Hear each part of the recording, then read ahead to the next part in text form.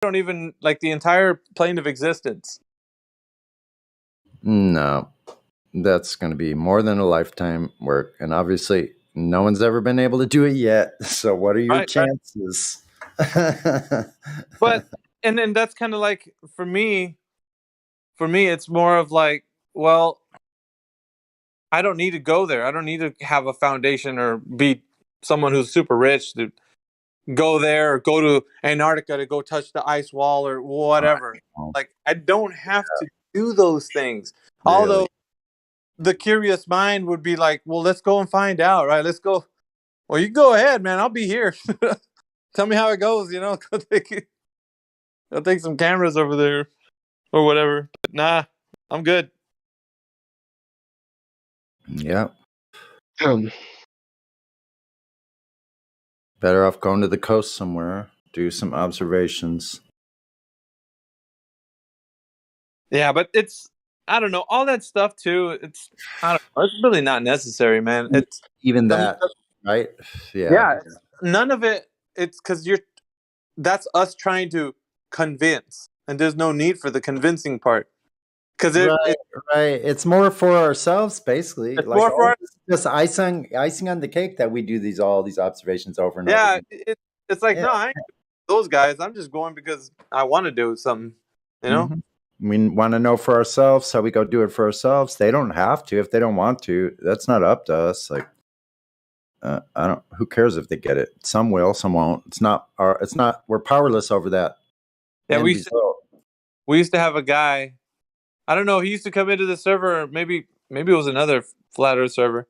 He would always come in here and try to rally people up to get them to go to Antarctica or something. No, that happened here. I know what you're talking about. Yeah, we have. Who was that gospel? That guy that would always come in here and be like, "We need to get a plane, or we need to get a boat. We need to." All we need to do is, and if everybody just contributes like $150, we can really make this happen, guys.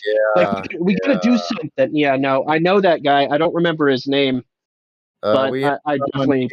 We have someone here that's just like that, but I'm not going to be name dropping. You guys will figure it out. You probably already know.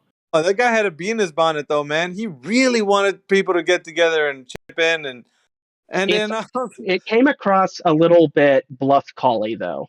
Yeah, no, but we get this from time to time, though.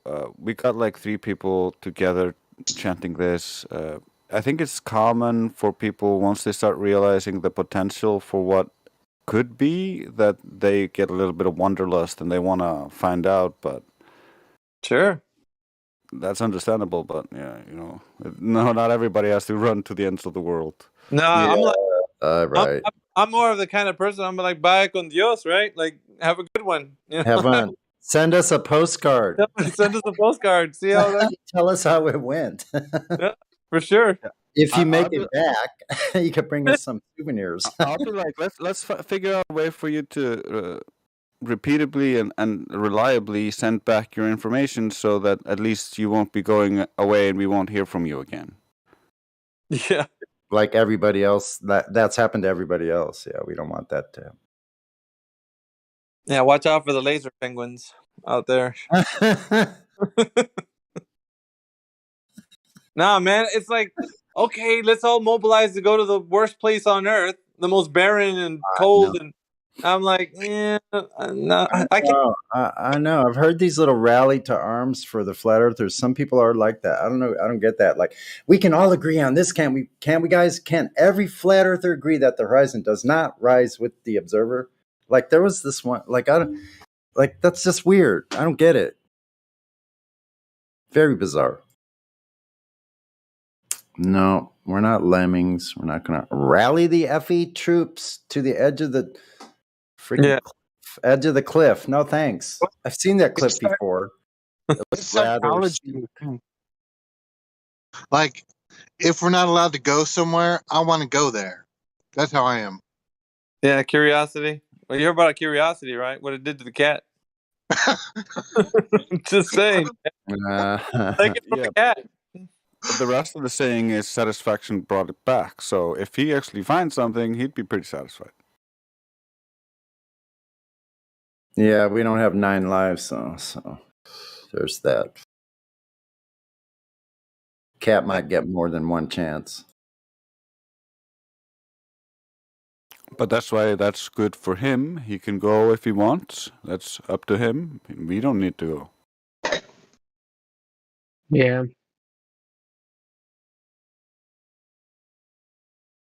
Like if they said that you're not allowed to go to the basement of the Taj Mahal, and they also said that you're not allowed to go to the basements and catacombs of the Vatican, I would be like, yeah, man, I'm not. I don't really. I love some Indian food, but I don't really care about going to the basement of the Taj Mahal. Now the other example would be fascinating, maybe not. I don't know. Gospel Bear will be like, "Hey guys, I'll be right back with the tour group. I'll be right back. I'm going to find a bathroom." What we have here, Secrets of the World, Part 1, Volume 1. What's going on? This library all about, man? I'd be live streaming it with my 300 subscribers. Oh. Yeah, that's what would happen. They took him out just like that. Yeah.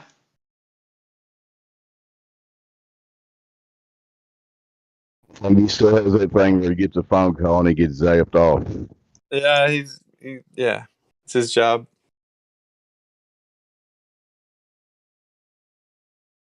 Yeah, not for me, man. I'm good. You know, we've already done what we've done. We've won the argument. Like even before it started, we just had to realize that the argument was won. We didn't have. And these guys who are running around thinking that the Earth is a globe spinning around and doing all kinds of crazy stuff in space, they don't come in here anymore. Mm-hmm. Well, yeah, maybe not to that level. Because they used. But Yeah. Now it's more or less just like we're here to listen to them tell us about their fantasy realm. It's like us, almost like we're here they're divulging this information to us. We're taking it all in like a sponge to try to get to the bottom of the psychosis almost. and that has to do with our own unraveling of our own cogdis, because that's going to take years. You know what I'm saying? Like flat earthers are not done with our cogdis. We are going through it continuously. Don't ever think that that's going to be a finished process. It'll probably take the rest of our lives. Yeah, just don't jump out of the frying pan and into the fire, man. That's all I gotta say. And that's what happens when you start attaching that the moon is the map of the whole entire Earth, or that that the sun, it circles in and out like the Tropic of Cancer and Capricorn in a spiral shape. Like all these things start getting people in the wrong direction. We're going in the wrong direction, guys. Yeah, don't need to go. Those are claims we can't verify or prove. Yeah, and it happens. I mean, I know, but at some point we need to realize that, like, because we have to be arbiters of truth. We can't do that if we're supporting concepts that can't be validated. Right. So we have to separate the speculation like we've done in here. And mixing the two, it doesn't work at all. So if we just stick to our guns as far as what is speculation, was not, it has to be separated out. It's a totally different category.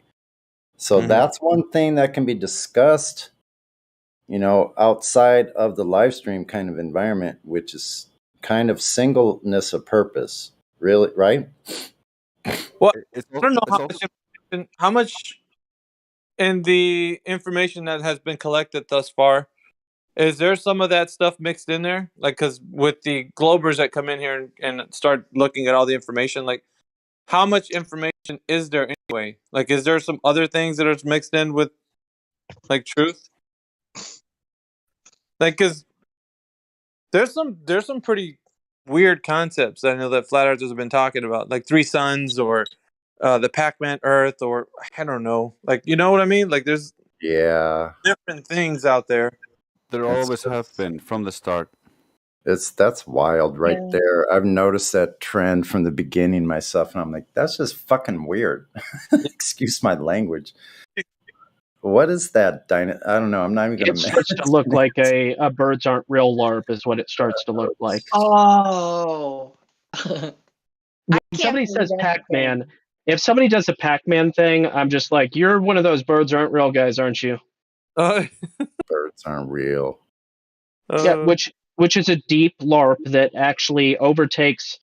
I give the metaphor or analogy of when moms say, "Hey, don't do that with your face because it'll get stuck that way."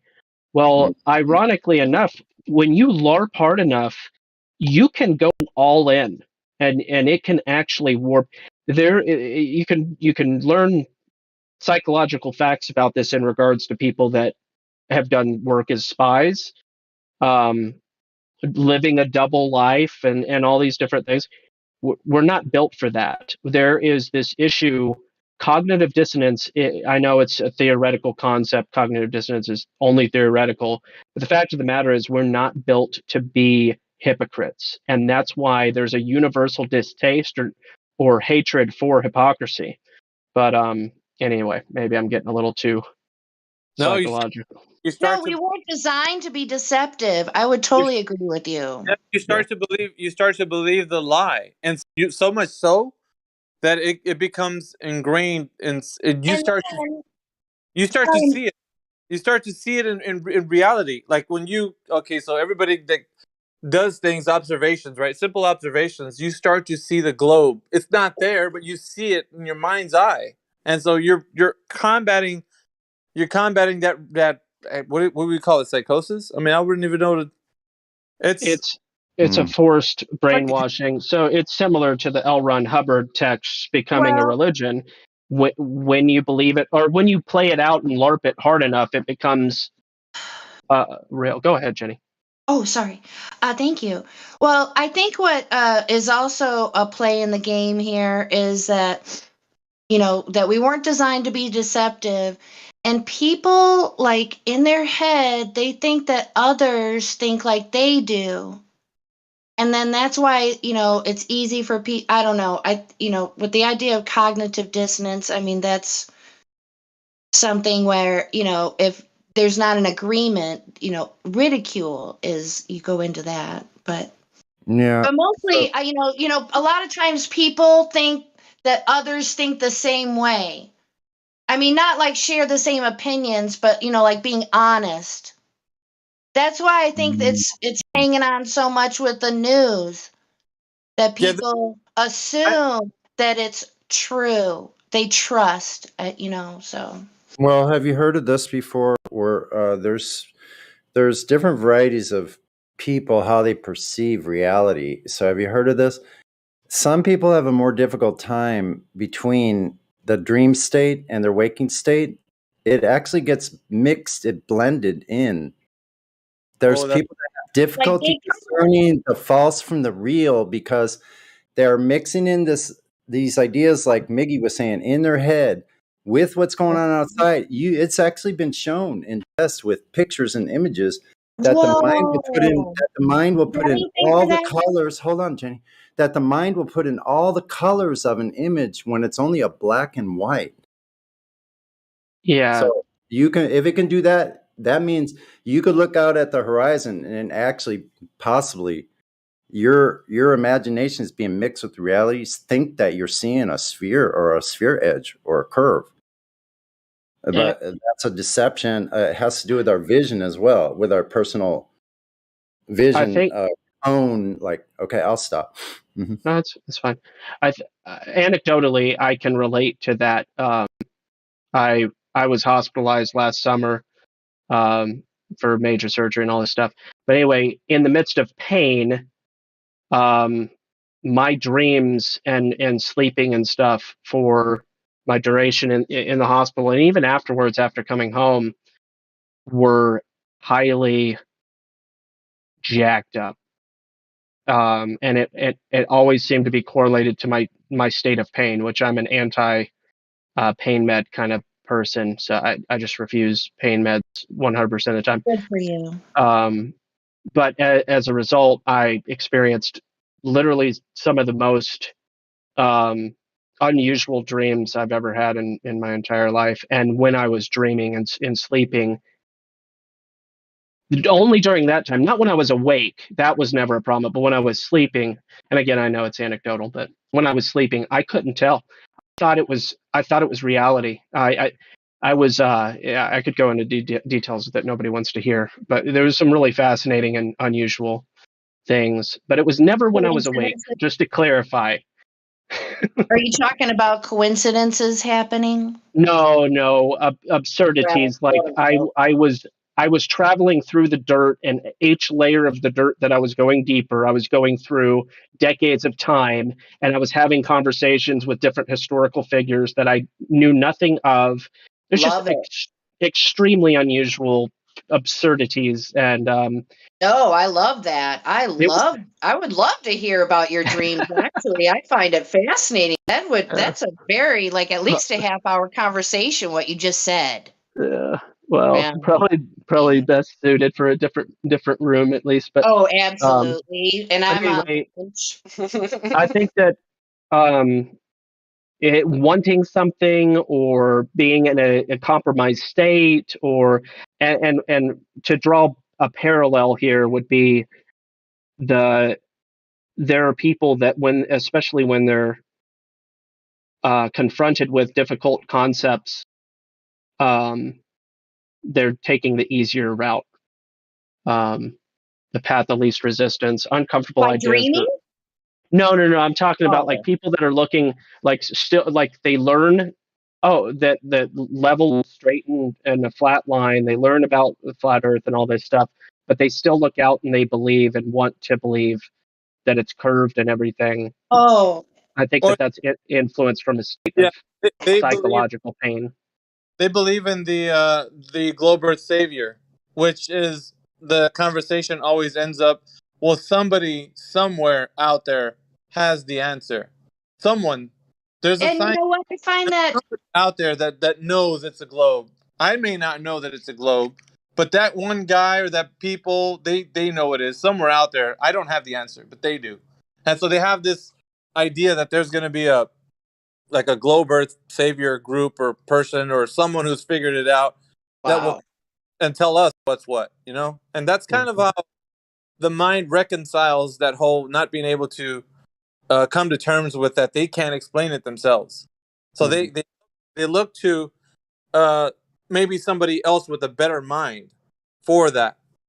And that's how they would put themselves in that situation, you know, when they're in this conversation with us where they don't have anywhere to go, right? It always falls back to, I can't figure it out. I'm not a scientist. That's what Um, these are the same words that we hear. So, Mhm. well, okay, so Miggy, I love what you just said. Totally. It sounds like what you were trying to say is like it's almost like people have to learn or know how to say, I don't know. And to be that's why, okay with questions that, that's why, can't yeah, be answered. Jenny, that's why I always take them down that road. Every time I do the 3 points that I talk to them, that they're for me they're just like pillars of how what they don't know. But Right. I always start off with that. I have to make sure that they're able to admit that, because if you're not able to admit that you don't know Yeah. certain things, then we got a major issue. Yeah, dude, it's been too long since I've heard you really go like you do, man, and I love it. Do you have one of your favorite recordings on it that you maybe could share? I could listen to it later. I don't know if somebody here does. I know my channel got deleted. So Oh, dude, sorry to know that. yeah, yep, Well, and hey, you know about the recording thing that you can do in live stream now, right? I got one with Miggy that's got actually it's got music behind it. You've all heard it before. You want to Me, listen to it? I gotta leave here in a minute, guys. I yeah, love. yeah. Yeah, You can mad listen props to it. to Mickey. Like if I could, if we were in person, it'd be like you seen the Wayne's World movie, right? Where they go, "We're not worthy. We're not worthy." That would be me. That's awesome to hear you, dude. I love it. Yeah, it's interesting, man, because you guys, I've been on this journey, and man, you guys have been here. ever since. Like we've been walking together in this. I know it. Love it. So it's a privilege to me to be with you guys. The only thing that I want is for us to grow together in like truth, because when we stand on truth, there's nothing that can shake us from that. And I'm more of a biblical perspective kind of guy, kind of like gospel bearer. So for me, it's important. It's important in my life that I stand on truth. It's not just some kind of thing that I want to be right. It's because right is right, no matter if I say that it's right or not. It's going to be right at the end of the day. So I'm always looking at truth as something that can stand alone, without anybody agreeing that it is right or not. Because the truth is the truth, no matter if we all say that it is or not. So that's me. So that's why I come at the thing like, if it's an actual globe and that's exactly what it is, then in no way, shape, or form am I going to question that if it's the truth. And I can present information, I can support the claim, I can do everything that can validate it. Then I can stand on that truth, but I can't. Not with the globe. There's nothing that I can stand on. And the people get frustrated. They're like, "Well, why can't you? There's all this information out there. You just It's believe." made of sand. Yeah, it is.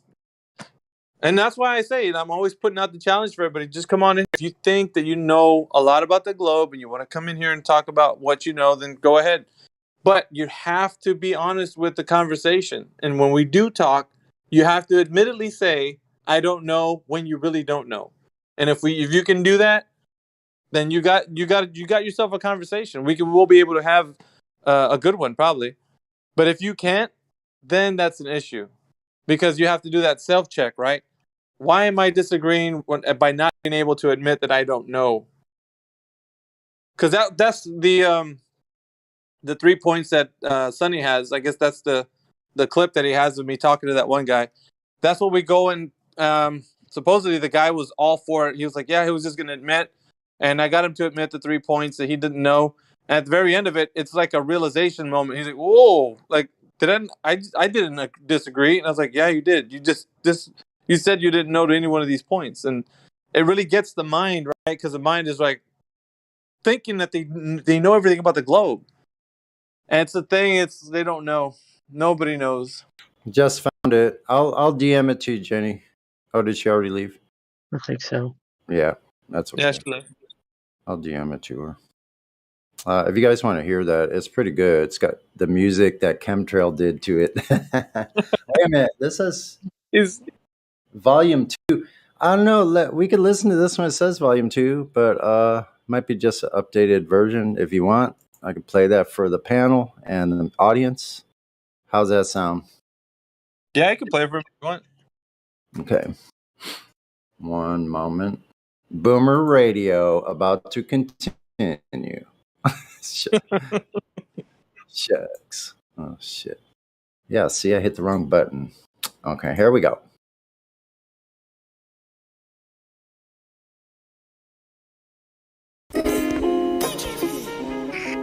Ask questions. I'm listening, yo. Okay, Tariq, I got a question.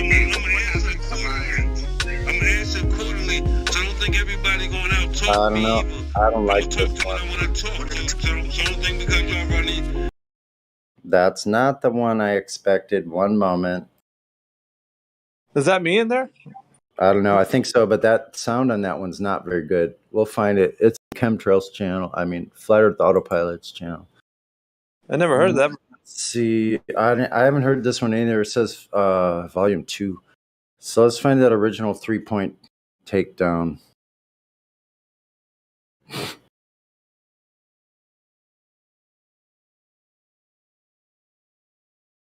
Sorry about the delay. I'll find it. There we go. That's 3 points. Yep. This one's called 3 Simple Questions. Okay. This should be it. Oh, something's happening here. What?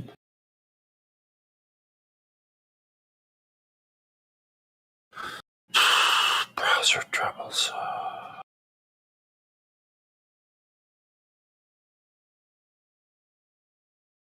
Huh. I can't copy and paste. Hold on. What's up?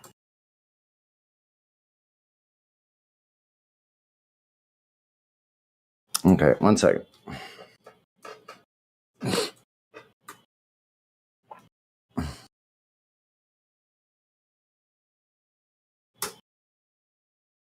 I'm obviously working this globe now that he's in here twice. Is it just me that sees that? No, it's not just you. It means that there's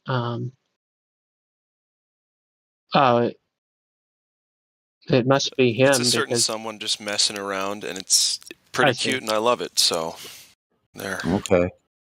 I'm just about there. Sorry it took so long. I think it's great. Sorry, just making sure it wasn't a troll. I was like, Okay, here we go. Up next, right, we have 3 simple questions. All right, listen. If I was to tell you 3 simple questions, would you be able to answer them about the globe? Do you think? Potentially, yeah. Okay, 3 simple questions. How have they measured the curvature of the Earth from ancient times up until today? They said that the Earth was established to be a globe at least 1,000 years. For at least 1,000 years. Well, I couldn't tell you the scientists because I haven't got anything up in front of me. But there's some scientists who used a mountain and also a lighthouse. It was somewhere in Egypt or something. And he basically went up. He knew the distance between these 2 points, went through them to sort of figure out the distance between the top points, the bottom points, and then sort of work out the curvature of the Earth. Alright, so what I'd like to ask you is that the method that you're speaking of right now, do you know it fully, or are you just kind of vaguely responding to what you think it was? Just vaguely responding. Okay. Yeah, it's good that you're honest in this conversation, because that is key, right? Yeah. For us to have a good discourse. Yeah. Alright, so since you are vague, I would say that, well, you just believe that that's how they measured it, right? I mean, because of the information that you received and how you're telling us, right? Yeah. Okay, so now up until this point, is there any time in recent times that they've measured the curvature of the Earth that you know of? Well, I'd use this may not be a good answer in your book, but you can use the ISS as an example, as when they go up whatever distance they are from the surface of the sphere that we live on, what they can see that is in fact spherical. Okay. It's just like your own eyes. You can sort of so believe you're it. right, your own eyes, but not your own eyes, right? At the same time, because it's not your own eyes, it's their own eyes. They're telling you the story from that place that they're at. They are telling you the story. Right. So you're basically believing what they're saying. Once again, you're believing what some. Right. So we're just establishing, that as much as we're not going to get into any details right now in this conversation. But so far, what I'm gathering is that you just basically believe what they're telling you. So that's fine. That you just believe that they said that the Earth is measured to have curvature. Yep. So we'll go ahead and go to the next question, which is, how do you know, or how has it been measured that the Earth has been detected to be spinning on its axis, axial rotation? So what method do you know of that we can actually do, or has been done, that detects axial rotation? I couldn't tell you. Okay, honest answer.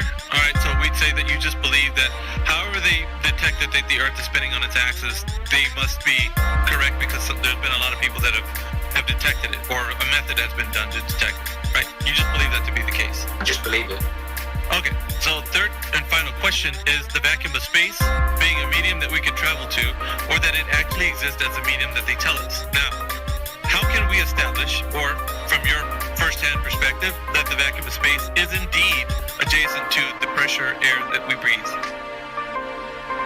I couldn't tell you. Okay, so real quick, I'm just going to round up the 3 first points that I just brought to you right now. And these are the positive claims that the globe Earth makes, right?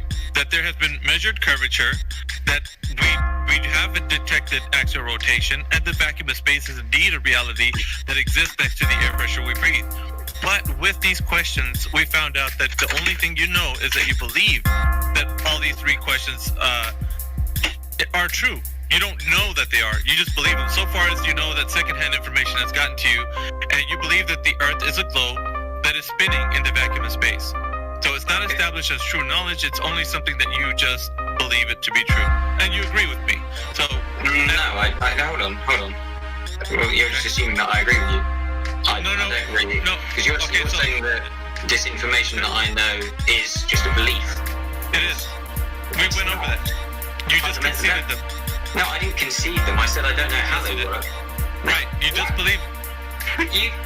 What the fuck? Yeah, you just said you conceded. You believed all three of the points. I'm glad it kind of hit you right now. It's the first time that's ever happened. It hit somebody at the end, but I'm glad you actually saw what I was doing at the very end. I just said that I don't. That happened. Agree with everything. That just happened. I know that you don't. It just happened. I know that. Listen, people arguing with me speaking. Hold on. You interrupted Ben the entire time. Can you just shut the fuck up? Yeah. For 1 sec. You really are a rude arsehole. I'm ready. Hang on 1 second. Shut up. This is the first time that's ever happened that the guy actually, listen to this, right? He actually conceded the 3 points all the way through. Now he's backtracking and saying, hold on, what the hell just happened? This is amazing, right? It was specifically done. I just believe that it was been done. So yeah, we're elucidating a point that it's just a belief because you don't know. So you do understand the power of my kung fu now, right? You just got beat on and didn't even know it. So here's the thing, though, homie. And I know you're not gonna like this because I have you muted, but I have to because you were being very disrespectful. So you just believe that the Earth is a globe spinning in outer space. And you conceded to all 3 points, mind you. And it was live streamed. Everybody heard you concede those points.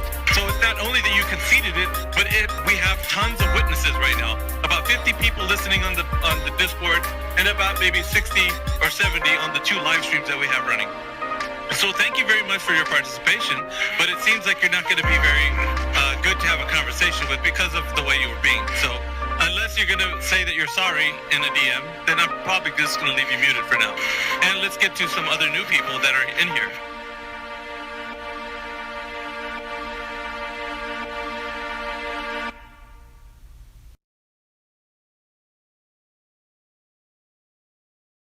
Yep. You was rude. You was very rude, Miggy. That takes me back, man. But I'm taking that sentence. You was rude, and I'm looking where you was rude, and that was like an attack. I will attack you now. I don't have anything. Yeah, it's basically just a deer in headlights kind of thing going on. He just realized at the very end. After that, I mean, it started to happen a lot more often. When I was doing the 3 points, the people started to realize at the end, like, wait a minute, I didn't agree that I didn't know anything. We're like, yeah, you did. That's what we covered, that you didn't know, and you admittedly said so. So it happens more often than not. And so what that does is that it completely lowers all the defenses. So they can't come back and say something about the globe and then, stand on that, because they just completely said that all the 3 points of curvature, axial rotation, and that space is a vacuum, that they can't support those claims. So that's how I was just moving forward with that whole argument. Which now it's just, you can really just do one. One will be good enough.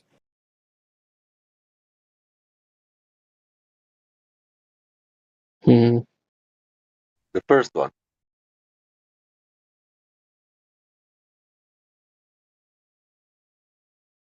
Yeah, I was a bit more rambunctious there. Now I don't really take it to the part where I tell them that it's my kung fu anymore. It's just like I thought that was a little spicy at the end. I didn't need to put in. It worked. Yeah.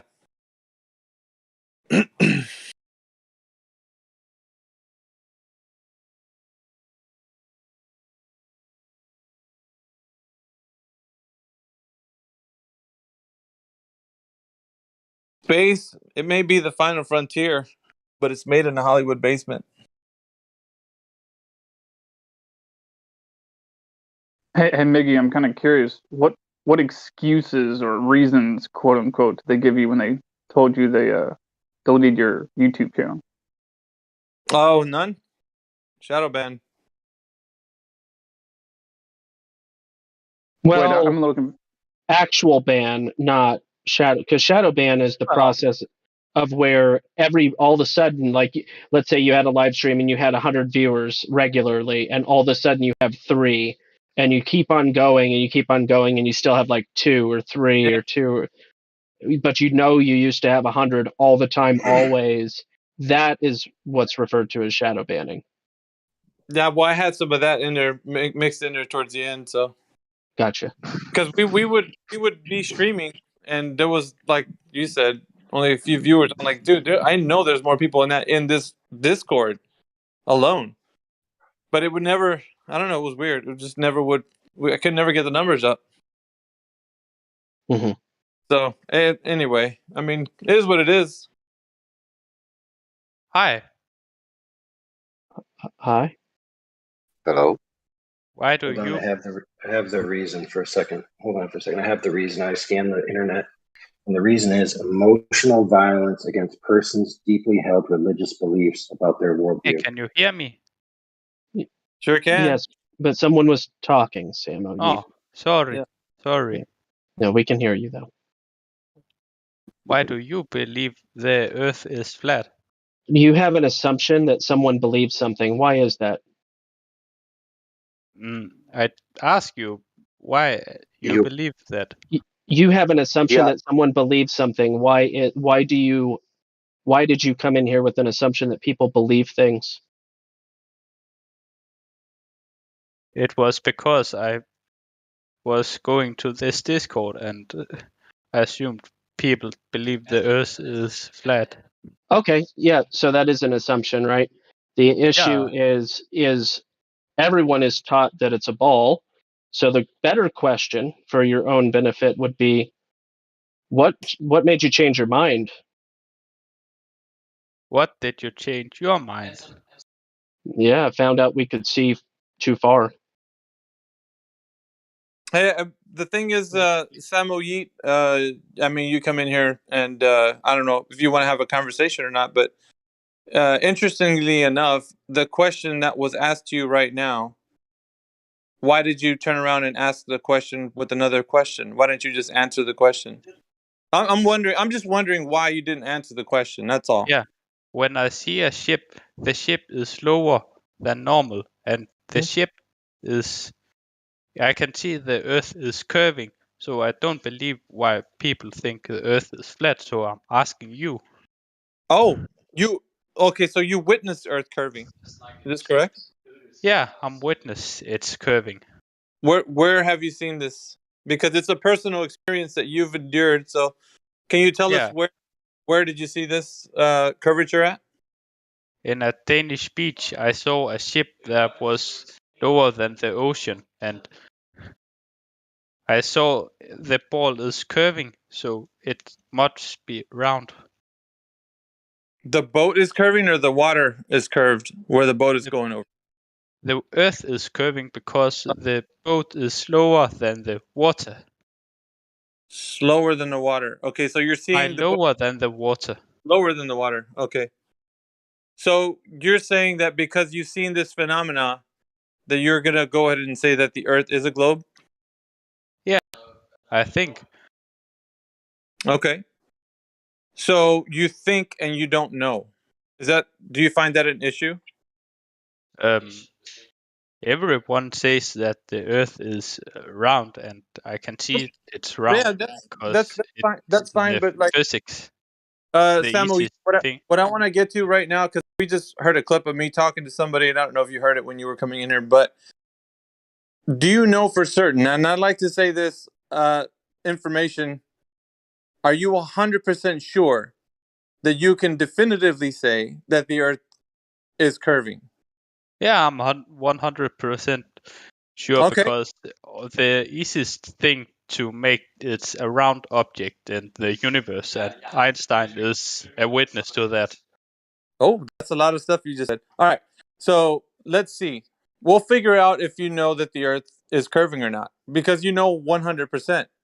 So I'd like your confidence, because to me, that signifies that you know something that the rest of us don't. So let's go down real quick. One question. Well, Yeah, actually, it's like one question, but it's like three put together in one. So just bear with me. that's fine. Okay, I so hear you. how, when, and where was the curvature of the Earth measured? Now, not calculations, but measurement. Yeah, How, not when, and where? so not any mathematics. You No, no, no, say no, no, no. I didn't say that. I said calculations. I said, so if you can go somewhere and measure a distance between here to there and tell me that you can find the curvature or that the Earth is curving, then that would be applicable to this discussion. And then I need to know the method in which you employed or that somebody else has employed so that we can figure out if it is indeed curving.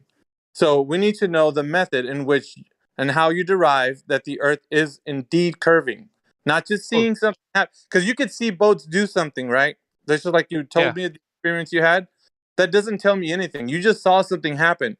I could tell you I seen a hot dog running across the street. That doesn't literally mean a hot dog ran across the street. That probably means I need my glasses. That was probably a dog that ran across the street. So what you got to tell me is how you can verify that the Earth is indeed curving. So the verification process happens when you can tell me how you verified or somebody else verified that the Earth is curving, and we can go check it out for ourselves. So let's figure that question out, right? How, when, and where was the curvature of the Earth measured? Do you know? I can tell you Go because ahead. the human eye cannot make the mathematical measures, but if you just a moment, I'm sorry. Sure. Yeah, I'm back. Take your time. The Earth is round, you motherfuckers. Oh, I'm sorry. It's my friend. I'm sorry. I'm sorry. He can say Sorry. whatever he wants. I know he feels kind of upset about it, but he needs to Stupid motherfuckers. answer my question. Like, just have your yeah. friend or yourself answer. I don't. It doesn't matter. Shouting obscenities doesn't help. All that I need to know is the truth. So if you have that, go ahead and present it. I wanna say it Go because my friend is yeah. No, I don't, it doesn't bother me, as we've heard it all before. Fuck are you this? Oh, he muted him. You know, that's good. Good No. job. Good Yeah, job. Did he mute himself? Yeah. I can tell you. Jeg er i gang med en diskussion. I'm sorry. All right, go ahead, Samuel. I'm sorry. I'm sorry. Go ahead. No, you're fine. Go ahead. How, when, and where was the curvature of the Earth measured? Same question. Questions. His friend is so afraid he won't even let him. talk. Yeah, he's dealing with a highly spiraling glober right now, so he might have to defend himself. Yeah. When you see as a human eye, you can very well see a ship at long distance. Their bottom is very much down. Okay. I'm going to refer you back to the questions. How, when, and where was the curvature of the Earth measured? Because we knew for at least 1,000 years that the Earth is a globe. So I need to know how it was measured, because it has not been established that there is any measurement that we can verify that the Earth is curving. So now you know some secret information that none of us know. That's why I'm asking you. How, when, and where was the curvature of the Earth measured? I'll keep asking this question until the answer is satisfied. 2 seconds. I'm sorry. Sure, take your time. They're just counting.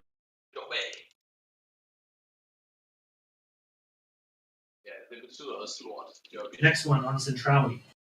But what's best known is that I hope this answer is enough for you, but also Go ahead. As if you example see the sun, you can see the lights is curving and it hits on the earth on different places, so example, at the night it is dark, and in the day it's day, and that could only be dark if it was round, because there was a dark spot on the Earth. So Okay, great. You, Could yeah, you answer the question Miggy asked, though? We just want you to answer the question that was actually asked. Yeah, So stick to I'll go ahead. I'll go ahead and ask. So Samuel, the question, I'll rephrase it again. I don't know how well. Maybe it's a language barrier, or if you don't understand the words that I'm saying. it could be a language barrier. That might be it. But let's take it a little bit slower, okay? So I need to know. I need to know the information, how I can know how the Earth is curving. So you got to tell me, because the claim is that the Earth is a globe, and that it's curved, right? So I need to know how I can go check it out for myself. So you need to tell me how I can verify that the Earth is curving. Now I need to go and see if I can measure this curvature myself, because if there is curvature, it can be measured. That curvature does exist. So I can't, right? But I can't go by what you say that you're seeing. Remember, I used the example of the hot dog running across the street. I can't tell you that I can't visually see something and then tell you that it's a hot dog, because I need to put my glasses on and figure out that it's not a hot dog, it's a dog. You know what I'm saying? Like, I need to verify that the Earth is curving, and so. You need some mathematics. I can find you. I need you to tell me how it was done, because it has been done for at least 1,000 years, according to what the information that's out there. But I'm not going to tell you the information if you don't know. So I need to know. Like, this is the thing that I need you to tell me. Either you know or you don't know. So two things, right? You can either tell me I know how it was done, and let me tell you how the Earth was measured to have curvature, or you can say I don't know. Now, which one will that be? Do you know or you don't know? I tried to tell you why the Earth is a curvature. Even the old Greece have spoken why the Earth is a curve, but okay. And go ahead. You can see on the horizon that things is slower, but I think that is okay. Does that satisfy? Yeah. Does that satisfy the question though? I need to measure this curvature that they say is actually on this Earth, because it's curving. It's a ball. It's curving. So how can we measure this curvature? Has it ever been done before? You can, an example, use a laser and show, hey, it's a curving. Now, my question to you is, did they have lasers a long time ago? Because they figured it out a long time ago. Yeah, so it's, they said it was flat. So Samuel, let's be honest in this conversation, okay? What I'm extrapolating from you is the knowledge that you have right now, that you do not know how they have done it. So long as you're honest with me and say, I don't know. Because that's all I really want you to do right now, is to be honest with me that you don't know how they've done it. Can you do this? Yeah. I think the way they saw it was round. No, sir. I'm sorry. I had to. I'm sorry. I don't mean to interrupt you, but I have to. It's not I think, it's I know. Either you know or you don't know. So those are those are only two options you have. You either know and you tell me how it was done, or you don't know. It's simple as that. Now, do you know? Yeah. Don't know. I don't know it was that way, but I can see it by myself that it is round. Okay. Well, now that we've established that you do not know that how they measured the curvature, then you cannot establish that it was. Because if you were to tell me, hey, I looked out on the sea and I saw a boat do something, so I know that the Earth is curving, I would tell you, how do you know that you just didn't see a mirage? How do you know that you didn't just see something with your eyes? Like, how do you know? Did you go and verify that thing? How did you verify it? So I would ask you a lot of follow-up questions. I'm not just going to take your word for it. Do you understand what I'm saying? So in this realm that we talk to each other on this forum, we have to be able to verify the information. Now, if I can't do that because you just told me that the ship did something, what if it was the light doing something, or something could interact with your vision that could make you see that. I don't know that, but if I Because could, it was physics. but what I'm saying though, okay, so this is the most important part, that if you can verify the Earth is curving, then you can tell me how it was done, and I can go do it myself. That is something different. That's something different than me telling you, "Hey, I saw a boat do something," and then I'll be like, "That's great. That's great that you saw it, but now how can I verify that it's going over a curve?" Oh, I have a method to verify if you want. This is what I'm asking for. That's exactly what I'm asking for. So go ahead and tell me the method in which I can verify the Earth is curving. If you set up two lasers at 100 kilometers from each end, from the laser shoot on the laser 100 kilometer away, you can see at the two, and at the aim at the lasers should be exact same height. So if it was flat, the laser should hit it, but if it was round, the laser should go out and you could not get a result. Okay, that's a good way that you think we can do it these days. I mean, for Yeah. you to verify. Well, we haven't even gotten into if you've done that or not. So I'm just going to put that to the side. But the reason why I was asking you if you knew or if you didn't know how they have done it in the past was very important for our knowledge today. Because according to what the knowledge we have, a secondhand information, is that we have known for at least 1,000 years, Samo, Yeah. that the Earth is curving for at least 1,000 years. So I'm not even talking about lasers.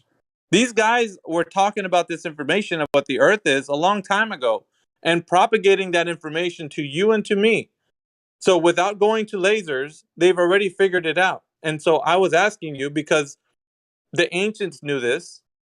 And so now that I'm asking if you knew how they've done it, you said you didn't know, which we already established that much. Yeah, the way the old Greece measured it, it was simply seeing out at the horizon and, hey, see at the mountains was a bit lower than normal.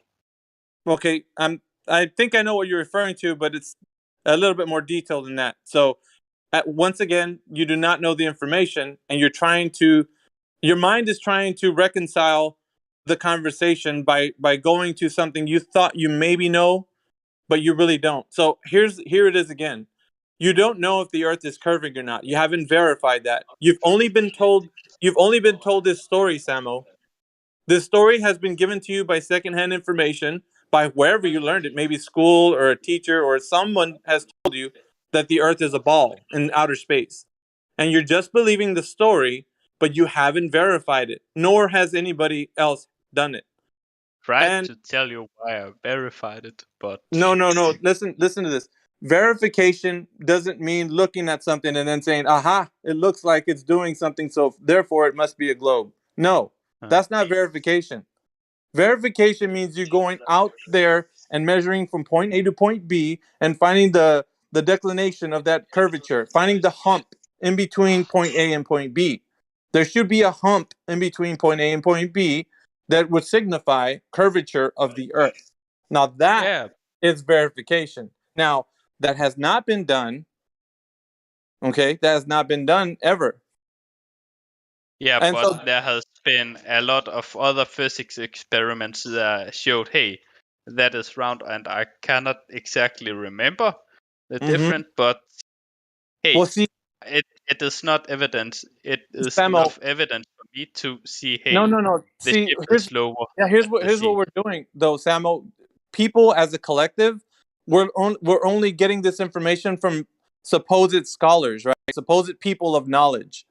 And you're taking that on as a belief. Like, let me explain why that's not good for you or for me.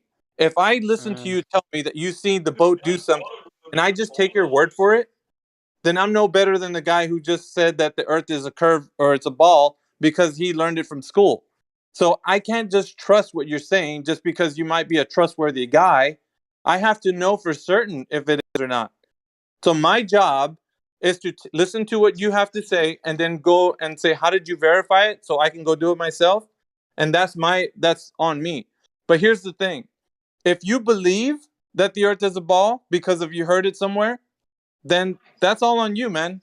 What I'm trying to tell you is a person who seeks truth is going to want to know if something is or not what they're being told it is.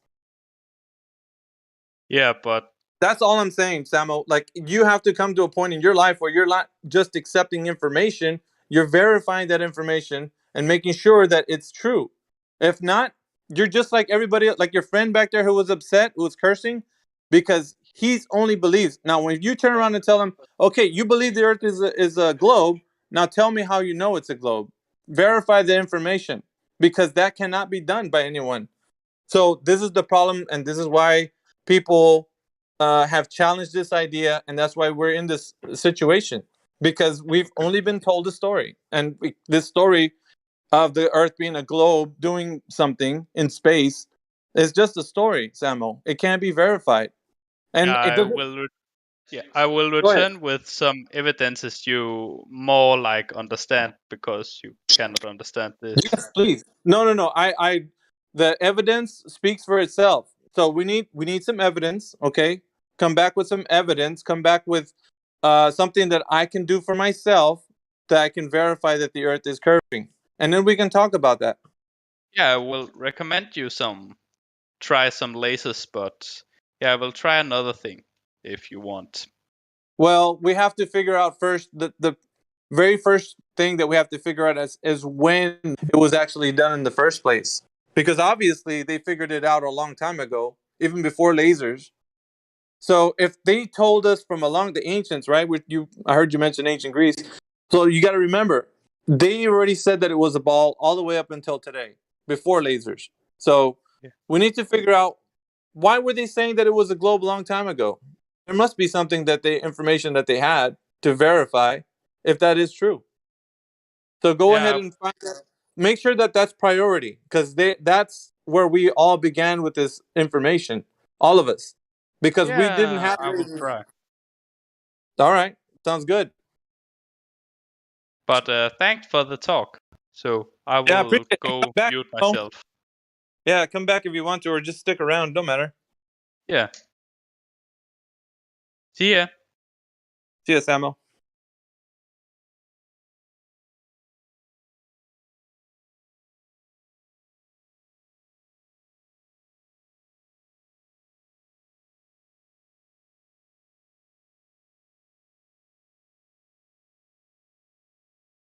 Anybody still here?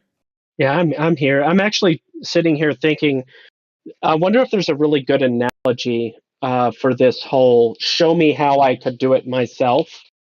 Like a really simple analogy, maybe even like baking a batch of cookies, right?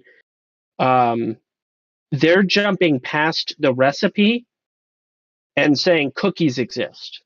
Yeah. Or something. I'm trying to think of a really like easy analogy that people could get like out of the trance that they're in. I think that's a really good one you just said. The cookies. Boy, 2 toothpicks and an orange for those guys, and then for us it would be, yeah, maybe cookies or something. But yeah, something that they could latch on to, because they're talking about 2 toothpicks and an orange, I guess, in their mind. So that they would have to look at that, and then how would that apply to Earth now? And I think, to me, there's a lot of stuff that they have to think about when we're talking about, because we got land topography, and where are they going to do these lasers, and there's a whole bunch of other stuff if we get to lasers. So I didn't want to get into that, because the first thing we got to look for is this information started a while back. So we got to figure out that if this information was being propagated from that point to now, before lasers existed, how did they figure it out? Because that's the issue here. They figured it out before lasers, so we're not talking about lasers. We're talking about, and if he didn't know that information, I wasn't going to give it to him. But if he didn't know that information, he's got to figure it out. Come back in here and talk about that, and then we'll get into that. Mm-hmm. I will. Can I say something? I will. That is. I will be maybe ignorant, but watching the videos in last 5 years, I think that people, flat earthers, using the lay argument, not the Glovers. At least I know. I don't know. I didn't hear anyone to say that laser proves that Earth is a globe. Yeah, Miggy's playing 8-dimensional chess. He's getting them to actually educate themselves, learn something, and then come back and try to argue that without without That was kicking them great. in the balls so hard that they're just gonna ignore the subject.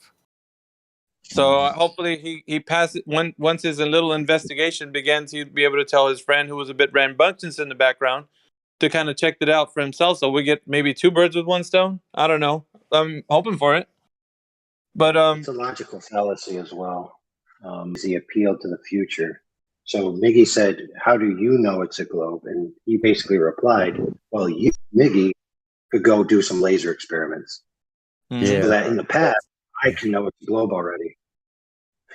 Yeah, it should already be established. So that's what we're looking for, right, Maggie? The established one, the documentation of this actual measurement, because we need something as a standard of reference for any kind of measurement, like you do in a machine shop. You have to have standards for, so these sizes, they're in a temperature room, like they're in a sterile as possible environment, like, because these are the standards. So if Earth is being used for something anywhere where it's curving, there has to be a standard, a reference that's used for that. So that's what Miggy's asking for, is this standard. It's basically known and manufactured as a standard. It's a measurement standard. It's crazy because and it's and he was struggling because I sensed it in his voice, and you could almost hear it in what he's saying as well. I think, and when you use suggestive words, you already that signifies that he doesn't know. So you have to go back to the words that they use. It should be, I think it can, or possibly. When they use those things, they're not sure of the information they're giving out.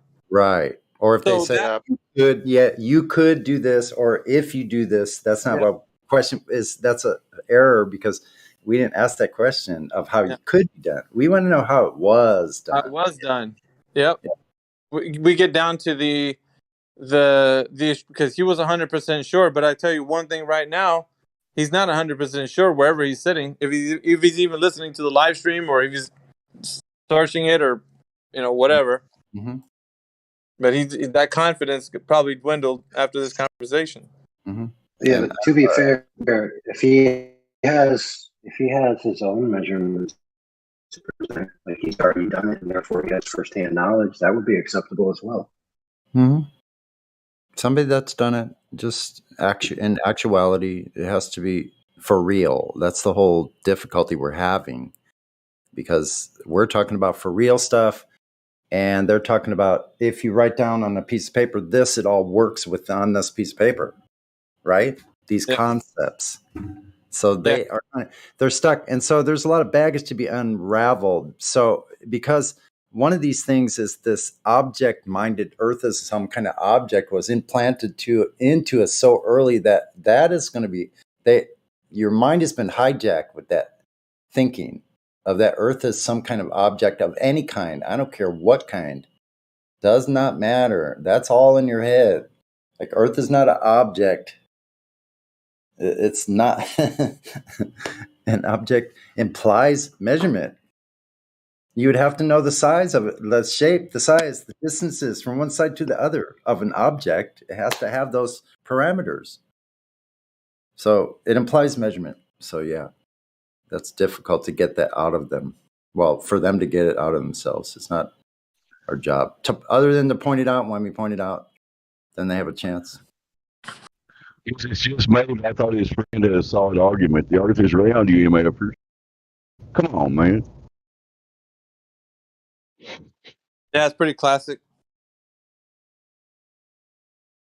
Pretty classic. None of that stuff even doesn't bother me one bit. Doesn't trigger me. I don't feel bad about it. I just feel like I could hear the the ignorance in his voice. Because of that, the mind is actually lashing out.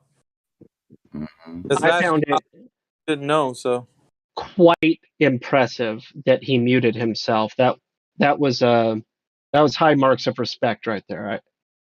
That was the first time I ever saw somebody do that. I thought something. Man, I was like, I thought one of you guys got to him. I was like, nah, just let him. Person in the background, yeah, he shut his friend up. So there you go. Like he was fending off the guy. So this is the power. remarkable. Sorry. This is the power of soft kung fu or treating someone nicely. You can get to them so that he felt bad on our behalf because of how his friend was acting, because of how nice Mickey was being. If he would have been feeling bad in that moment, that would have been a nice escape for him. Mm-hmm. Well, hopefully he will look into it a little bit further, and hopefully he understands fully what Miggy was asking him. And that's all we're asking. Go find it yourself. If it was done, show us how it was done. When, where, and how. We want to see it. If not, just go like we did along the lines of, well, it's never been verified, but what can we do? Like, we're powerless over a whole bunch of stuff out there, except for what we can see, evaluate, test, and observe ourselves. Right? Yeah. What would you call that? It's not the scientific method. That's strict boundaries, the scientific method, but it's a form of inquiry that includes measurement, testing, repeatability, the empirical process. Is that what you would call it? Repeatable, falsifiable, testable, observable. So if we're within empiricism, whatever you want to call that, I don't know if that's a method.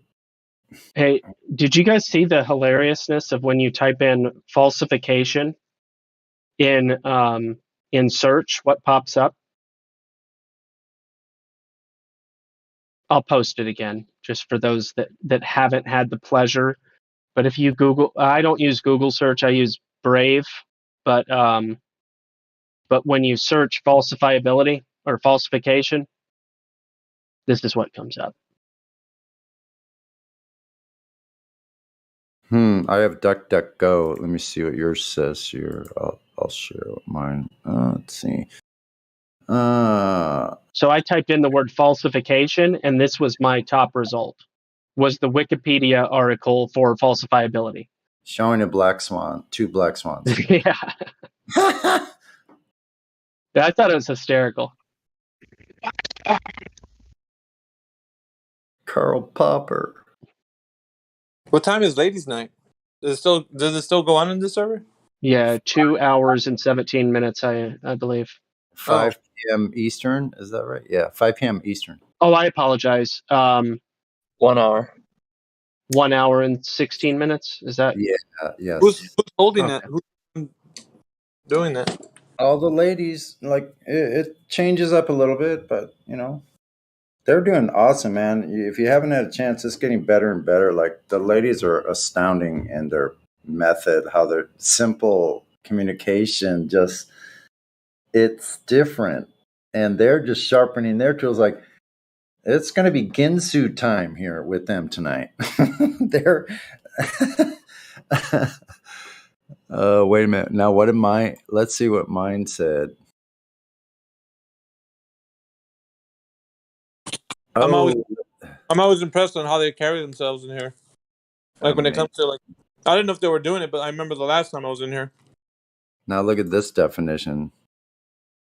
Falsification in social science method and theory. No, that's hold on. This is a really weird definition. Hold on a second. Let me get that. This is bizarre. This was the first one. And you know what's crazy? I found it was ironic that right after the video or the audio clip, that dude came in here. Yeah, exactly. It was timely. Exactly right then. Here's a little excerpt. Information of what just happened, and this guy just walks in. It was funny. That's from I put a link in for this statement. I put in text sciencedirect.com topics, social science. It's probably like they have a weird view of things. They say a falsification is an attempt to overcome various methodological problems and earlier views of science that were based in induction. So an attempt to overcome, like they're bizarre. Not to like not to like find the truth in anything, just to like battle or overcome previous views. That induction was used. What the heck? Problem is, they're still using induction Mm-hmm. and all their shit. Oh, I found another good one in the list of logical fallacies. Here we go. It's called the defensiveness fallacy. A fallacy of ethos, one's own, in which after one has taken a given decision, commitment, or course of action, one automatically tends to defend that decision and to irrationally dismiss opposing options, even when one's decision later on proves to be shaky or wrong. Wow, that seems spot on with what we're dealing with. Yeah. Verbatim. It's also known as argument from inertia and even associated with confirmation bias. Arguments from inertia. So standing still. My argument is I'm standing still on my claim. Like even though I don't have a claim, if I have a claim or not, I'm standing solid. That's why my commitment or that's what I don't understand. Listen, folks, the loyalty. That's the word that I'm trying to find. It's this unfounded loyalty to this idea that I find so amazing about it. Who has that kind of loyalty? I believe 99% that it's true. As we find out, those 3 points were not ever answered by any one of these people that came in. Oh well. Earth not a glob. Measurably so.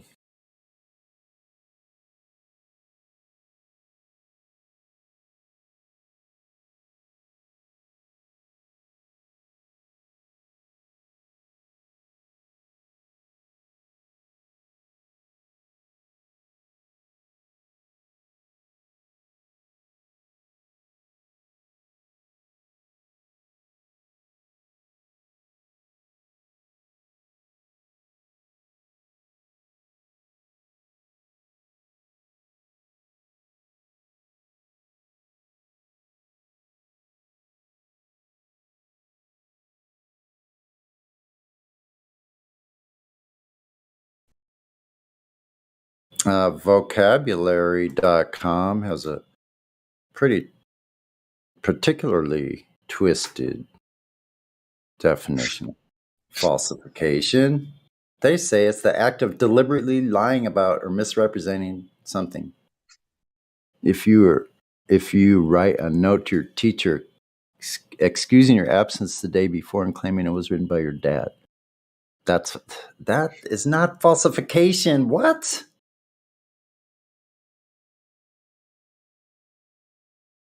Does that sound that sounds psychotic. Does that make any sense to any of you? Yeah, it's not falsification. That's weird. So they're saying it's misrepresentation. And then determining, okay, the act of determining that something is falsifying. Yeah, they're basically trying to, like, forgery. They're trying to equate falsification to forgery. Mm-hmm. Yeah. They're using this fourth definition, the act of rendering something false as by fraudulent changes of documents or measures. Well, actually, rendering something false. That's not what falsification is, though.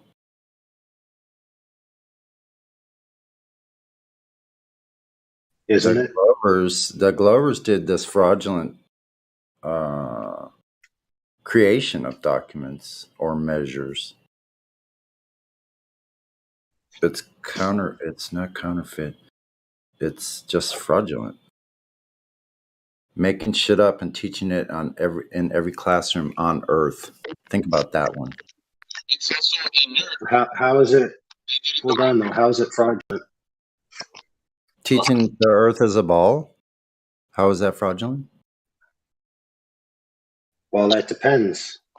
Some people will say the Earth is a globe, and some people will say this is the globe model. So if they're teaching a globe model, then they're not being fraudulent. It might be being deceptive. They're not being forthcoming in saying it's a model, though, or even what a model is. Right. So it's still deception, in my point of view. Yep. Who's that, AI? What's up, AI? What's going on, brother? Not much. Not much. Actually, quite a lot. On second thought. Yeah, not me. I'm just kicking it with you guys. Love me some truth, man.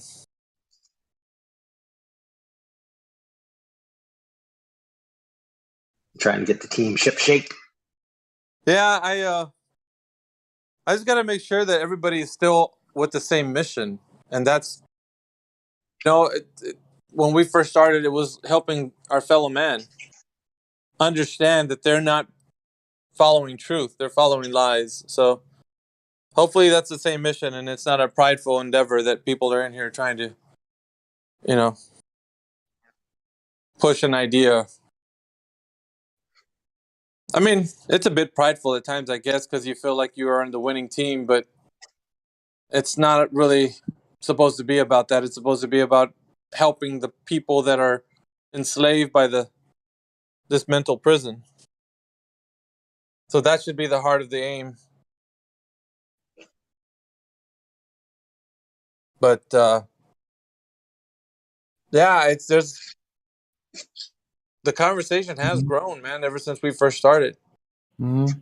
It's more of a humanitarian mission, actually, and I'm being serious. Yeah, exactly. Because if you really, I mean, honestly, some people like just having the conversation, but at some level, you do care that the person is not deceived by this information. Like the guy who's just in there, Sam, he does realize, man, and then he tells his friend, "Hey, man, there is no evidence. We can't back this thing up." And yeah, I mean, maybe not. Maybe he'll just laugh it up and play video games, or I don't know. But the thing is, the conversation was had, and maybe a seed was planted. So all we can do is hope for the best. But well, if his one friend disowns him, he may have some time on his hands to hang out with us. Is he gonna go back in that server again? They're gonna get I know.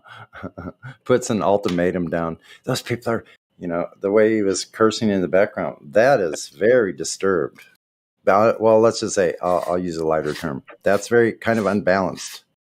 Like people don't, people that are well, I'm not going to say adjusted, but I'll just use that same term. People who are balanced don't act that way.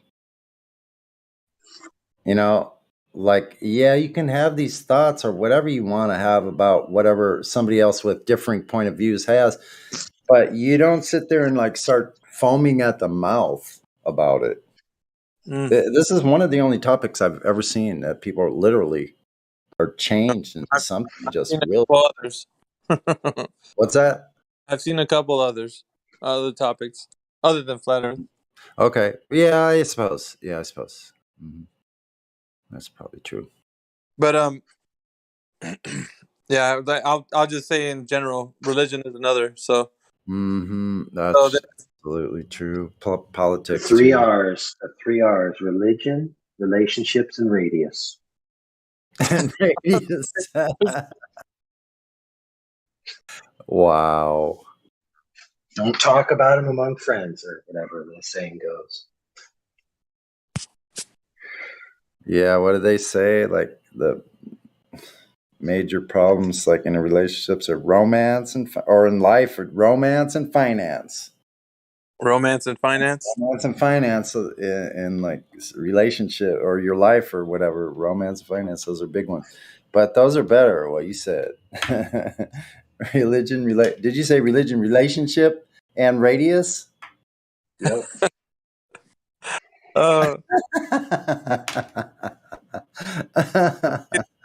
That's freaking awesome. Yeah, you have to do the 3R check, right, when you meet somebody? Yeah. What do you think the shape of the earth is? I'm just wondering. Mm-hmm. Well, not many people know about that, so you'd probably have to be breaking the ice and say, how do you feel about this topic if I mentioned it? And if she's foamed at the mouth or something, AI, like the guy did, you stupid, and you're like, oh, it's nice knowing you, Have a nice life. Right.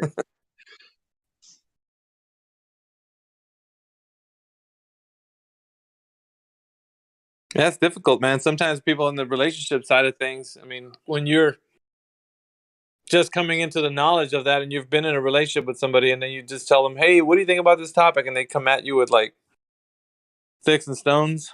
That's difficult, man. Yeah, really. All this time, how could you be so stupid? Now you think it's flat Earth. Now, I've had shoot conversations with the fam, but I don't think there's anything I couldn't overcome as far as conversation goes. Yeah. So what do you do when she says, "I thought you were globe forever"?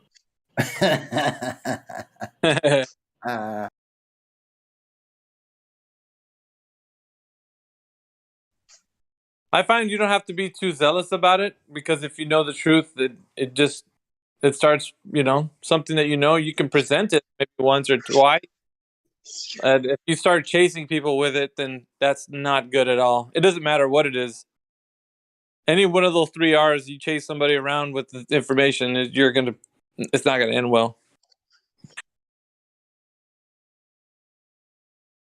Yeah.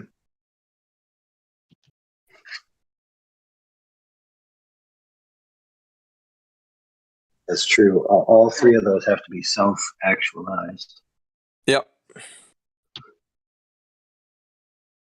Well, really, you could remove the radius and just put the word reality.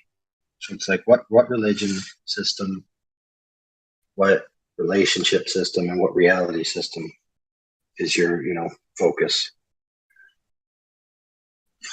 Like if you're an atheist that believes in open marriage and that we live in a computer matrix reality, right? That's going to drastically affect the way you interact.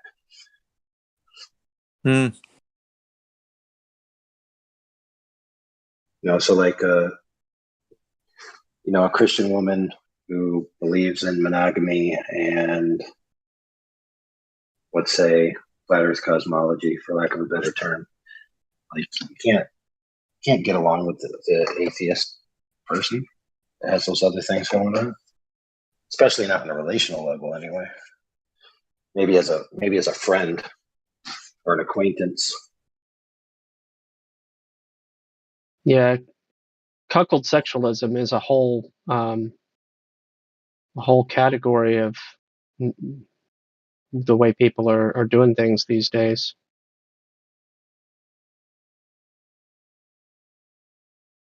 Literally and metaphorically.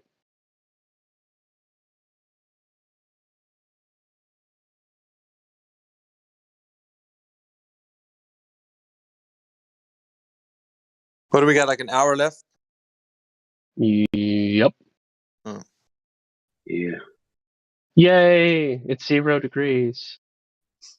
It feels like that over here. It's that temperature there, but it feels like that over here. They said the temperature's like in the teens, and it feels like it's in 0 wind chill factor. And it's a clear day outside, man. The sun's shining. Yeah, we've got a blue sky, sunny day. It's beautiful, man. It's just cold. Mm-hmm. I'm staring so far. Oh, go ahead. No, I was just like, I'm staring out my big bay window right now. Looking So at far, the moon. the coolest thing so far was a 100-degree difference, in less than a quarter inch or whatever. You go to your window and it's -30 on the other side of the window, but it's 70 degrees on the inside, and it's kind of amazing to see that sort of thing, 100-degree difference in between. Yeah, a small little pane of flesh. Yeah. Because that's what I'm standing in front of this big bay window, and right outside it's 0 degrees, but in here it's 72. Yeah. I think it is like, it's not so cold outside. I can go outside. Yeah. How do you have them without a container? Container. I'm glad I have a container to live in, guys. Thankful for that. Because I'd be a popsicle. That's crazy. It's 67 degrees here. Yeah, I'm not surprised. That's crazy. Zero. It's 46. Zero. Whoa, Miggy's at 0. Holy crap. I haven't even felt 0 in many, many years. Probably more than 25 years. You know what, man? I don't want to feel it. I was having a conversation with my wife. I'm like, we gotta move out of here, man. Like, I don't mind the cold, but it starts to get, I don't know, man. I don't want to say irritated, but you just get tired of it. You're like, yeah, I know it's cold out here. Because it's cold for too long. It's cold for too long. Yeah. Too long. But I feel like aren't we complaining creatures? Like, it's too hot. It's too cold. That's true, because I complain here when it's too hot because it's over 100 degrees, and when the humidity gets over 50%, it starts becoming dredging, like you're trudging along, like. But nothing like the Midwest. Like I grew up, had both extremes, below 0, then over 100 with like almost 100% humidity as well. Felt both. I'll tell you what, as you get older, this is what I've noticed for myself. I have less ability to handle those high extremes, too hot or too cold. It's harder for me to regulate myself in those kind of extremes. So it gets narrower what you can actually feel comfortable in, more comfortable in. People get achy joints and stuff. Yeah. I'm thinking probably I'm going to have to move back down south, man. That's what it's looking like anyway. Mm-hmm. Sunlight, very important. Not me. I like it. Yeah. I could handle small amounts of it. I would actually probably really enjoy it. Like, I love even doing like snow sports. Like, I can handle probably a bit of that, or at least I think I can. Might try. You got to find a place where you can drive 1 hour to the ocean, to a snow mountain, to a flat area, to a hilly area, to everything. And where that is, I don't know yet. Yeah, well, I got this bike that's a high-powered monster of a 2-wheeled vehicle, and it's fully charged. So it's going to be a day of riding on the flat surface.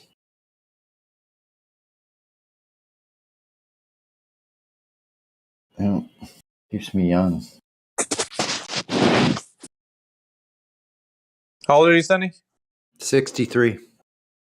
I rode guess what? Since last December, when I built this bicycle, I've ridden it 887 miles. Well, that's pretty good. 1,887 miles. But I've put over 3,000 miles on other bikes. I had a Mongoose dirt bike. I estimated that I put in 3 years. I put 3,500 miles on that bicycle. So I'm a riding fiend. You got so much testosterone. I'm a riding fiend. No, I have to have that. If I miss it for too many days in a row, things don't feel right for me. Anyway, I just want to share this because I know this is my own little experience, but I grounded myself for almost an hour out in the woods where I go, my little paradise area. And after that, I was warmer all day long. I couldn't wear a jacket, and it's been cooler for me. It was anyway than I'm used to, and I couldn't wear a jacket the whole day, and it felt great. So I don't know what happened there. I still feel warm. Anyway, I'll catch you guys later. I gotta eat and stuff. You guys have a good one. Nice listening to you, Miggy, and Yeah, bro. I'll talk to you later too. I'm about to head out as myself. yeah, you guys all take care. Yep. Later. Yeah, see you guys later. Arrivederci. Later, alligators.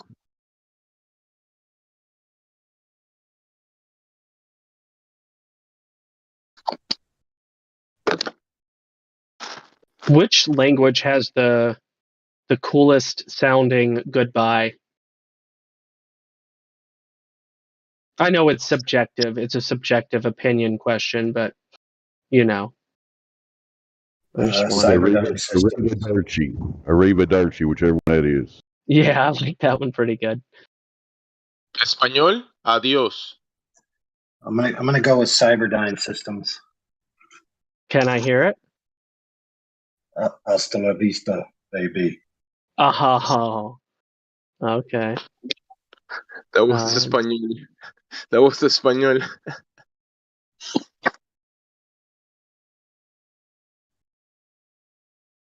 No, it's been assimilated. This baby isn't Spanish. Haha, gotcha. It's pretty bad in Icelandic. It's like sjáum seinna. What did you say about my mom? It's like it's like see you later, kind of directly translated. That sounds like fighting words, Drace. I'm just kidding. Sounds like you wanted to fight me or something.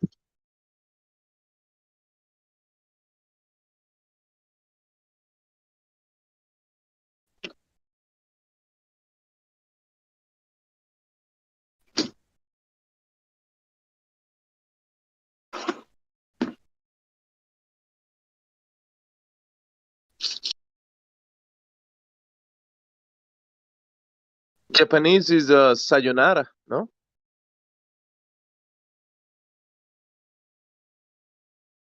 I like that one, Japanese.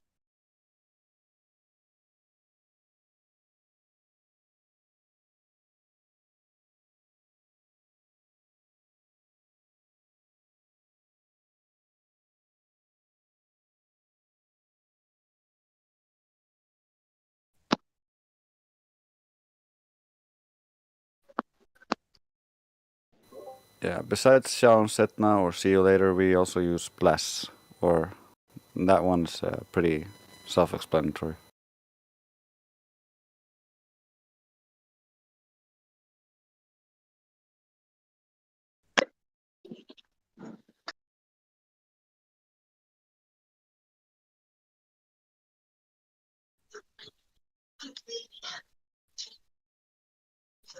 I received the notice from Discord.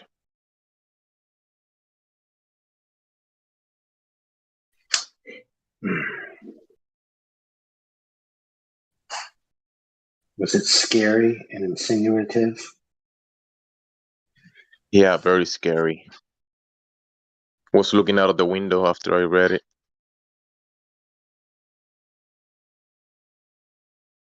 Well, I would recommend people, if they're in any servers that they don't need to be in, just to drop them.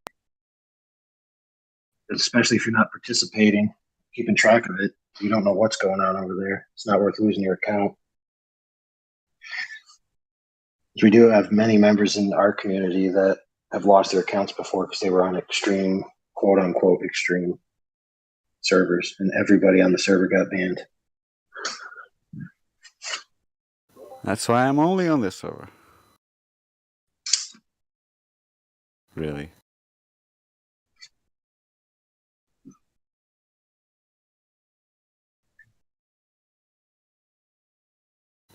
Granted, I'm like signed up to like 20 servers.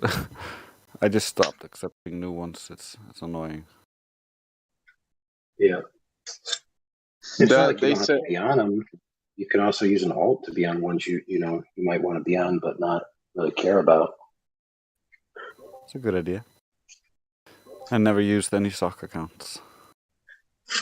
That depends if they're going to ban your IP address, which I don't think so, because who knows? But the previous people that had it happen to them, they used the same systems to make a new account, so they weren't IP banned, at least in those instances, anyway.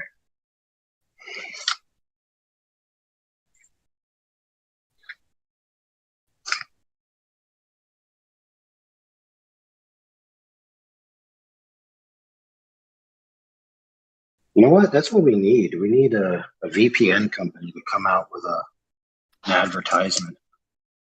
Be like, hey, you want to talk about topics without fearing IP ban? Use our system. $5.99 a month.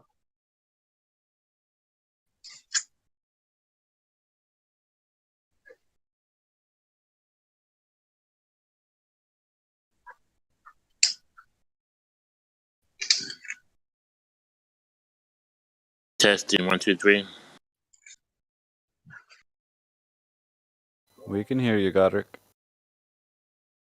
Hey, can you comment on Plum Lines? Jessica Kowalski has a globe earth proof with parallel plumb lines over a mile or so. I don't know the exact measurement, but can you comment on that? I'm not really keen to plumb line measurements, but Parallel plumb lines. How would that prove anything? Because I'm sorry, they're not parallel. They're greater than 90 degrees according to them. Let's say at a mile.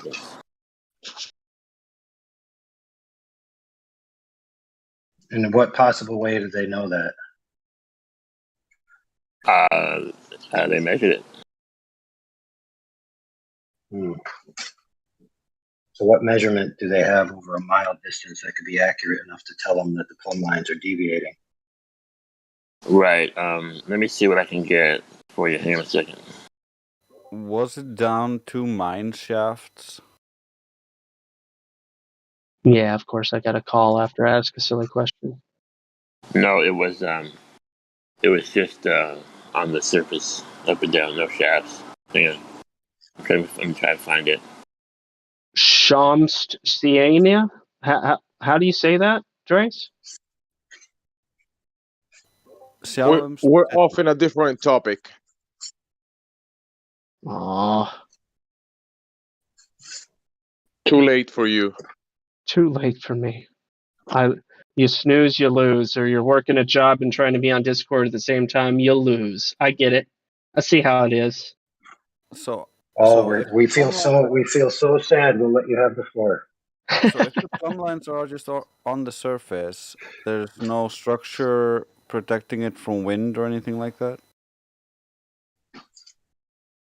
I posted the first pic. I have another one. Hang on. I posted more stuff in Livestream. You can follow me.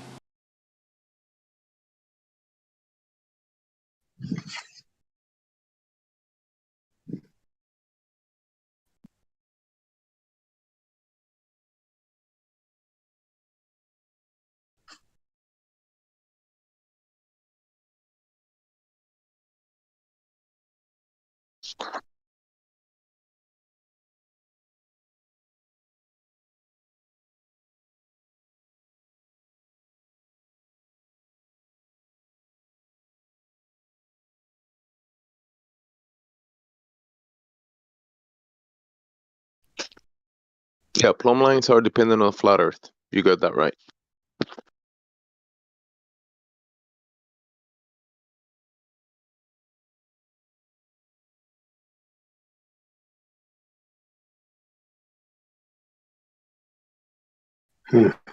Except sorry to interrupt, but on the curved, the one that says flat Earth with topography, the lesser than and greater signs are reversed. So the one on the left should be lesser than, the one on the right should be greater than on the right side of that graphic where it says flat Earth with topography.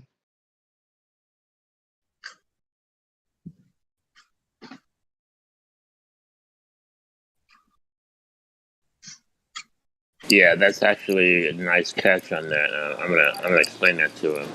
They'll just say probably typo, but I will point that out to them. Thank you for that.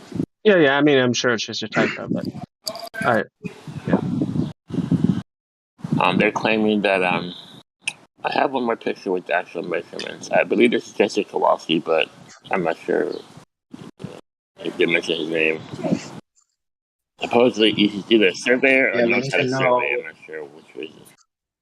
We need to know the methodology he used to verify that they were actually not parallel, right? Exactly, right. And that's even giving him, without scrutiny, that the logic is necessarily the case that if they're not parallel, that means the Earth is a sphere. Because you have to make assumptions in order to do that. So, but let's just start with the methodology of measurement that they used. For example, laser beams, tape measures, socks blowing in the wind, whatever.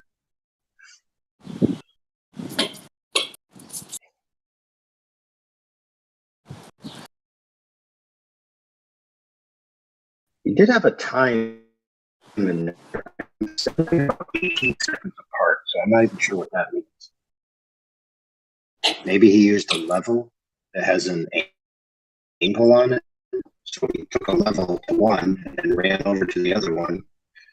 I don't know how he would have got there in 18 seconds, but whatever.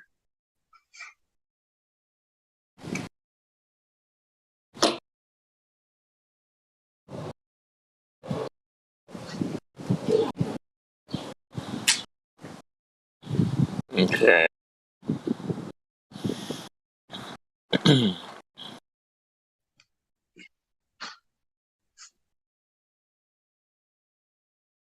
Okay, I have two more things to show you. One page of supposed measurements. I don't know how you got this, but and then the actual video. I didn't go through the whole video because I didn't get everything that they were saying. But here's I've never used the plumb line. So here's the video. It's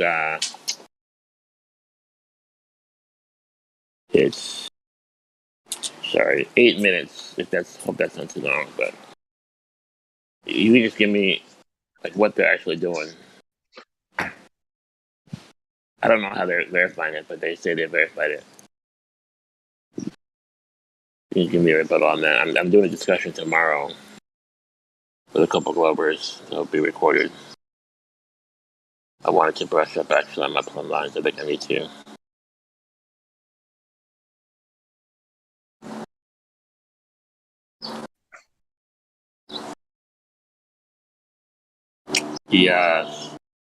The YouTube channel is the Marine Surveyor. It's posted in Glober.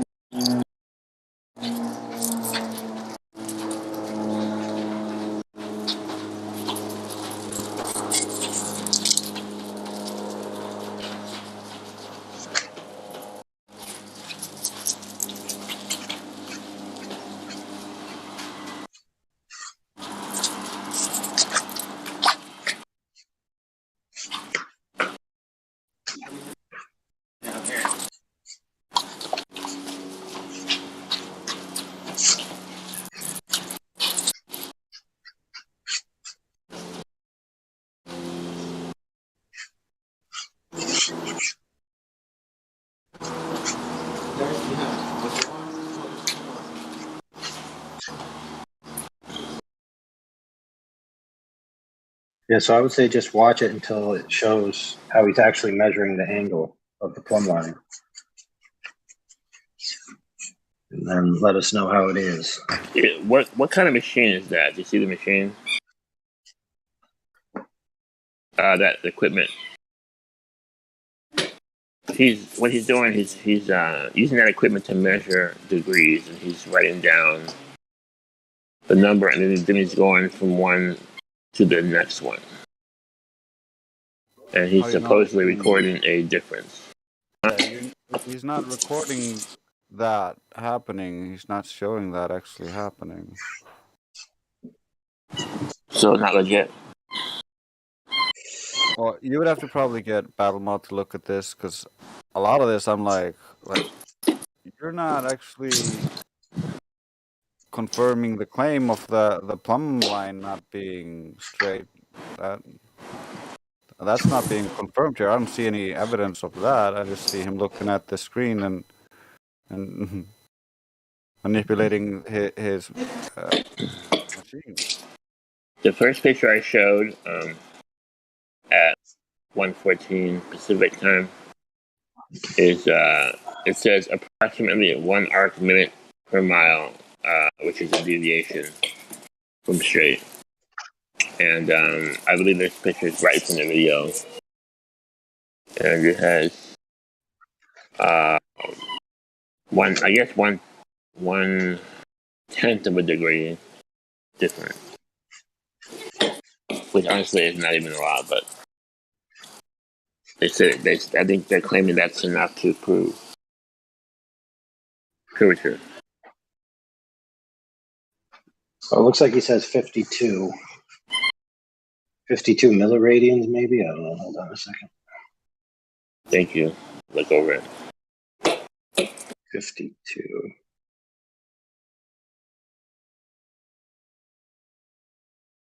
Oh, yeah, he has 90 degrees. 1 arc minute, 1 arc second, maybe? I don't know. And then let's see. Blah, blah, blah, blah, blah.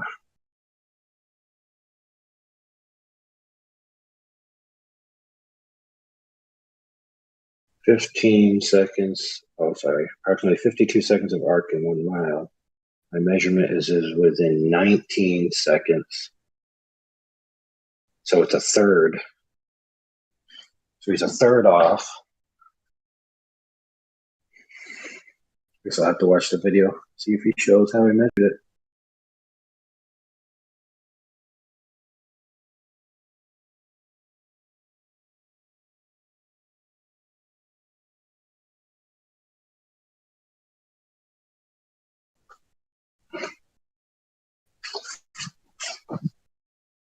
I feel like the plumb, maybe I missed part, well, not maybe, I missed part of the conversation, I'm sure, but I feel like the plumb line conversation has been another dead horse that's been beaten many, many times.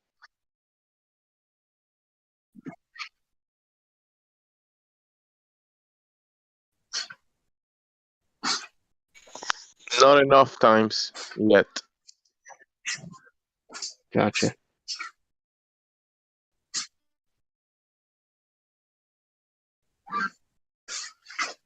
From what it looks like he's assuming that the plumb lines aren't straight and like normal.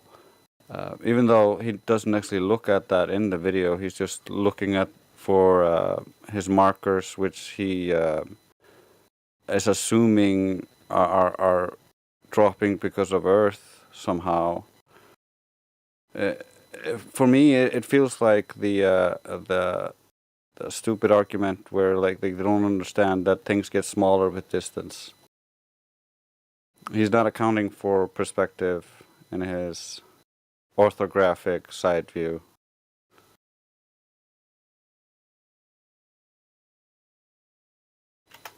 And then looking through an optical device and then assuming that the plumb line isn't straight down, but rather is at an angle to his imaginary balls. Well, the fact of the matter is, if you were doing this plumb line thing, you would.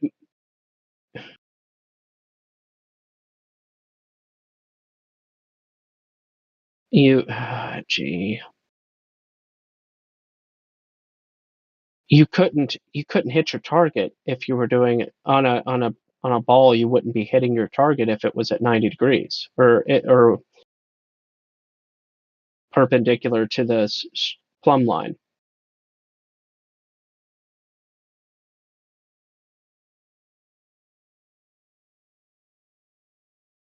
Yeah, of course not. We don't. But we see in perspective, like things converge upon the convergence point or the horizon line.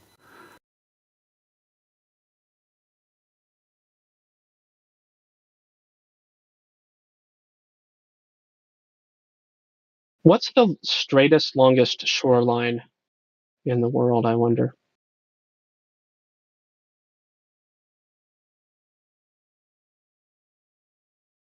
No idea. Curious. I would guess the African, if you don't count Antarctica. Somewhere around Namibia, maybe. It's still got some bumps to it. I'm looking for like, I wonder where the straightest line of shore that exists. Straight line. I have no idea. Florida. Florida's super bumpy. Down here, no, Santiago is too bumpy too. I was looking at Chile. Well, it could be two jut outs, like next to Chile, at Antofagasta.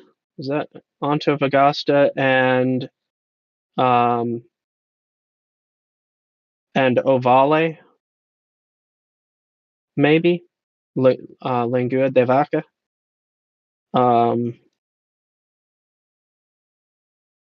There's a spot on the west side of Chile there where you might be able to do, across water but back to land again, is what I'm saying. Isn't the bottom part of California relatively?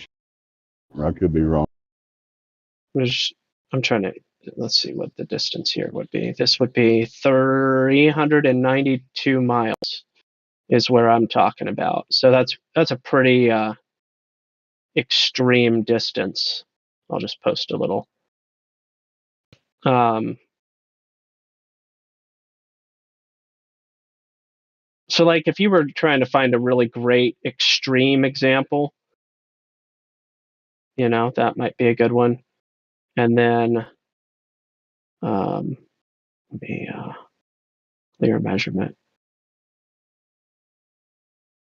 Yeah, Choros. We'll click measure distance. And then there's a really good one. Not that we have anybody that lives in Chile necessarily, but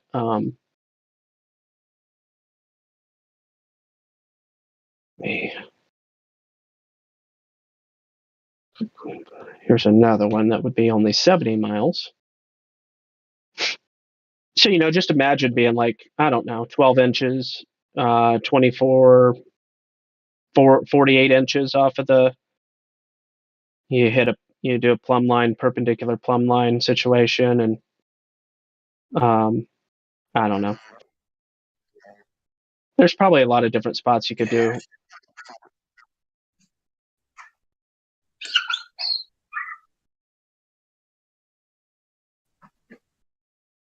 Did you guys figure it out? Which thing? This plumb line thing? I haven't really heard the whole dilemma. It looks like that. I don't know. You're right. There's an 82-mile spot from Long Beach to the shore of San Diego. So you could do that kind of spot in California. There's a lot of different spots you could do. Was it Trace just said we don't know how they're confirming straight plumb lines at a distance? Okay, so the tool he used is an optical tool. Okay, it seems like he measured the height with a straight ruler, like a tape measure, but it's a straight measure. And then he did some shots to an object, which is pretty large, to try to get an angle that the optical tool is oriented at. in free space to then get an angle off the ground, and then bake two reciprocal triangles, I guess, and assume that the what is it? The opposite the acute angle. What's that called? Hypotenuse, adjacent. What's the third one called? Anyway, get my point. I think they're two adjacent and a hypotenuse. Oh, yeah. The one is called the opposite. So he's assuming that the opposite of the triangle that he created in math is a plumb line. So the plumb line that he quote unquote is measuring only exists in the diagram. Follow that, Godric? That's why I didn't find. I was looking at the video and like looking for the plumb line, couldn't find it. So he didn't actually measure any plumb lines. So it's okay, what did he do? What did he do? He just measured angles that his optical device is oriented at, citing something in the distance, and then telling you that it's in an orthographic view at the opposite of the angle that he's going to create with two reciprocal triangles is going to be a plumb line. So he's calling an opposite of a triangle that only exists in mathematics a plumb line that he's measuring in physical reality. So that should tell you all you need to know. He didn't do one plumb line. Exactly. Now he's going to tell you because of the nature of these equipments, I can just infer that the opposite leg of this triangle I'm creating by these quote unquote measurements are equivalent to plumb lines. Did you look at the four pictures I posted just previous to this video? Yeah. Can you give them a once over? Yeah, he got all that information from an optical piece of equipment, right? Put it in orthographic view and didn't apply, as far as I can tell, any optical effects. And then he's calling this effect that he didn't really account for, at least it doesn't seem that he did, as if it is a physical plumb line. So he's drawing it in his little diagram as if he was measuring a plumb line when he really wasn't. So he's doing plumb lines without plumbs? Yeah, he's measuring plumb lines, right, that don't exist. In other words, it's a model projection.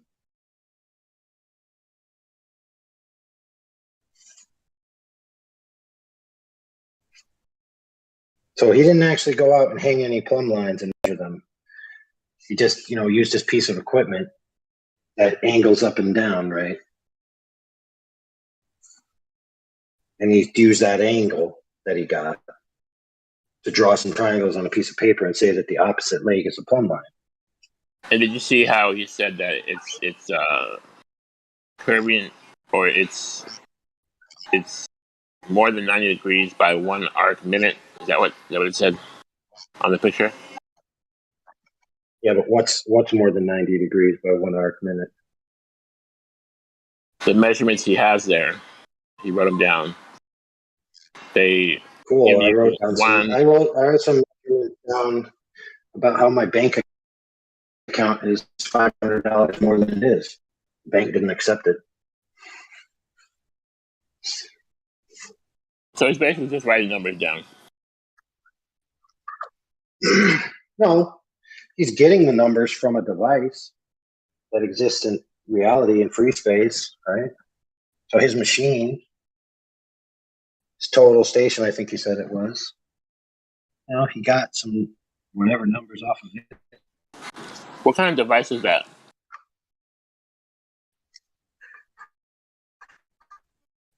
Well, I'm not sure. I mean, it's essentially the overlay type device, an optical sight.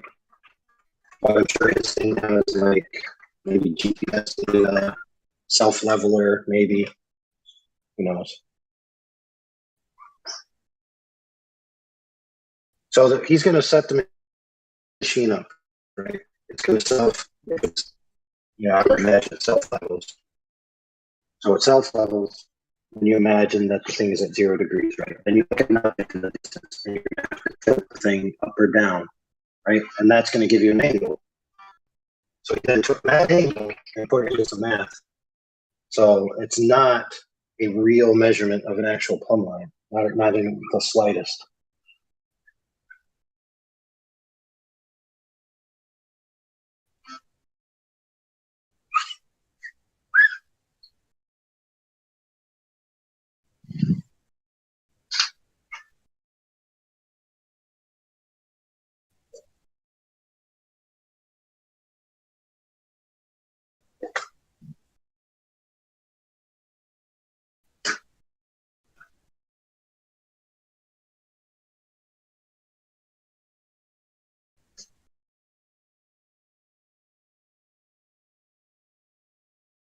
I was expecting maybe a machine that could actually measure the difference between two actual plumb lines. Oh, that'd be cool.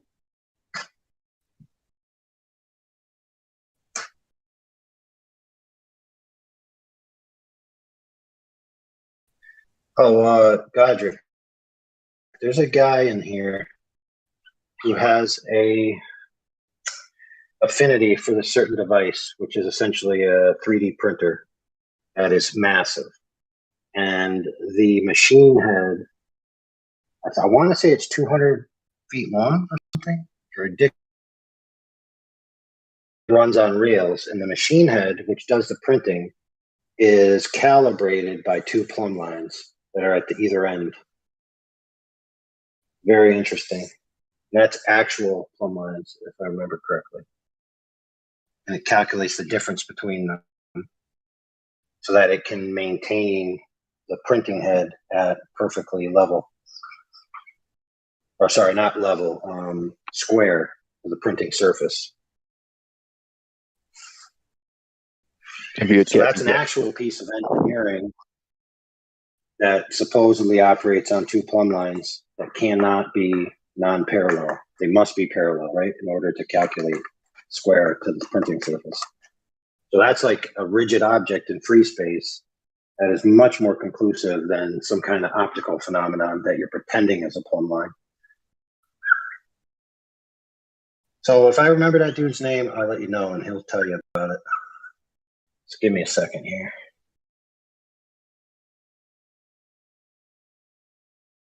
It's JBJ AI.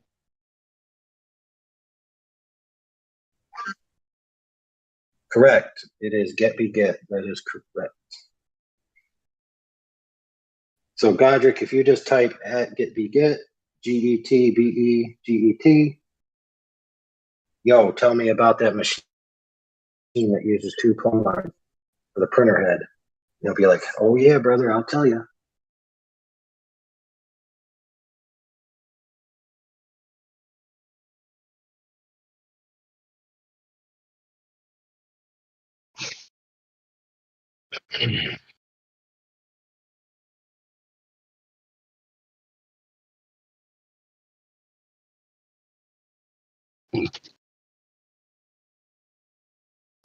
Honestly, get puts me to sleep.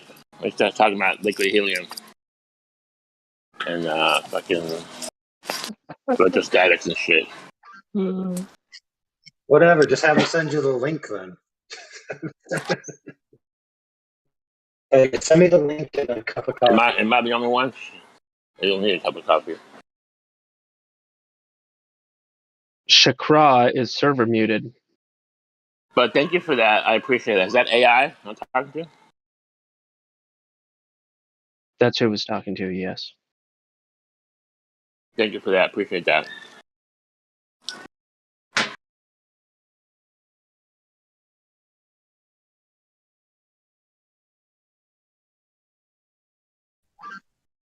Hey, you're going to find that the majority of claims that they make about measurements are actually indirect measurements that require assumptions. They'll almost never have a direct measurement, like two actual plumb lines being measured.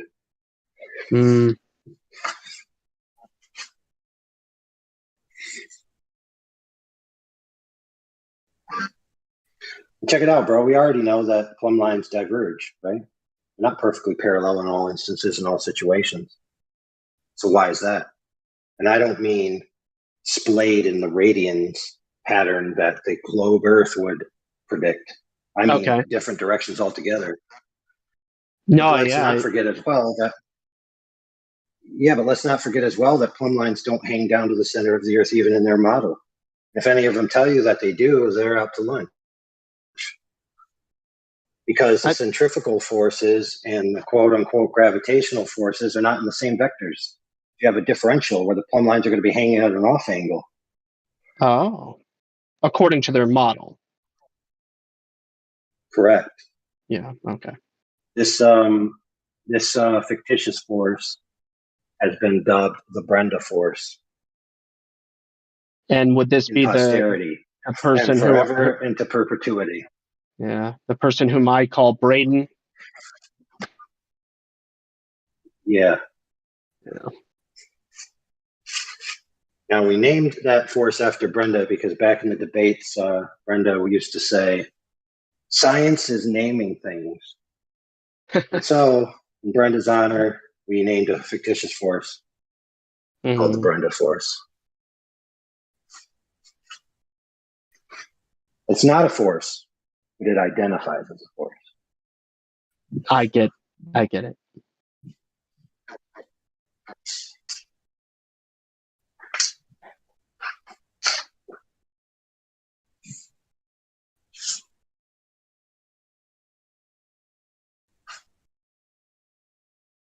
Yeah, if you could prove that all plumb lines hang to the radial center of the presupposed radius, you would actually be disproving that the Earth spins. So good on you. Nice. Yeah, because since there's such an accurate delegative tool, you would expect it to drift if it was connected to a ball that was spinning, right? Copy video URL. Is that copy?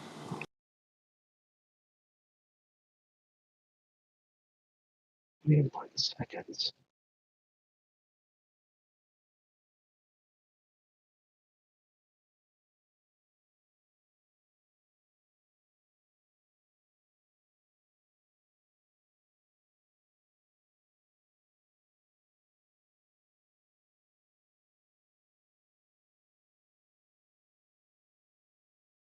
Proton, VC verified. Or less than proton, I guess.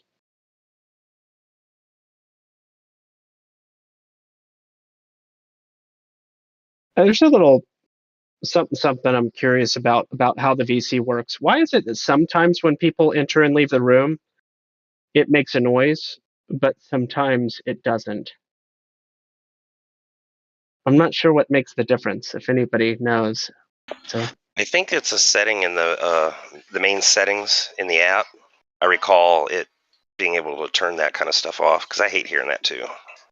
Well, I hear some people, but not everyone is what I'm saying. I'm wondering if Are maybe you, it has to do with like hang on, whether are you on your computer or your phone? PC. Okay, so what you need to do is go to Taskmaster, and you'll see separate Discord. Separate Discord programs running. You have to close them physically with your Taskmaster, and then reopen it. that would You have gotta anything reset to do it. with certain users having it and others not. I think it has to do with like whether they're verified. Okay, so like Proton, for instance, came in and left. I never heard any noise. Okay, my theory. It's wrong, I guess. I know, that's why I'm a dude that thinks I just about told these you things. how I fixed it, so you can take it for what it's worth. Okay. Fascinating.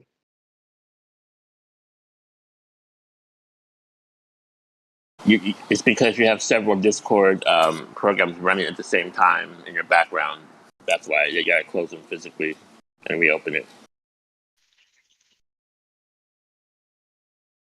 Any males with something to say, you got 15 minutes. Just giving you a warning for ladies' night.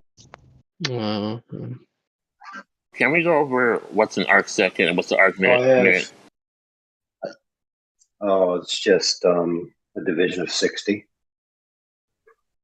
60 what, seconds and hours? Well, if you imagine a clock, right, it's radial, 360 degrees. So it's not like literal seconds. But if you imagine it cut up into that many pieces, there's 360 degrees. And then in each degree is a smaller demarcation, which is minutes. And then in each minute is a smaller demarcation, which is seconds. So you kind of say an arc minute would be 69 miles? Because there would be a minute on the clock. No, 1 degree is 69 miles. Okay, 1 degree 69 miles. I get that. Now, what's an arc minute? So I want to say an arc minute would be, now mind you, this is just a convention. So an arc minute would be 1 mile, but it's 60. So it's 69 miles and 60 nautical miles, which is why they call them nautical miles, because it's divided evenly by 60. That's why. So the 5,280 foot mile is a statute mile, and that doesn't divide evenly into their presupposed circumference. So an arc minute is 1 minute of 1 degree of a nautical mile, which is 60 miles. So it's basically 1 mile. Well, that's the way that they use it as a convention. But if you use the word is, then you're using the transitive property to basically say that these things equal these things. So you're basically lending to their language. According to Wikipedia,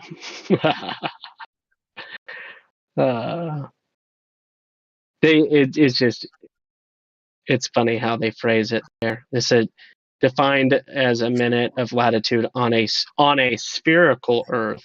So the actual Earth circumference, like, curious wording.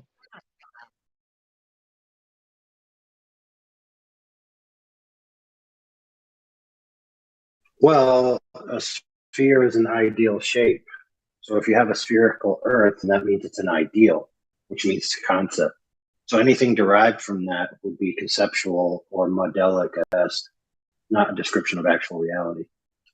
So hang on, but if you're measuring your mouth with your lack. Sorry, if you're measuring the turn of the sphere, it would depend on latitude, correct? What? Who's measuring turn of any sphere? That's what he just read in Wikipedia. No.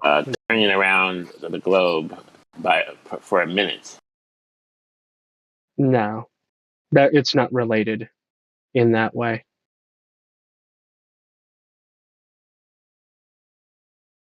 Jim, sorry, what is an arc minute again? An arc second? It's a distance thing. It has nothing to do with time, or not directly it doesn't directly have anything to do with time. So if we say that the measurement's off by 1 arc minute, and that proves a globe Earth. Yeah, he's talking about distance, not time. It's a convention. It's a convention. So there's 360 degrees in a circle. Okay?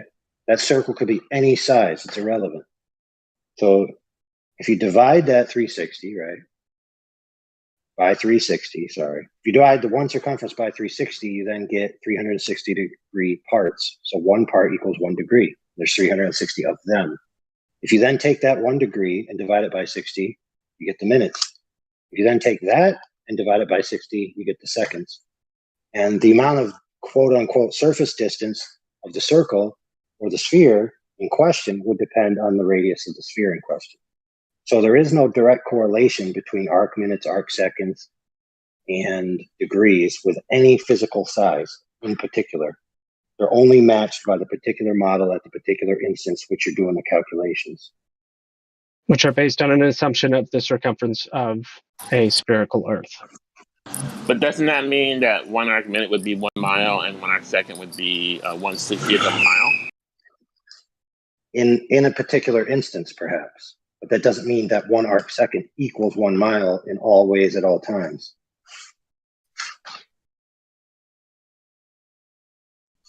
But, that's a little more of a language argument. But it's important to know because a lot of times people will tell you this equals this, and then you go, oh, that's that then, when it isn't. Okay, but thank you for that. But look at the first picture I posted. It says the measurement is 1 arc minute. That's what I was trying to figure out what the hell he's saying. Yeah, that would equal 1 nautical mile. If everything we said was correct and we did the math correct, then that should be 1 nautical mile on the surface of the Earth. But does that first picture make sense with the red angles, with the red marker? Does it make sense to you? What they're saying? I don't know. I'm not looking at it right now, so I don't know.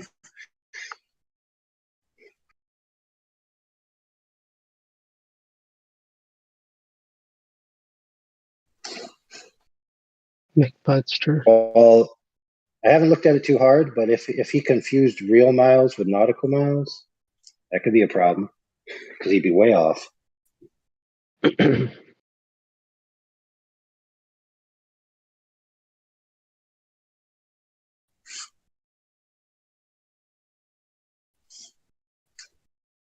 I just posted it again. Currently.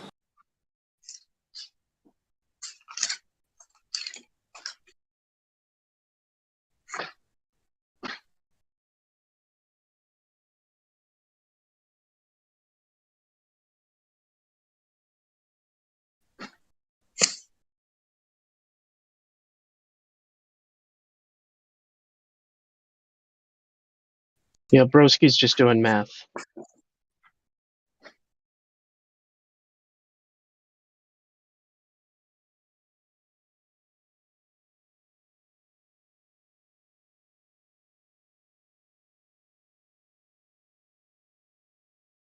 But it does seem that he's misappropriating miles into the concept of an arc minute.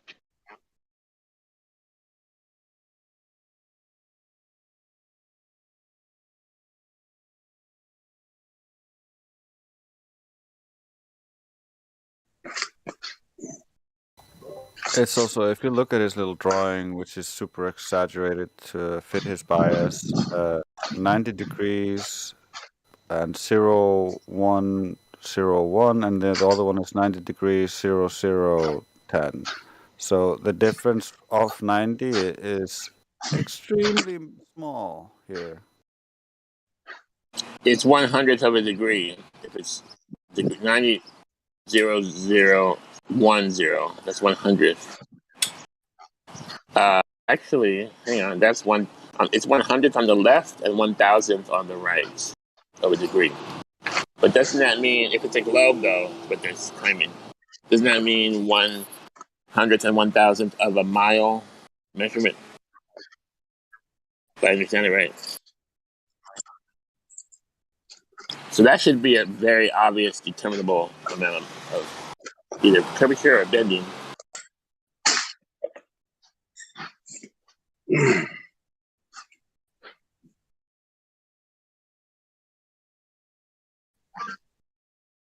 Dude, did he even calculate the Brenda force in his assumption of where the radial attitude of the line should be at all? Is that anywhere in there? Probably not.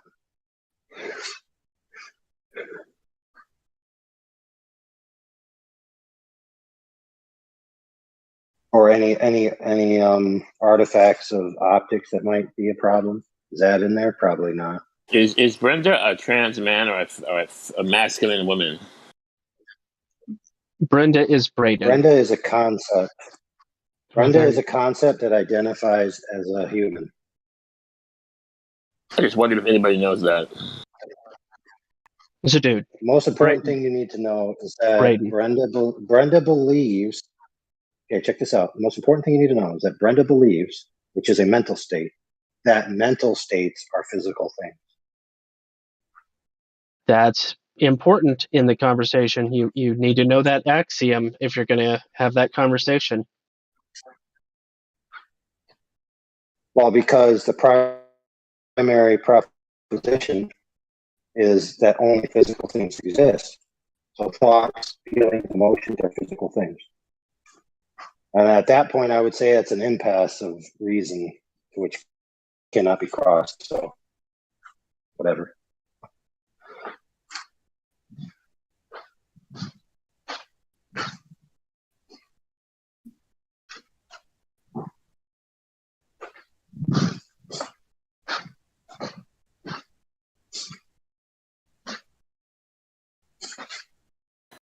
Isn't this the same guy that Whitsett took out behind the woodshed and put to sleep? Metaphorically? Yeah. I said debated the main surveyor. Is that who you are talking about? I think so, yeah. No, yeah, the main surveyor would be a different person than Braden. But the video we were looking at was from the main Yeah, surveyor. the video is by main surveyor. Look, it's not a globe proof, but it identifies as a globe proof.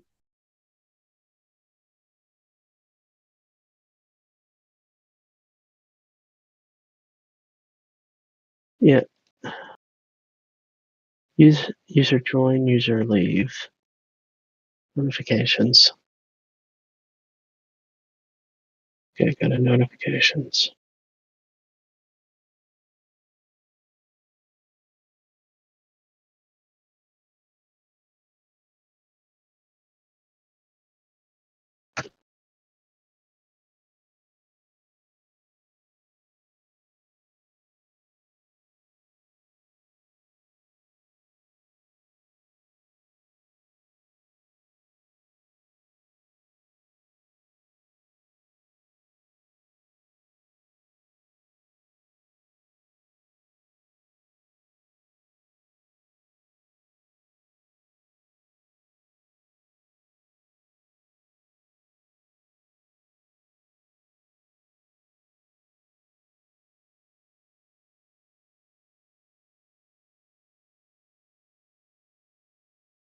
So in that video, was it determined that there was 1 degree of deviation from plumb over 1 mile? So No. the way I understand it, it's an optical tool that they're looking at, and they're determining that it's not straight with the optical tool. Not actually using a plumb line, not actually measuring plumb, not actually doing it physically, just looking at the previous place where they were, saying that it's not, and searching that it's not parallel, not straight. So they're going by their optics, not by an actual measurement. Right, so the problem is that he says it's a plumb line measurement, but the it in question is not actually a plumb line. It's a derivation of an optical phenomenon.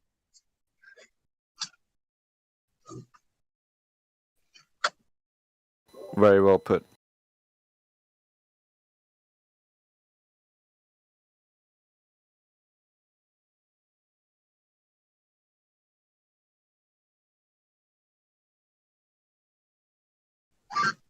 That optical phenomenon is perspective and everything else that goes along with optics.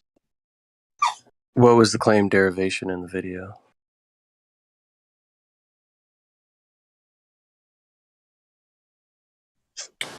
I put a picture of the measurements, which were more than 90 degrees, which proves a globe, or it proves a sphere, at least over a mile.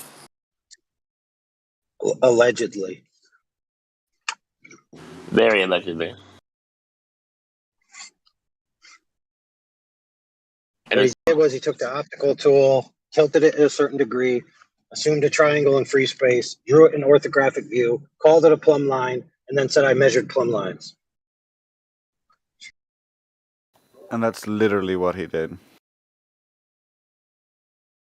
Yeah, I'm understanding that. I just, what was the derivation that he got over a mile was my question. It was 1 arc minute and 11 arc seconds, which is actually greater than 1/69th of a degree. So it should have been less than 1 arc minute if he was doing everything correctly. Obviously, he didn't do everything correctly in more ways than one. So he didn't actually confirm the globe. He didn't even confirm the globe. No, he did not. It would have had to have been less than 1 arc minute because it would be 1/69th of a degree according to the way that math works. It's also the 1.1 is a combination of both of the angles combined, because one of the angles was just pretty much 90. Yeah, so it's like an error, right? Or it's like off. Like Yeah, one so side is more bending. listen, he got 59 arc seconds is what it should be, and then he supposedly measured 19 off of that. So that's a third. His error margin is 1/3, approximately.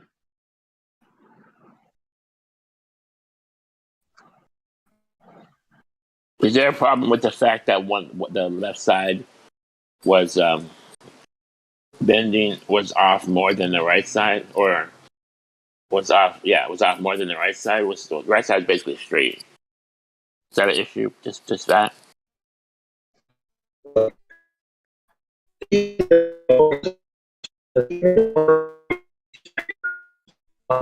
Roboting.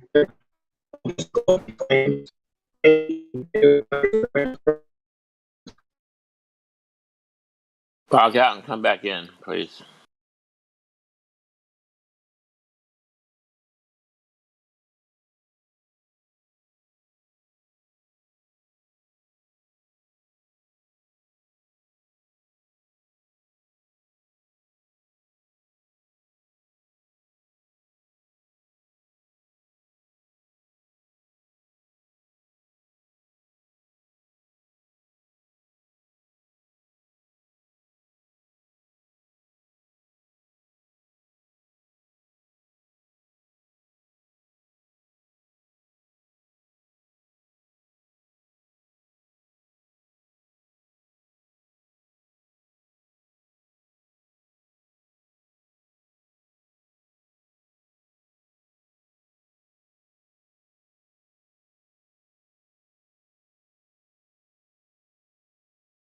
He's gonna be mad when I tell him he's making up stupid shit.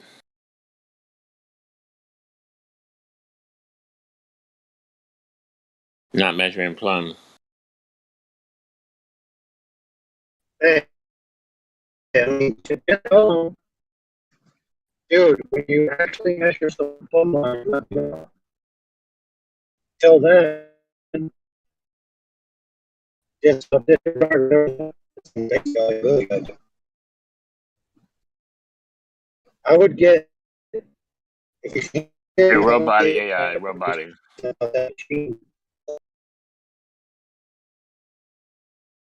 And AI previously reminded me that when they did measure plum, it wasn't even straight. The different parts of the plane would be off from the center. So plum by itself is off. So they may not know that when they try to do this experiment.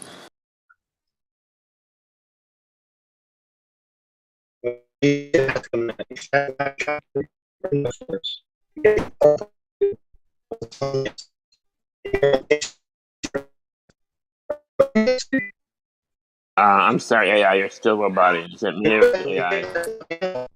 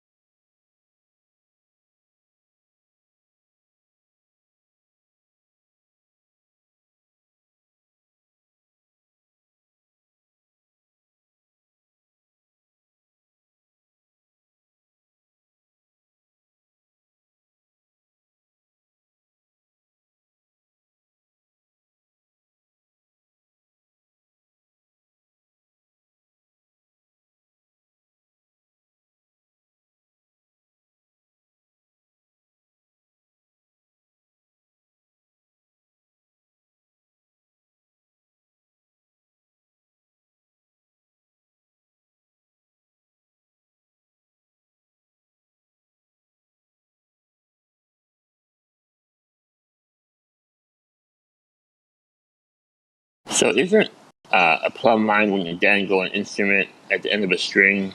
Isn't that a proper plumb line, like a pendulum?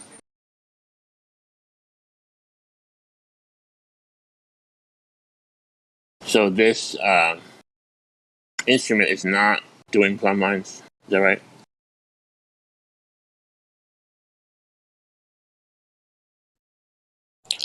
I'm not sure how the instrument works, but yeah, in my opinion, you would have to actually dangle a plumb line and then get a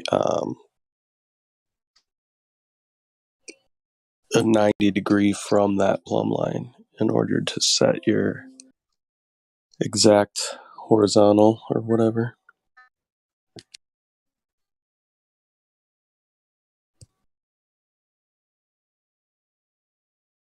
Similar issue to what I'm having with the argument of the sextant.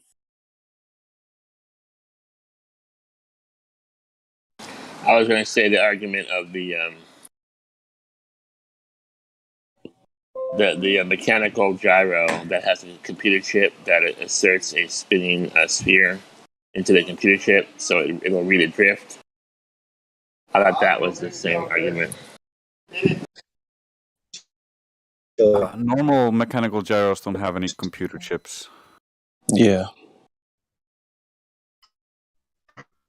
And interference or deviations in a laser interferometer could be caused by many things. You're starting to deal with EM waves and whether there is or is not deviations in magnetic flux across the Earth, ether drift, whatever, million factors.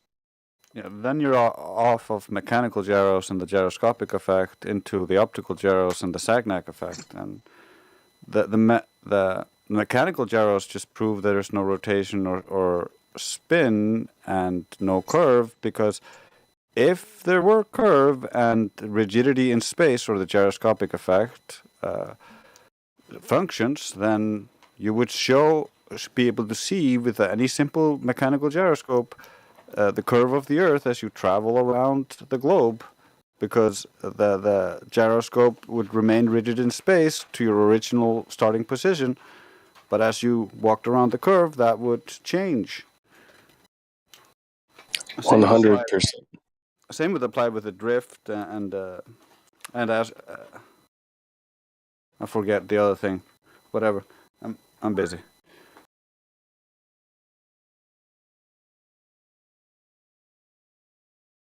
Yeah, you're 100% correct, especially with the mechanical gyro.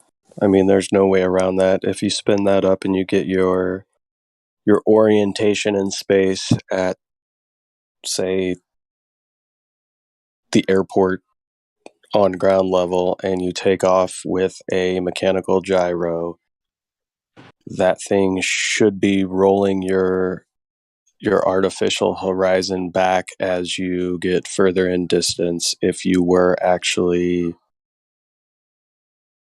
somehow magically correcting for curvature, right? If you're maintaining 10,000 feet above the Earth's surface, but it's somehow curving downward in a ball, yes, that mechanical gyro would be out of whack very quickly, and your artificial horizon would be freaking useless when it comes to that instrument. Yeah, we wouldn't be functional as an artificial horizon.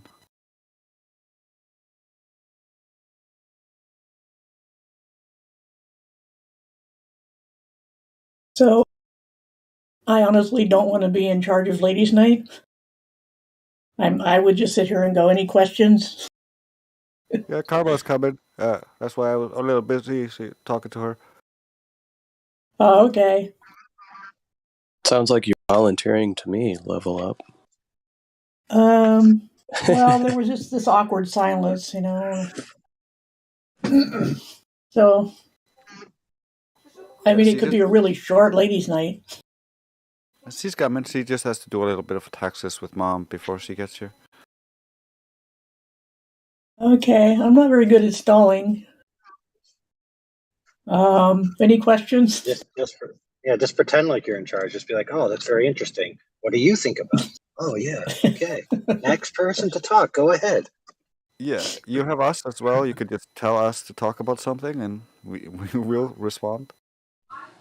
Okay. So you've been talking about plumb bobs and things like that. I wasn't able to listen for very long before I came on. Yeah, Godric is debating someone who's bringing some supposed evidence, and we were just looking at it for him and critiquing it. Where is he debating? Well, what was the evidence? I mean, there's some kind of instrument they're using instead of just a weight on a string? Oh, yeah, he claims he used that plumb bobs are not parallel, but all he really did was write some stuff on a piece of paper and then look through an instrument and assume perspective doesn't exist. And that's like what I would say is the crux of his issue. But he thinks because of his little scribbles that proves the globe. Heard people say that it has been actually measured, although I can't find any place where they would and how they would do that so far apart that because they would always say, well, supposedly at some depth under the ground that plumb bobs start, they're not parallel. And the bob part is not as far apart as the top of the string. That this somehow, between two of them, and this somehow proves curvature because they're all going to center mass. But one of the problems is how would you measure accurately enough over that distance, and B, what happened to mass not attracting mass? I mean, there's no rule without that assumption that plumb bobs should point toward the center of mass anyway. Yeah, I know about this argument because of concave earthers, because they like using the plumb bobs as well, dropping the plumb. Back in the day, plumb bobs were dropped down mine shafts to try to prove the Earth being concave, and the results actually went the other way, so the concavers didn't like it, and then they tried it again, and the result went in their favor, so they were like, "Yay, the Earth is inside a ball," and then the globers were like, "Oh no, it was just static. Static was attracting it to the sides of the walls. As the air moved in through the tunnel, it would charge up the walls, and things would either get repelled or attracted to the wall." So that eventually turned out to be inconclusive. So when he started talking about plumb bobs, I was like immediately, is it dropping it down shafts? It sounds to me like the static excuse is a lot like the refraction excuse, on the surface.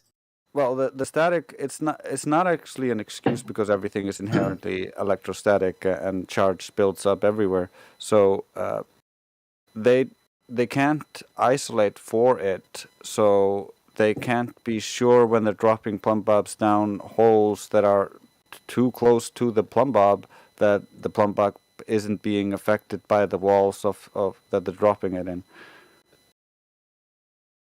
It's also hard to tell that the shaft of the well is completely parallel anyways, because all you would be measuring that with would be the plumb bob, and you could say that you could use like the sun, meaning does the sun reach the bottom of that? But even if the well is dug at a slight angle, you're going to get the sun hitting the bottom of it at a very slight angle. I would say one that's too hard to tell with any other measurement you would be trying to make with like a zenith angle. Yeah, well, or the like globers got the problem with they think all light is also bending, so they can't be sure of anything. So all light is bending, but all light is also going straight. So the margin of error is it's too imprecise. I mean, the margin of error is too great, I guess, for anything conclusive to say about any instrument or drawing that says that somehow the plumb bobs are not bending, but pointing toward each other at some small degree. Yeah, so I was having Oh, go ahead, Trace. Yeah, I was just gonna say, I would think it's inconclusive at this point, where we would need more actual data, not like the thing we were just critiquing, where he's doesn't have any physical plumb bobs; they're all imaginary plumb bobs, and he's just looking at things and doing calculations in his head, not accounting for perspective. Sounds like not any kind of black swan or anything, that's for sure, because there's no way they can prove it, beyond margin of error. Yeah, I totally agree with you on that. 'Cause, according to him, one of the angles was pretty much just 90 degrees, but the other one was about an arc minute off. So he equates it to like both are therefore off. So neither one is supposedly straight, exactly parallel or exactly vertical. 90.01.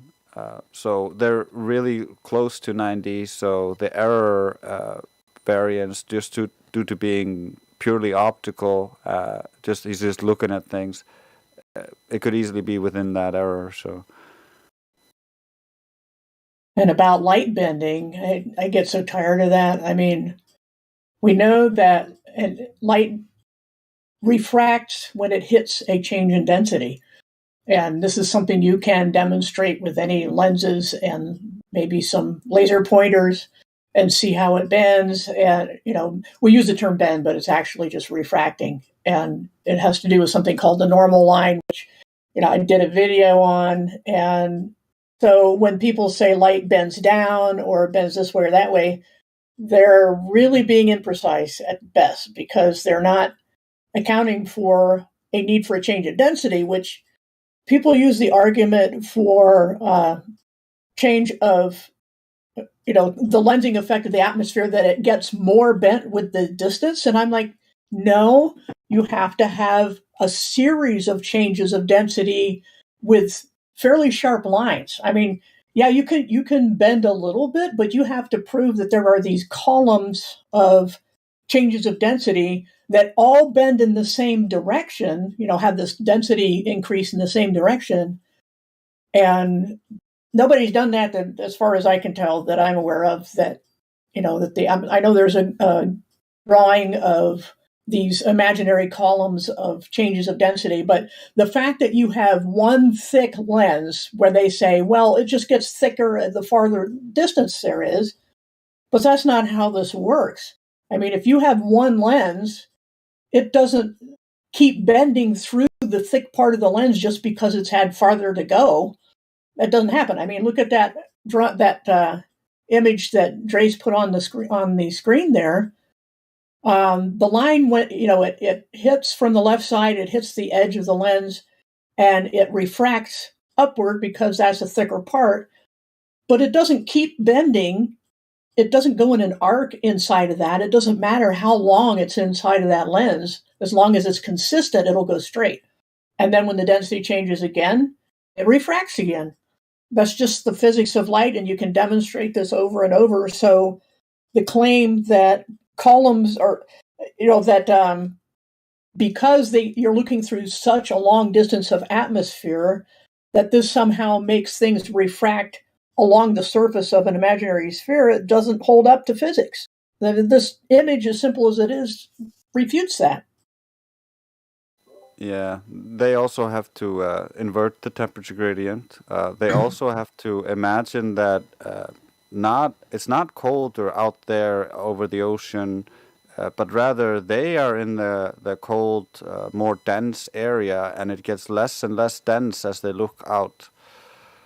That's the only way for the light to be refracting, coming off the objects in the distance and being bent down towards them.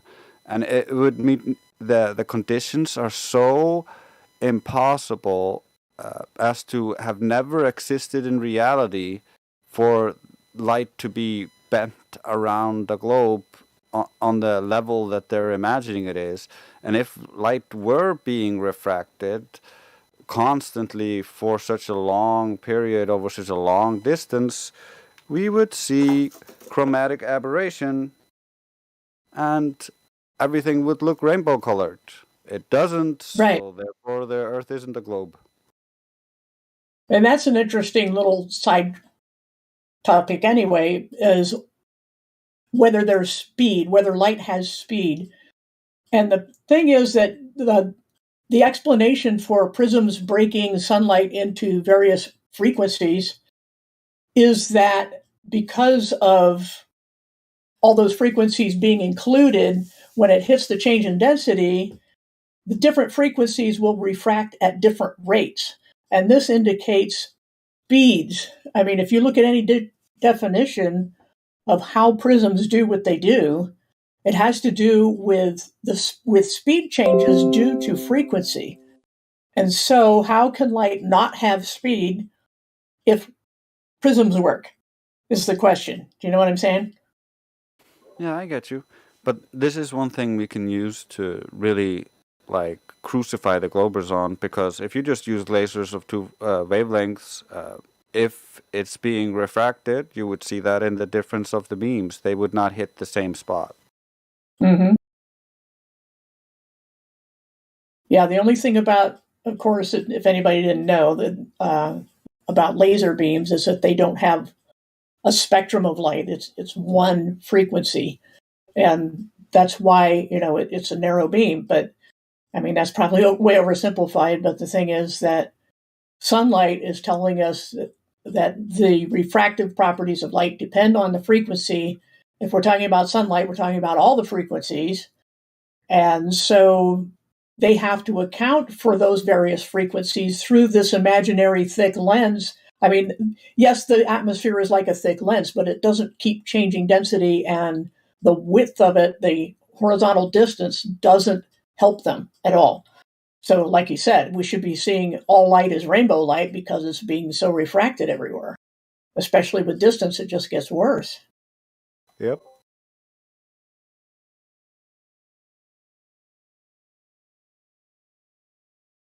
Somebody in YouTube says, chromatic aberration, atmospheric refraction. It sounds like FBers have heard a new term they don't understand. I'm not sure how they think we don't understand what we just said. Chromatic has to do with color.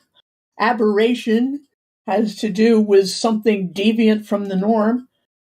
Atmo is air. Spheric is a sphere, which gas can't do. And refraction is the change in direction of light because of a change in density. So I don't know what definition the person in the chat is looking for, but I can almost, I can guarantee you it wouldn't be a coherent definition because those are standard ones that we just said. We're not talking about any special flat earth physics here.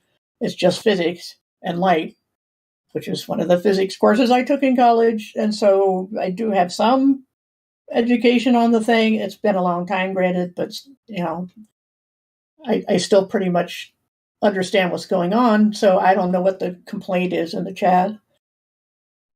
Yeah, and Drace posted a picture, which is a photograph showing chromatic aberration. And within photography, it's very well known that the quality of the lens is typically based off the amount or lack of chromatic aberration, specifically towards the edges of the image that a lens does or does not have. Right.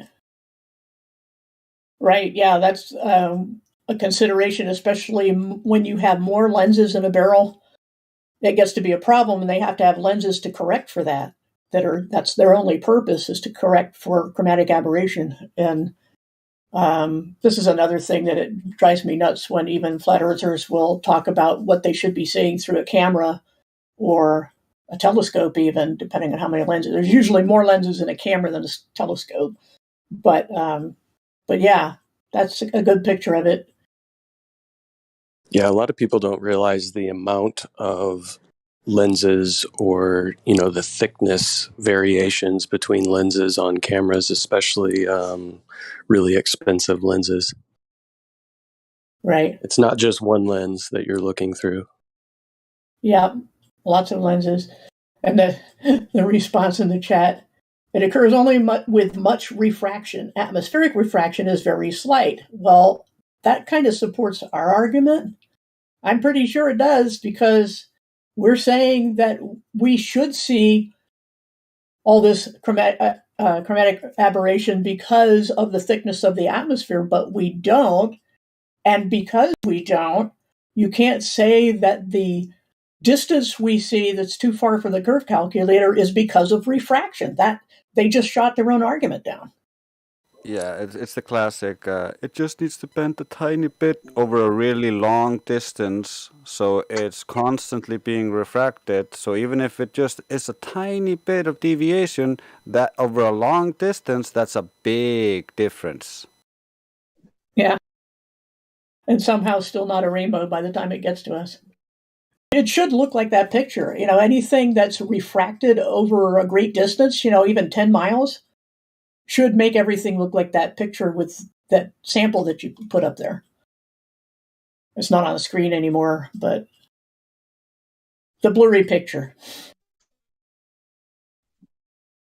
Is AI trying to speak, or is that just a little hot mic background noise? Because I don't hear him. Robot. Yeah. He's still not. Oh, go ahead. Hi. I just wanted to say that they don't have an example because they're trying to say that something can be obstruction and then refraction will remove it so that it's not obstructing something. They don't have an example of this. Like if I take a block and it's obstructing something, refraction is not going to remove it. It's not going to move it behind the thing. There's no example of what they're actually trying to say, which is that something that's physically supposed to be obstructing the rest of the land beyond or the water beyond, that is moved. And the thing is that even if they said, well, we can simulate this with the block that you mentioned by getting a lens that would stand for the atmosphere, but then the next problem is prove to me that the atmosphere is acting like the lens in your apparatus or whatever you want to call it. They can't do that. This doesn't equate to real world. You have to use real world conditions. That means they can't use just any lens. They have to use the atmosphere. They have to go outside and show this phenomenon happening. And like you said, yeah, they haven't done that I know of. Hey. Hey, what's up? Finally done with taxes, so I'm back. How's ladies' night going? Okay. I have really bad hearing, so if I go, what did you say? It's because of that. I got my earbuds in, and so the hearing aids go out, and I'm like, talk slow.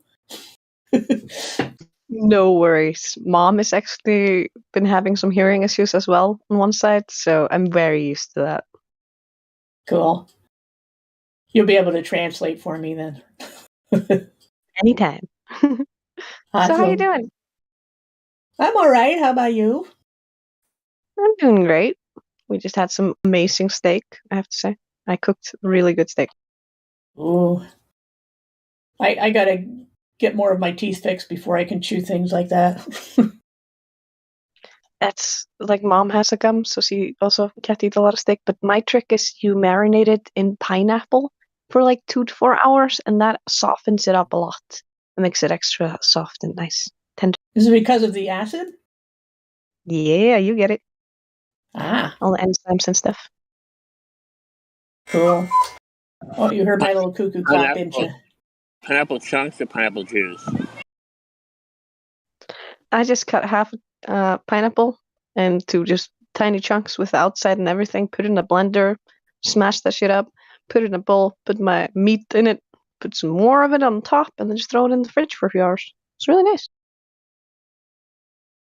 Except now you can't afford steak. Oh, the beauty of this problem. is you can buy cheap ass shitty steak and make it taste like good steak by doing this. That enzyme trick is amazing. I learned it from a YouTuber, and I'm like, no, this is the only way I make steak now. Yeah, even hamburger is getting crazy here. Just crazy as the weather. I mean, this morning it was sunny and spring-like, and now we got some kind of snowstorm. We've been having crazy snowstorms all of February. We had like the most amount of weather warnings. We haven't had as many weather warnings in a February for many, many years. It's been crazy out here. We even got stuck in the car. And then some asshole was shitting with his dog all around my car in the snow. And now it's melting and there's shit everywhere. We were like literally thinking about getting a security camera for this. Do an official intro. Official Event intro has been started. You're a little late, but you were having robot problems.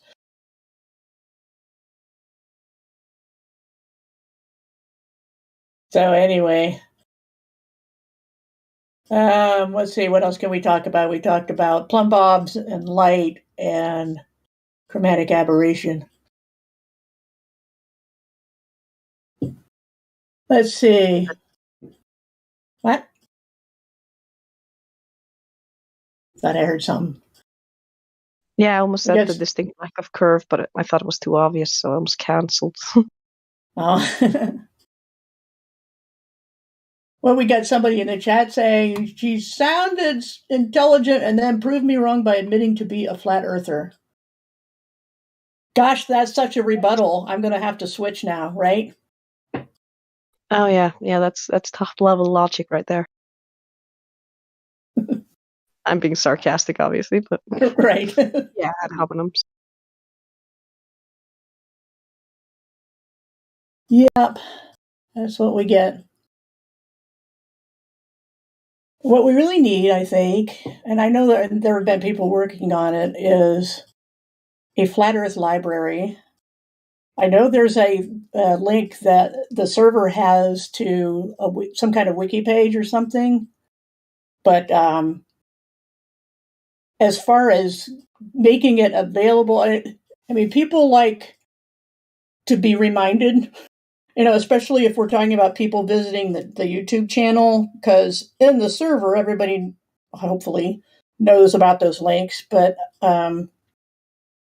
as far as the general public goes, I don't know where would be a good place to do that, because you can't go to places that are highly controlled, like Twitter or Faceplant or anything like that.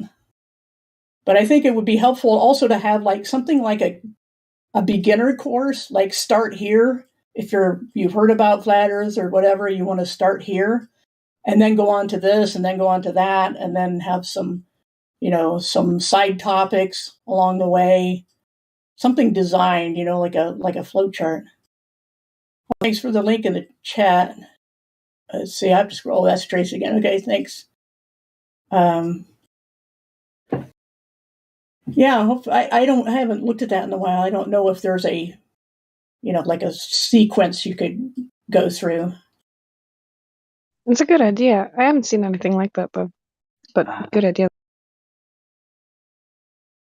Yeah, I'm sure there's more things we can do. Me and Dandelion were working on a part of that page for fallacies. I don't see a link to it from the main page, but it's all a work in progress. Cool. The more people that work on it, the more people contribute, the better it's going to get. Yeah.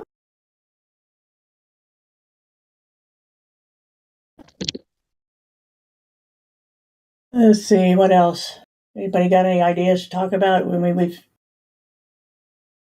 struggling with only two of us here. I have a cute story if you want one. Sure, go ahead. I had a pretty fun good karma moment the day before last. Found another old lady. She was walking down the street like just before I got home from work. And I think I sensed her because I was so impatient to get home. And she had like a pinched nerve in her knee or something, this 89-year-old lady carrying bags from the store. So I offered to take her bags. And the cutest thing is, she didn't take as much convincing as some old ladies do. And I thought she was just friendly. But then a few steps later, she's like, "I'm so sorry. I don't recognize your face. What was your name again?"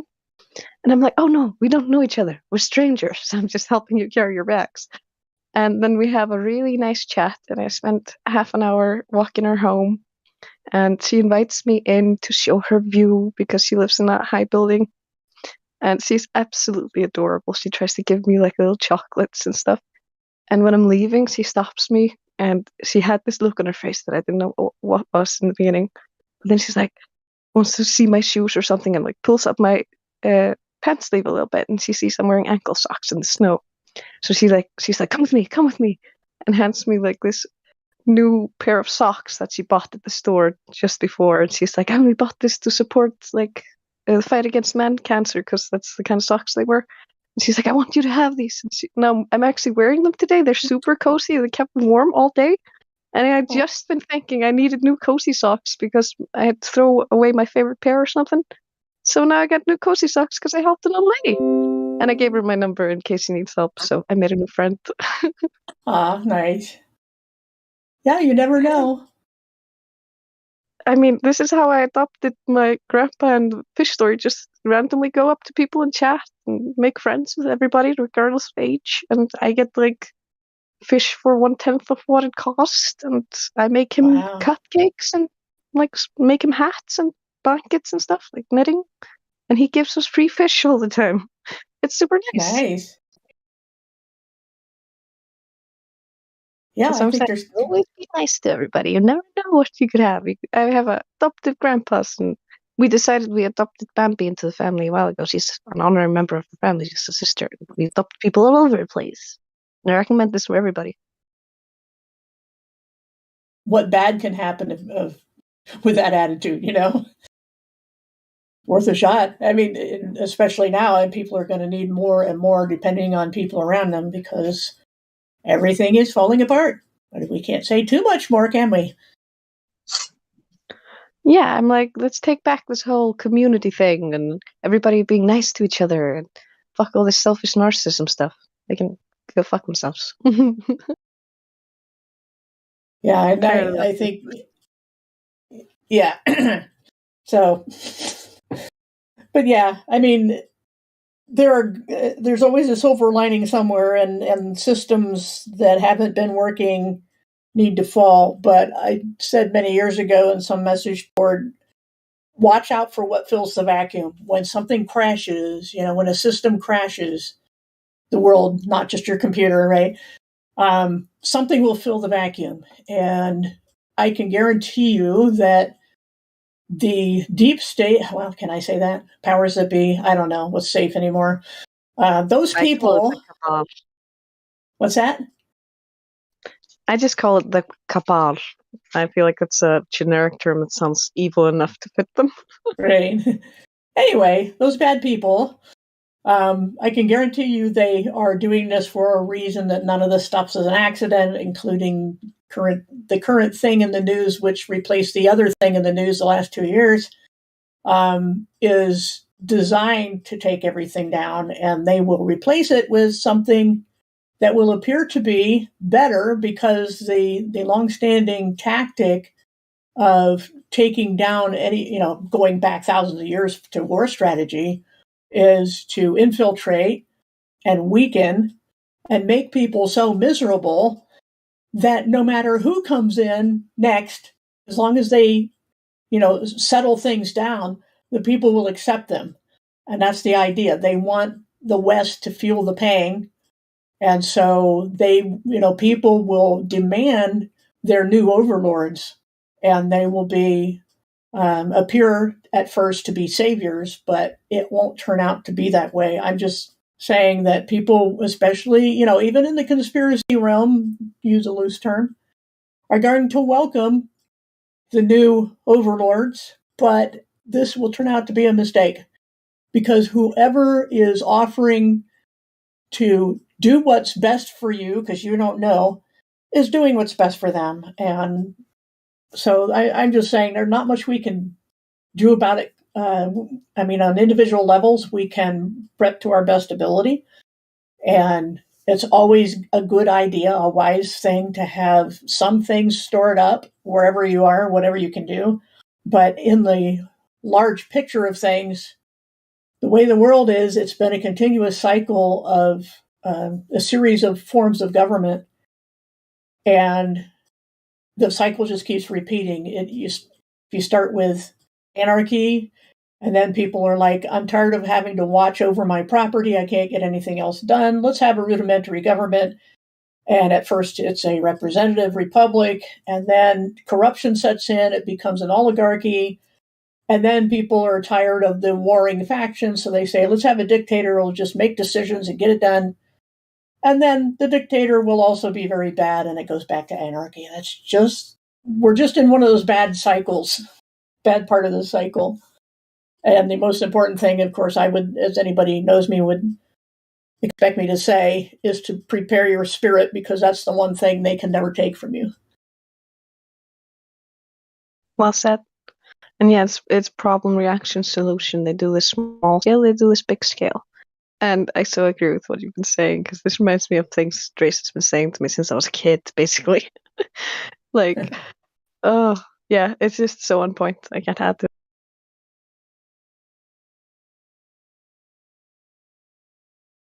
Okay, I'm being told somebody's in the YouTube chat, but I don't know why.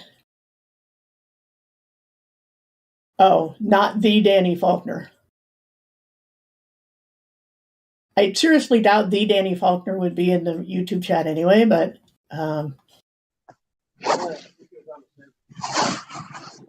what's that? Somebody hot miking?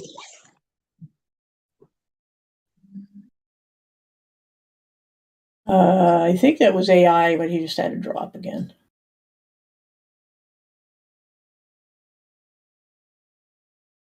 But yeah, I mean, how would we know unless he got on the mic and started speaking? And I'm not sure I'd know his voice that well. I can't tell it all. I'm on phone. Trace thinks it's AI. I'm not sure. But as far as I remember, he was on the server before.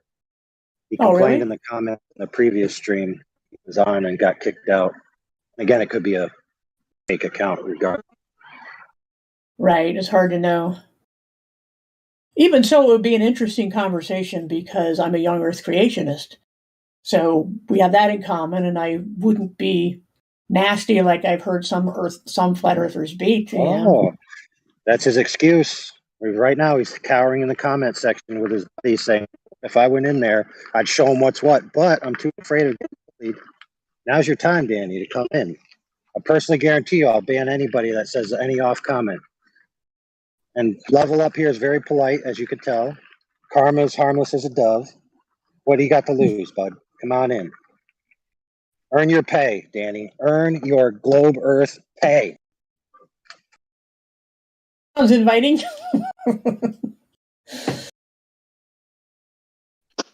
I love but yeah. Love comment though. I'm sorry, I didn't hear. I love that you said it was as harmless as a dove. I just thought that was funny for some reason. Yeah, no, I'm really the pit bull on the short, heavy chain. It just depends.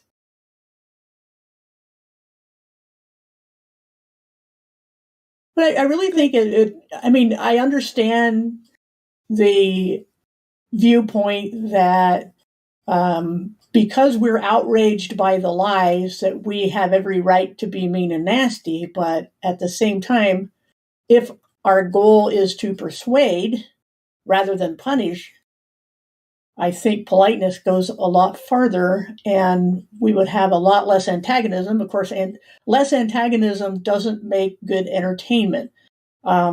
People talking calmly to each other doesn't fit most people's idea of a good show to watch. So there are conflicting purposes, but I think there should be a time and a place for a polite conversation, because not everybody, like we've been saying, not everybody's going to be even willing to listen or go into an environment where all they'll know is our outrage. And if you go through life in a rage because you have a right to be, you'll be a very bitter person. And I've seen that. I've seen people, in the live chats and all, just wishing harm and suffering on people just for being bald earthers. And I can understand holding the people who invent these ideas to account to some form of punishment, but most people we encounter are not those people. We're not, we're not seeing the hidden hand.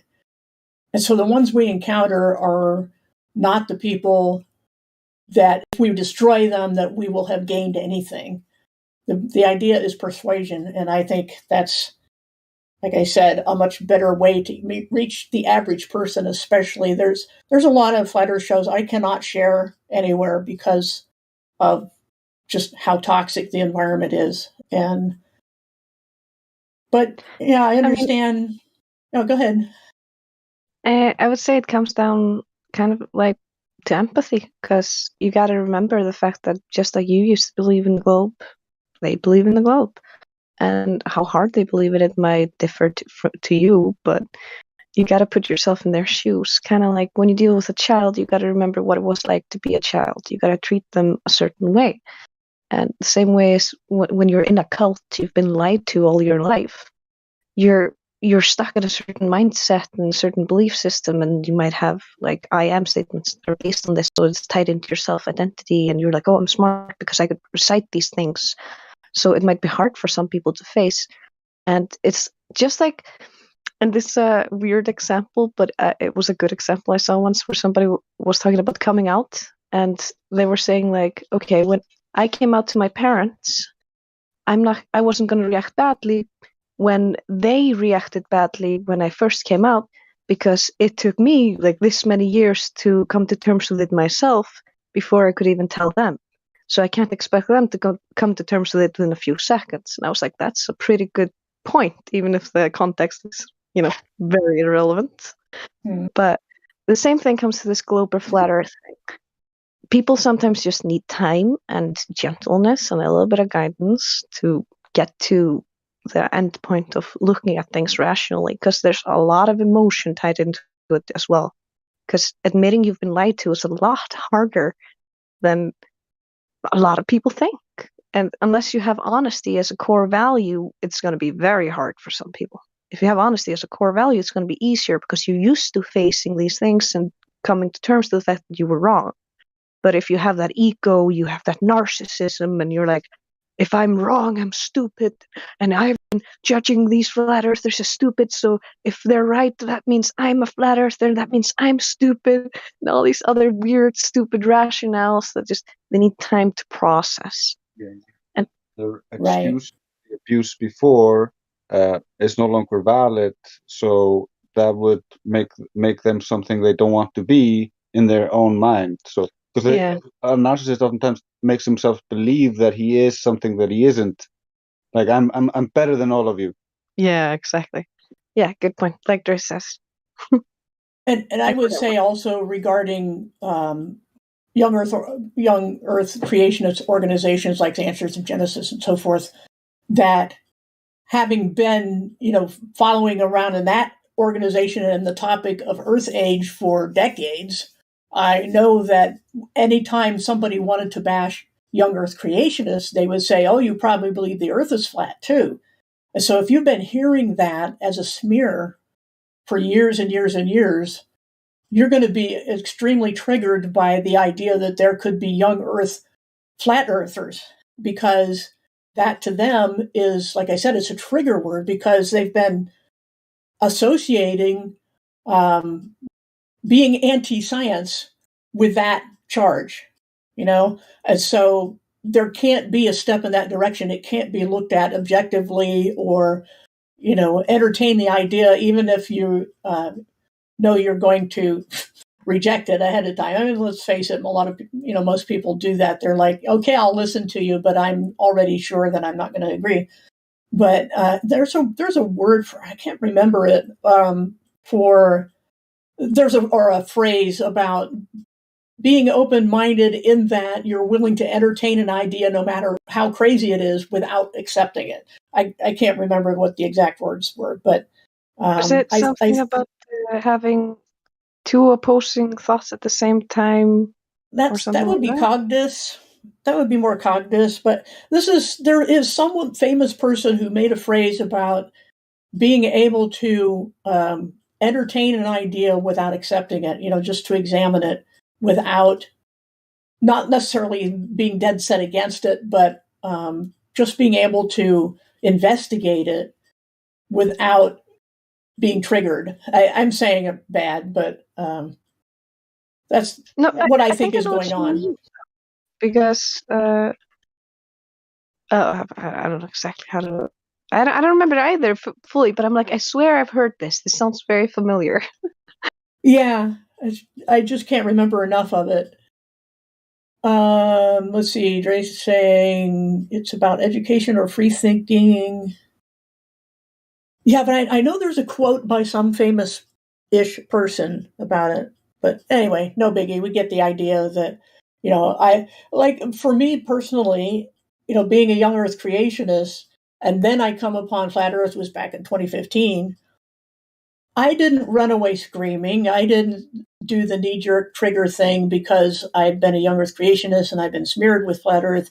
And it's like, well, people are talking about it. Let's see what they're saying. And I found it interesting and science-based, actual observable empirical science. And I've also seen, and I know I'm chasing too many rabbit trails here, sorry, but a long time ago when I had Faceplant, I went to a young Earth creationist site and mentioned something about, what was his name? Oh, I can't think of it now. Darn, I had it. He is Heiser, Michael Heiser. He's an expert in ancient Semitic languages. And he made the observation, there's a lot I disagree with him on, but he made the observation that it is inconsistent to take Genesis 1 literally when it comes to age of Earth, but not when it comes to shape of Earth. That this is an inconsistent hermeneutic, that if we're letting the text speak and take it as historical narrative, we have to do that consistently. And now Heiser is an old Earth creationist. He believes in evolution. He believes in Ball Earth. And yet he made that observation, and I have to agree with him there. Now, I totally disagree with him when it comes to how he interprets the Bible, but the point is that he was able to say, look, if you're consistent, this is how you read the Bible. It does present a young, stationary, flat Earth, but he rejects it because, quote unquote, science, which, is a whole other topic. But when I mentioned his name, I don't know if it was Faulkner or somebody else on Faceplant. They were triggered. Whoever it was triggered, and there was a half a dozen people jumping down my throat because I mentioned Heiser, which I debunked this guy a long time ago. And I'm like, I haven't seen it done, but that doesn't mean it didn't happen. But I would like to see the details of this alleged rebuttal because the guy is a subject matter expert on what the language of the Bible says in the Old Testament. And so why an astronomer or astrophysicist or whatever it is would claim expertise over the linguistic expert, I don't know. But I'm just saying that this is something we're going to run into, and that when we encounter one of the young Earth creationists with PhDs or whatever, we're going to get this kind of reaction. From most of them has been my experience that, what I've seen with them interacting with others, they'll have Q&As on their website and say, this is, people ask this questions, and this is kind of I can almost picture them patting a little boy on the head and saying, there now, let me explain, let Grandpa explain this to you, kind of condescending, but we're going to run into it. And that's why I thought it would be an interesting conversation, because at least in this environment here, it wouldn't be them with their supporters jumping down one flat earther's throat. I think that makes a difference in how people react. I think they would be more reserved, but that's something that would be required of both sides. But I somehow don't think that's going to happen anytime soon. Just to get some perspectives from my own experience on, why people reject certain ideas. And the young Earth creationist community has spent so long being scientific and convincing the world that they're scientific, that to entertain the idea of flat Earth they feel would be a great step backwards and lose any credibility they've worked so hard to get. I think there's too much invested in just getting some kind of respect scientifically for them to even entertain the idea. And they have to come out strong against flat Earth because of that reason, because they don't want to lose any ground that they've gained in young Earth creationism. So just a little attempt at guessing at psychological reasons for why the young Earth crowd would not be more open to this. For me personally, I just saw it, like I said, and said, this sounds intriguing. I'll pursue it, even though I didn't, I wasn't afraid of it, because my approach to the Bible anyway has been to go for the difficult parts and leaves no stone unturned when it came to things that other people didn't want to talk about. So this was just one of those things to me. And I just look at evidence and arguments and, reach my conclusion fairly shortly. I mean, it wasn't an awakening. It wasn't a shock. It wasn't something I fought against. I just this makes sense. I'll go with that. And it makes Genesis 1 a lot easier, because I don't have to worry about answering questions like, what the heck was the earth orbiting before the sun was made? What about Joshua's long day? Yes, you can claim poetry when it says the sun stood still over this town and the moon stood still over another town. And then you think about, well, okay, if the earth was spinning to make those things only appear to move, then the earth suddenly stopped spinning and everything on the surface would suddenly fly off at a tangent. And this is a legitimate use of a tangent, because the momentum, when you swing a weight around your head and let go of the weight, it doesn't go in an arc. It goes in a straight line. That's what would happen to everything not nailed down to the surface of the earth if the earth suddenly stopped spinning, and the Bible says it was for 24 hours. If that happened and then the earth started up again, there would be consequences on the earth, and then they play the miracle card. Somehow, none of these things were experienced because God made sure it wouldn't happen. I'm like, wow, if I tried that argument, I would be laughed to scorn. And just people make excuses. Those are ad hoc explanations for why the Bible uses the language it does, because as soon as you invoke poetry or allegory or spiritualization for, any kind of figure of speech for the sun standing still, you pretty much shot your argument of hermeneutical principles of, literal historical, and you're ignoring the scientific implications. And as soon as you were told about them, like things flying off the surface, then you moved the goalpost and said, well, God made sure that didn't happen. Okay, where does the Bible talk about anything like that? All the Bible says the sun and the moon stood still. So the problem is you can't be heard making those arguments in a young earth creationist environment, because they will just descend on you. So I'm sure this happens to people in other environments as well, but I don't think anybody but Christians has been so public about being young earthers. But I can only speak from my experience anyway. But do you have any similar encounters with groups of people, or is that just me? Well, the only behavior I've seen like that is from Globers in here, where it's, for instance, you can get them to agree logically to, for instance, like, well, yeah, gas needs a container. And then you're like, well, what's holding gas to Earth? And then they're like, gravity. And you're like, that's not a container, and you can't prove it. So the Globers act the same way. Just like the Christians be like, oh, God just did a miracle. The Globers just go, oh, gravity did a thing. So yeah, you see it in here a lot, but I haven't encountered any zealots really in real life, except for like a history buff. That was just because he went into cocktails. Right. And then there's the argument reversals too, like with all those years that we said the horizon is not a physical place, and the ball earthers insisted, oh yes, it is a physical place. Look at how the boats disappear bottom up. There is no other possible explanation for that. And suddenly they want now, because of the Black Swan and the Sextant, suddenly they want to have refraction and say that that's what they've been arguing the whole time, that it's not a physical place anymore, it's not physical obstruction, it's refraction.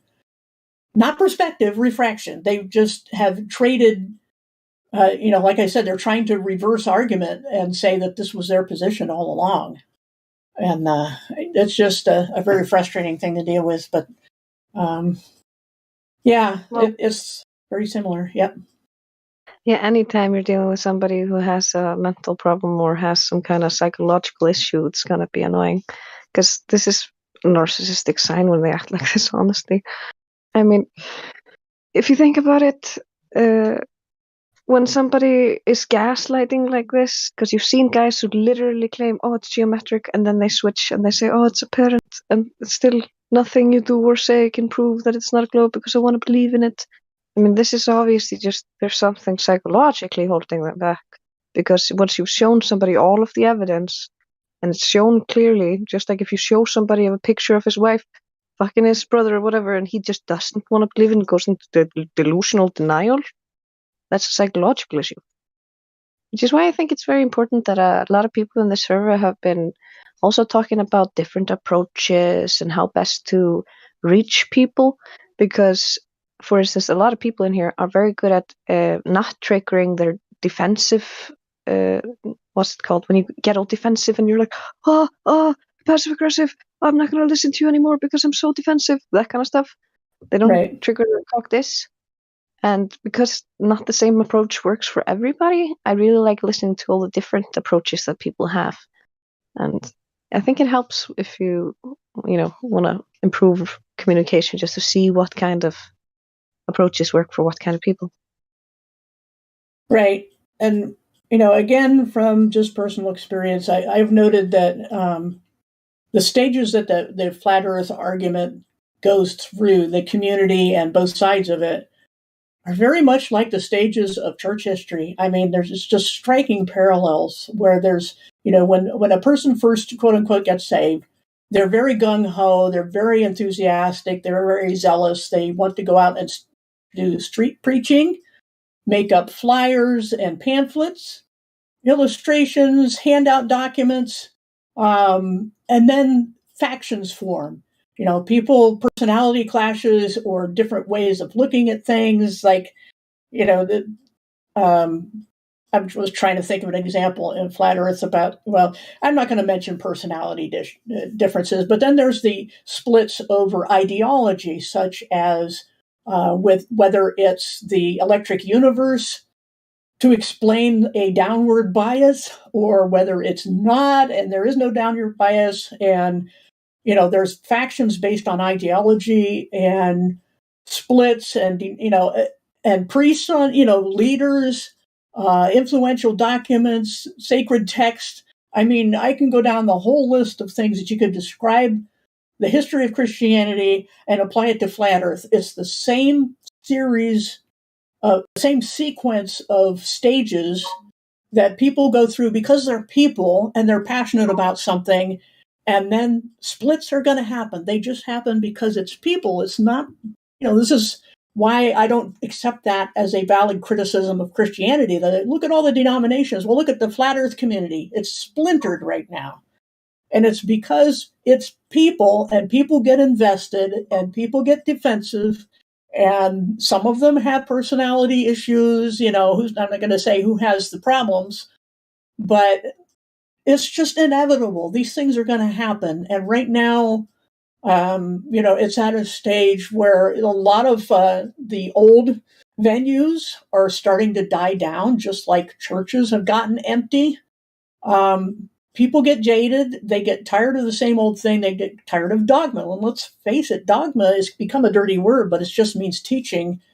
And but it has taken on the meaning of something dogmatic, meaning you're not open-minded anymore. You refuse to change your position. And that's just what people do. And it's happening to the Flat Earth community. And there's a lot of reforming going on that I'm seeing right now. Just as in Christianity, there's people going, look, we need to get back to square one, also called the fundamentals, which is why it shouldn't be a bad word to say somebody's a fundamentalist. I mean, it's important in any truth community there are fundamental principles of that truth that sometimes can get obscured or forgotten or twisted, and people need to go back to their fundamentals of whatever truth they're talking about. And so I see that stage happening right now in the Flat Earth community, or at least in the server, and the communities that I hang out with, because obviously I don't know what's going on in somebody else's where I'm not, because they're in a different denomination, right? And so all I see is that people are, it's matured, so to speak. The whole debate has matured, and it's gotten to the point where how many times can you say the same things to the same people? It's same thing with Christianity. How many times can you give the same sermons? How many times, to the same people over and over and over, and then people trickle away and they wonder why. We have to change our approach from antagonism and war to just like a new nation forming. You have to settle, you have to build infrastructure, and you have to be welcoming. I know some people think nice is a 4-letter word. Technically it is, right? But you know what I mean? But we have to think in terms more of the bigger picture than we have been. We kind of get myopic on these little scientific details. It's just like the minutia of biblical theology. I can go there. I love to go there, but it's not for everybody. And so we need to have, I hate to use the word diversity, but it can be a good thing. It should be a good thing when we're talking in terms of knowing our strengths and weaknesses and not bashing each other over the head for not being all identical. So my phone's blowing up here. Let me go ahead. Saying so much good shit that I have like notes that I want to say. Okay, first of all, so agree with what you're saying, because for instance, this is the group psychology. This is how social groups function. There's a whole psychology to this. I used to study this in school. Super interesting shit. Second thing is, for instance, the collection of groups, the group we have here, this server. The thing that seems to bring people together and the standard that seems to keep us together here seems to be truth above all, which is why we have so many empirical people here, which is why everybody's like, we want the truth, we want it factual, we want this accurate, words got to mean what they mean, you got to have definitions and citations, we want this foolproof, because we stand on truth. And that's one of the reasons why I love this server. Damn, what was the third thing? You said so many good shit. You say so many good points. I'm like, damn, I should have a notepad. I should have stopped now and then, but I didn't want to lose my train of thought. It gets derailed quite easily. You have a notepad, sure. And Drace posted that quote that we were trying to remember earlier. Leo Tolstoy, I knew it was a famous person, said, unless you read it and then I wasn't paying attention or something, but free thinkers are those who are willing to use their minds without prejudice and without fearing to understand things that clash with their own customs, privileges, or beliefs. The state of mind is not common, but it's essential for right thinking. Where it's absent, discussion is apt to become worse than useless. And I agree. And then he's got some other quotes.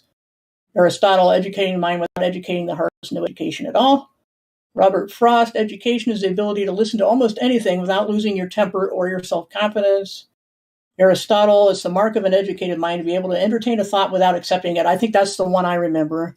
And then Socrates, yeah. Then the last one was Socrates.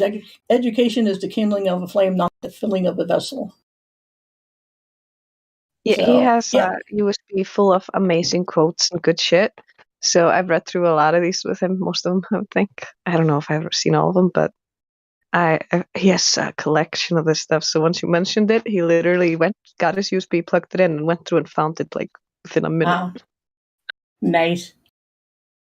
It's so nice to have support. I mean, when I do my live streams on Sunday, there's a guy who just gets the links for me, and it's like, that's so nice. I really appreciate that. And the best part is, he's this awesome IRL as well. Because he's my brother, so he helps me out with a bunch of other stuff as well. And he's tall, and I'm short, so that's super helpful. I'm like, can you reach this?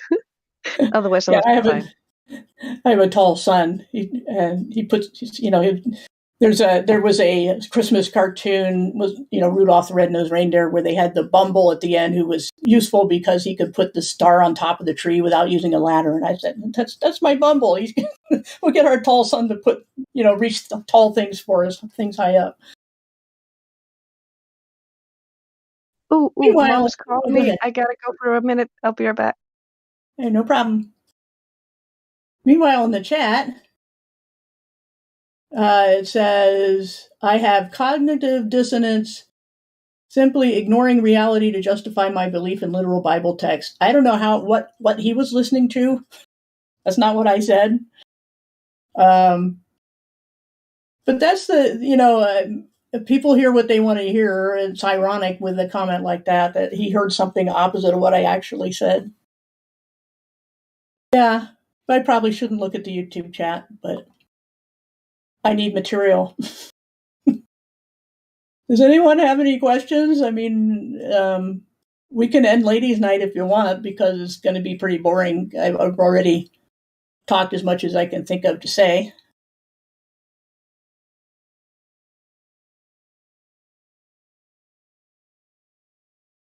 So I'll wait till Karma comes back, and we'll see if she's anything else she wants to talk about. I know Dandelion was having some discomfort or a headache or something earlier, and she didn't think she might be in shape for the thing tonight. And I said, it doesn't matter if you're in a bad mood. Come on anyway. But hopefully she's okay. Great. You forgot to mention great information. Thank you. I don't know who was talking because was it Godric or Elbow? Godric, yeah. We'd like to hear you talk. You forgot one when you were talking about the scriptures and and all the other, but you forgot the one that the sun goes backwards. I'm sorry. Could you speak up? I got to turn up your volume. What did I forget? The one where the sun goes back. Oh, yeah. King Hezekiah, I think it was. Yeah, he wanted a sign that God was going to do a certain thing, and he says, "Okay, what do you want?" And he says, "Make the sun go back 3 steps," because they were, as a kind of a sundial, they had these a series of steps going up, and the sun's shadow would fall on the steps every, and go up a step every hour. He said, "Make it go down the steps 3 steps." So, yeah, that was another one. I'd like to see how they explain that. But, if you got a wild card that's just miracle to every time, to explain something when somebody's trying to make a scientific argument and they wave the miracle card, it's kind of inconsistent, to be polite. Isn't that a fallacy? Like I'm sorry? I think that's a fallacy, though. A fallacy? It's a confirmation bias, right? So what they're going to do is they're going to hear the scripture, and then they're going to say something they made up ad hoc on the spot, and you're going to say, well, where's the address for that? Where can I find that in scripture? And they're going to say, well, I just made that up. Oh, okay, nice. Yeah, that happens a lot.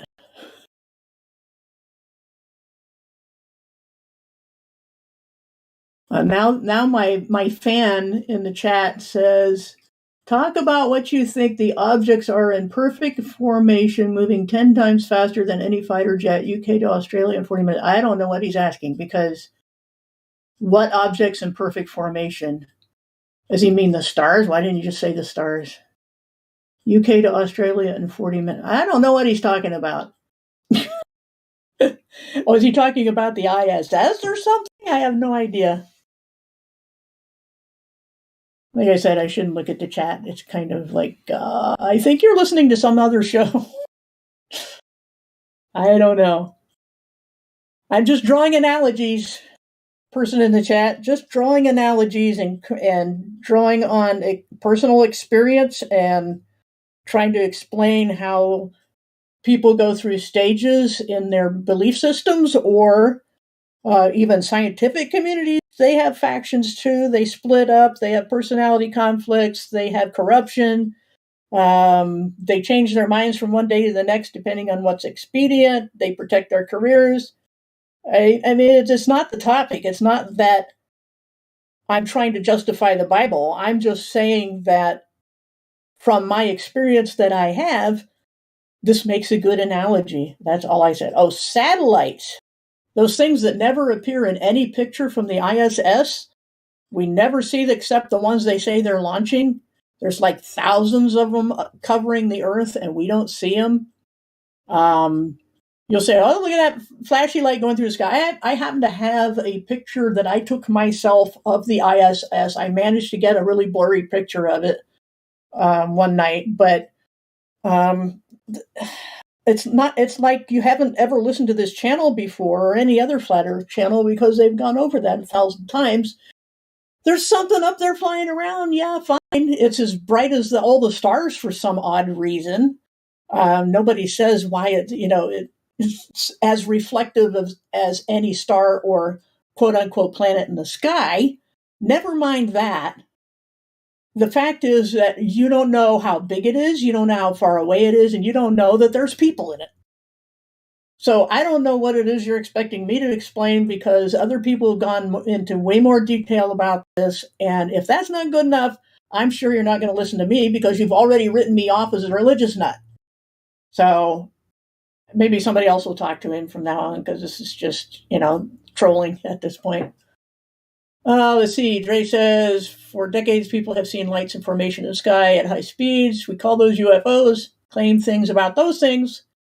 Unverifiable nonsense, which is interesting. One of the early UFO researchers, Jacques Vallée, however you pronounce it, concluded at the end of all his books and studies that, and he was not a religious person at all, said that they moved like supernatural beings, not physical things. And that was his unbiased opinion, just observing what these craft were doing in the sky. He said they can't be physical. Now, of course, there's also the strong possibility of military craft that we won't know about for decades. I mean, look how long it took to find out about the SR-71, which is a pretty cool aircraft that I always thought was neat. And somehow every aircraft they will only admit goes Mach 3, which is laughable. I've been to the Air Force Museum and nothing goes past Mach 3. Okay. But the thing is that there's an awful lot of that we could say that things in the sky are. Now, the stars are consistent. The constellations never blur, never move, never change shape. After thousands of years, they've been observed, and we still can identify them, which should not be possible if we're corkscrewing through space behind the sun at a gazillion miles an hour, relative to what no one can say. Because if you measure speed, you have to have something stationary to measure it by. And if it's relative that you're measuring the speed by, you have to know the speed of that other thing, which you don't. So it's all made up. But anyway, where was I going with that? Anyway, it had something to do with identifying things in the sky and making a whole bunch of assumptions about what they are. So, let's see. 700 stars mysteriously vanished in the last 70 years, but why? I haven't seen that video. Nobody knows why. Well, that saves me some time. Lots of things pop in and out of the view of people watching the sky, and the best people to ask would be amateur astronomers, with a backyard telescope, because there's some pretty nice ones. At least you could say that they're not being controlled by government goons, because that's a real concern of a lot of things. Anybody who's paying attention to the world has to know that there's more going on here than meets the eye, to not say too much. But as far as tracking things in the sky, they keep changing their minds anyway. And they tell us something they saw in the sky must be a star being born when nobody can follow it long enough to know whether a star forms from that. It's all calculations and assumptions and models, but somehow we're incognitus or something, even though we all had to be force-fed this heliocentric model, just like we were force-fed evolution. So I guess that's kind of one reason it wasn't hard for me to switch to flat Earth, because I grew up being a young Earth creationist and dealing with evolution in public schools all those years, and in entertainment and media. It's everywhere being rammed down our throats. And yet I don't believe it. So it should say something about being open-minded. And maybe that's why being a young Earth creationist makes you used to being an outlier, and not a conformist, which goes against the narrative people have about Christians. But, like I said, all I can talk about is my own experience. And other people can say whatever, path they followed and whatever, belief system or non-belief system they had. But I'm all they got for ladies' night tonight besides Karma. And so my perspective is the one you'll be getting. Well, I've been enjoying it. So. Oh, thank you. I'm just glad there's at least one other lady here tonight. I wouldn't leave you all by yourself. At least not for the first few hours. Well, I'm pretty sure I'm not going to go for like 5 hours. I usually drop out after 3 or 4 anyway. But if it's just me talking, I'm probably not going to go that long. Yeah, I used to don't last that long either because it's always so late here. It starts at 10, so. So let's see. What time did you say it was? Right now it's 30 minutes to midnight almost. Oh, I thought you had said a time something 10 something, and I'm like, it sounds like you're farther away. It starts at 10, so it starts pretty late. So I can stay a few hours, but if I stay any longer, it's middle of the night. But I have stayed up until 8 in the morning and stuff, so can't do that tonight though. No, I wouldn't be around that long anyway. I mean, for me, it's almost 6:30 in the evening for me, so we're I think 5 hours apart. So yeah, but I'm not much of a night owl. I generally go to bed before midnight at my time, of course, but I mean, it doesn't have to be strictly ladies' night. It could stick around, but I don't know. What does anybody else think? Oh, I've just tuned in. I'm another lady. Hi there. Oh, nice to have you. Yeah. This morning, because in Australia it's morning now. I woke up at 4 and I thought, oh, it's so hot. I'm not going to be able to sleep, so I'm just going to go out. And I went out and went near the shore because I was hoping to try and get some observations of seeing the horizon line behind a certain island, but then it was way too foggy, so I ended up going to the river, and I didn't end up really. I mean, I've got some videos which I'll have to analyze. I don't think there's much to them, but it was nice seeing the sunrise, and yeah, so it's been a nice morning, and now I'm here. Sounds wonderful. Good job. Yeah, I also, because it was super cloudy, there was also some lightning going on, so I got to see some lightning. And also when the sun was rising, it was really cloudy, and I got a picture of the sun, and then because the clouds are covering the top part of the sun, it actually was able to dim the sun enough that you can actually see a sunspot, and I thought that's pretty cool. Yeah, you get a natural filter that way sometimes. It's pretty neat. Yeah. Usually, though, the clouds are too thick, huh? Sounds amazing. We almost never get thunder here. I always get very excited when we get it. Well, we get plenty of thunder in the summer. Sometimes you can get it in the winter, but it's pretty rare. Especially in Australia, we're blessed with so much sunlight all year round. Well, I'm in Iceland, so I got a lot of snow, but I got northern lights. Oh, nice. True. I have seen them a few times. I'm in Ohio and fairly far south to see them, but one Christmas we were driving north on the highway and we could see red and green northern lights. It was pretty, Christmas colors, It was pretty neat to see that. Also seen a shooting star one day when we were driving up that way. Pretty bright one. I mean, a meteorite, supposedly, was something you don't see every day here. And I probably misunderstood what you were... Huh? I just posted my favorite Northern Lights that I've gotten a picture of because it looks like a screaming face. Yeah, I probably misunderstood you earlier. I thought you said thunder, and that I think you were saying sunshine or sunlight or something.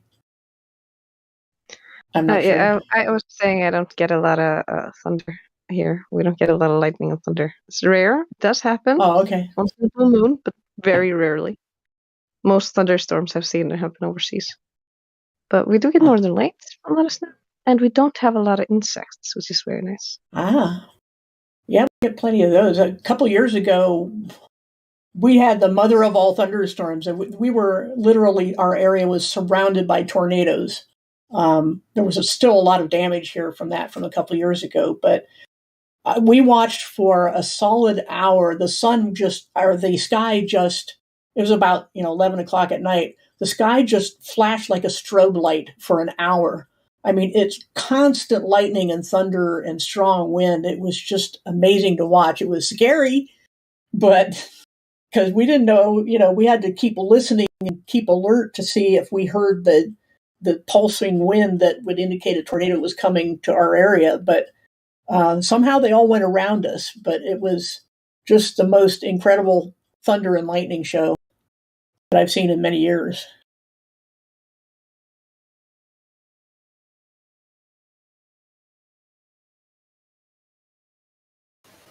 When I was near the shore where I was taking some observations and the sun hadn't risen yet, I was looking at the buoys, the green and red sort of lights in some of the lighthouses, and then all of a sudden I thought, oh, it looks like the sun's starting to rise. I'll get my telescope out and have some visual observations. Like there was some big boat. I think they have a different name, but it was one of those massive boats, and it was just leaving the shore. So I thought if I get my telescope and it starts to get more sunny, then maybe I'll be able to see it as it floats into the distance.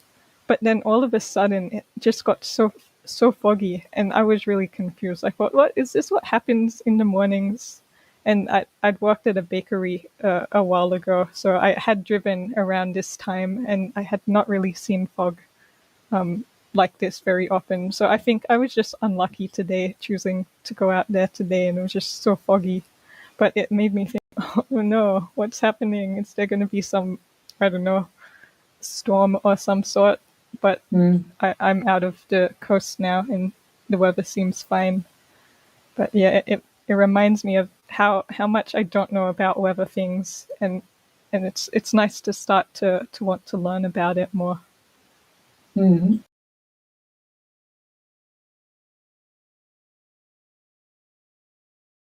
Anything else you guys want to talk about? Should we keep ladies' night going or just open it up? What do you want to do? Can I have just open, everybody can chat to the ladies moment, since we have ladies here. Nobody to talk to. So if anybody wants to talk to her, just talk to us. Just let them in. All right. Okay. I think, I don't know if that's an official end to ladies' night, but I don't think we need to, at the very least, have it as strict as we normally do, because we've been holding this up for an hour and a half, and not bad for just 2 or 3 of us. Yeah, I'd say we've been a bit understaffed this ladies' night. Yeah. I would like a suggestion. I would love to hear you guys talk about the difference between female psychology when talking to people about the flat earth, as opposed to talking to like an older man, higher in conscientiousness, very argumentative, like the differences, right? Are you talking about who we talk to, or who is talking? Whose perspective? Or when you talk to a new person about the flat Earth, it's different talking to a female than a male, right? I haven't done a lot of it other than online, but I mean, and you rarely know the age or gender of the person you're talking to, but so maybe somebody else has some experience with that. I can't really answer that. I kind of do.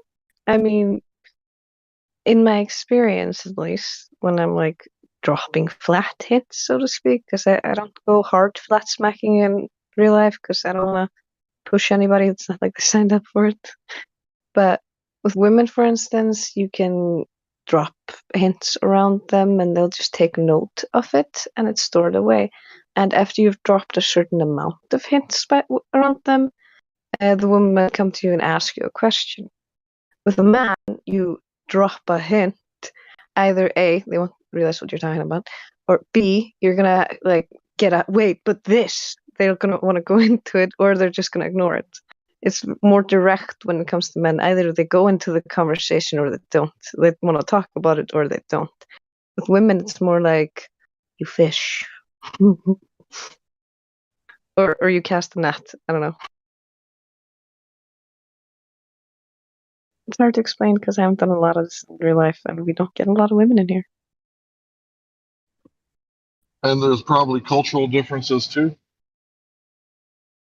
Yeah. For instance, I mostly hang around with women that are like either mature or smart women, and not the annoying bitch kind that I wouldn't bother with. Like, I wouldn't even drop hints around those people, so I don't know how those type react at all. So I only have like, if you have a sensible woman, this is a good approach. I think that's more of a factor than anything else. Is there are, whether it's men or women, there are people who are open to new ideas and people who aren't, and people who just want to fight with someone who disagrees with them, and people who are, a little more patient or polite. I don't know. When you're done with Hank, I'd like to ask you what your proof for the flat Earth is. What our proof of it is? What do you mean? I'm sorry. Yeah, if you can give us a proof for the flat Earth that demonstrates it's flat.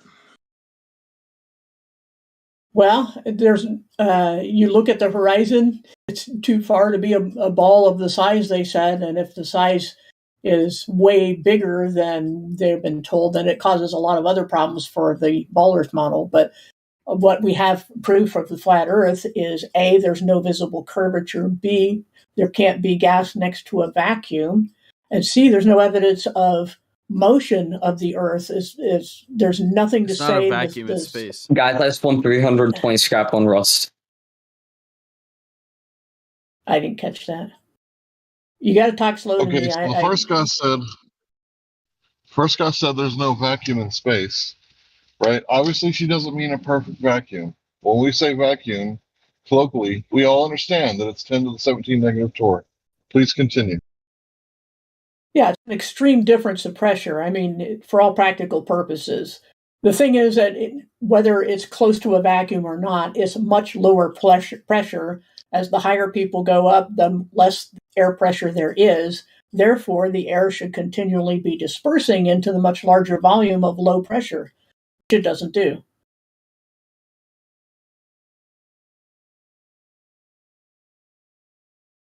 Okay.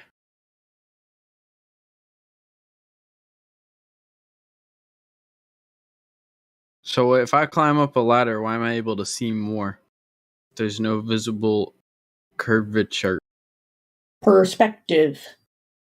Yeah, there's no curvature, and perspective, whatever height you are above the ground depends on where the vanishing point is, how far away the vanishing point is. And that's all it is the vanishing point.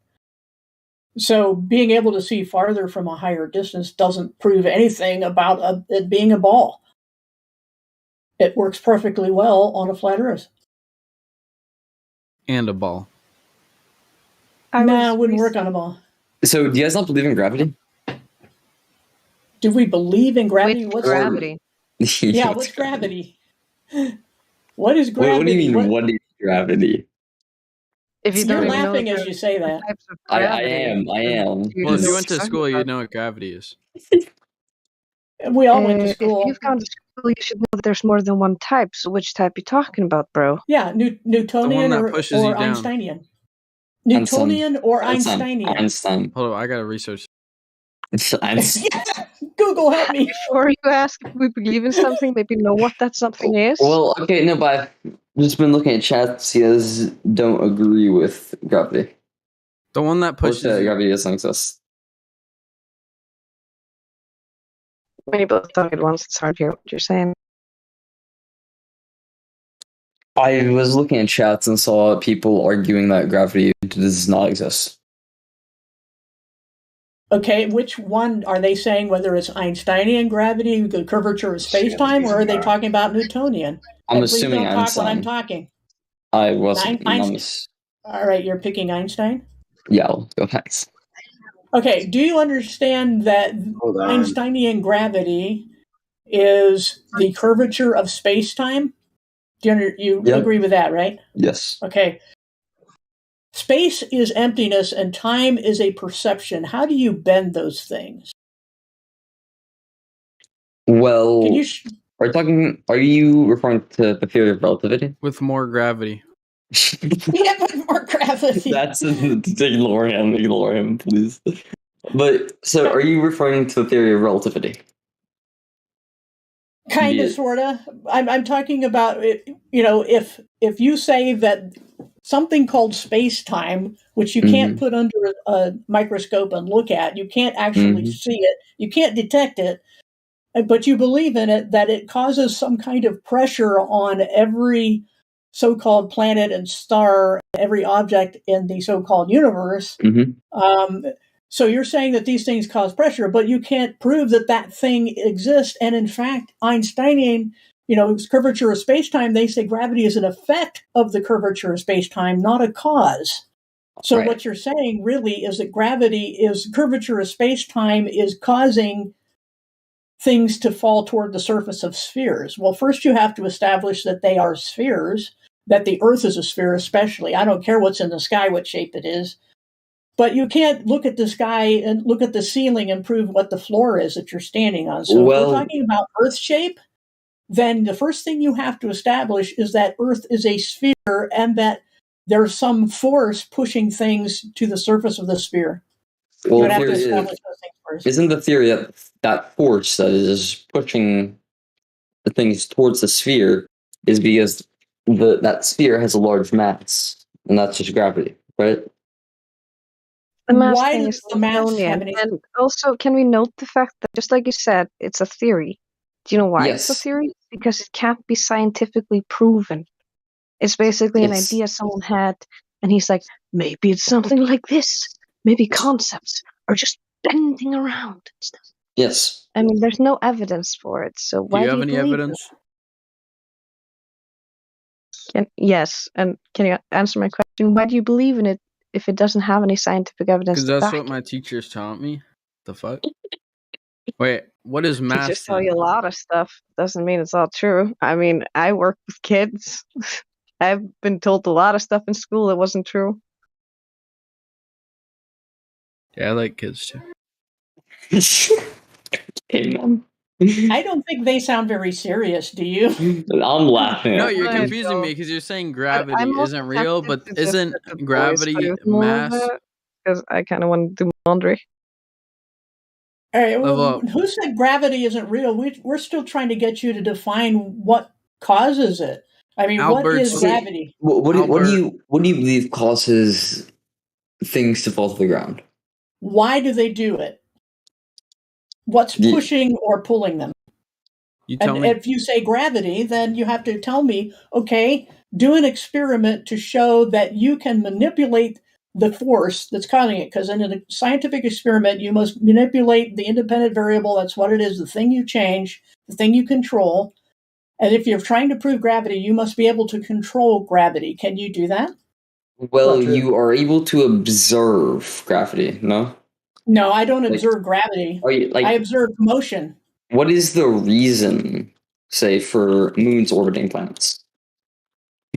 why are we talking about that all of a sudden? We're trying to establish the definition of the force that you say is pushing things to the surface of the What Earth. do you We're think it worried is? about the movement of the stars later.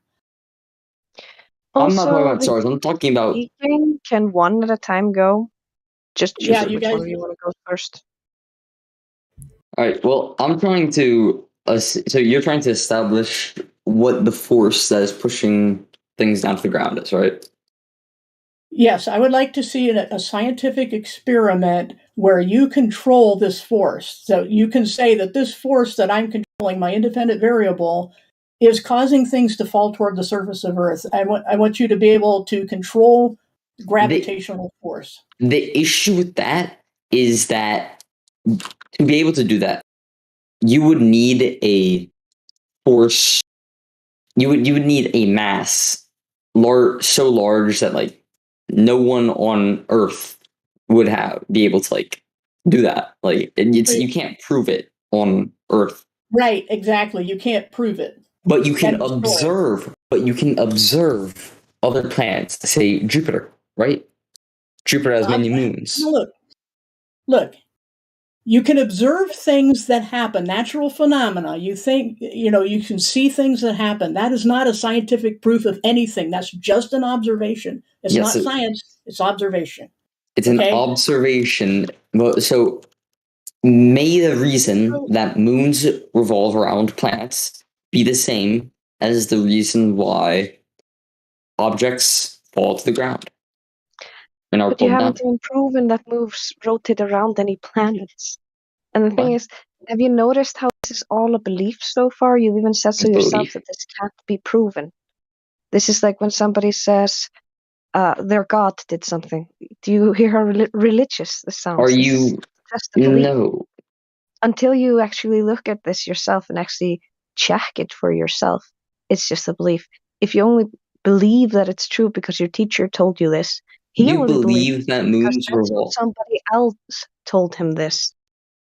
If you look at it for yourself, you actually measure it, you look for curve, because you can't have a ball, you can't have space, you can't have all these things without having a curve first, because you can't have a sphere with no sphericity. So basic thing to do would be check if there's any curve. And we have multiple observations. We have laser tests that show that there's no curve. It debunks it completely. And then if you go into like, oh, what about NASA? And yeah, look at their stuff. It's really badly faked. It's actually really funny. But I'm not talking about NASA. Space can't even work because of the whole air next to the near vacuum thing. And none of that can work if you don't have curve. So again, if you don't have curve, you have nothing. Right. But so you're talking. Somebody's roboting. That's different, right? What? You got a lot. There was serious roboting. All right. Wait, what do you think the force is then? If it's not gravity. I'm asking you what the force. I just asked you. Well, hang on. If you think there's a force pushing towards the ground, then what about helium? It goes up. Well, also, yes, sure, if you drop an anvil in the air, it'll fall down. But if you have it in mercury, it's going to float. If you let go of a beach ball, usually it falls down. But if you're in a pool, it's going to go up. Yes. It's relative density in the medium it's in. It depends on the density. Are you saying dense? It's something that we can scientifically validate. And that has sometimes been called specific gravity. So that gravity can be called valid because it's specific and it's just density and all that shit. But the theoretical globe gravities, they're just fantasies. Earlier, you have no identified. have no scientific validation. They have nothing behind them. You were talking about how it was just a belief in the fact that it was just belief in the fact that like stuff like moons revolving around planets, but that's been proven, no? When and where? Can you provide the citation? Because it's been seen in telescopes, like you saw lights in the sky. There's lights in the sky that move. Nothing else beyond that has been proven. Everything else is theories. If we're talking about Earth shape, we'll try to stay on topic here. We're talking about Earth shape, and we can go on for hours and hours about lights in the sky. let's talk about Earth's shape. Okay, we'll get to gravity later. That is what I'm talking about. That's something you can actually test. And if you can't prove that the Earth is a globe, then the planets and moons you want to talk about don't stand a chance. Because if we're not on a globe, then how are you going to prove all that other shit? First thing you got to do is prove that the Earth is a globe or not. And since no curve has ever been detected, how can it be a globe? Can you see the moon in the sky? Yeah, I see the beautiful light in the sky. That is not an irrelevant question. I don't know why how. See, the thing is, whether there's gravity or not, or what causes it, has nothing to do with Earth's shape. It does. Nothing to do with gravity does have stuff to do with shapes of planets. That is 100% true. I'm talking about why things fall or rise on Earth has nothing to do with its shape. It does actually. Okay? If gravity causes, assuming gravity is true, it causes all shapes in outer space to. I don't care why it's a shape. The reason it is a sphere is because of gravity. You don't have any evidence to back. This is like if I said the unicorns are doing this. The unicorns are doing this. If I don't back that up, I sound like a religious nut. You're doing the same thing. You can't prove any of this. You don't have any knowledge that shows of any evidence of this. Nobody has ever proven this to you, but you believe in it. I used to believe in the shit too because I was told about it, but then I actually looked into it. All I'm saying is, at least look into it before you decide to continue to believe in it. Like, at least have an open mind to check it out. You are cutting me off before I can even finish a thought. I ask a single question about gravity, and you say it has nothing to do with the shape of the Earth, correct? It doesn't. I mean, whether things go up or down. Before you let me finish my thought, you cut me off. You stopped. You stopped. How long am I supposed to wait? I didn't stop. I asked you a question. Once you and you answer didn't that want question, me to answer?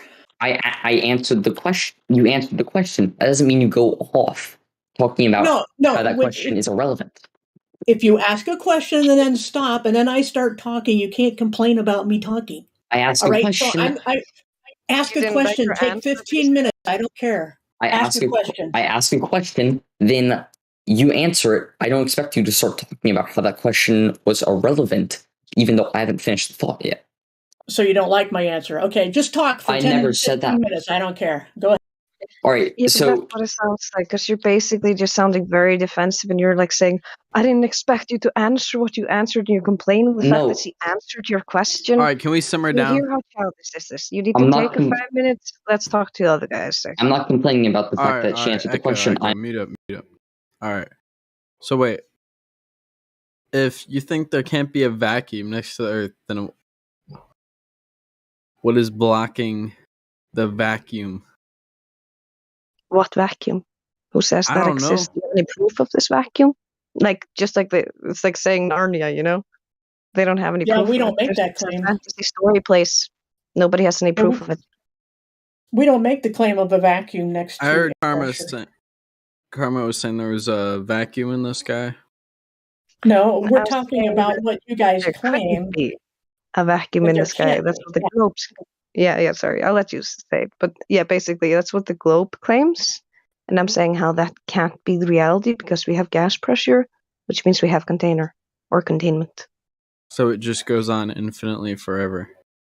That's your belief. That's not ours. No, I'm saying the Earth. I wouldn't know. We're not allowed to explore it. There's, for instance, the Antarctic Treaty, which basically forbids you from exploring past the, what was it, the 67th parallel? I forget what parallel it is. Doesn't matter. But. I don't remember exactly, but it's basically pretty close to Antarctica. But yeah, over 50 countries have signed that, even guys who are supposed to be like mortal enemies. And they've had that for decades, and nobody's allowed to go exploring. So I wouldn't know where it ends. I wouldn't want to try to go exploring there because it's cold as balls, and I live in Iceland to get enough snow. Well, if you're on a plane, it doesn't matter. Thank God I'm not on a planet then. What? Did you say planet or plane? Plane. Yeah, you can just fly over Antarctica. You know, you can't do that either. They won't let you. Yeah, that's not allowed. You can get up to 2 years in prison and an unlimited fine. Well, they can't really stop you in a plane. Yeah, they can. They can shoot They you can right shoot down, you and they will. down. They can Okay. stop boats. They can stop planes. They can stop balloons. I don't care how you try to get there. They're guarding a wide area around Antarctica. Just outfly them. What? Really? Military I think craft. Outfly them. So, but the Earth doesn't only go Hey, in he's one got a direction. You mission, could just man. go. Is that the only direction that you guys are saying the Earth would go out to, or like? We're not talking about our claims. We're you're supposed to be telling us why you think the Earth is a ball, and we're getting all sidetracked over these minutiae that don't have anything to do with Earth shape. They have to do with whatever sidetracking you want to pick. But the fact is, there is no observable curvature. Gas cannot remain stuck to the outside of the physical object in the face of lower pressure. It will disperse in all directions, not just up or down, but also sideways. And there's no evidence that the Earth is in motion itself. So if you could just start with the simplest thing, the thing that anybody can look at, as opposed to trying to go to Antarctica, if you could just tell us where you observe Earth curvature. From space. You haven't been to space. I'm talking about you. Oh. Well, shit. I guess I gotta go to space. I don't know. Yeah, that would be a problem. If the only way to find curve was to go to space, how did they get to space in the first place? Because they'd need the radius value to make the calculations to get there. So you're kind of in a impossible conundrum there, buddy. Well, how would they get there if they didn't know the radius? Well, how do you know anybody's didn't get been there? I watched Jeff Bezos go on TV. I mean, there is proof that He went Earth high up, moved. but he didn't get to space. So you're saying space is real? Even officially, he didn't get high enough, by the way. There is proof We say that the Earth sky moved. is I don't know what real. you guys are talking about. The sky is real. We see lights in the sky. There's a sun and a moon and stars and planets. Whatever, planet means wandering star. So the thing is that we're talking about Earth shape, and we're asking you to demonstrate that you have observed Earth curvature. So, if you look one direction and then you go on a plane, you can see more. And yeah, that's all I got. Okay, because we've had not hot air, but balloons, high altitude balloons that have gone to 120,000 feet. Jets don't go that high typically. And it's perfectly flat in every direction. If you make sure they're not using a wide angle lens, it isn't necessarily fisheye. I wish people would be more specific, but a non-distorting lens. And they put these on these balloons that go up to 120,000 feet, and it's perfectly flat in all directions. Do you have proof of that, or is that just a theory that you heard? It's images that I've seen. If you want to tell me that you've seen photos on TV, I've seen then images we can do of that too. space. There's so many of these. It's super easy to find. It's all over YouTube as well. Yeah, but I can find a bunch of stuff about There's just curvature high on YouTube too, and a bunch of images. All right. By the So way, if we're agreeing, are you in the text? Are you in the text chat? Yep. Yeah, look at the images there. 54 minutes after the hour, there's also a small video where Neil deGrasse Tyson's even talking about this. It looks flat. Talks about Bezos. Oh, and he talks about Bezos not being high enough as well.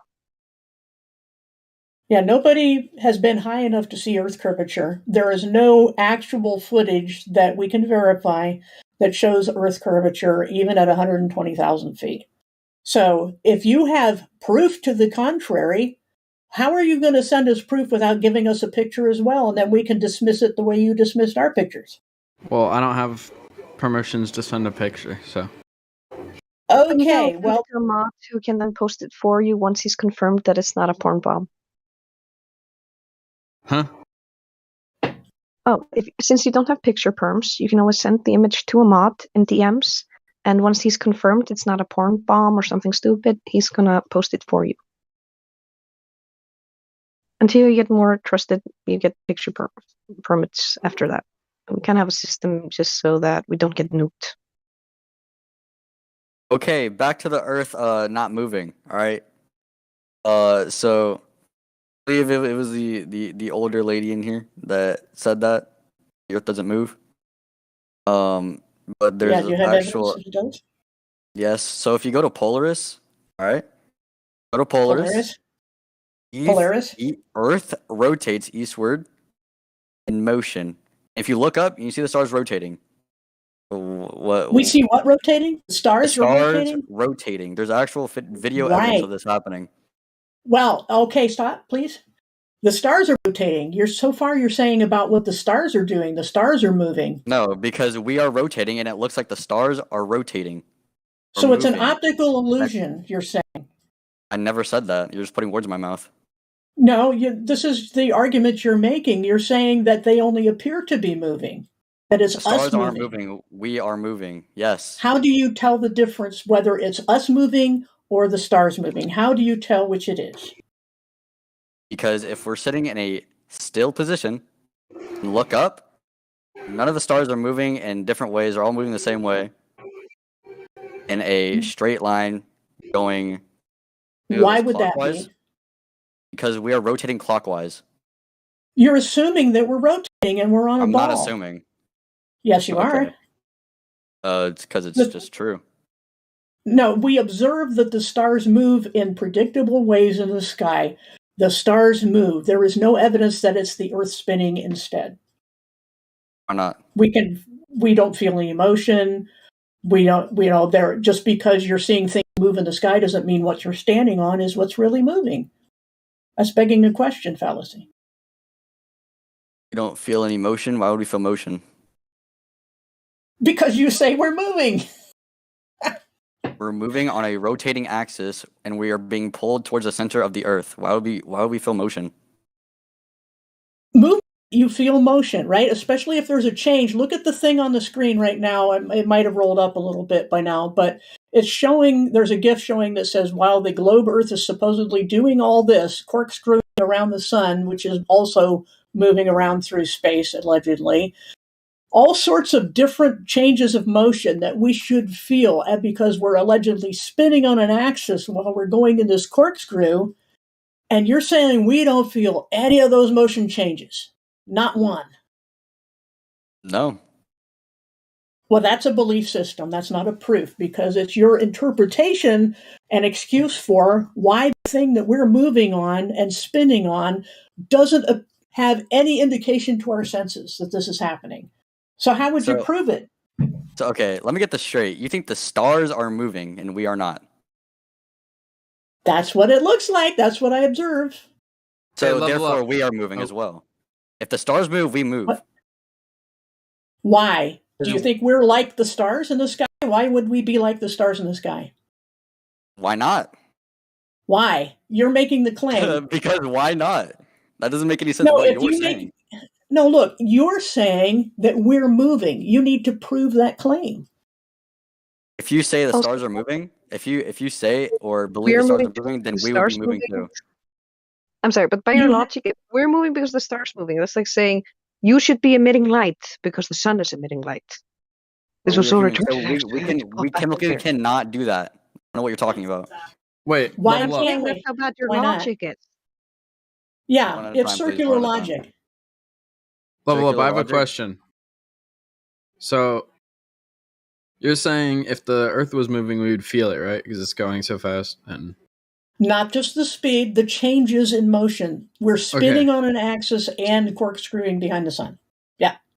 Yeah, but like, say you're in a plane or a car or anything. Why don't you feel the motion there? If you're moving. You do, A, and B, are those enclosed or open? Does the Earth have a hood on it and windows that keep us from feeling the wind? Technically, yes.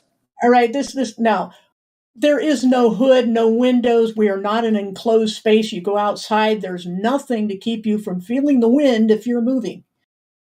No, it's closing it from space. It's the atmosphere. Oh, the atmosphere is a solid block that moves with us while we spin and corkscrew? Never said it was a solid block. Yeah, that's where your argument is going. You're telling me that I can stand outside on something that's spinning and Coo-hoo clock's going off. Yeah, sorry about that. Corkscrewing through space, and you're saying the atmosphere doesn't show any indication of any kind of drag or fluid dynamics from this incredible motion that we're doing. right? Is that what you're saying? First off, who compared our atmosphere to the car? You did. I never said that, but okay. Yeah, you're arguing in circles. You're not even serious. You're just What? you're just trolling. Okay. I mean, that's what you think. I agree with that assessment. That's what Yeah, you think. we need to move on to somebody who's at least making a coherent argument. I am. I literally What? stopped putting up my laundry because I was just never, like, I what never, the hell I is never this said our thing? atmosphere is like a car window. The fuck? You likened it to being in a car or being in a plane. You made an Or a analogy. helicopter, anything. You're saying that if we're Let me- moving, if the Earth is moving, we should feel the movement. But if you're in a Yes. car, a helicopter, a plane, anything, if I'm Let me help him. skydiving, I'm not going to feel the movement. Well, actually, You know why? Because it's enclosed. You're making And an argument for the Earth being enclosed. and don't you believe it Do you is in a realize that? dome? What That happens we if you can't open the access? car windows? We're talking Yeah. about the globe I'm model. going to feel and the way wind on my it's- face. I'm not going to feel myself moving. Does any science? You Oh don't my feel the goodness. accelerations and the turns. It's not like we're going in a straight When I go constant outside, I speed feel all wind on time, my face. Do you not? according These to the guys are globe wasting our model. time. Does science claim Absolutely. the Earth is a car going down the street? Yes or no? What? Repeat Does that? This is your your science claim the Earth is a car going down the street? Oh, an No. analogy. So Yeah. fallacious example. That's not what I'm saying. He just keeps denying what he said 5 minutes, What? 5 It's an seconds earlier. whatever the thing is Yeah, called. either we get a new guy or we take Yeah, a let's get ladies' someone night else. intermission so I can do my laundry. We let the guys play with these guys a little bit. Wait, before and then we before find you You do someone your go, laundry, you dumb bitch. You're all like 40 and That's mentally one disabled. thing. Fuck you, Oh, fucking yeah. retard. Rosa Parks is a digger. Fuck you, Somebody- fucking retard. Fuck Got him. Who was that? Guaranteed it. Who was that? He quit. And band. He needs to be Trace banned. got him. Yeah. Oh, yeah, no, he no. He spiraled quit. down and went to ad-homs. What's funny is that's exactly what they're saying. They're saying the Earth is analogous to a car going down the street. That's why they make Yeah. the example. And then they complain that we're saying that, this is somehow our analogy. And I'm just saying, okay, where's the windows in the roof that encloses the Earth like a car or an airplane? And then they're like, I didn't say that. He's more flip-floppy than a pancake. Yeah. If the car was corkscrewing like around something along with spinning, would you then not feel it? I'm pretty sure everybody would be quite sick within a couple of minutes. But yeah, I mean, you can tell by the attitude they were kind of snickering, that you can tell when somebody's smiling while they're talking and they're, making up stuff and then saying, no, I didn't say that. And you spend the whole time just wallowing in the mud with people whose intentions were obviously not to make a coherent argument. I mean, this is why I don't spend a lot of time in the live stream. I can only do this once a week. It's unfortunate because I feel like he was genuinely at the peak of his intellect. Wow. Because I used to have the kinds of conversations like when I used to be, when I didn't give heliocentrism a second thought, and someone, one of my friends, they were trying to get me to read the Bible. One of my first objections was, look at the science. Like, don't you remember being in science class? Like, just reading Genesis alone bothers me. Just thinking about science class.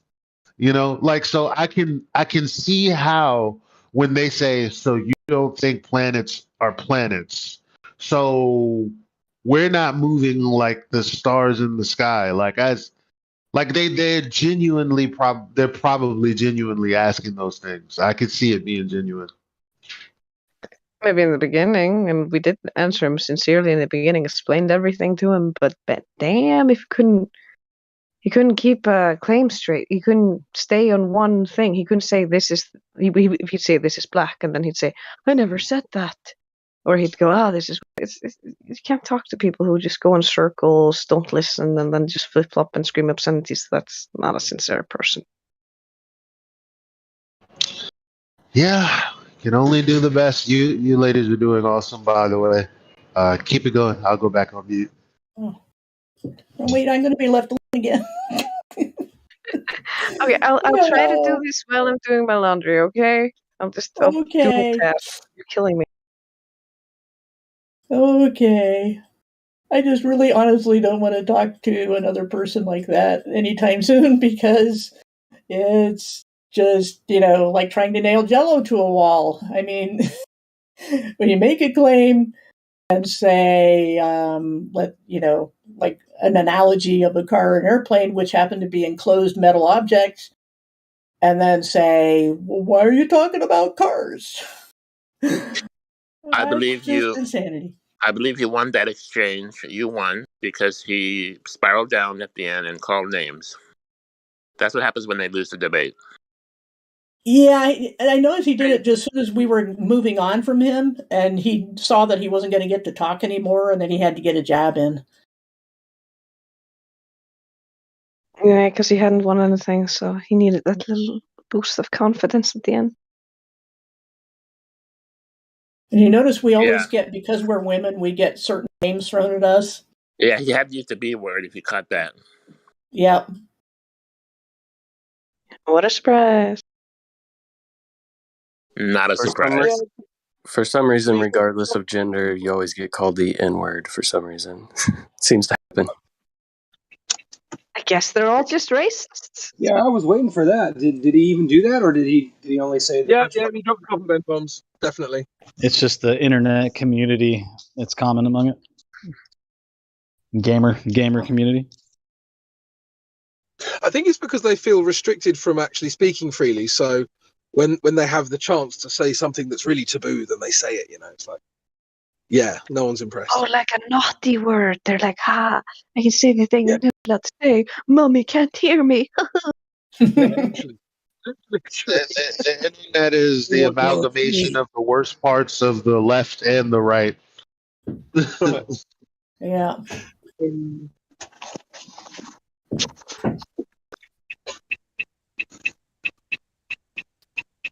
Somebody's blinker's going. Sorry, that's me. I'll show those flat earth. Now, is your car enclosed, and could you feel it when you made a turn? But I have a question. I have a question. Oh, go on. I was just going to make a stupid joke. Go ahead. Okay. Well, some things I've been observing when I've been doing curvature tests and observing long distance things is at first what I thought was a mirage. Now I'm starting to think maybe I'm not seeing mirages, but because like a mirage, you're sort of implying that the light's bending in a way where it gives you a virtual image, where it's not really where it appears to be. But of some of the observations I've been doing, I've started to feel more inclined to think that what I think is a mirage is really the actual object I'm seeing, but then there's like the vanishing line or like reflection line, and then it just reflects the actual image onto itself, but sometimes the reflection is a bit more squashed or something like that. Do you have any insights into this? Because I'm just new to it and just trying to make my own conclusions. It's kind of hard to do without illustrations, just trying to describe, but I think I know what you're saying. It's like it's a good point to look for the point of mirror image, because that's the real horizon. Yeah, there's an image on the screen. That's the real horizon, is where the mirror image starts, where, that line between, right side up and upside down. And a lot of times what happens is like with supposedly, ships that look like they're floating above the water, well off the surface, that we're just seeing the reflection of the sky, just like in those pictures there, where you can see also that a lot of times there's an inverted image above can happen as well. They got, he's just rolling, Jason's rolling all the images out there. I've just had in my head. And always count and trace. Yeah. And that one with the cars is pretty interesting too, because it's not that great of a distance, and yet the bottoms of the cars are disappearing first, and it's clearly not the curvature of the Earth. It's the way optics are and the conditions. And so, there's all sorts of non-intuitive things you can see, especially over water, because of the humidity and the different temperatures, things like that. Any seascapes especially seem to be more prone to those sorts of things, but it depends on which layer of air is the hot layer and the cold air layer, as to whether it's going to flip upside down or not. But yeah, they get squished even more on one side than another because our angle of view, and I would need an illustration for that, the one where it's an orthographic view of someone looking, and you see a distant object, and part of their image, going out above and below the eyeball. As it goes out from the eyeball, it gets wider, and the bottom one disappears first because you're close to the ground. So it's your height above the ground that determines when the bottom image will start to squish and then disappear. And if you were higher up, that wouldn't happen as soon. But the fact is that just the way we see, the bottom is going to have distortions first. And I don't know if I explained that very well, but I know what I'm picturing in my head. No, I understand what you're saying. And there it is. Yeah, with the car image, if we take that for an example, if you imagine the reflection line, from my idea of how I would understand that image is you don't see the tires, so therefore that reflection line wouldn't actually be your visual horizon line. Your actual horizon line would have to be a little bit underneath that. Would you agree? Yes. Yeah, and that image there with the blue and red looking at a horse on like a statue of a horse. That's that's basically what I had in mind. So you can see, because of the person's height, that the line going down from their head is going to hit the limit a lot sooner than the line going up. And that's why things disappear bottom first. Yeah, okay. That makes sense. It was just good to get some more clarification into what I've been seeing. Yep, the vanishing point, or there's other words for that. Angular resolution. I'm getting tired, so it's like some of the terms you have to hunt too long to find them, and I just don't bother. But yeah, light is a pretty fascinating thing. It puzzles the greatest minds. How it behaves in a certain situation. There's a lot you can predict. You can control it with lenses. But at the end of the day, when we're out in the real world where we don't have control of every detail of the conditions, that's where it gets kind of interesting. Our eyes are also super weird and limited in how we perceive colors and all that stuff. So there's a lot to account for. And sound too. I was just listening to somebody the other day who has an interesting hearing problem where not only are certain frequencies missing from their hearing, but in one ear, they hear frequencies a little lower than the other ear, which is weird. I never heard of that before. There's a name for it. I can't remember. I only heard it once.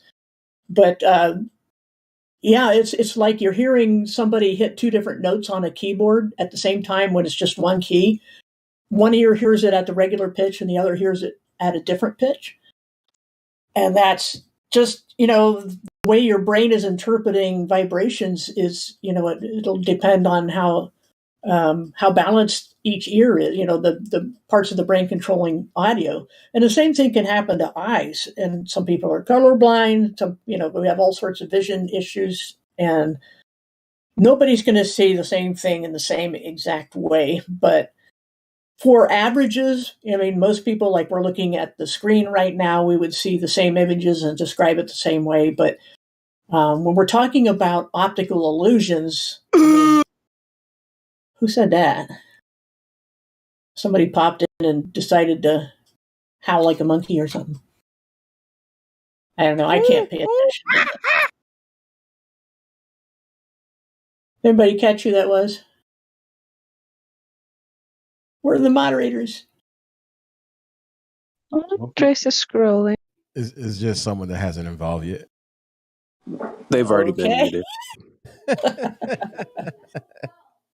Those poor people. Oh, man.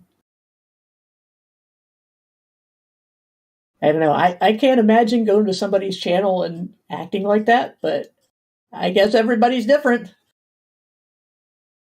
I think it requires you to be a certain level of childish, and I think you're just too mature to behave like that, so I understand. It's hard to imagine.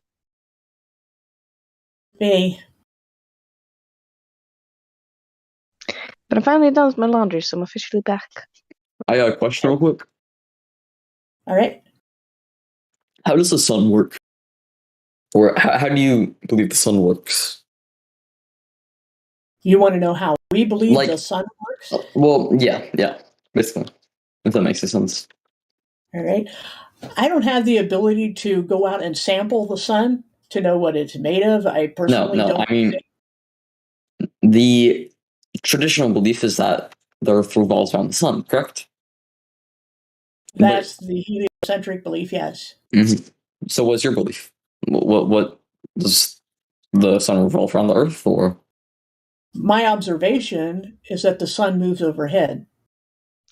Oh, I think you need to explain to him that you don't need to hold the belief for that. It's not a necessity to replace a belief with another belief. You can also just not believe anything. It's okay to not know. You can experience it for what it is, observe the way it acts, and there's not much you can do to test it, so there's not much you can know about it, and holding beliefs about it would just be a personal decision. And I don't think you're going to find many believers in here when it comes to unsubstantiated, random stuff. But is the idea that the sun is like underground at night, or? No. What is? Do you have like an example? Are you able to show me what the belief is? It's not a belief; it's an observation, and I'm sure they're going to be posted in the chat an example of one possible scenario. Right? That there we are. There it is. If you can see the live stream voice text, right? I see it. So now my question is: you're able to see the moon during the day, correct? Yeah, sometimes, depending on the time of the month it is. But you aren't able to see the sun during the night. No. Is there a reason for that? If that is that diagram is how it works? If you're looking at that GIF on, it was 19 minutes after the hour, so just a minute ago, with the sun and the moon moving around overhead, the sun does not light up the whole Earth at once. The light doesn't go infinitely far. I'm not saying it does. And the sun is going a great distance away, so that's why you can't see it at night. Okay, then why do you guys use the streetlight picture? Like Quiet. It's just bad. Hold on. Let me finish my thought. So, but you're able to see the moon during the day sometimes. So that but you can't see the sun. If your logic there was true, you wouldn't be able to see the moon either. Are you looking at that GIF? I am. You do realize they don't move the exact same way in tandem to each other. It's kind of like, you know how when you look at a clock and there's a hand for the minute and there's a hand for the hour? Yeah. Both move in circles, but they don't move at the same speed, for instance. So they're not always going to be like at separate parts of the clock. So sometimes they can be on the same side of the clock. It's to do with how it moves and in what circle it moves and how fast it moves. Yeah, but you're talking about a And man-made the day is product. always like the hour, because of course the construct of what we call day and hours is based on what man constructed, because we usually are active during sunlight. So that's what we call the day. All right. So you think the sun just works like a clock, basically, or like? That's a really good analogy. Yeah, it keeps moving. The moon keeps moving. I don't understand what the problem is. Yeah, and set circles, and then you see seasons where it seems to go further away. I see that especially here in Iceland. But that still doesn't explain. Like you would be able to see, if that was true, you would be able to see the sun sometimes. during the night. Yeah. No, night is defined by the sun being too far away to light up your area. So how could you see it when it's too far away? But how does the moon not go too far away then, when you could see it during the daytime? You don't see it all the time. What it varies whether it's day or night when you see it, because the sun, it moves at a different speed than the sun. But that doesn't mean that you can see the moon when it's too far away. Both of them seem to go over the horizon, right? At some point. It's not like the moon is always visible day, for 24 hours you will not see the moon in your location. Yeah, I see what you mean. Yeah. For example, like I'm in Iceland and the sun in the winter is very short time overhead. But we have sunlight for a very long time. And you can see there was a GIF earlier, for instance, with a little Mario running on the side where you see the sun bouncing back and forth because it's just moving in a circle rather than going, around the globe. And one of the reasons why I had such an easy time accepting the fact that it wasn't a globe is because there's a lot of things I've observed in the sky here because Iceland is so far, to the side. It's not near the middle, so we see a lot of fucking shit. Why would anyone lie about the shape of the Earth? Why wouldn't they lie about this? This is so much control. This is so much power. This is so much money. How do they get power? Why? How do they get power? There's so much to gain. Hold on. Let Karma finish. Yeah, it's basically like if you want like the top three, because this is always going to be speculation if you're asking for the motive of another person, because we're not mind readers. We can't say for certain what another person's motive is. But if we're looking at the obvious things, for instance, with the Antarctic Treaty, they were forbidding us from going past a certain radius. It's kind of like we're imprisoned within this short zone, this area that they've designated for us. We're not allowed to explore, find out if there's anything further. There's all the I'm just saying that's an example. It might be a bit hyperbole, but whatever. And then there's the money. All these space agencies. Do you know how many millions they get a day? I think NASA was 60 million a day last time I checked. I think it's more now. It was something crazy. Yeah, relatively still underfunded compared to the U.S. military. That's changed the fact that this is a shit ton of money. I was talking about daily money. Do you know how much that is a year? And if there's no space, what do you think they're spending all this money on? It's a great laundry space. Then there's the whole, if you believe you're an insignificant speck of dust floating through space on a ball holding water through flying around the ball of fire and and all this nonsense, then you don't have God-given rights. You only have the rights given to you by the government, which means they can take them away. Which is another thing. How could they take them away though? Explain how they could take them away. Even if everybody did find out, wouldn't change anything. Have you other experienced than the fact that lockdown for 2 years? Yeah, that has nothing to do with the Earth. Oh, but it does do with the control I'm talking about. If you were like, I have a God-given right, you can't control. You can't just tell me to be locked down. If everybody stood up for their rights like that, I completely agree. Get what I mean? Yeah. Can I say something, please? So Karma was saying how there's how the lockdown kind of shows how much power the government has. I don't know about you, but like just because they put a lockdown, I didn't have to stay in my house all day. Like I could go do shit still. Also, it seems irrelevant. Even if the whole lockdown and everything, hold on. Even if the whole lockdown and everything was like a complete hoax or whatever. Imagine Australian them lying people about the hold on. Them lying about the shape of the Earth has nothing to do with the power that they have over us. I'm not saying that the government doesn't have power over us like that. They do, but lying about the shape of the Earth, like what the fuck is that going to do? That how is that going to change anything? The fact that it is a lie is just kind of a barometer of how much control they have over you. Well, nobody knows it's a lie, then it won't matter. They wouldn't have cared to lie, even if they do have. I know, but the point is, you said why would they lie? But if you sorry. No, I understand. I understand your reasoning for why they would lie, but I don't understand that reasoning having any power. It just doesn't seem to make any sense at all. Let me put it this way. Do you think that back, people like to say that the Catholic Church decided that, to oppose anyone who stood up and said the Earth orbits around the sun? Do you think it was important for that discussion to be had that is important to know the truth as you see it? Do you think that was important, or should we just have forgotten about any of the global scientists and just push them aside and said, look, it doesn't matter what the truth is. We're all just going to say the earth is flat. Do you think that would be important, or wouldn't it matter? No, it would probably be important. Hold on, I have a question. Yes, there you go. There you go. That's the question. motivation. Still irrelevant to the earth being flat.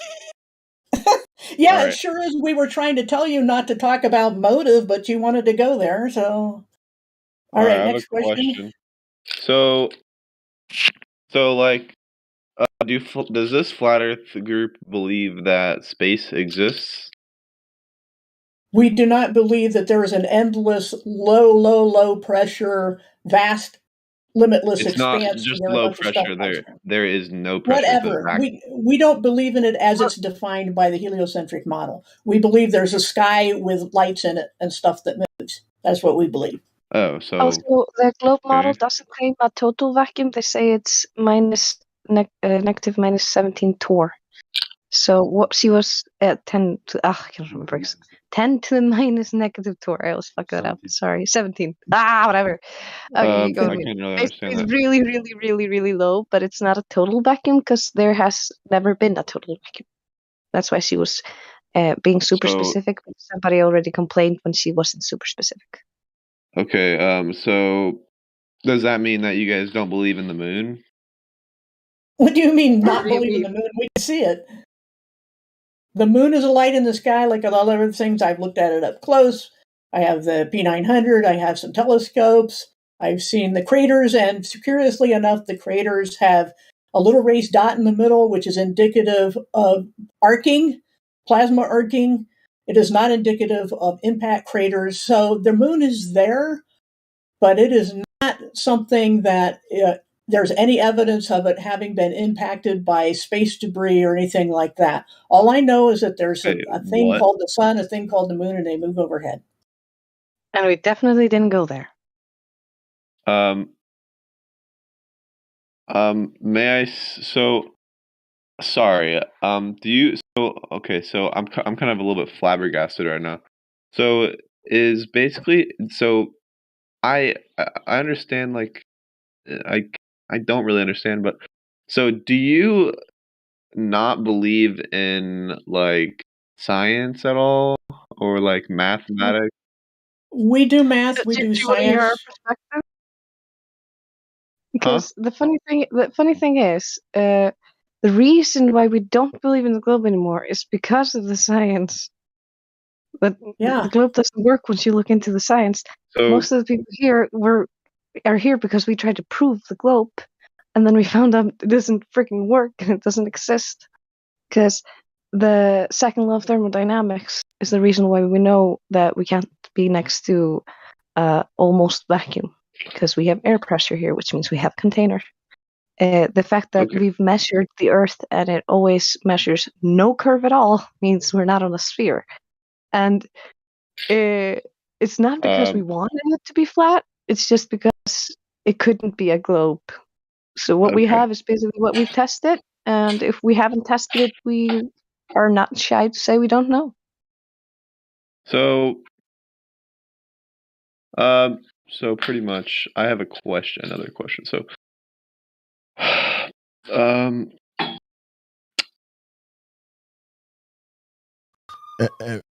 And by the way, science doesn't require belief. So, like, do you not believe that, like, the rocket ships that, like, get shot up into the sky every so often, like, where do they go? We've seen rockets go up. I'm sorry. We've seen rockets go up, but there's no proof that they go into quote unquote outer space. They seem to go out to the ocean and splash down, and there's no evidence that they've gone very high up into the sky beyond, the atmosphere or anything like that. I mean, actually, that's not quite true at all. I mean, the thing that you would possibly be seeing in the ocean would be the booster rockets that deploy off of the main rocket. Have you? Well, the thing that we're saying, I have been to Florida and in person watched a rocket launch myself. Yeah. How far could you see it? Do you think you could see it all the way going into space or into orbit? Definitely you can. Yeah, they have it. Yeah. Not with not with your own eyes. You had to rely on somebody else's camera to show you, and they break away and break the feed to show you an illustration to show you, this stage is happening and that stage is happening. What I'm saying is I see it with my eyes. Also, you see rockets go up. Yes. There's also a limit to how far you can see, and you can't see into space, so you can't see it with your own eyes going into space. That goes to my next point. So, a lot of the people in this Discord say how a lot of people in this Discord, they are telling me how their main perception of the Earth being flat relies on them not being able to see. But you just told me that your eyes only see so far. So them saying that your eyes only see so far kind of defeats the fact that, like, what? No, because you just said that a lot of people here have been saying that we think it's flat because we can't see. I haven't seen anybody say that, so I'm like, who said that? Spake, I was in another call with Spake above that Discord right up there, and he told me everyone in this Discord believes the Earth is flat because our eyes cannot see the curvature. That our eyes cannot, like, our eyes only see the flat. And then you told me that that's just some weird claims by one guy. Don't just take the word of some guy saying everybody here believes it, because that's generally bullshit. He said that. So he said, so your eyes can only see so far. That's exactly the point. Your eyes can only see so far. But also, if the Earth was flat, then why can't I look outside my window and see, like, Mount Everest? Why can't I look outside my window and see you understand Antarctica? There are limits to how far you can see. That's the nature of optics and the nature of your eyes. And even if you have a telescope, there's still only so far you can see because you're looking along the ground where there's atmosphere and there's a lot between you and Mount Everest, right? Not to mention that you're going through time zones and it may be nighttime over there from wherever you might be. The reason you can't see it is optics. We've already explained about vanishing points and about how you can see farther the farther up you go. So if you're as high as Mount Everest, still you have so much distance that your perspective is going to go to a vanishing point before you ever get there. That's why you can't see Everest from here. You cannot see infinitely far. Okay. All right. Thank you for answering my question. So my next question is, sorry, I'm just full of questions, like I'm just a very curious person, you know what I mean? So yeah, but also make room for other people to ask as well. We're not going to be here all night. Yeah. So may I ask, like, where you live? I live in, like, California.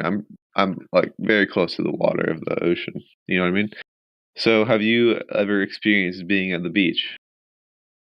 I've been on beaches, yes. Okay, so have you ever looked out and seen a ship and seen it go into the distance, and slowly you start to see the bow of the ship tilting down towards the end.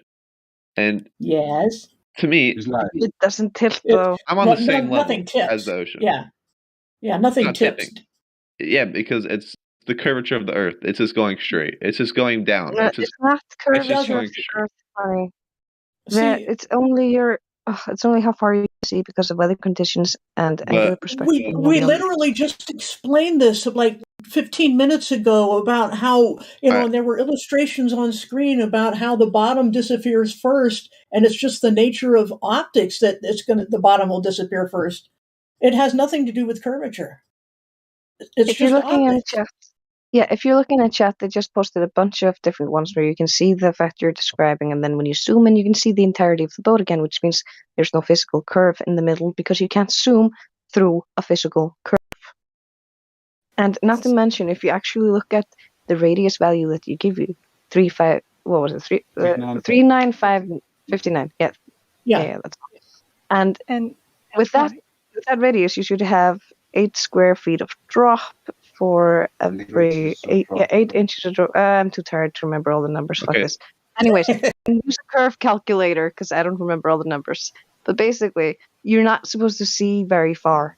And there's a certain curve supposed to be in the way. And there's thousands of observations where you can see way past that. If you look at the Guinness World Record for long distance photography, they have infrared shots that reach like around 200 miles. Where's all the Earth curve there? Like, it's ridiculous. So can I quickly kind of say going back to something? like your eyes Yeah, can only see so far. Can you hold on just a second? All so right. when I've sometimes been observing, like I think I've filmed 2 or 3 videos of a ship floating into the horizon, and I have a P600, so it's not as good as like some of the higher quality ones, but it zoomed in, and then I could actually see that you could see the mirage or the reflection line coming. So the more it looked like it was dipping, it was actually just miraging more. So sometimes people will say things like, yes, if you zoom in, you'll see the whole boat back in the picture, but I think it's important also to acknowledge that you may see the boat again, but at least with my observations, you see the boat, but it has a reflection line too. So that's just some of my observations, which I wanted to clarify. Yeah. That's a good point. Reflection lines can be confusing if you don't know what they are. I have a question about flight paths. So say you live in California and want to go to Japan, right? Yeah. Assuming the world's flat, you would have to travel over Europe, all of the continental United States, and Asia, correct? Wait, what? That doesn't sound right at all. Well, No. no? Which... I mean, Look what at the picture what are you posted saying? in Livestream. One second. He's an imagining Shut up. a map and not using. What is this? He's imagining a square map. It's not a square map. 1 second. Okay, so you believe that Drace or whatever. You believe the idea is that you're going from Pearl Harbor under South America, under Africa to Japan.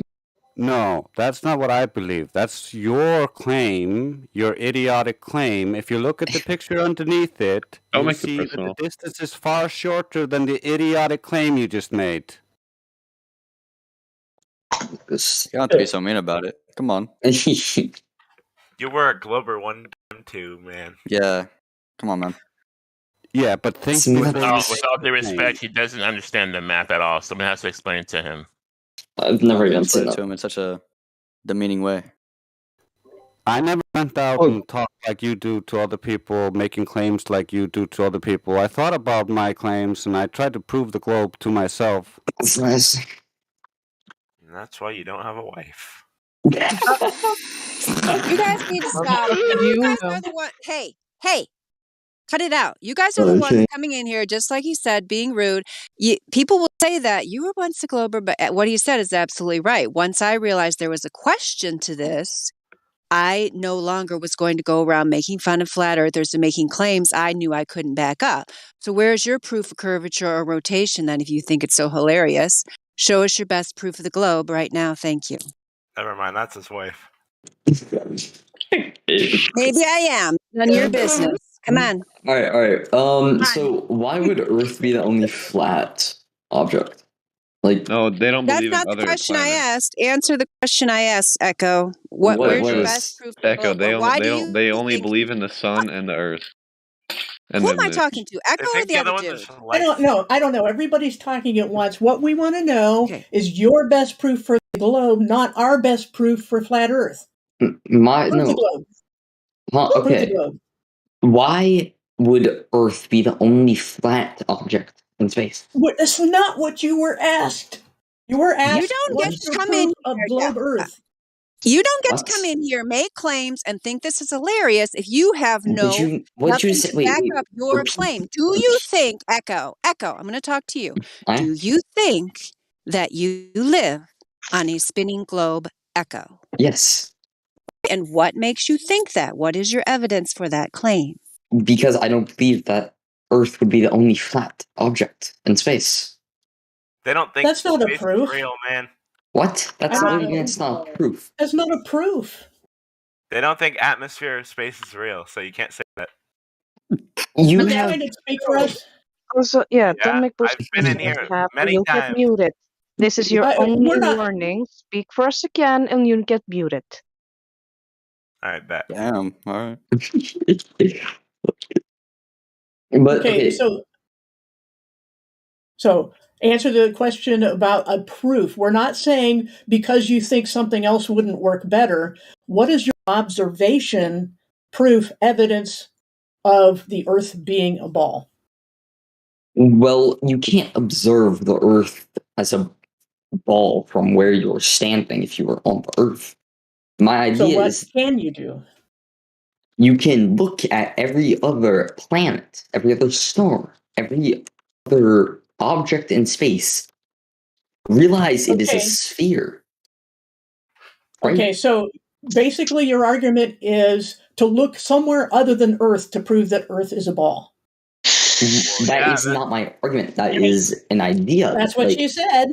That is a single argument. Yeah, it's literally common sense. Why wouldn't we? Why would we be the only unique thing in the sky? Like what? Why wouldn't we be? That's a ridiculous question. We asked for the only proof that thing you Earth know is a of- ball. Also, And the how only do thing you you know prove? of the sky is the fact that it's freaking lights in the sky. You haven't proven anything else about it. If you want to claim that light in the sky is a planet, then prove it. We are Otherwise, able you're to making observe it with a baseless telescope. claims and you're talking out of your ass. And looking through a telescope Believe in the is not flat Earth. proof. You're telling me That's I'm just a better talking out of my definition ass? of light. We don't believe. We Yeah, don't get out. believe Whoever said nonsense. that. We want proof, evidence, empirical shit. If you don't got it, you should fuck up. It's We time can't- for us to whoop some button here. Yeah. He really thinks he gave a good answer. That's the So thing. you don't believe That's that we fair. live in a solar system at all? We're asking you to prove that we are standing on a ball. You can't look at the sky to prove this.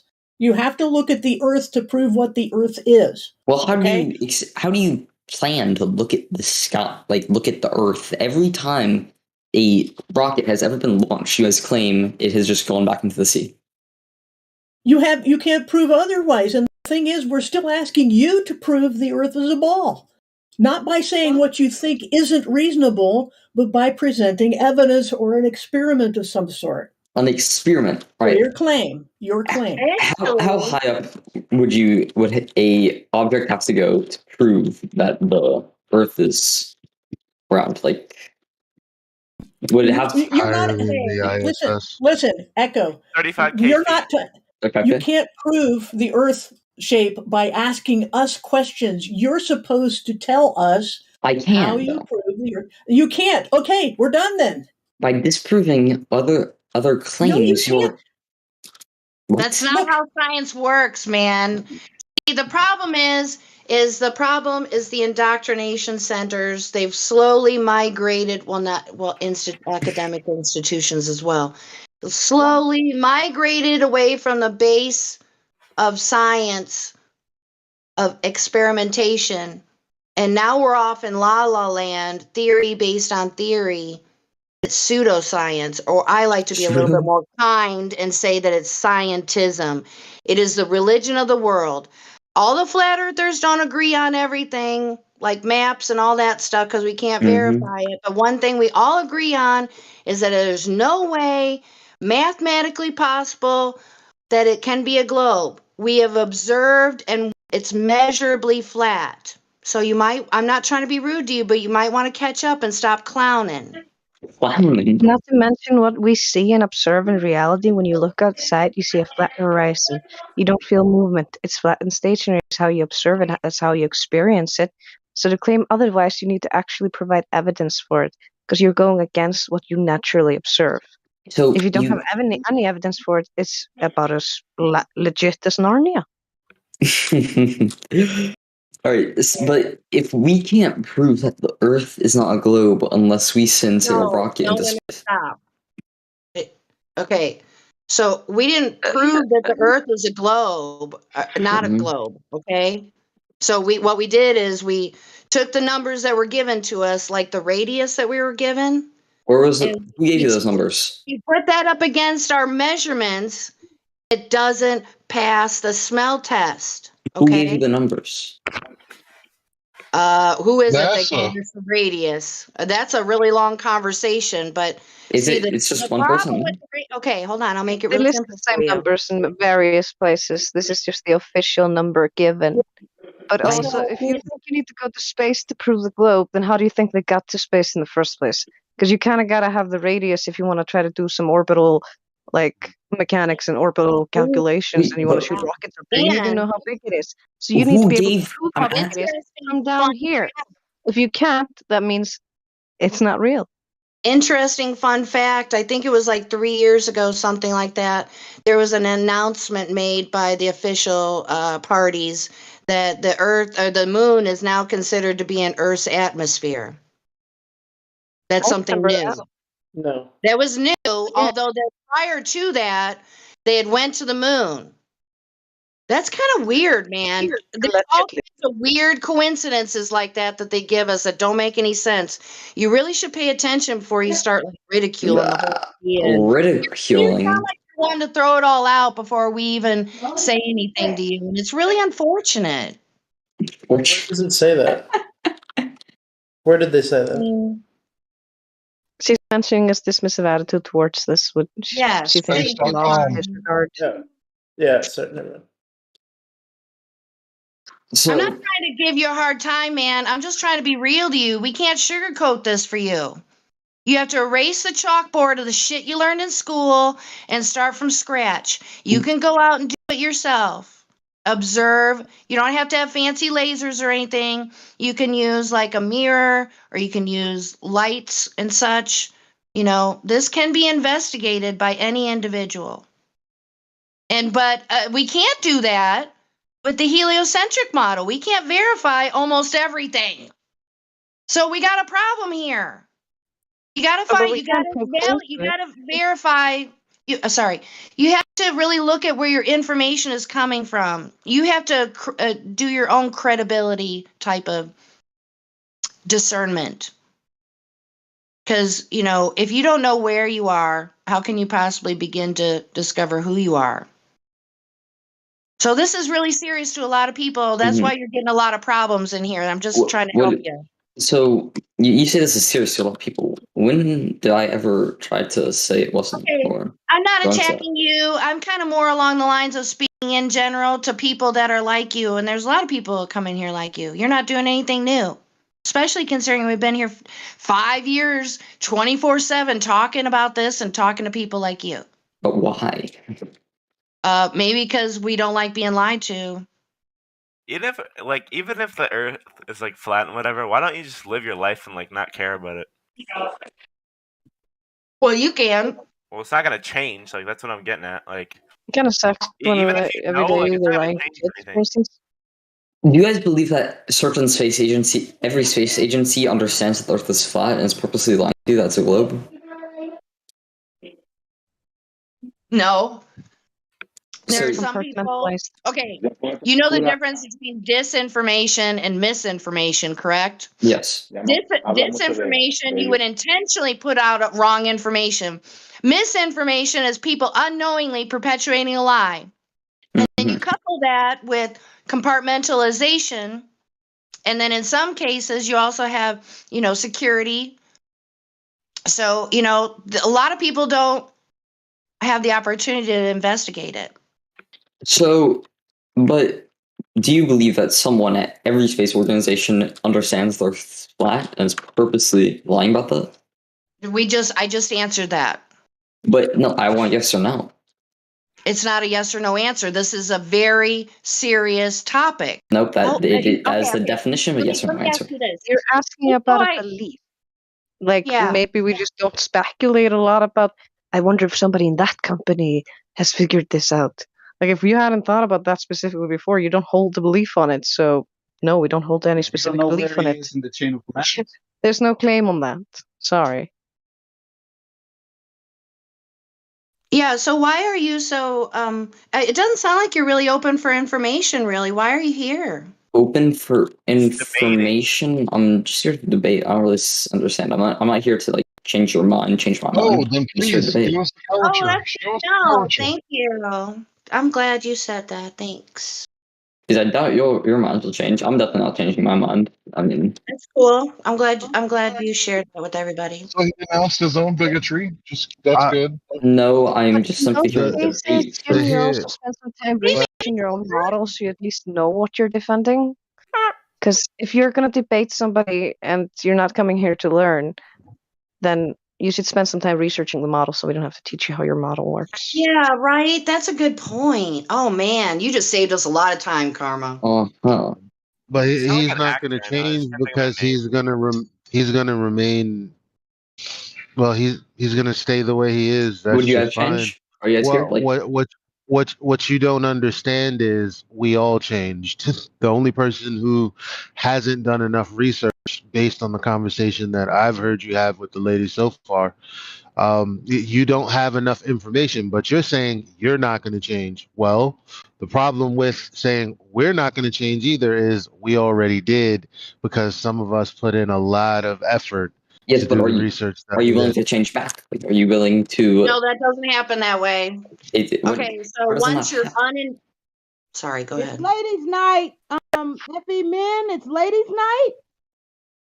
We So were once we were invited to talk. I'm Ladies' sorry, Tracy. We were invited to talk Oh, that earlier. must I have don't happened know. when I wasn't here. I'm Okay, I happy to hear wasn't she's here here. then. Yeah, So, you guys can plainly see the lady now, so let us talk. so He was once allowed you're it. Oh, go ahead. No, that's okay. I just want to say hi to Tracy and say like let you Oh kind of yeah, had a hey past. So it's okay. Tracy. Hey, Karma. Hey, Jenny. Hey, Hey. everybody. Hi, Hi, girl. Tracy. Hey, Good to hear your voice. Dandelion. So with our gentleman here that's talking, so the way I see it is, if once you unindoctrinate yourself, if you will, and you erase a chalkboard what you learned about the heliocentric model, and then you just go off from what you observe, what you can measure, it kind of is a game changer. I Yeah, true mean, that. so but anyway, I just don't think that once you do a true investigation for yourself, you're not going to go back to la la fairyland about the old heliocentric theory. I have a favorite example about. Yeah, because. Oh yeah, go ahead, Karma. I was just gonna say my favorite example of this when people ask if you can go back to believing in the globe once you found out it was a lie is kind of like saying if you believe your boyfriend is faithful, but then you walk on him fucking someone else, you know he's not faithful, and no matter how many other people believe in it or tell you that he's faithful, you're never gonna believe it again because you already know he's unfaithful. It's been confirmed he cheated. You're not gonna believe he didn't cheat because you saw him do it. Yeah, but what about like if proof came back that he didn't cheat and you were wrong the whole time? Oh, jeez. Dude, if you walked in on your girlfriend fucking another dude, you caught her in the Okay, act, I know what you're talking about. are you gonna be able? Is there any way to convince you that she didn't? I know what he's talking about. What He's about talking about something about science that you didn't understand, but then you came to understand it, and then that would be the reason for going back. Well, see, the problem with that is you don't need science to figure out what the earth is, because science answers the how, why question, and all you got to do to figure out what the earth is, it's just a what is. No, why is a very important question to ask. You're just dismissing science. You have to ask what before you ask why. But you can't ask about the motive for a crime until you've determined a crime has been committed. So the first thing we have to do is see whether the earth is a ball or not, right? That's the first thing. You can ask about motive later. Yeah, let's go back to your proof of your spinning globe, which is you think the other planets are spheres. Yes, because I do. You've seen some renditions of them that I've seen them indicate that, through which we could telescopes also. too. Yeah, so have I. We could also, call that into question in many different ways. But nonetheless, even if they were proven to be spheres, how do you think that looking at other objects in the sky would prove what you're standing on? Can you tell me the logic there, please? Wait, can you repeat yourself? Sorry, I was listening. Voice. How here. would looking at something in the sky prove anything about what you are standing on? So, do you believe that there are other planets and that we live in a solar system?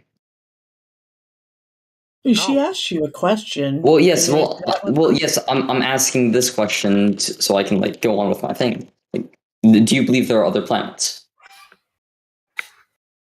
There are wandering stars in the sky, which are currently called planets, that were formerly called wandering stars. I When were have they not called seen wandering? You want me to Google for you when they were called wandering stars? Never I'll heard do that anything for you in a called minute. wandering stars. Okay, well, you They just heard always it. were You called just that. heard it. So yeah. The derivation of planet is from the Greek planetas, which is to mean wandering star. They were then defined as planet. Well, technically, planetes is wandering and aster is star. So a wandering star would be a planetate, aster.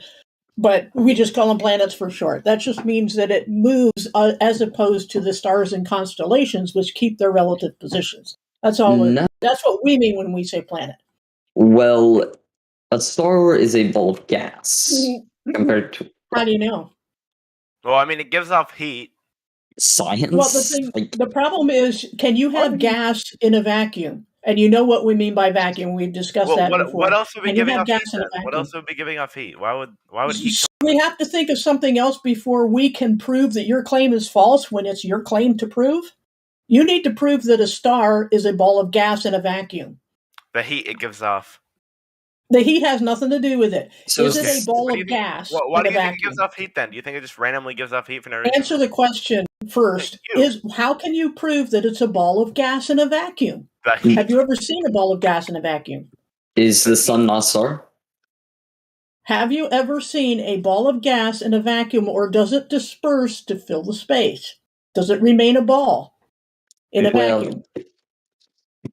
That's like an irrelevant So question. if you are referring to space as the Irrelevant. vacuum and stars as the gas, then yes. Who is talking? They're very different. Somebody's talking through you. Try it again. Who?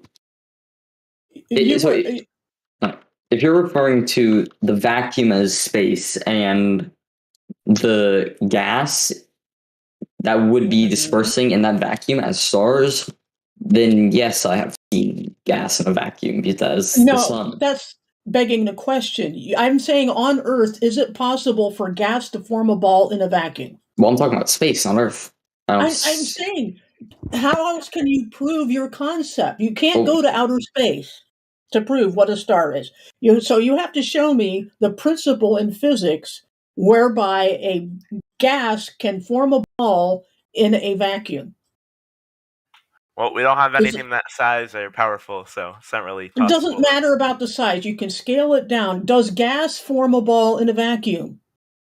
Not on very Earth. much does. No, it doesn't. So you have amount of energy and absolutely force that stop goes talking. Who is it? Butes or whatever. Shut up. Shut up, You dude. go, One at a girl. time. Yeah, screw you, Buddhas. Anyway, the point is that since the laws of physics say that you cannot form a ball of gas in a vacuum, it just doesn't do that, then why do you think this happens in outer space? Because I can observe it. You don't observe a ball of gas. You're observing a light. You don't know that it's a ball of gas. It has been like I personally have not proven that it's a ball of gas, but I believe in what others have done research into. Yes, I do. I do believe. All right. That's all. We can stop right there because all you're telling me is what your beliefs are. All we're asking you is to prove Earth is a ball. Can we get back to that? Yes. Okay. All right. Okay. So weather balloons, right? What do you think happens to them? You think all rockets fall into the water? What happens with weather balloons? Do they go into the water too? We've seen weather balloons. They go straight up as opposed to rockets that go in an arc. All right, but you ever seen a rocket go just straight up? When you attach a weather balloon, a camera to a weather balloon and watch the footage of that camera, what's like You can see I have the curved already. Earth, no? No, you can't. I have seen weather balloon footage from 120,000 feet. Uh-huh. And do you see no observable curve? There is no observable curve. There's Can dog you- pen footage. I forget what it's. Somebody they can put it in. It's in this chat again already. You can see it. That footage is from 120,000 feet, and it's flat. You know, are you familiar with the Red Bull jump? Yes, I am. Okay. That's actually- Right before he jumps out of the capsule, there's a regular camera looking at the Earth, and it's completely flat. And as soon as he jumps out with his GoPro cam, then it gets curvy, but that curve changes because it goes concave to curve to flat and all this stuff.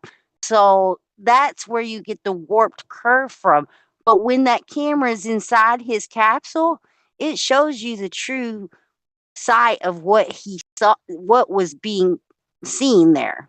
I'm watching the video right now. I don't see a single. Right before he jumps out, the camera that's behind him shows it's a flat plane. Well, okay, I see that part, but that part doesn't show the edge of the Earth at all. That just is pointing You directly to the can't ground. see an edge. There's no edge to be seen, my friend. Come on, man. Sorry, Hey, Shanna. by the way, what's up, ladies? Slide in here. I just slid in. Sorry. Yes, you did. It's all good. Welcome back. I just had to jump in. I'm on a ladies' night. Can someone send the video and give me a timestamp? About it, Jenny. Thanks for reminding me that Friday night's ladies' night. All right, somebody's requesting something. The guy you guys are talking to. What now? Yeah, he wanted timestamps or something. I don't know this Still guy's shot in name that the- we're talking to. I can't find him. I'm looking Echo. for It's him. Echo. Put it again. Echo. What is your name? Echo. Echo. Yeah. Echo. I'm right here. What do you want? Echo. Okay, Echo. Go ahead. Shannon. No, you go ahead. I was just going to follow up with what you were saying as far as the camera behind the guy jumping out. You can plainly see that it's flat. So therefore, that's all you need to know. A ball cannot have a flat spot on it. So that's enough proof right there that debunks your globe. You get it, Echo? What flat spot So are why you do some referring cameras to? lie and some cameras don't? What's the logic behind that? Ladies, just to make an announcement, he's not here to learn, so he'd be more so speaking for the listening audience. Just want to put that out there. I'm just here to debate. I'm not. I don't see how. Is that a bad thing? All right, Echo. Well, let me ask you this. Go ahead, Even Neil deGrasse Tyson Yes. said from the height that the Red Bull jumped out, you still would not see any kind of curve from that height because it's flat. 1 second. Let me watch that clip real quick. Neil deGrasse Tyson said, no matter how high any man, an average man can go What in do you our mean by atmosphere. average? I mean, like a Red Bull jumper or if you had all the money you had to go up as high as you possibly could in our atmosphere, he says you cannot see any curve. So, are you claiming that it is scientifically impossible to go high enough to see a curve? That's what Neil deGrasse Tyson said. Yeah. Yep, And you let got me- it. He got I do it. not believe. Let me You point can- out something else Somebody too. pull up that clip and put it in the live chat, okay? So this boy can see this. He said Yeah, you he's- cannot go high enough to see it because that shit is, and he literally says, because that shit is flat. That's Yeah, the exactly thing how is- he said it. Someone send all me a this timestamp time- of it. All this time, every time you say, show me such and such, we show you such and such. We have an observation from a balloon, not NASA, and it shows that the Earth is still flat at 120, or even there's one that says 240,000 feet. you can't still believe it's a ball at that point. But whenever we ask you for proof of a ball, all you want us to do is do the proof for you. This is your burden of proof to bear. You have to prove very that the Earth is a ball. Does that not? I sent the video. I mean, I don't have link terms, but that is another video of a weather balloon. It shows a curve in it. Is it photoshopped? No, it's a GoPro cam, man. Don't you understand? Yeah, it's a Listen, these it's a wide planes, angle. as soon as they start off on the ground, you can already see the ground before they even take off. Like as soon as they're taking off, boom, they're not even 20 feet off the ground and there's a curve, okay? So these GoPro cams, just because it's a fisheye lens, whatever you want to call it, I don't know. That's what I call it. But it distorts it in if the plane dips down, it goes concave, where it looks quite the opposite of globe. Okay? And it goes up and down and it makes flat, curve, concave. Do you understand this word concave? Yeah. Okay. So these cameras are giving us a false view of what these planes are seeing, okay? So, man, you really got to take this and discern it for yourself of what am I seeing, especially when they do go up and down. Even in a lot of the NASA footages where the astronauts are tilting back and forth, sometimes the Earth looks very flat and sometimes it does go concave in some of the footages. So, you got to go your own research into this. And he's been provided with videos and images just one after the other. Every claim he makes, we have a counterclaim, but he has made no claims of his own that has any evidence to back it up. He's not provided one image or argument that proves the Earth is a ball. All he wants us to do is prove that it isn't, which is a burden of proof reversal fallacy. He needs to provide a positive bit of evidence, observation, that proves his claim, not disproves anyone else's claim or makes us do his homework for him. He needs to prove what he's claiming. He says Earth is a ball. He says he's got footage. He hasn't provided a single thing. He's making us do all the work. I mean, is he the guy who said he was here for a debate? You can't win a debate. He said he was I don't here. believe in the stuff the other guy's saying. You need to bring your own proof. Why you guys are And attacking him? he He's been has- nothing he but has- respectful. He has nothing. He has no proof. As far I've been listening, please. and I'm he has not.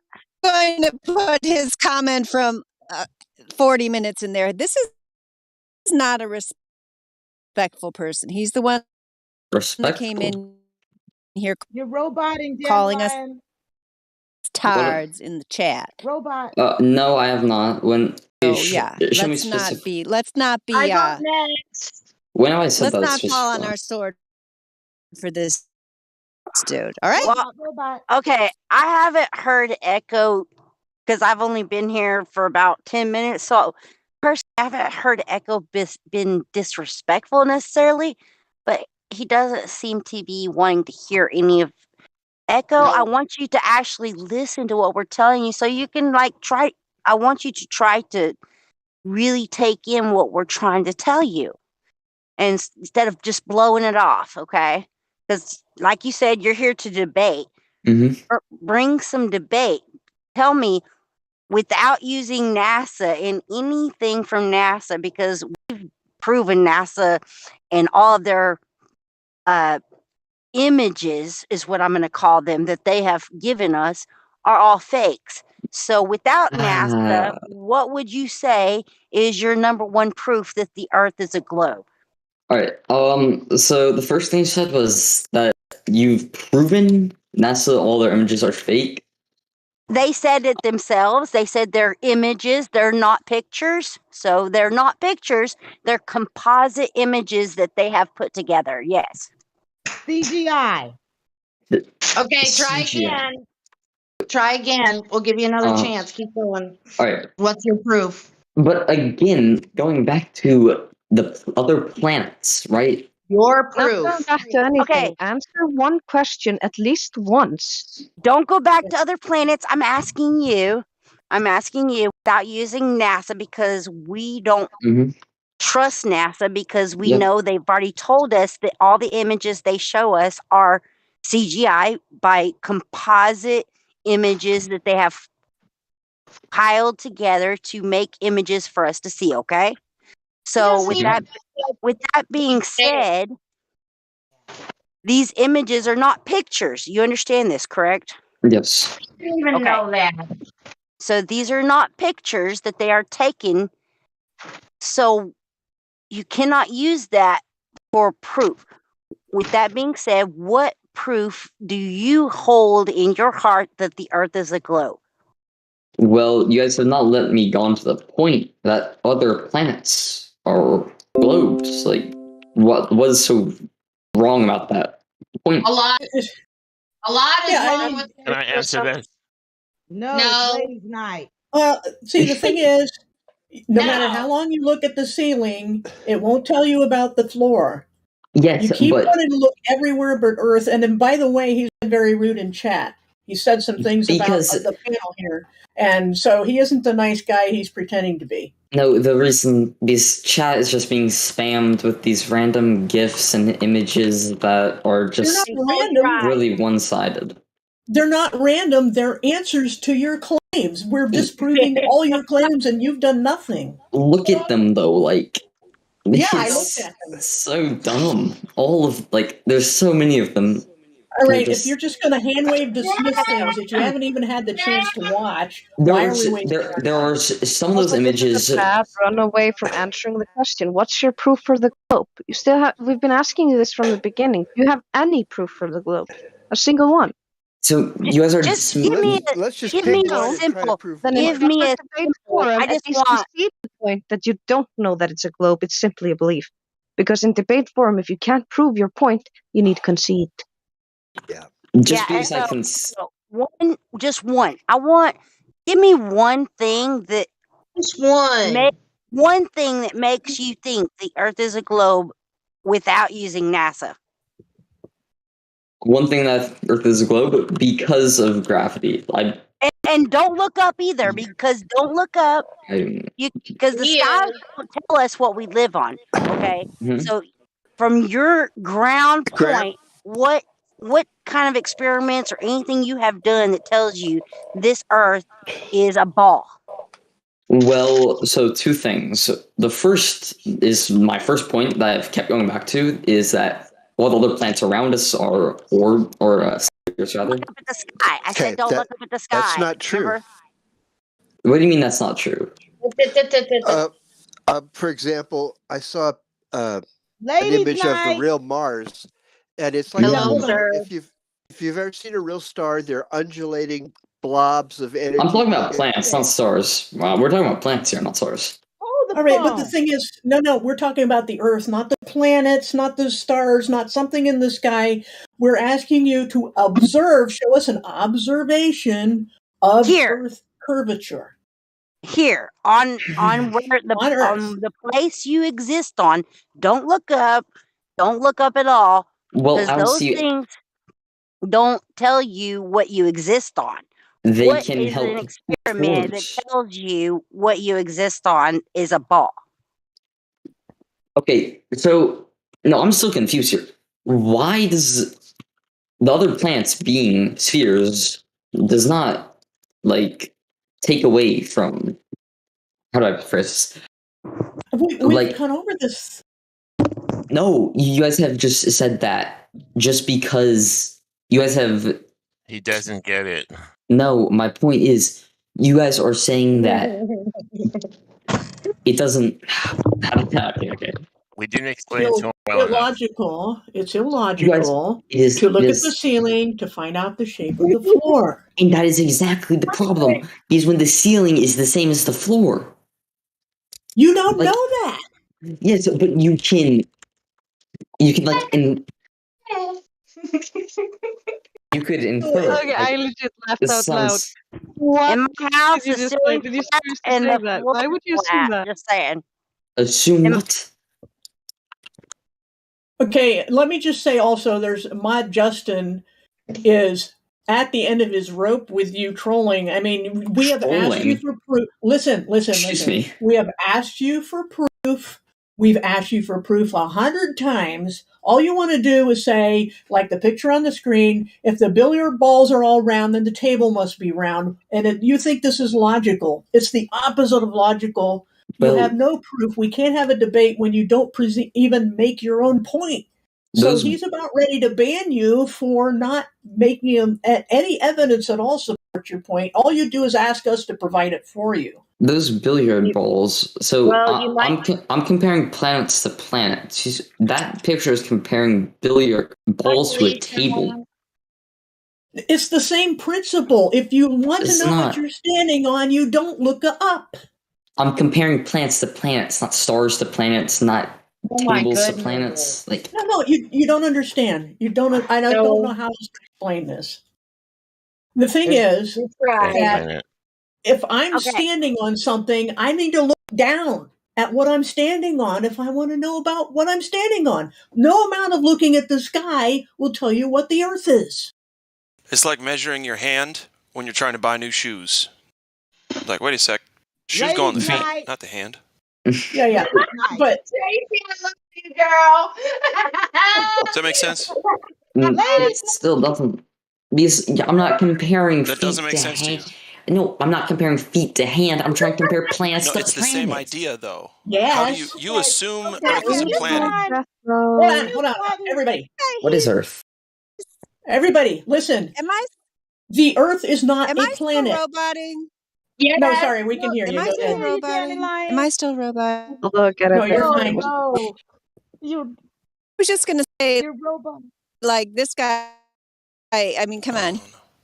It's He needs roboting again. There Yeah. Whoa. Oh, that's That's bad. interesting. I'm glad that got on You're record. roboting Dandelion. Dandelion, we love you so much, but you are roboting like crazy. Robot. There's Okay, somebody's gonna have to mute her. Oh, everybody like has all different things. Man, I feel so bad for her right now.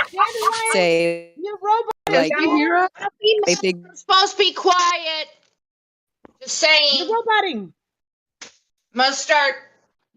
She So needs the Earth is a fucking globe. She needs to go out and How do you explain Antarctica? No, it isn't. because yeah, that robot was crazy.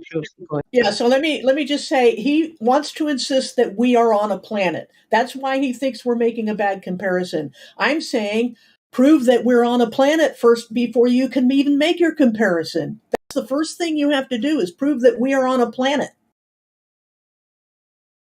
It's real simple. How do you define planet? How do you define planet? We told you how to define it. We said planets are wandering stars. We do not believe we're standing on a wandering star. It's your burden of proof to say we are. What is a wandering Prove that star? we're on a wandering And planets aren't wandering stars. Stars are bodies we of gas. went over this. Never mind. We went over this.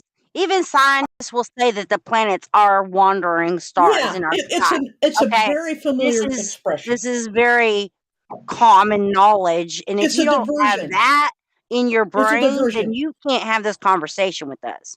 Right, it's a diversion. The thing is, we prove that we are standing on what you consider a planet. Prove that this is what the Earth is. Well, your idea of a planet is a wandering star. I don't care about my idea of a planet. Your idea of a planet, I just said, according to your definition of a planet, prove that the Earth is one of those. My definition of a planet is a mass of solids in space, not gases like stars, but a mass. Right. Let me tell you this. Your actual personal definition of a planet is what is in our skies to see, that are stars that don't move like all the other stars, okay? That's why they're known as wandering stars, because they move differently, okay? And you're claiming that we're one of those stars. That's No. what she's asking you about. Well, let me clarify. Also, there are two gas giants, right? Jupiter and Uranus, I think, are the gas giants. They're not solids. They're gases. Okay, so it's all irrelevant. What I'm asking you to do is, according to your understanding of what a planet is, yours, what evidence do you have that that's what we're standing on is a planet? I gotta think for a minute. Because Hold on, let him think. Okay. Let him think. Okay. Well, he thinks the planets are round billiard hold on. balls. Yes, certainly that quickly. Just let him mull that over for a minute. I'm waiting. Yeah, I'm waiting. it's okay to have silence. He's pondering how to prove that we're standing on a planet.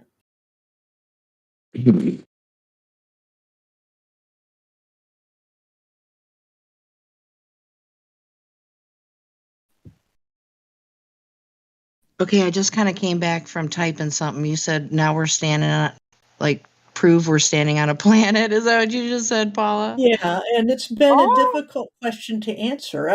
Because what I try to do is get to the root of the miscommunication. And in this case, it was that he didn't like our analogies with the billiard balls because he's saying that we are standing on a planet, that we must be, by definition, start with the idea that we are standing on a billiard ball and not a table.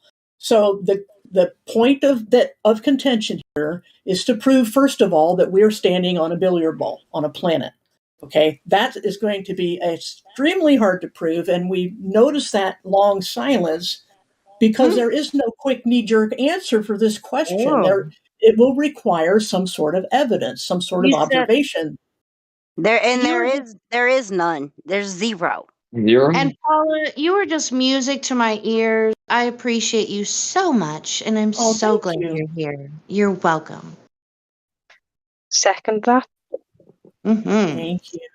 You guys are too Third nice. that. So anyway, you can come back next week. We'll be here again next week and look for some way that you can slam dunk prove that we're standing on a planet. All right, yeah, I guess I'll come back later. Alrighty. All right, see you. Thanks for playing. Hearing you next time. Thanks for coming back. Okay. Well played, ladies. Nobody can stand against the fatty girls. Well played, girls. I loved it. Who's next? Yeah. Yeah, who's next? There's another VC verified gentleman in here, I do believe. I'm just on my phone. Okay. I don't know if you guys are, but Do you guys want guys to comment or, Oh, yeah, or is him. it just ladies? well, FE or Glober men are invited to come in and speak with us, but the FE men, the flat earth guys, they're supposed to stay quiet and they support us in the live stream voice text and such. So that's how it goes on ladies' Although night. sometimes if we have new flat earthers, though, we do like hearing the story of how they came to it and stuff like that, and talk to them. Well, basically, we do what we want. Yeah. I just wanted to say someone posted that GIF of Mars. It's a few up. And that thing is really great. Anybody talking about the planets, how they're supposed to be solid balls, you show them that Mars, and that's what they really look like. Oh, It's not something you could land a spaceship on. There it is. Yeah, well, can I just say something about that? I have seen, with my own camera gotten that same image, but it's out of focus, and I proved it over anything I looked at in the sky. It's out of focus when it's shimmering like that, because it has to do with how cameras and lenses work and what you do anytime, any basic photography course. If you want to focus something manually, you try to get it to its smallest size. Whatever object you're looking at, you keep turning the focus until it's its smallest size. You keep going a little farther and it starts to get big again, and you back off and you found the small size. Every time I do that to anything in the sky, it is not a shimmering, watery thing. It's like every other thing in the sky. It's like a star or a planet or whatever you're looking at. It doesn't shimmer. It doesn't shimmer. I don't know if it's solid, but it doesn't shimmer and move, is what I'm saying. Bright? Is it a light? It's bright. Is it brightness? Okay, so it's all, not a all the dome. stars, look like that thing too. I Right, I have stars to pulse. I have to agree So with Paula because so many people say about a lot of people that post pictures of stars just being this bumbling ball of light bouncing around. It is because it's out of focus. What she's trying to tell you is that's not, you can actually focus and see Saturn actually looks like what they tell us Saturn looks like. Okay. I don't believe it. Is that Well, what I've you're seen saying, Saturn. Paula? Well, what I'm saying is they don't look like they're underwater. I'm saying that they are stationary. They don't change shape. They don't That's have. why they twinkle in the sky. They're No, Well, no, no, actually, what I I'm saying think is they that just they're out of pulse. focus when people are Yeah. looking at the camera. Paul, I mean, this is what I think you're saying. What the scientists tell us Saturn looks like, it actually does look like that, correct? Well, what I'm saying is most of their pictures of the planets are CGI enhanced and all that sort of thing, and they don't look, especially in the detail that they're showing you, they don't look like that. But they also don't look like the watery things. You know what I'm Yes, saying? The watery shimmery exactly. thing. Because with my own observations, I can tell you that that's an out of focus picture. But I can tell you that stars pulse. I mean, especially They do pulse. yeah, I they remember pulse like Indio strobe lights talk. sometimes. Sorry, everyone. I remember Indio talking quite some time back about why we think stars twinkle. I'm not saying it for every light in the sky, but I think it has something to do with our perception and the rods and cones in our eyes or something. I could be wrong. It's been so long, but anyway. Yeah, I wish I could remember the name of the channel, but there was a guy who did the same thing that I had seen myself. So it's, not just me saying this, but oh, that's what wonderful. I've seen stripes on Jupiter. I don't have the resolution I needed even with a P900 to see better, but I've seen stripes on Jupiter. I've seen the quote unquote wings of Saturn. I've seen the moons of Jupiter. They change positions. But what I noticed is that every planet and star, the planets are as bright as the stars. They're fully evenly lit all the time, not like a sphere. But on the other hand, let me just develop something here. I've got hundreds and hundreds of pictures of the moon, right? Just to use something a little closer that we can see details on easier. But it's no different from the moon than planets, right? So what I think the moon is translucent because you have to account for surface shadows, which means there's an external light when it's not full. But when it's full, it does not have a hot spot like an external light. It's evenly lit, which should not be possible. But I demonstrated this in a video once I did years ago, where I have this trackball, from a computer, a trackball, and it looks solid in ordinary light, right? It's a solid thing.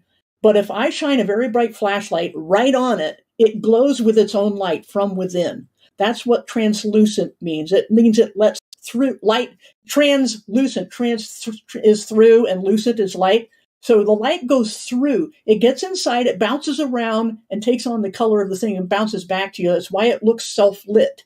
So that's why, from things I can do on Earth, I could conclude that the moon is translucent. But Whatever it evenly is. lit. Huh? Oh, I was just trying to chime in real quick. Whatever it is, being Right. translucent. Yeah. Right. And the point I'm getting at is that when I look at other things in the sky like Jupiter or Mars, I see a disk that is fully lit from edge to edge. It doesn't drop off at the edges. And I don't know what that means because the moon appears to be a sphere because of what it does on its edges. And you can turn the focus, if you have a good focus on your camera, and maybe see a little difference between the center and the edge. That's telling me about 3 dimensions, just optically, and of things that I see on Earth. But so what? If it's a sphere, if the sun is a sphere, it also appears to be when you look at it through the sun through with filters and you look at sunspots. It's the only way you can tell. But even without sunspots, it's brighter in the middle than it is on the edges. But it's evenly lit. It's not like it's externally lit. So the moon is an enigma because when it has surface shadows, it has to be external light. And when it's full, there are no surface shadows, and it appears to glow with its own light. So I don't know. They're enigmas, both the sun and the moon. But what I can tell you is that the stars aren't watery things, and that the planets should not be as bright as they are. If the stars are bright because they're suns, what about the planets? Why are they evenly lit? Why is it that when I look at Jupiter or Saturn, I see the whole thing lit up like it's its own light?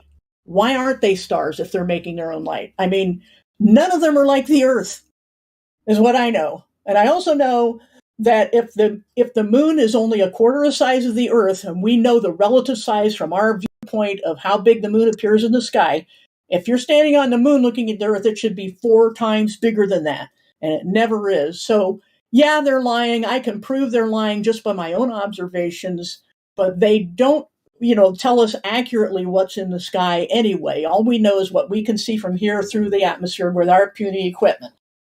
But all I'm saying is that from my own observations, what I personally have seen with both pure optics with a telescope and through the P900 is telling me that the things in the sky are nothing like Earth.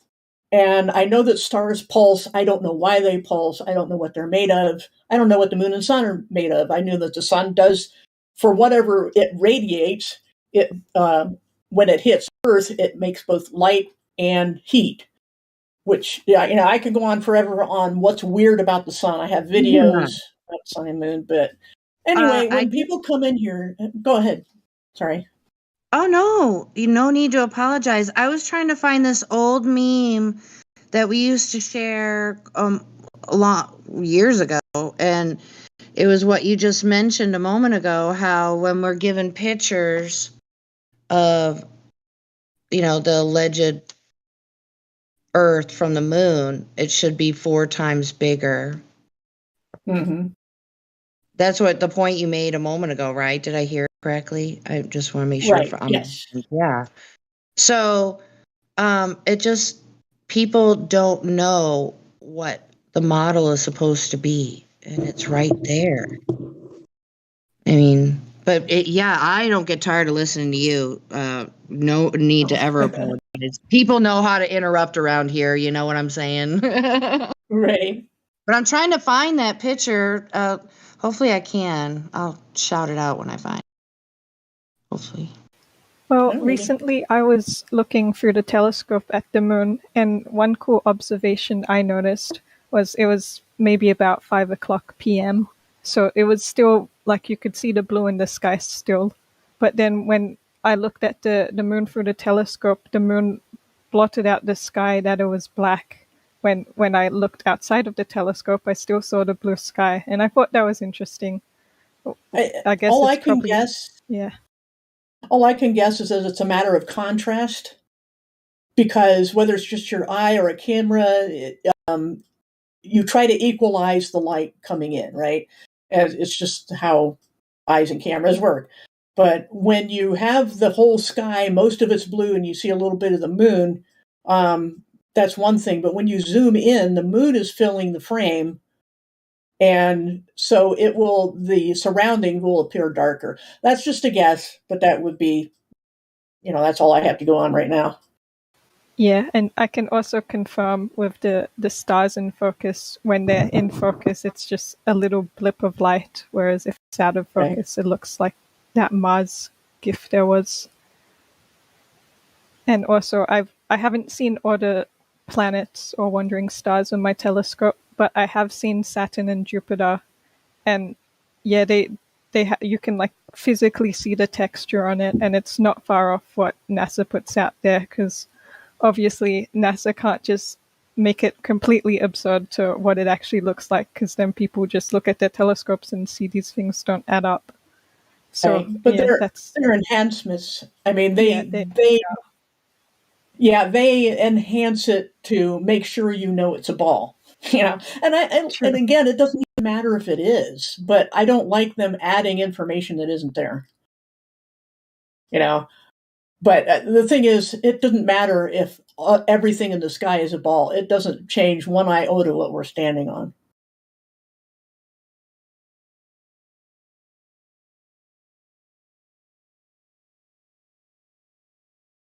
But it's the same begging the question fallacy when we ask them about what we're standing on, and they say, well, given a radius, and it's like, you stop right there. You're presuming the thing that we're trying to prove in the first place, affirming the consequent or whatever that is. And it's the same thing with anything we've talked about tonight, is they want to start by assuming we're on a planet. And that why wouldn't we be just another thing like we see in the sky? This is a ridiculous assumption and a begging the question fallacy, because there's no reason it should. There's no logical necessity. It's a non sequitur to say that because everything we see in the sky is X, then we must be standing on X. It doesn't make any sense at all. But they insist that they have to start there, and we have to start there. Exactly. Because from our perspective, every single night, what I can see is everything revolves around me, us. And so, from my perspective, the only thing I can use tells me I'm not part of that's in the sky. I'm something completely different. From my perspective, I'm not part of that thing in the sky. We're something totally different, because I don't feel that I'm revolving with that crap. Not crap, but the beauty of the sky is going around me and you. That's my perspective, is it not y'all's? I totally agree. I mean, it's like if you go to a planetarium, yeah, it's a pretty neat show, but I'm sitting in a comfy easy chair, almost falling asleep. It's so nice. And watching this stuff go all around me, and it's all an illusion anyway because it's being projected. But, it tells me nothing about the chair I'm sitting in. Right, exactly. And Paul, it's been a long time since we talked. I don't even know if you remember me. Yeah, I do. I remember you. It has been a long time. It's been a long time. Yeah. But, we used to talk about how I'm pretty sure you probably remember my story. How I came to this whole understanding was Genesis 1. I reread it and understood that I'm inside a firmament, and that firmament is where the star, moon, and sun all are revolving around me, because that's where they were put in their place. Right. And I remember being amazed. The one thing that just really confounded me and made me so amazed is that I had read that my entire life, because I was raised in a Christian family, and I never understood that the light existed before all the lights did, you know?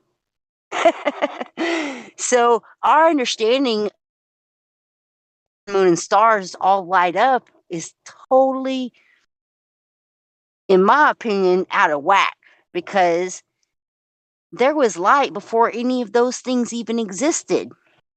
And then they were placed in the firmament and each given their own glory.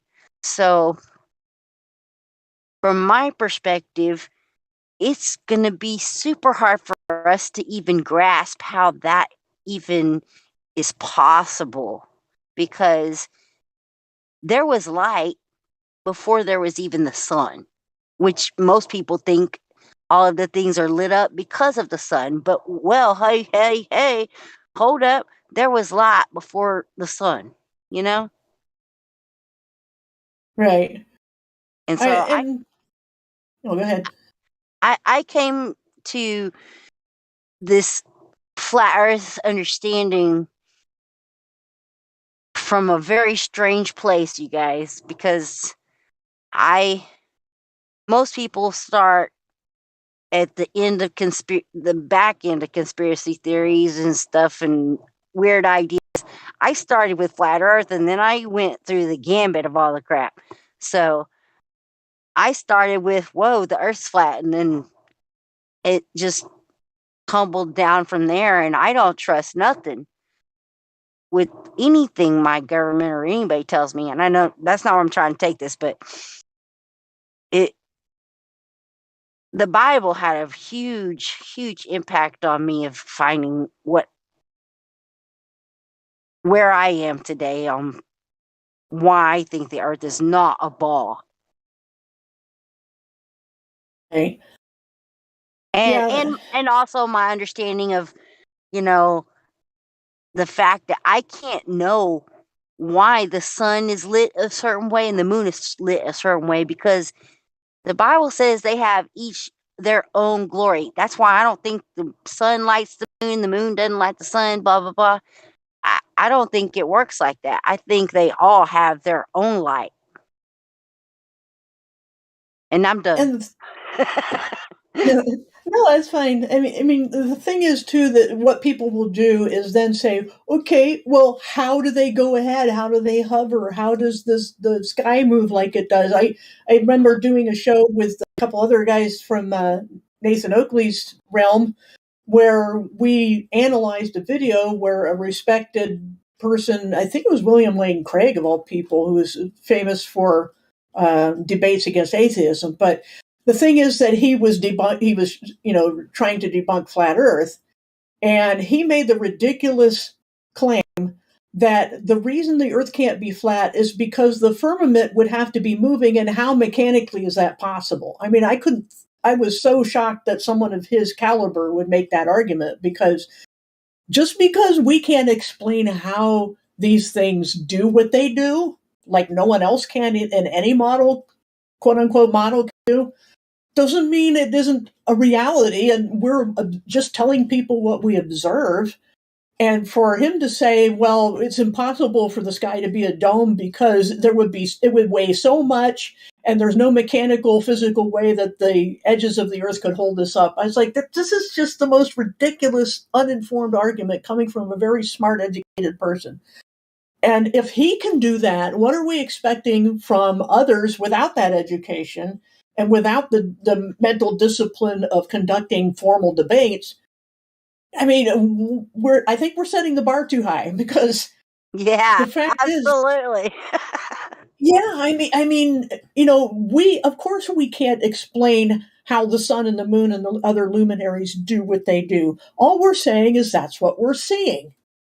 And when we ask them to prove what they claim, they can't even prove what we're standing on, which is a lot easier to do because we don't have to worry about things hovering in the sky. We're talking about the ground we're standing on. And that's, I think, why it's so important to start there and never move from that point until we're satisfied that they gave us a logical and scientifically validated piece of evidence or an argument, because they have not yet been able to do it. They want to look everywhere else. They want us to prove their claims for them and then deny that they made those claims and just run us in circles forever. And the thing is, if we need to focus on prove what we're standing on, prove it's a planet, prove it's a ball, prove whatever you're claiming, make sure it's your claim, you know what you're claiming, and it's your thing to prove, not ours to prove or disprove, and not let them turn the burden of proof and the point of debate onto us defending. That's actually, there's a name for that. It's a tu quoque fallacy, where they say, well, you do the same thing, therefore you don't have anything to say about me. No, the point of debate is you prove ball Earth. And we need to remember that. This is very true. This is very true because of what the normalcy is of what is popular belief. It is upon them to prove their belief. It is not upon us to prove why we feel the way we do. It is, I can't think of what that's called either, Paula, but the proof is not a burden upon us. It's a proof upon them of a burden to prove why. Yeah, because natural observational observations of reality showed as flat and stationary, so they're making claims contrary to reality. So of course they have to back it up. They're the ones that claiming that reality is different from what it appears to be, and they always try to shift the burden of proof. That's the name of it. And I gotta say, I love how good you are at the fallacies level up. You should hear it next to you, like, yeah, when you're nailing it. And it's a notch on the belt as far as being raised as a Christian goes, because if you're a Christian, you're in the minority and you're debating atheists who attack you all day long because apparently atheists have nothing better to do than hang out in Christian forums. You have to know your fallacies. And so that's why I know them, is because of apologetics for my faith. So there's something good to be found in everything, even if somebody's not a Christian. I mean, the experience and the the basic principles of debate and all the terms you need to know are a good background for testing anything. So it's come in real handy. Yeah, the Flat Earth service taught me so much about this, especially since Drace has a big interest in all this stuff. I actually have a big interest in it as well, but not nearly as passionate as him, but researching and compiling all this stuff. Like, I could be like, example, this thing, it's like this. And he's like, here's the name of it. It's really nice. I can just call him. And again, I really appreciate him putting all that stuff, and others people too are putting things in the chat as they're listening, coming up with the stuff I have in my head. Somehow they know what it is. Oh, Jenny, by the way, if Jenny's still here, I want to tell her I sent her a thing. Yeah, I'm here. I sent you something. I don't know how to work this Discord crap, but I sent you it says pending. I don't know. Oh, okay. I'll check it out. Sorry, ladies, I didn't mean to interrupt y'all, but I don't know. No, I don't know how else to tell her. It's fine because you have such a lovely accent. It kind of doesn't matter what you're saying. It's just nice to listen to. Well, I've lived in Texas my entire life, so it's a Texan accent. Yeah, I love that drawl. Crazy. I don't have quite as much of a draw as most people that live around me.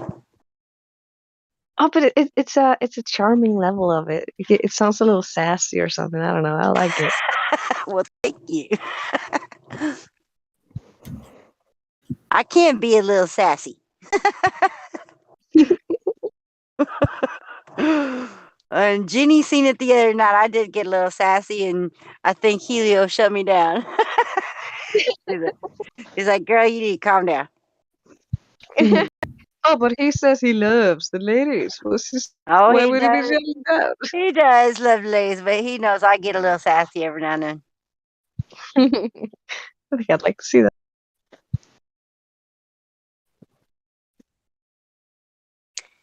Like, I think me and Paula, we hadn't talked to each other in a long time. We kind of parted on bad ways, I think, didn't we, Paula?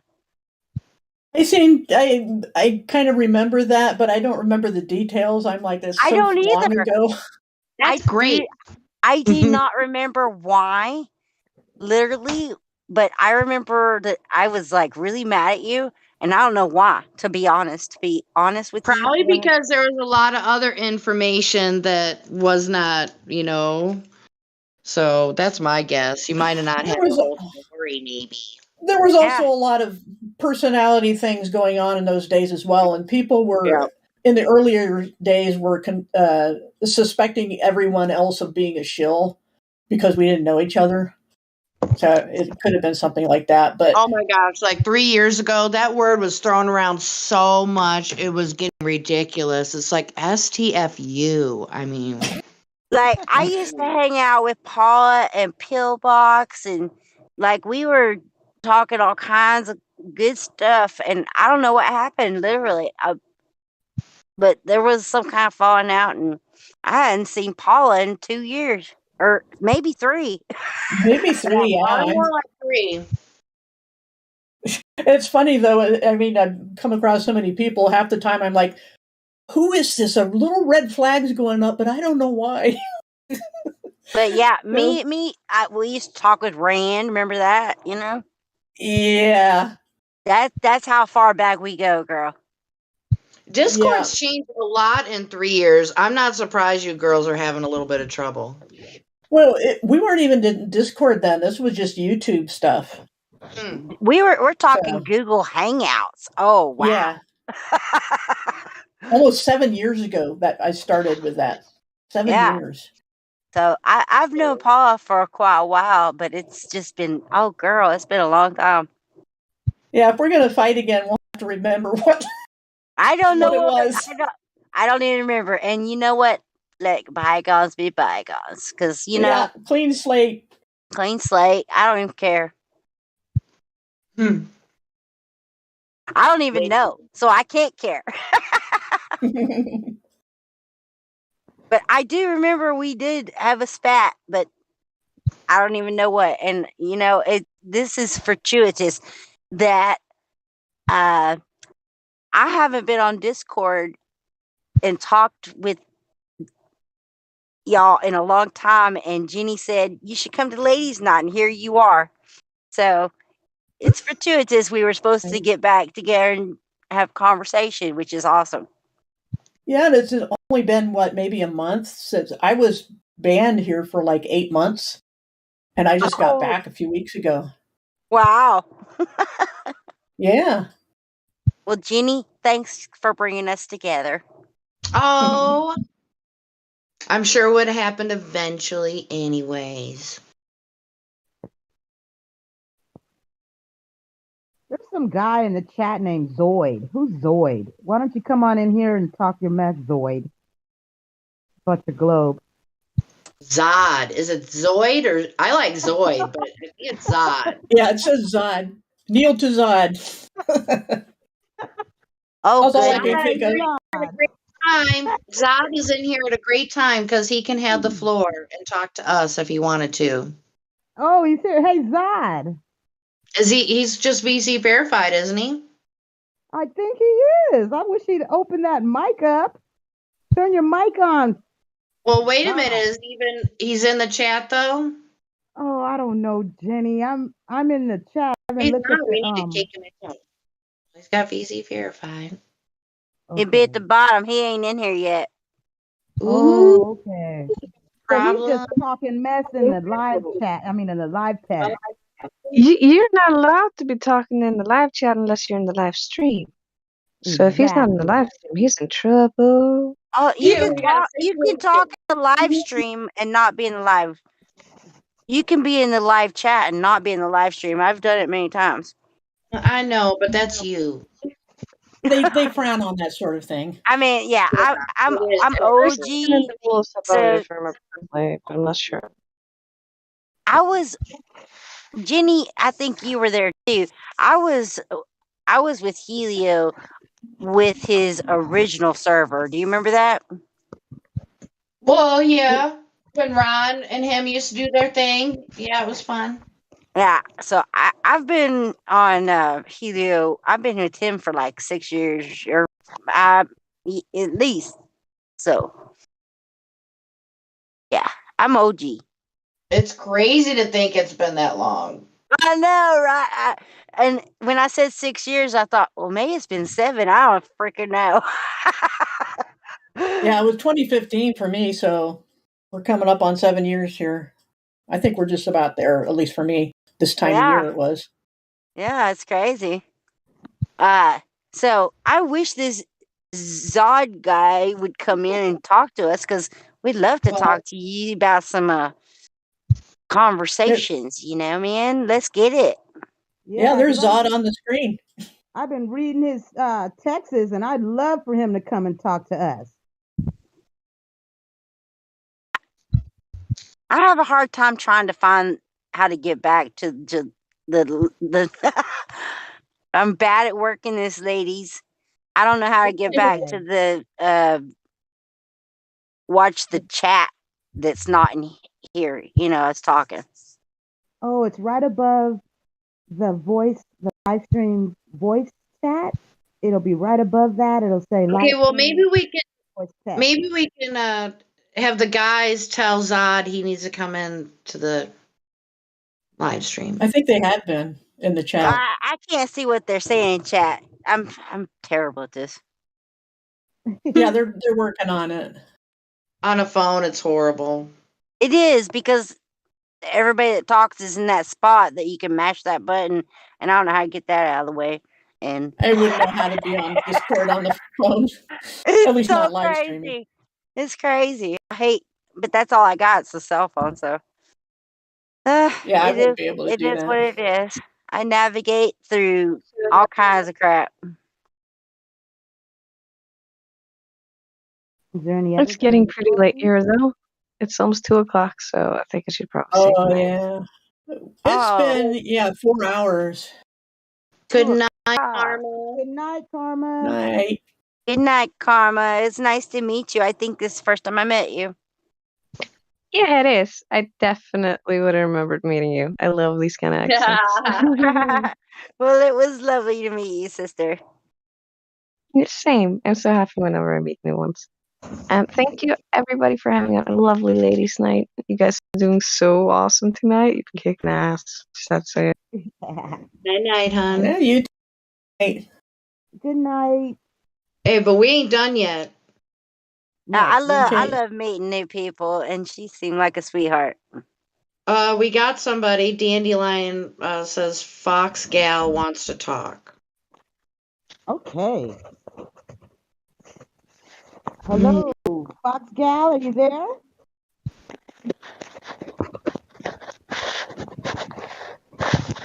Maybe it's verified. She's not. She's still muted. Oh, not even VC verified. Oh, how'd she get in if she's not VC verified? I don't know. Dandelion might have talked to her. Let's see. Fox Gal, you gotta unmute yourself, honey.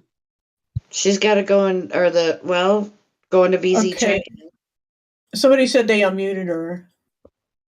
Now she'd have to unmute herself, I think, now. I guess she couldn't before. Yeah, because if she was muted by the channel, her Chris- mic would be red, but it's white with a red slash. Chris M unmuted her, so. Yeah, sometimes I've seen people on server mute and their mic wasn't red, so I don't know what's up with that. Oh, she sent me a message. She doesn't want to talk. Oh, well, that's okay. Oh, that's okay. She just wants to listen. Yeah, that's fine. Ooh, I would want to know, though, if she believes in the globe or the flat earth. Me too. But, she can type in the text if she wants. Oh, she just says it's really late for her, so. Well, we seem to be having another ladies' night marathon. Woohoo.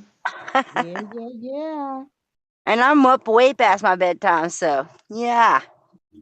Well, thank you. It's Friday night, so I ain't got nothing to do tomorrow. It's all good. Well, I wish I could say the same, but I was supposed to have yesterday off, or tomorrow off, sorry. Oh, jeez. But yeah, I was supposed to go on a date. And it didn't work out. Aww. So I picked up another shift for tomorrow. Gonna make me some money. But yeah, a gentleman older than me and very much more immature than me. Imagine that. Dang it, girl. I can't even imagine dating today with all the knowledge going on in my head. If I had to date today, I would just. Okay, so this is the problem, though. See, I'm not seeking a sexual partner necessarily. I'm 50 years old, fully capable and all, but I don't know if you guys know what the playing feels like at that age. It's very concerning. And so I don't think these gentlemen can keep up with me. I get you, girl. That's what I'm saying. I've been married 24 years, and I love my husband. And if something happened to him and he passes away, there is no way in hell I'm gonna try to be going after some other tail. Sorry, sweetheart. I just read something in the chat. Cyber Blitz said Jenny at least flat smacked that guy before it ended. LOL, she rocks. I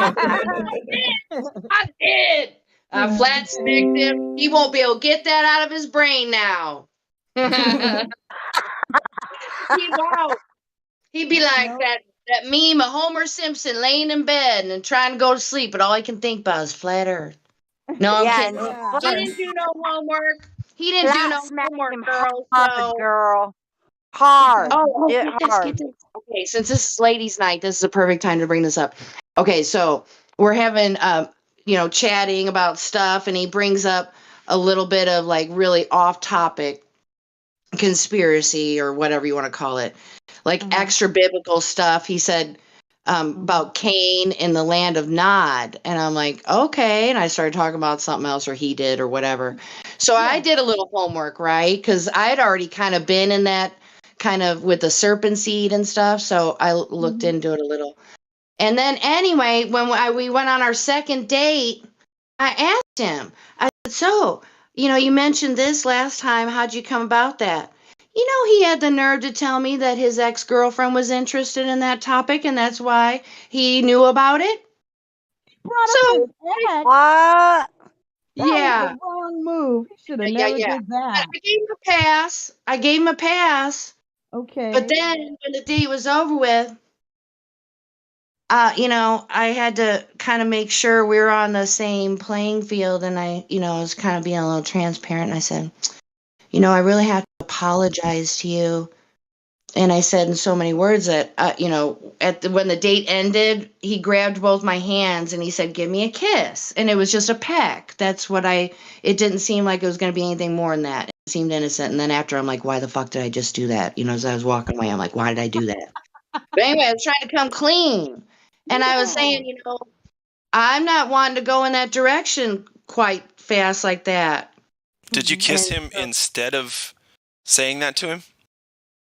I didn't say that to him at the time. Afterwards, I said, oh man, why did I do that? Why did I do that? That was stupid. Because I didn't want to lead him on. I felt bad. What's his name? I'll give him a shout here real quick. I know, right? I'll tell you about it later. But anyway, get this. This isn't it though. So I'm trying to come clean and be considerate, like I'm not trying to lead him on. And then immediately, like the snap of a finger is just about, he said, you're putting me in the friend zone. And I was like, my back straightened up and I'm like, I got to go have a cigarette. And then so I said, I tried to apologize a little bit more. I said, I've known you a week. Right. And so then he said, well, you ruined everything. And I said, well, I'm sorry you feel that way. And he was walking the other way and I just went inside. It's like, bye, Felicia. It's like, if you're going to act like that, that was ridiculous. That was ridiculous. Yeah, it was 58 years old. He's 8 years older than me. And he's acting like a middle school child. Like, what do you expect is going to happen? I just think that men don't know how to talk to women anymore. It's done with. You know what I mean? Like, they just can't do it anymore. Okay. No. You sure don't bring up the interest of your ex-girlfriend. Oh, my God. Okay, sorry. The average woman. Because I really want to say something about this.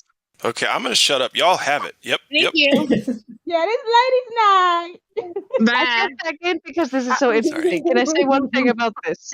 Because I can't fall asleep while you're talking about such interesting shit. I love you, Glad. Okay, I've had a similar thing happen, and me and Grace analyzed it, and we think we know why. Can I tell you our theory? This is to do with how men think. Okay, so one time, for instance, when a random foreigner on Facebook sends me one of those messages and I reply, I end up flat smacking him. Turns out he's a flat earther. And then thanks to Grace being next to me, I, of course, have infinite flat earth knowledge. So whenever he tries to flat earth smack me back, I one-up him using Grace. And he basically fell in love with Grace within 30 minutes. And within 2 days, he's talking about moving me to Tunisia to live there as his wife. Wow. And I'm like, I am sorry, sir, but you don't know me, I don't know you, I am never moving to Tunisia. Man, he's got some I balls, even though, had huh? to tell him, like, how he was doing wrong, I gave him life advice on how to approach women next time and da. And then me and Grace analyzed this. But this is to do with the whole male thing, with the whole, they're quick to imagine a future, they're quick to fall in love. Because they'll be like, they'll see a future with you, they'll place expectations on that, they'll fall in love with this idea of you, and then when you're like, hang on, hold your horses, shatter this idea a little bit of you just rushing off into this romance and falling in love and getting married in a week. And he's heartbroken because you've just broken his dream of like I am 3 telling kids you, in the country and a dog you were going to name Spot. He's I'm already gone telling that you, far. that's exactly what happened because, like, after the first date, we just went for coffee and we went for lunch. That's all we did. And after that, he sent me a text message of some romantic poem, and I'm like, "Oh man, I'm in trouble." At that point, he was already in love. Hey, I'm in I have to ask you, ladies, what's wrong with the man being that way? Nothing. There's nothing wrong with falling in love that fast. It's just when the woman says, hang on, hold your horses, now you need to calm down because I don't like you rushing me. He needs to be solid and confident enough in himself to be like, I understand your boundaries. I won't rush you. I can wait, and show self-discipline. Otherwise, he's giving you a red flag and shows he can't even control his own emotions. He's going to place expectations on you, and then he's going to punish you for expectations that he created himself, regardless of what you have done. That's not a man you want to spend I'm time just with for a long speaking time. from my own experience. Is that I was with my husband for one day. He proposed to me, and we got married 6 months later, and we're been married 24 years. So, Okay, well, yeah, well, he I'm just fell in gonna love right tell away, you. but so did I you, know right? that's not your normal thing, but Well, you I'm just know, gonna tell you that I was talking with this guy about spending more time with him. So I don't know what it was at all. I mean, it just like really kind of, I don't know. It's just kind of a little. I think That's I why fell in love with my husband because I got really drunk on tequila and he held my head out of the toilet, possibly. Well, I just it was didn't. a bonding moment. I just don't have. Hey, I I was young. Okay. I just, it wasn't like when I met this man, it was a love connection, but I was interested in him maybe being intellectual, or maybe, and, that he was seeking truth and asking questions. That's what I found attractive. But Hey, my dreams were slowly crashed. They just like did this dive bomb. I And have it's to like, go super off topic real quick because I don't want to forget to tell Glatflobe. Glatflobe, if you're still here listening, I want to tell you that documentary of that guy in the white suit in his apartment talking about the 33rd degrees. I watched that. I had seen that before, but I only watched like 20 minutes of it. But I watched the entire thing yesterday, the whole 5 hours and whatever minutes. I watched the whole yesterday, and thanks for sharing that. Whoever posted that because you told me to go watch it, and I did. So I did.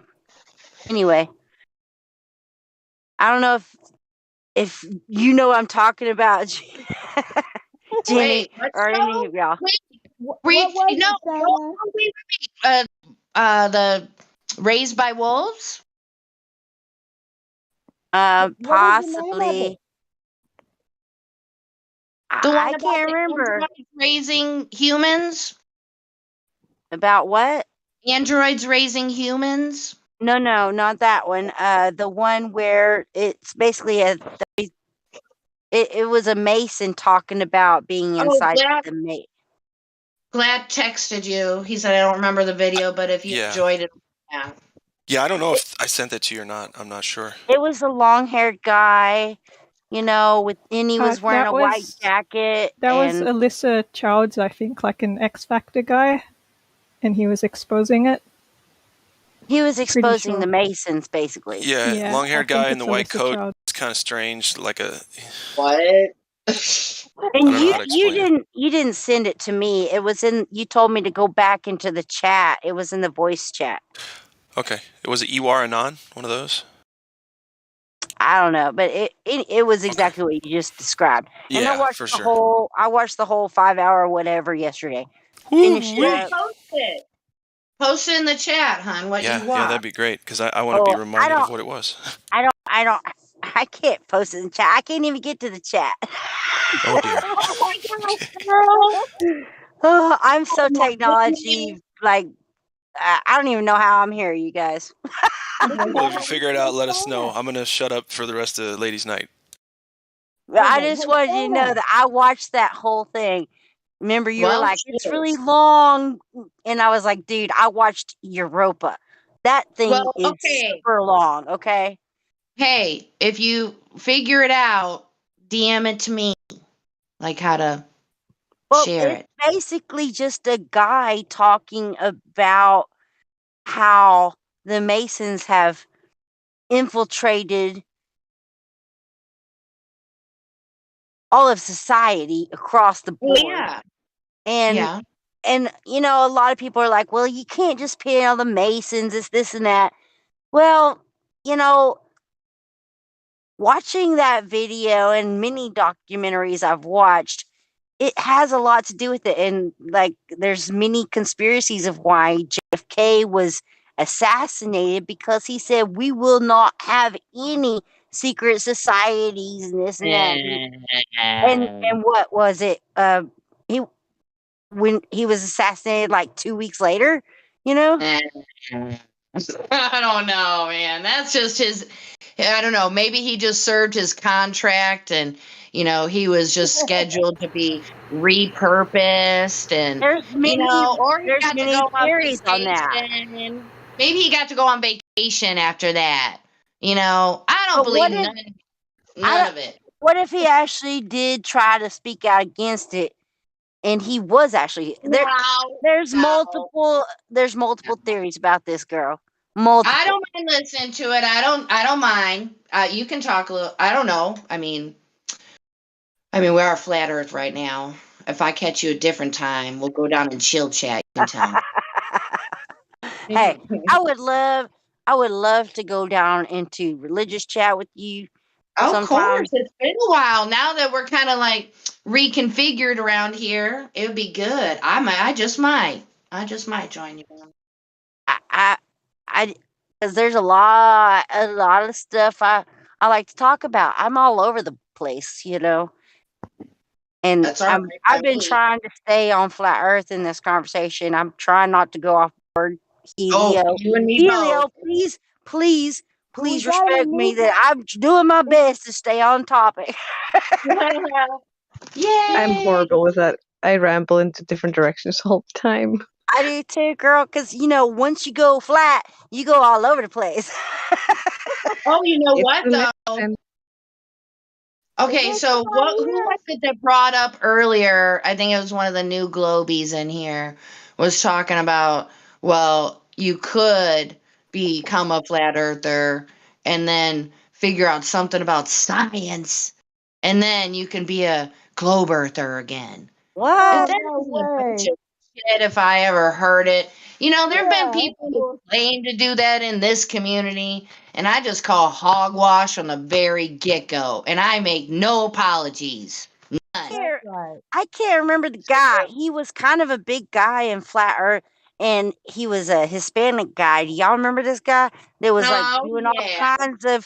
all kinds of flat Earth experiments All and kinds this of and that? drama. And then he was like, "Oh, the Earth's a globe," all of a sudden, and I was like, "What the?" That's called I want my YouTube channel to grow. Pay attention to me. A drama. Just stupid shit. And him and his whole family, were making all of these flatter videos, and then all of a sudden he just flip flopped, and I was like, "What?" Either that or somebody had a problem with their employment. You just don't know with people where they gotta.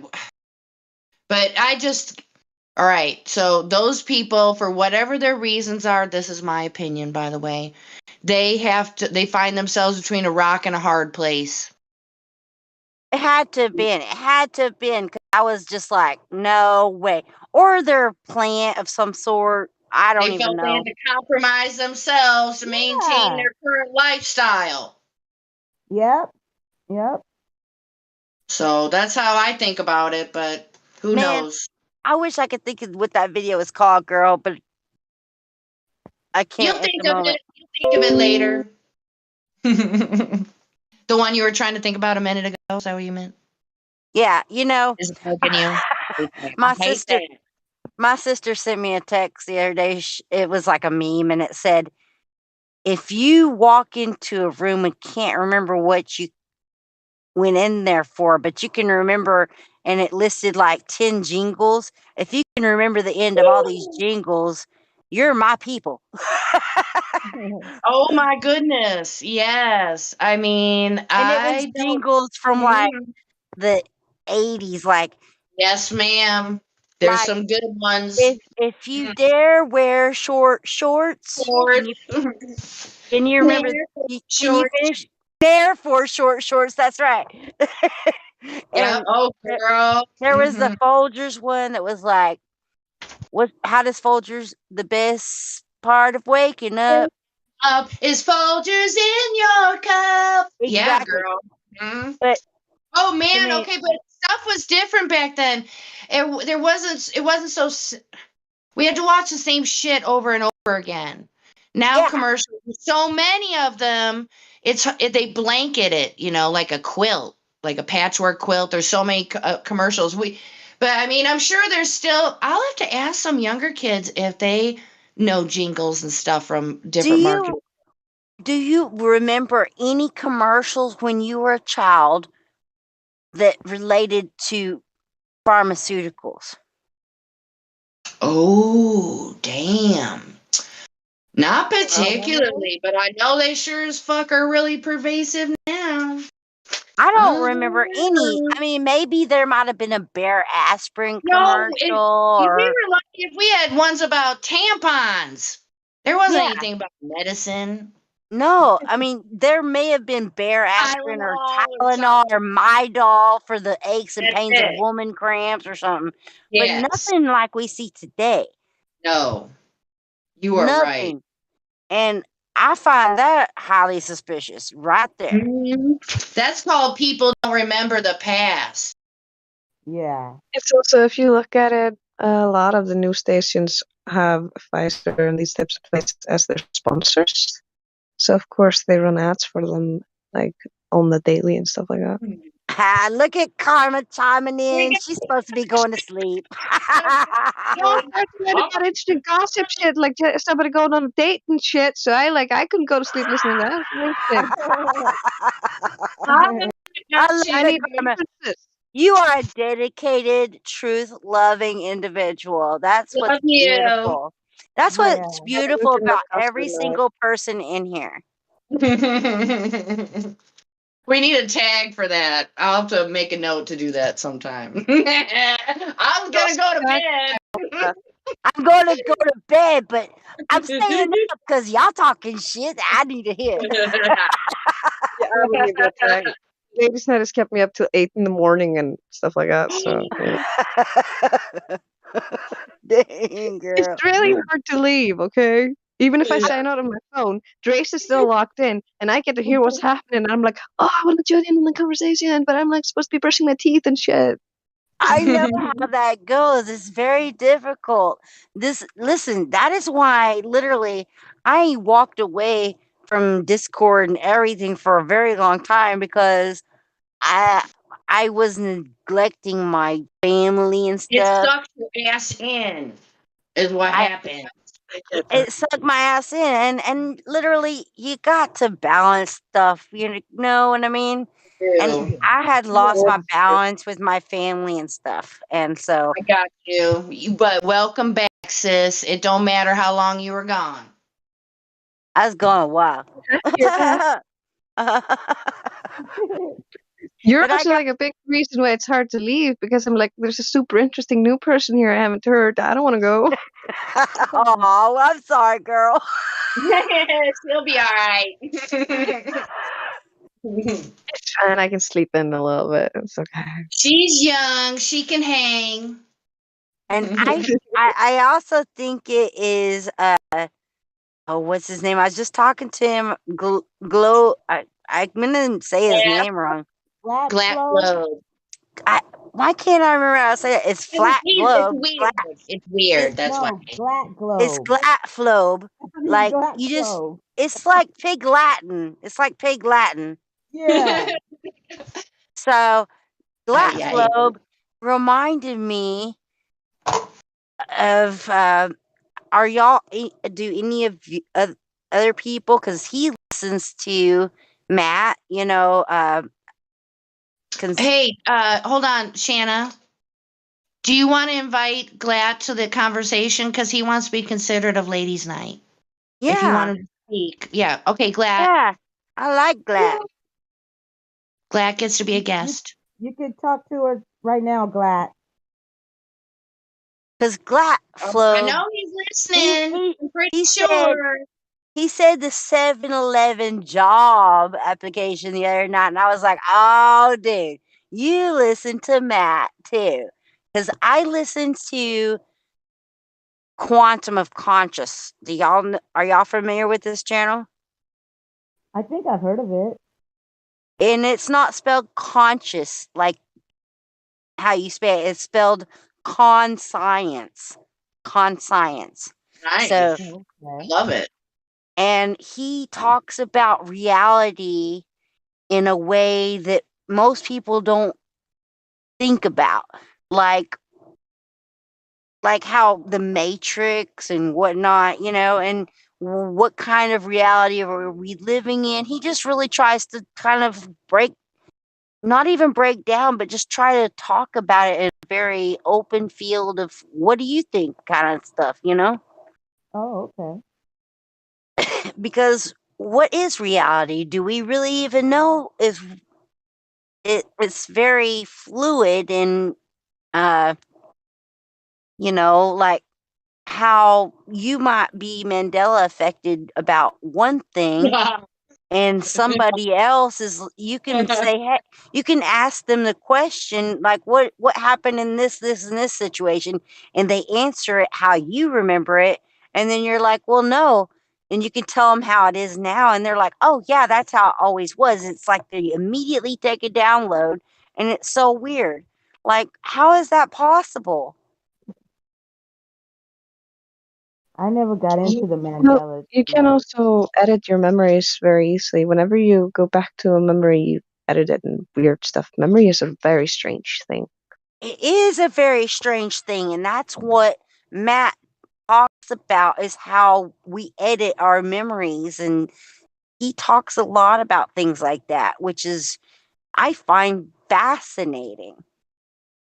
Well, I would say if we edit our memories, I mean, it would be some sort of, I know this is going to sound wishy-washy, but like some sort of protective mechanism for your psyche. I mean, I guess it would be due to trauma. Right, Right? but okay, we're not talking about traumatized things. We're talking about, like, you know, the movie Forrest Gump? Sure. Oh, no. That's my favorite debunk of the Mandela effect. Life Because is or was. There's two different time What, a box of frames chocolate? expressed in that movie. That's One true. is in the You are current. so right. He says Yeah. it is and he says it was. No. His mother says it is.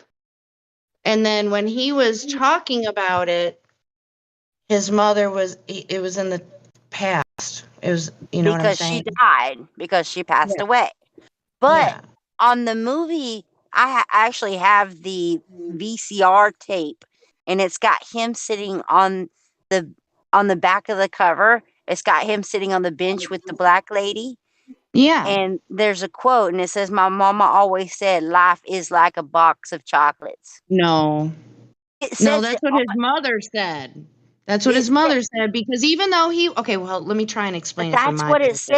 says on the back of the cover of the movie. That's all I'm saying. Well, they're with us. I mean, who knows? Maybe this is some little skit somebody wrote. But And they're yes, putting it out I there. think he I probably mean, says it both ways in the movie. but wait, let me try and say this to you, okay? So the whole time, during the whole duration of the movie, he is sitting on the park bench. But as he's telling the story, well, as the movie is being played out, as if he's telling the story, there are parts of the movie where it presents itself as if it were in present tense. And that's when the mother says how she says it. And that's where people get it in their head that that's how it was said, is because the mother said it that way. But Can I just jump in quick? No, well, yes, Paula. Yes. I posted a couple minutes ago a video I did on Mandela Effect where I researched where it got started, and there's a website that's all about it. Just to make long story short, I don't accept Mandela Effect, and I've been called names for that by flat earthers, which is really What's the Mandela effect? it's basically that somehow the past can be changed, even to the point of changing words that are printed in books on your shelf, that they can be changed. My basic objection is that since evidence you would use to prove or disprove a memory can be changed, and it's impossible to ever verify. You can't falsify it. You can't prove it. And I just go into all those reasons in my video. So Thank you for being so articulate about that. Once again, you're welcome. Paula, listen, like the one, like Looney Tunes. Most of us here probably grew up watching Looney Tunes.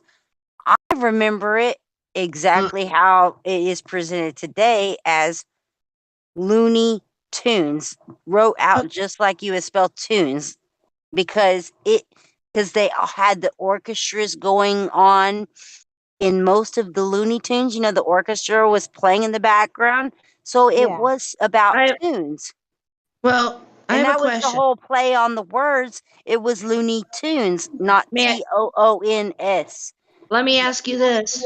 Is there a flat earth Mandela effect? Not that I know of. Well, I mean, and the reason why I'm asking is because, I love this I love off topic, but I was just hoping that there might have been one. Does anybody listening, do they know of one? Why couldn't there be? Well, of course there could be, that I'm just asking. I mean, I just don't, this is what disappoints me about the whole subject, is that everybody talks about what these quote unquote effects or residue is, but nobody talks about what it is or what it could be. Why aren't there those conversations? Everybody gets all wrapped up and tangled on what they think they remember because of this or that, and nobody's got any physical proof. Well, the only we reason have a problem. I brought it up was because of Matt talking about reality being something possibly fluid, and I don't even listen. I don't even believe. And he says, "Don't believe me," like we all do. This is just theory he puts out there. Is that reality is more fluid than we think it is, possibly. I love the most fringiest theories. One being the plasma moon map by Sturgio. Shout out to Sturgio's Vibes of the Cosmos YouTube channel. That's my but this Mandela effect, there's nothing I can go on. There's nothing I can go on. Yeah, I can't apologize. either. It's a guilty I can't pleasure. I want Mine. to. I want to, but I just can't. I would be interested in people's opinion of my video on that if you get a chance to watch it sometime. I would like to watch that, Paul. I gotta step away for a minute, ladies. Okay. The bathroom's calling my name. You got a video on it? Yeah. Unfortunately, it's an hour and 20 minutes. Thank you. Do you want me to post it again? It was been a few minutes ago. I saved it, but yeah, post it again. Oh, okay. All right.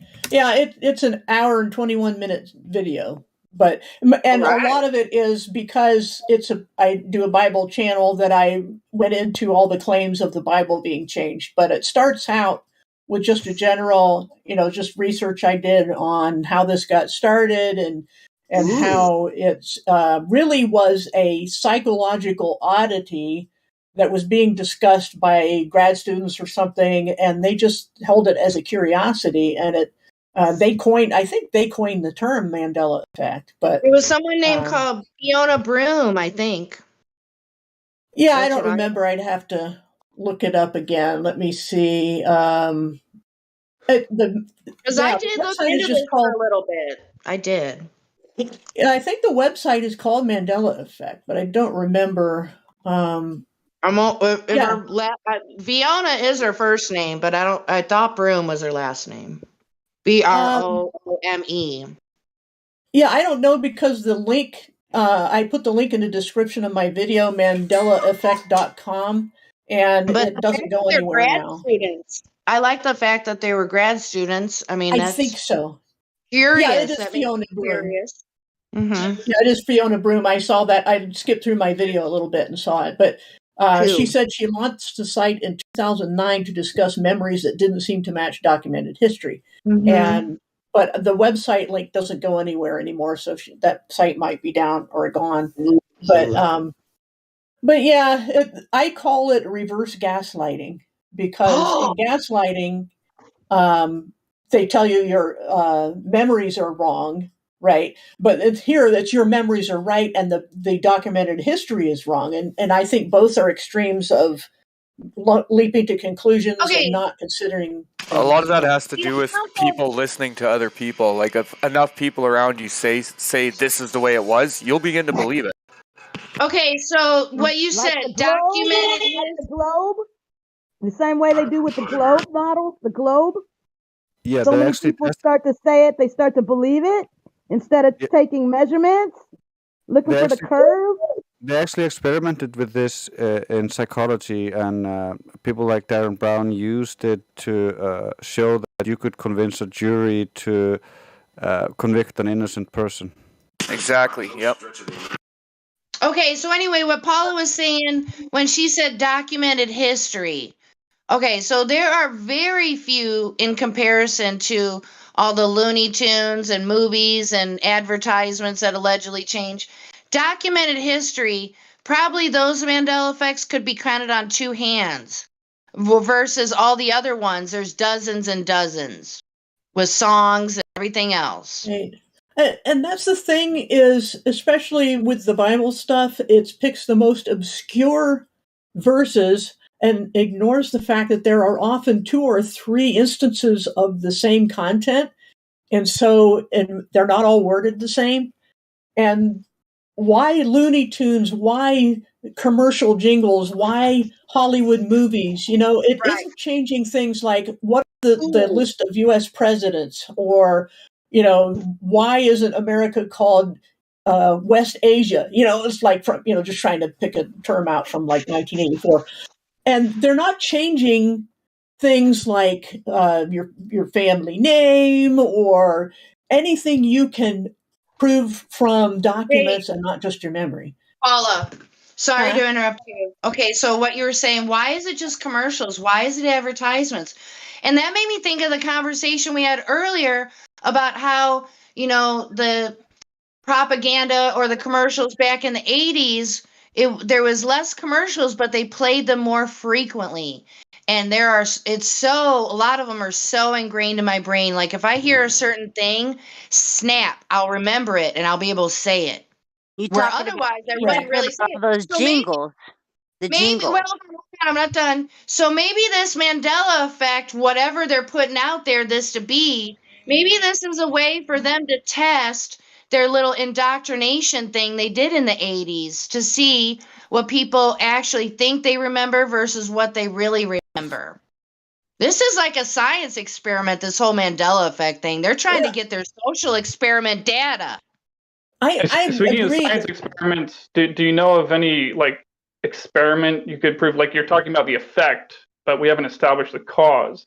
Exactly. Do you know of any experiment where we can establish the cause of this? nobody talks about it, and that's kind of suspicious as well to me. It does seem more like a science experiment of like the possible government or whatever trying to figure out how good our memory is, and like truly, because most people, like, every time some new thing comes on, like, okay, just for instance, we are just experienced this whole pandemic, and now we're thrown into this new war. Everybody's forgetting about the pandemic, and you can see this throughout history. The people forget what just happened yesterday because some new bullshit has been thrown in our face. Yep. And so I do think that the Mandela effect is an experiment. I think you're That at totally 100 makes sense. absolutely right. Nobody has talked about the cause, or none of the experts, because not to say I've had like elaborate interviews or anything, but nobody talks about why it could be happening. Not the little alleged effects, but I'm taking it back. I think you're right. I think you're 100% absolutely right. It's not, there's no effect. Just at random, I was quoting commercials by just a few words to put in my memory to bring it back up again. And Well, then like I can see when it I like it told was you. yesterday. When I told you. I think Ina wants to say something. Oh, really? Yeah, sorry. Yeah, I'm at work right now. Sorry, but I'm on break. Honestly, I'm not sure what it could be, but I do remember like something happening within the next day that happened the day before. So back when I was in middle school, Saying things are happening. I don't know if like people's consciousness could be like altered or something, because I remember being in middle school and there was this guy that was in one of my classes. Well, he ran up on me and hit me on the head. And I was like, "What was that for?" And he said, you hit me on the head. So I'm hitting you back. He's like, "This is what you get." And I was like, "What the heck?" So I saw him the next day and I ran up on him and I hit him back on the head. And then he's all, "What the hell was that for?" I was like, "You hit me on the head yesterday." He said, "How? I wasn't even here." And so when I was walking in the same area, he ran up on me and he hit me on the head again. And he said, "This is what you get for for today." And I was like, "Wait, what? But this happened yesterday. That's why I hit you in the first place." So I'm not sure if that has anything to do with someone's consciousness, like, because I have experienced the Mandela effect, like the Bernstein Bears and the movie, I think is Kazam or Kazam. Like I actually experienced it, and I don't know. I wouldn't Kazam. I'm not sure. I just remember Sinbad was the main character in that movie. It had a lot of things in that movie as well, like the Is someone Bernstein talking? Bears as well. Yes, Justin. Somebody. I It's have real to quiet. say, I totally remember that movie with Sinbad. I remember that movie. Right, right. Come on. I don't remember Shaq being in it. But what do you guys think the cause of the Mandela effect is? I mean, Like I said, I don't know if it's other. But how is it that movie doesn't even exist and we remember it? I mean, I'm sorry, Paul. I've got to go watch your video to see the breakdown of that. But I have memories that don't exist anymore. I think the and I don't know if I'm saying it right. The Mandela or the Mandela. Which is it? It's Mandela. Okay, the Mandela effect is a lot like the same basis around hypnotizing, where you happen to be in a relaxed state.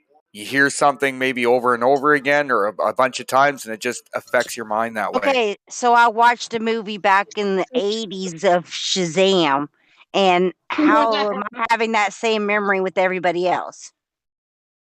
Hypnotizing does not. Right. Hypnotizing does not explain that. I'm sorry. What do you mean? Are you saying the movie Shazam There doesn't is a good exist? point though that people Yeah, don't it go doesn't into movie does exist. not trance exist. What the regularly fuck do you mean until it doesn't exist? I swear to God, I remember this No, movie. it No, it that's what doesn't I'm saying. exist. I It remember the never movie happened. too. You got I to be remember the clear, movie guys. too. Hey, you got to be clear with him. The one with Sinbad. Look up the one with Sinbad. But he Shazam. says The he movie never played that Shazam, movie. movie with He's saying he Shazam never played it. Sinbad never existed. But I remember Sinbad being in it. I remember he And was the genie. right. Can I add something, please? Yes. Okay, thank you. So how What's hypnotism up, works Hank? is through I the. love you, brother.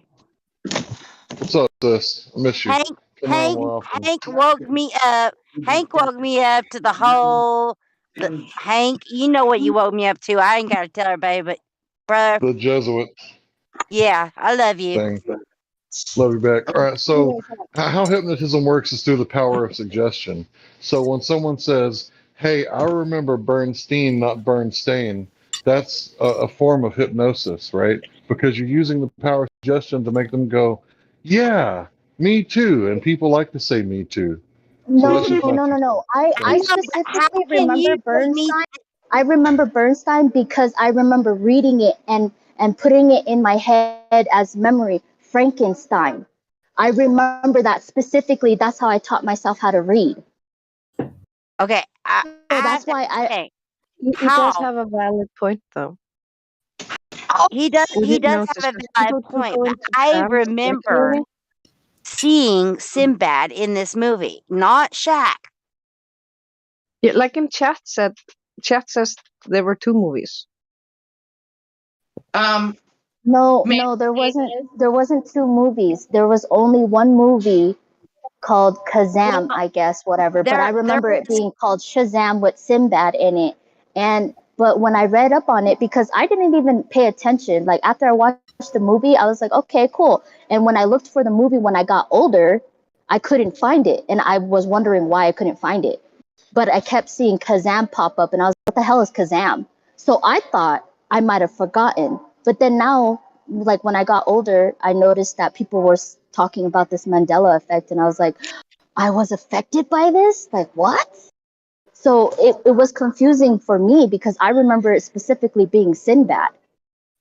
Yeah, Sinbad was his movie was called Shazam, and Shaquille O'Neal had a movie later on in the I think in the late '90s, early 2000s called Kazam. So there are two different movies. But you're but right. actually the movie Shazam never exists. Yeah, I'm looking it up right now because I The could have movie swore it the existed movie too, but you guys I are right. remember It does not In exist. text chat. Chat Kazam, and then you just Shazam. enter in Shazam. You can see it in text chat. Yeah, Shazam It doesn't exist. It doesn't exist. Literally does not exist. I'm looking at a thing where they interviewed Sinbad himself and they asked him. He's like, I've never played in a movie called Shazam. I never played a genie or at all. Or he said he once did a comedy skit where he dressed up as a genie, and he thinks that might also No, be confusing people. actually they did that comedy skit because so many people were asking him about that they did that as a about it. They made that comedy skit because he had so many people asking him if he was in this movie. I swear to God, I can But I picture the remember, movie cover in yes, my head. I can picture right. the movie I can cover in my see. head. I can picture the I children and remember everything. I remember watching the movie because Sinbad was in it, because I liked Sinbad as an actor. I Yeah, never watched I any would of never Shaq's be movies. like, I want to watch a Shaq movie because he's a complete retard. I mean, I didn't just say that. I did not say that. But I would never want to watch a Shaquille movie, okay? Well, I'll tell you this. Sinbad's funny. He's good. He would make a good genie. Shaq Well, I'll did tell not you make a good genie.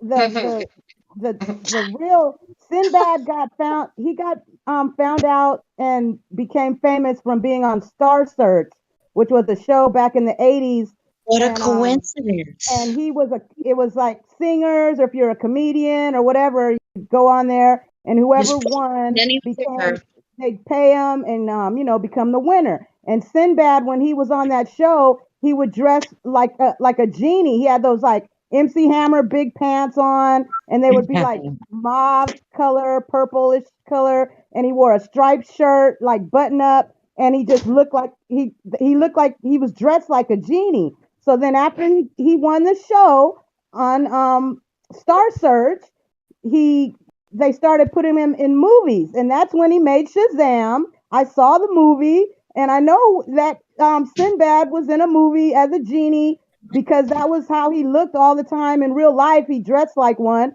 and yeah, I've seen it. It was a long time ago. All right, guys, I gotta get back to work, so I'm gonna mute Oh, myself. good to hear from you. Hey, Tracy, I'm not trying to sound like a smart ass. Yuna, thanks for chiming in. Yeah, no good, doubt. Have a good day at work, sister. Yeah. Have a Hey, good Tracy. So I'm not trying to smart off to you or nothing, but why don't nobody have like a VCR tape of that shit? I know. I bet my parents have that recorded on one of their old school VCR tapes. Girl, I you bet you call they up your do. mom. You better give her a phone call, Maybe cause it was just a bootleg or something, but I know. no, Because my parents were the type. Any movie came on TV, they recorded it. Literally, my mom and dad, they paid a bunch of money at Kodak to get my grandparents all their 8mm old school tapes put onto a VHS, and my mother. North and South came on TV, and she pushed that tape in that they had recorded all my grandparents' tapes on. Okay, And so was it Sinbad or my dad was so Who pissed. was So I'm just saying my parents probably got that on tape. Who was it though that you saw, Shayna? Was it Sinbad in the movie or Shaquille O'Neal in the movie as a genie? The one you saw. It was not Shaquille O'Neal. I promise you that. Hey, girls, what about this now? Exactly. You know how Sinbad. you know how the creator gave us intuition, and I've looked into this Sinbad thing, and I actually I wish I knew what this video that I watched of his. It was an interview, and I'm telling you, the way this man spoke and his answers he gave, my spidey senses flared up. And I'm kind of like, I just wonder if this man is just kind of a player on the world stage because, he just might be a part of like a sub kind of reality kind of thing that he's putting on. What it people. is, I'm gonna tell you, Jenny, what it is this was a long time ago. This is like late 80s. Yeah. And Okay. We were asleep then. He won Star Search over like Yeah, so did Britney over Spears. singer. Yeah, over Britney So did a lot Spears. of other famous people by coincidence. I wonder, bet you we can make a long list of people like that. Can I say something? Wait, Yes, hold please. on. I'm not done. Let me just finish. Sorry, dear. One second. Just hold on 1 second. And he beat so many people who everyone thought he shouldn't have won. So what ended up happening, he wins, and then he's put in this movie as a genie, like imitating himself because that's how he would dress. And so the movie was kind of like it was like a B movie, or maybe it was like corny. It was corny. And maybe that's why he's denying it to this day, because it was so like a silly, Okay, but you know what? I could have sworn maybe that was part of the interview. Like there wasn't like any clip or anything, but I think he alluded to that. But you know what? It don't pass the smell test for me though. And I want to be. I want to be in full disclosure, real quick. I do not personally believe in the Mandela effect. I just find it interesting that we all have these different memories.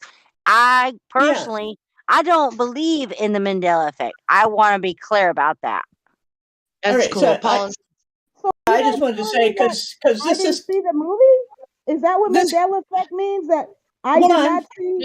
No, dear. No, that's not what we're Hold on. saying.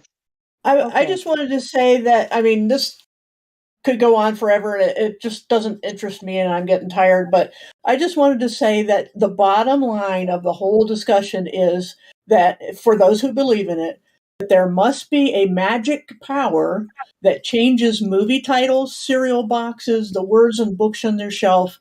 And that's just such a leap for me that in this community of people looking for evidence that there's literally impossible to prove, and that it must be a magic power. That's the only thing that it boils down to. And so I'm like, why are we discussing instances of the proof of this magic power? I don't believe in this magic power. To that, I have to say, I do not know what power the devil has upon this plane. Well, And oh my God. I know that we are told that he will deceive the masses. All right, this is true. Okay, but I'm not deceived because I saw the movie. And Hold on. All right, I'll see you. Okay, I'm going to say to that point, Tracy, how can nobody's trying to say you didn't experience what you did, hon, okay? I got a theory about that, but let me just say that I was going to forgot what I was going to say a second ago. Tracy's upset, and I apologize if I contributed that, but I think there's a deeper level. Like, if he's a player on the world stage, that was intentional to fool people. Like, there's some kind of social experiment going on with this Mandela effect. I never thought of it in this way before, but that kind of resonates more than anything else. I have to agree with you 100%. I really think this is some kind of experiment. I don't think I don't even know how it's being done. It's a lot to do with like I said, with like hypnotism. I'm trying to think of the word when you not convince. It's kind of got the same word as convince, but yeah, like beguile. Yeah, like Okay. it's almost like how you can like trick people by convincing them almost subtly in a subtle way. Ladies' night, sir. Pardon me. I'm so sorry. I'm not trying to be rude. Okay, so Paula said a second ago, I forget who it was. Reminded me when I figured out the power of whatever this adversary is, or whatever scientism is moving into. That what scientism was, the religion of the world. That was kind of a spiritual moment. I had like an epiphany. Because I've always loved science, or what I thought was science. Not that I was like an expert at it or whatever, but that this deception, there's everything in our reality. There's a deception behind it, or some conspiracy. And if you don't think so, name one. And I've asked this question many times, and you're not going to be able to name one. Because the conspiracy experts, a lot of them are in here. I don't know, man. It's a big web of deception across everything. I have a question, Jenny, to the guy who was speaking just a moment ago about that was me. That's fine. About it being a hypnotism. Like a form of it, not actual hypnotism, but like almost without meaning to do it. You know what I'm saying? I'm familiar with that accidental hypnotism, so to speak. Yeah. Conversational hypnotism, that's the word. If it is hypnotism, are we the people that remember things that the average person remembers a different way? Are we not hypnotized and they are? Are we under the hypnotism? That's a good question. That's a good question. But it's like this. Let me and it actually has to do with another movie, but it's a very perfect example. I'm sure everyone here is old enough to have seen the movie Jaws, right? What?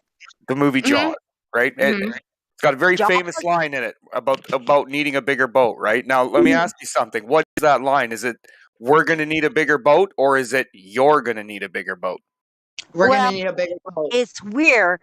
Right, but guess what? Watch the movie. It's you're going to need a bigger boat. And that is actually a form of the Mandela effect. Everybody says that so much that it actually people start to remember it that way. Was there a parody of it on Saturday Night Live? So why does so many people remember it's your? People misphrase it. Yeah, that actually fits what he was talking about earlier with conversational hypnosis. And Because once you've seen enough parodies where people misphrase it or misquote it, you'll start remembering the misquote as the correct thing. It's kind of like I can't even think of a parody. I can't even Okay. think of a parody of that. I only watched the movie. That's an example of Can I disinformation, bring an ladies. example, please? Yeah, I was just gonna I just say. have a really good one. What? Oh yeah, I'm just gonna Oh, say this one thing, and then I'm gonna leave. Basically, in our TV station, main TV station in Iceland, we have a guy who's basically the TV announcer voice. He has a pretty heavy accent, so he always says Grace instead of Grey's Anatomy. He says Grey's Anatomy. And after hearing that every day, or like every week, or whenever the hell that's showed, even my mom, who's a fluent English speaker, will occasionally say anatomy. Even I will occasionally say it because I'm so used to hearing it. But I know it's wrong, so I fix it. But if you don't know it's wrong when you're ingesting it into your system, you're just going to replace the old memory with this instead. It's the habit we make. It's the self hypnosis that we do, the self programming that we do, because And we're there's always also stage throughout our life. there's But yeah, also I'll the leave it to psychosis. Ollie. We always want to correct our there's something in our brain that likes to correct things that are said wrong too. Like I don't know what this is called. There is a psychosis about this, so that when something is said a bit off, we mentally correct it or say it how we think it should be said. So that's also something that goes on with a lot of these different Mandela effects. Well, okay, so I never thought about this in quite this way before, but the parodies that are done on SNL, I think, contribute to the Mandela effect. And But why do they do that? Well, wait, Why? they're an example of disinformation. That's what they're putting out is disinformation, not misinformation. That's what we absorb. And then that's what we pass along as misinformation. Now, if Paula is still here, I bet, Paula, if you're still here listening, did she say she had to go? Maybe. I don't recall. She did say that. Damn She it. did say that, yeah. Well, I bet if Paul was listening, I would like to ask her. I bet the reason she made her whole video. I want to watch that Mandela effect video she's got. I've got to watch that. We can but talk about that next week. I bet she did that because of the wolf chalet with the lamb. Oh, well, yeah. Because Paula's very knowledgeable about the Bible and stuff. And the wineskins too. Oh, girl, don't even get me started on that one. The wineskins. Oh yeah, that'll be in her video. I pretty much guarantee that. That's my guess. Because if you say bottles, it totally changes the whole understanding because bottles are not going to burst. Well, I would imagine Paula goes in depth with the word usage in different portions of the Bible. So I'm sure. Yeah, I'm gonna be. I did a whole Once thing. again, may I intrude? Yes, please. Yeah, different people get different money for different translations. If you go back to the original, it says wineskins. I promise. I've read wineskins and I've read bottles, and the reason for that is because modern people reading don't know what a wineskin is. They're going to be like a wineskin. WTF is that, right? So it's kind of one of those things where when you change it into bottles, it doesn't really make any sense anymore from the scriptural point of view, but it makes sense from the modern point of view, and that's how you make money. We're talking about the King James Bible has changed from wineskins to bottles. The 1611 version. It still does not make sense for it to be bottles, even in the modern standpoint, because it doesn't grasp what is the process. Process is if you put new wine into old wineskins, those wineskins are going to burst because the wineskins have already been stretched to their limit. Exactly. And I understand this because I know what a wineskin is, and bottles, the terminology of using bottles doesn't even embrace at all the whole concept. The concept in that scripture is that, you have to come at this from a new perspective of understanding. And if you're coming at it with your old understanding, you're going to burst. You cannot take this into you. Yeah, and plus bottles aren't going to burst when you put old wine in them. Well, the whole metaphor is spiritual, and No, but the bottles ruins the whole thing. yeah, it ruins the whole thing because bottles. I mean, yeah. To be honest with you, my grandfather-in-law, he did bottle some beer in some bottles, and some of them did burst. So they still can burst too, but it does just take away from the whole analogy of what the parable is about. It really takes away from the whole analogy. But do you remember the verse about the lion shall lay down with the lamb? Yeah, that's why I said the wolf shall lay with the lamb a while ago, because now it's the wolf, and it was never the wolf, because people have painted pictures of the lion laying down with the lamb, and hundreds, and even in these pictures, some of them have the scripture, the wolf shall lay with the lamb, with the painting of the lion laying with the lamb. It's like, what? Okay, so where did that picture come from? Who did it? There's thousands of them, girl. I know, but you know what? I want to know who put it out there the first time. Well, to be honest with you, I know the saying, in my opinion, what I remember, it was the lion shall lay with the lamb, but it makes more sense the wolf shall lay with the lamb, because there's many scriptures talking about wolves in lamb's clothing, deceiving. And so for the wolf to lay with the lamb is actually more accurate to biblical overall.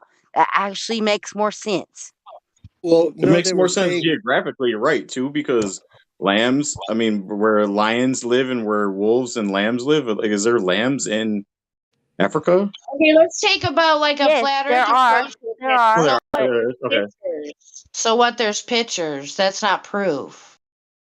To me. Yeah, that's why I'm saying geographically and also just scripturally, the wolf and the lion have been pitted in scripture constantly as the opposites. So it makes more sense to say the wolf shall lay with the lion. So maybe, I don't know, but there's been tons of, you can go back in history and listen to on YouTube of thousands and thousands and thousands of preachers giving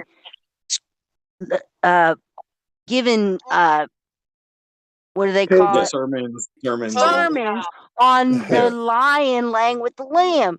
So this is Isn't like, it true too, though, that the whole word? Isn't it true too? If I could just interject real quick on your point, is the word just wolf in itself has a negative connotation, to whereas lion necessarily doesn't have that same negative, that same negative meaning, to where lion is more like protector or king, or whereas wolf is more like deceptive and out to do no good, and you know what I mean?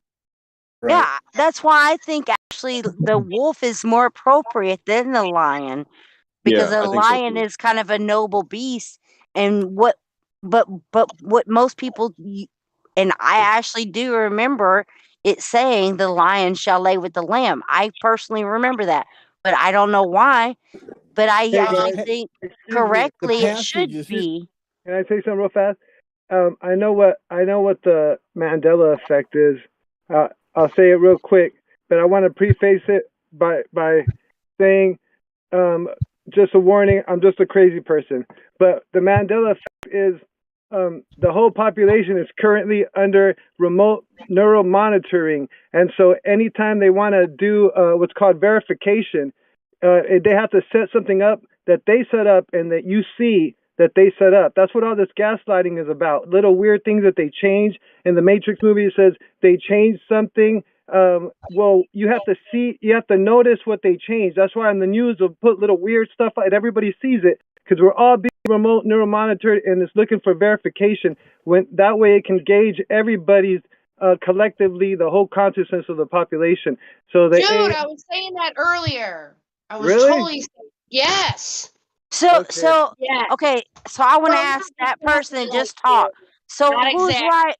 So who's right and who's wrong? Like, I mean, with that being It's a said, social experiment. That's what I was saying. And the reason why I had said it is because most of these Mandela effects are from stupid fucking commercials and cereal boxes advertisements. Okay, so Yeah, in I the believe that too. 80s, Yeah. in the 80s, they didn't have as many advertisements and such, but they played them more frequently. And sometimes they need to change the verbiage to fit whatever they're trying to convey or get across. Sometimes they might need to change one word from, you or we or to, like, yeah, what you're saying makes total sense. It's called They're testing the effectiveness of their social programming, whatever the F they're doing.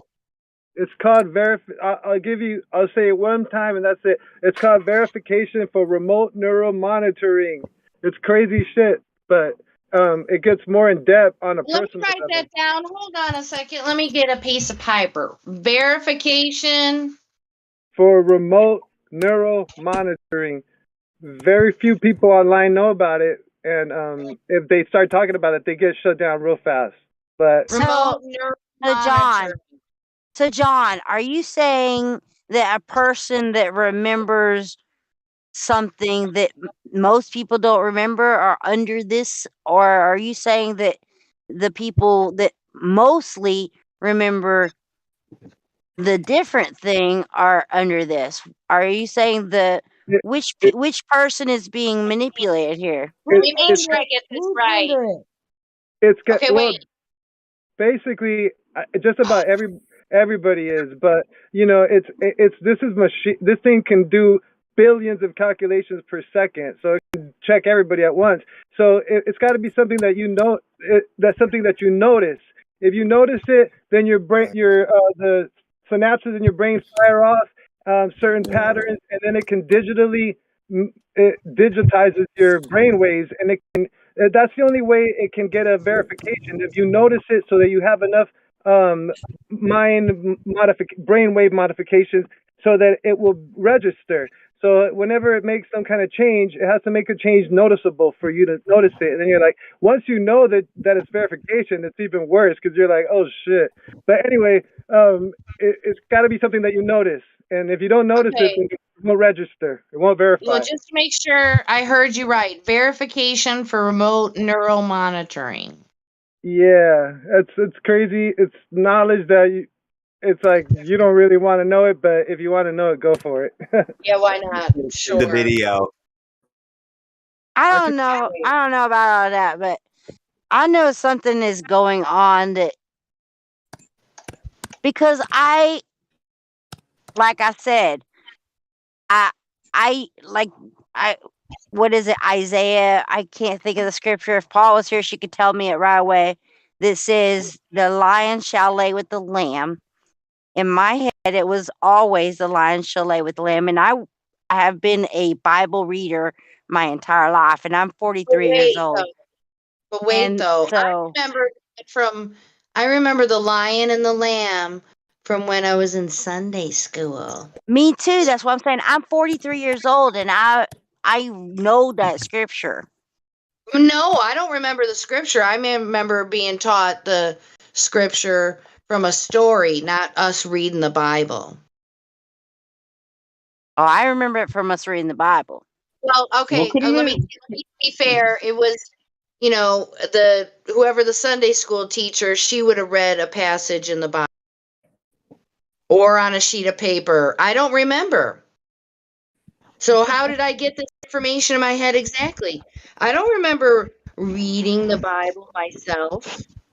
Couldn't it too though just be hearing like two different stories about lion and lamb and wolf and lamb, and then mixing them up in your head and misremembering them later, and then trying to I hate think the that they're the same misremembering, but story? Like, I really hate the misremembering thing, but yeah, I know what you mean, but think of for example, when you line up like a couple of people in a line, and one person at one end of the line whispers something into the person next to them in their ear, and then then they I pass that heard it down. through the grapevine. Doo doo doo. No, you know what I mean? How like that, That's how heard it through the grapevine, bro. I mean, Yeah. am I outrageous for bringing that up, or No, my son just brought this up to me like literally 2 days ago. He's like, "Mom, because he's a super skeptic and y'all bless him because he is very skeptic about all things in life." And he said, "Mom," he said he called it telephone. He called it telephone, yeah. And like one person says this, and this, and then it gets passed down, blah blah blah. And so yes, that is something that is possibly how this is going on. But there's so many things going on. I think that what Jenny presented is that this is some kind of psychological experiment. Is to me more so actually probably what is going on. I mean, it's never resonated what the main people on YouTube they talk about, and I just couldn't. I just can't. And I think it kind of makes sense to me, but I haven't in my own experiences like really jumped on the Mandela thing. Like I've looked into it and I'm intrigued by it, but the only one that really bugs me, to be honest with you, is the Ed McMahon one. The rest of them, like Berenstein Bears and whatever how you pronounce it, like I can understand me misreading that as a child and then remembering it the wrong way, and then being a kid, your parents don't correct you, so then you grow up believing it to be one way, and then somebody tells you no, it's pronounced this way. Okay. But Ed McMahon, I remember seeing commercials with him going to people's houses and presenting those checks for. Like, that was. I'm sorry. Do you know guys, who Amish Space Station is? Oh wait, I'm sorry. All right. I don't Amish want to lose Space Station did a great video on the Ed McMahon on Ed McMahon and disproving the Ed McMahon thing. You should check that out. What was it? I'm sorry, I didn't hear what you said. It was what's it called? The channel name is Amish Space Station. Okay. I'm gonna look into that. But yeah, Like I know it's the craziest name because of space station, but it's Amish Space Station. on YouTube or what? Yeah, on YouTube, and he made a video disproving the Ed McMahon Mandela effect. Okay. Well, that's good because I'm glad to hear you say that because what I was thinking was, how Tracy was talking about Sinbad that she watched it and I've seen it. And Ed McMahon. But my thing is, what I'm trying to say here is that, I would be willing to believe, this is my opinion, my little spidey weirdo senses, that Sinbad and Ed McMahon, they're like playing 5D, they're pawns on 5D chessboard.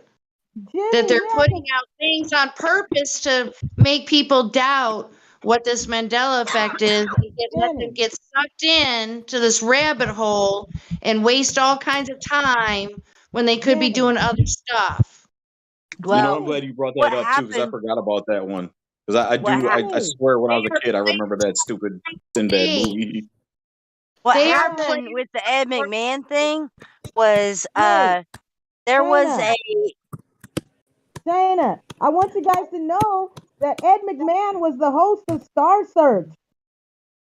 He was also Johnny Carson's co-host, These guys are players on the world stage and they're getting well paid to do whatever they're told. Yeah, exactly. And that's why I said I agree with you 100% that this is some kind of social experiment. I mean, I feel bad for people that are whatever's happening to them. I'm not saying what's happening. I'm not going to That's challenge. crazy to think about that, Ed though. Think McMahon about is what in you show just said. business. For that to be a total social experiment, so it's Yeah. it's an ongoing social experiment for the last Yeah. 60. When was Ed McMahon? 60 years ago, like 50, 60 years ago. Yeah, and even Ed McMahon went to the point of making a spoof video where he was in a van with some guy rapping about it. Well, we don't know if that's real. We got deep fake now. We don't know if that's real. That's But true. we're That's talking true. about people they're playing on a 5D chessboard. That's what they're doing. So, in your The guys' argument opinion, what's that the most because Ed McMahon is in plausible Mandela effect that I've never heard of that I might not know? Like, what's the most? What's the point? I think there's one about the Statue of Liberty, or there's one about a battle or something, like a You're war. talking about. You're talking about. I can't think of what it's called, but back in early 1900s, there was an explosion. Two German guys, and they blew up the statue of some explosives went off and it damaged the Statue of Liberty, and nobody has been into the torch since then. Back in early 1900s, but tons of people remember their parents going into the. No, that's Tons not of what I meant people. here. Oh, okay. Well, I'm my talking bad. about Who is it was asking? a different Who's asking island. about? Who's asking about the Mandela? It was about that it was on a different island. Oh, it's Liberty Island, but it used to be Ellis Island, apparently. No. But I mean, it was physically somewhere else. That's what a Mandela effect I heard. The Mandela about the Liberty Statue of Liberties. People remember going into the torch, and also there's a movie where the actors are in the torch. But No, the facts are. this is something. No, that. I'm not saying that one's not a Mandela effect. I'm not saying that. But this is different. This is What's something. that one? They're saying that you could never go inside the torch. You could never go inside the torch since 1907, No, the year that the no, that's lady not said. true. They closed the torch after 9/11. That's when you couldn't go in the torch anymore. That's the Mandela. No, the torch has been closed since 1916. Can't be. My Correct, parents went to correct. New I heard York people in tell me. 1979 and went in the torch. No, They have photos from they it. never are Mandela affected because it's been closed But there's because no there was. proof. You can look it up. Look it up. The torch My has parents been have closed. pictures. My And parents have there's pictures the though. people that have pictures saying they went there, but you can look it up, Whose and it has parents been closed off since 1916. Whose parents have pictures of the torch? Yeah, well, Mine there. do. Then They went there when I turned 1 year out in 1979. Jackie, if the Mandela is true, those pictures have been changed and they're no longer there, or I you're don't somewhere know. else. Like maybe you're in the This Crown. ain't Back to the Future. But how could they Seriously, change my I'm parents' not pictures that have been kidding. in our photo albums for the last 40 plus years? Well, go back and Well, look you at have these to prove it. pictures, and please bring them back here and post them on this Snapshot 'em, chat take because pictures. All right, wait a minute. nobody has been into We're the putting torch since the early 1900s.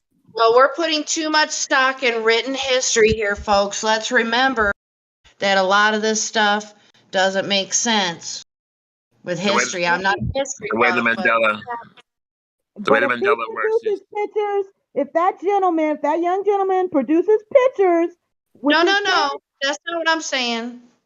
Oh, okay. I want to see the pictures. Please bring them on. Hey, wait, hold on. Let me say it better. Maybe I didn't say it good on my end. But so we're saying that nobody's been in the somebody made a claim that no.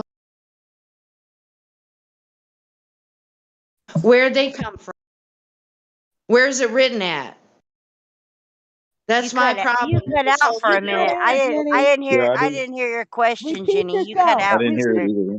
Repeat everything you Okay. said, Jenny.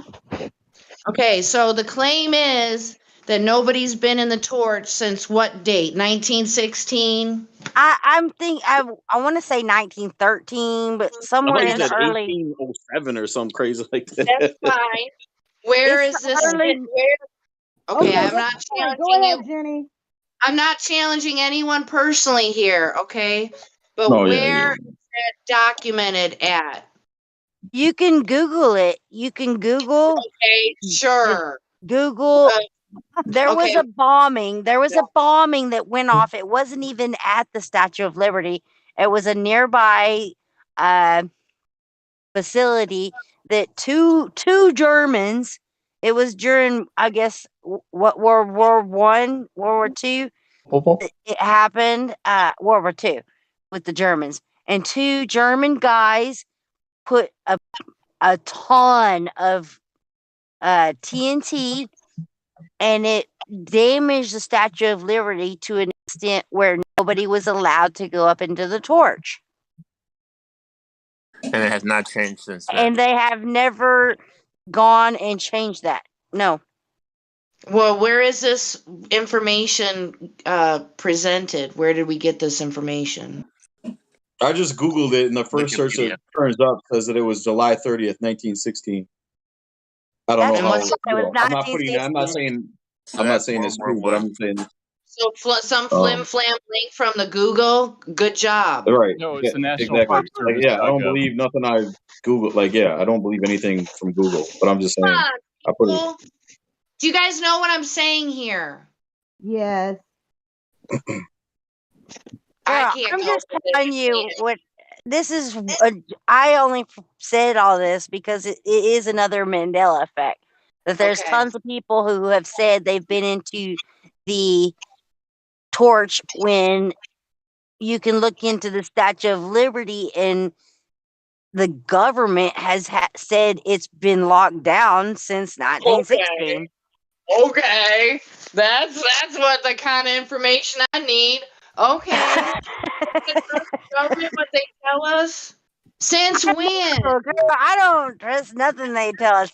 But why are we talking about the Mandela effect anymore? I think I'm done unless somebody else has got something new. You know what? I just realized I'm wrong.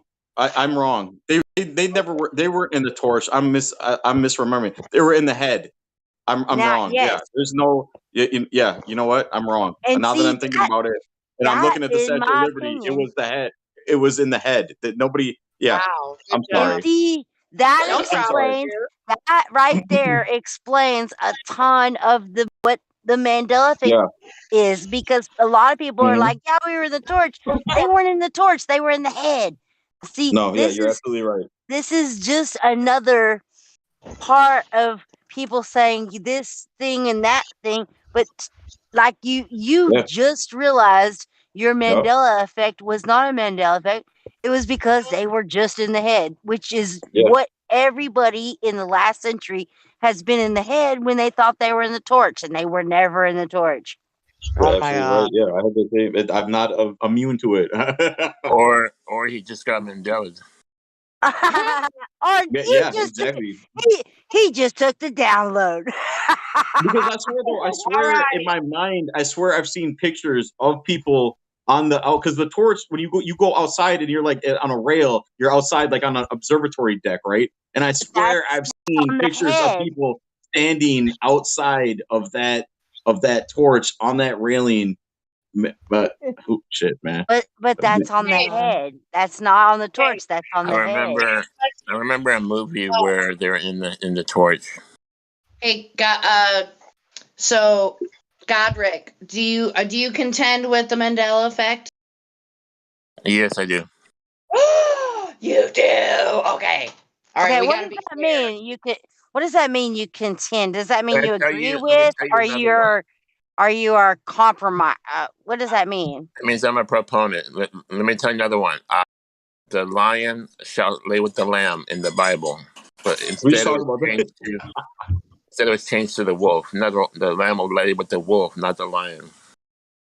Have you? Mandela. We posted a link to Paula's video. She did a thorough investigation in her. If you want, I can probably find it, repost it for you. Sure, I'll take a look at it. Thanks. Couldn't that just be an explanation though? Because aren't they always changing? Like I know for myself, growing up Catholic, they're always changing the rules. Like when I grew up, it was Father, Son, Holy Spirit, but now they've changed it to Father, Son, Holy Ghost. So that's not a Mandela effect. That's just No, the Catholic that's Church just a changing. terminology. Yeah. Terminology, ghost, spirit, they're the same thing. But couldn't it the lion and wolf be the same thing? That they just somebody in a version of one version of a Bible, they just switched them. You're talking about just being an adversary. Yeah, that's very possible. Well, yeah, don't And that's why I confuse said it's more different versions logical of the Bible for it to be a with. wolf, because a wolf is naturally the enemy of a lamb, you know. Yeah. Wolves aren't to be trusted. They're shady. They're mischievous characters that are. And in other parts of the scriptures, the wolf is known, you know, like we're warned as Christians to beware of the wolf coming in Sheep's clothing. clothing of a But lamb. Yeah. how much does Little Red Riding Hood's fable play into that idea though? Because that was put in our heads probably at the same time when we were first told those scriptures. So you see what I'm saying? Couldn't it be just a confusion and a mashing of stories together, and we just misremember? We remember it how we want to remember it, but it doesn't mean it was necessarily correct. We're remembering it the correct way. Hey, I almost thought I experienced a Mandela effect. Don't laugh at me. Over the Catch Me Outside girl. Oh, please explain that one. I don't know what Catch Me Outside girl is. Well, she's kind of a little player on the world stage. Her name is Danielle Bergoli, and she was on, Dr. Phil. Yeah, so she did her little skit, her little acting show, and then soon after that, bam, she's a rap star. Yeah. I have no idea who this is. But anyway, so I could have sworn that she was younger or older. I forget what the hell it was, but I did my little investigation. I was even talking with a person about it and everything, but yeah, I debunked myself. I forget. It might be, but oh God, who knows how I could find it? Probably not, but yeah, I thought she was. It just seemed like, I don't know. What? I can't really speak on it. It's been too long. Well, as I remember it, I think when she was on Dr. Phil, she was really young. She was only like 15. Yeah, it just seemed like there were a couple of years that were inserted or something, or something weird, man. But I figured it out. I don't know. Yeah, I have no idea who you're talking about, girl. Oh, look in the voice chat. I know who you're talking about, Jenny. And I don't watch TV, so girl. She was a young, like, maybe like 12, I think, or 13, and she was like acting real bad in school and stuff, and ditching and dropping. They kicked her out of schools. And she would go to different schools and stuff. So that's why she was on Dr. Phil. But now it seems like she's like 28 years old or something. Well, and it wasn't Catch Me, it was Cash Me Outside. But anyway, she's a very interesting character because after all that time, is more than 5-6 years, she, after the Dr. Phil show, she went to therapy kind of retreat kind of deal. And she recently, within the last year, has come out against Dr. Phil, saying the place she went to was effed up and all this effed up stuff happened, and doing a Paris Hilton and shit. You know how Paris Hilton, she got sent to a place like that when she was younger, and she went on some campaign and everything like that. So, yeah. So just out of nowhere, I don't know, maybe she got over her thing and, went to enough therapy where she could talk about it. Who knows? Or if it's even real. I'm not trying to be unkind to nobody, but, All I've noticed, all I do notice is that it seemed like you said, like a few years ago, she was on Dr. Phil, and now it's like her age has jumped 10 years or something. Or I'm Well, just, I they don't bring know. these people on talk shows, or they bring them onto reality shows, or those competition, the dancing. Well, no, wait, what is it? The one where Britney Spears was discovered. Star Search with Yeah, Ed McMahon. they bring these people out like that.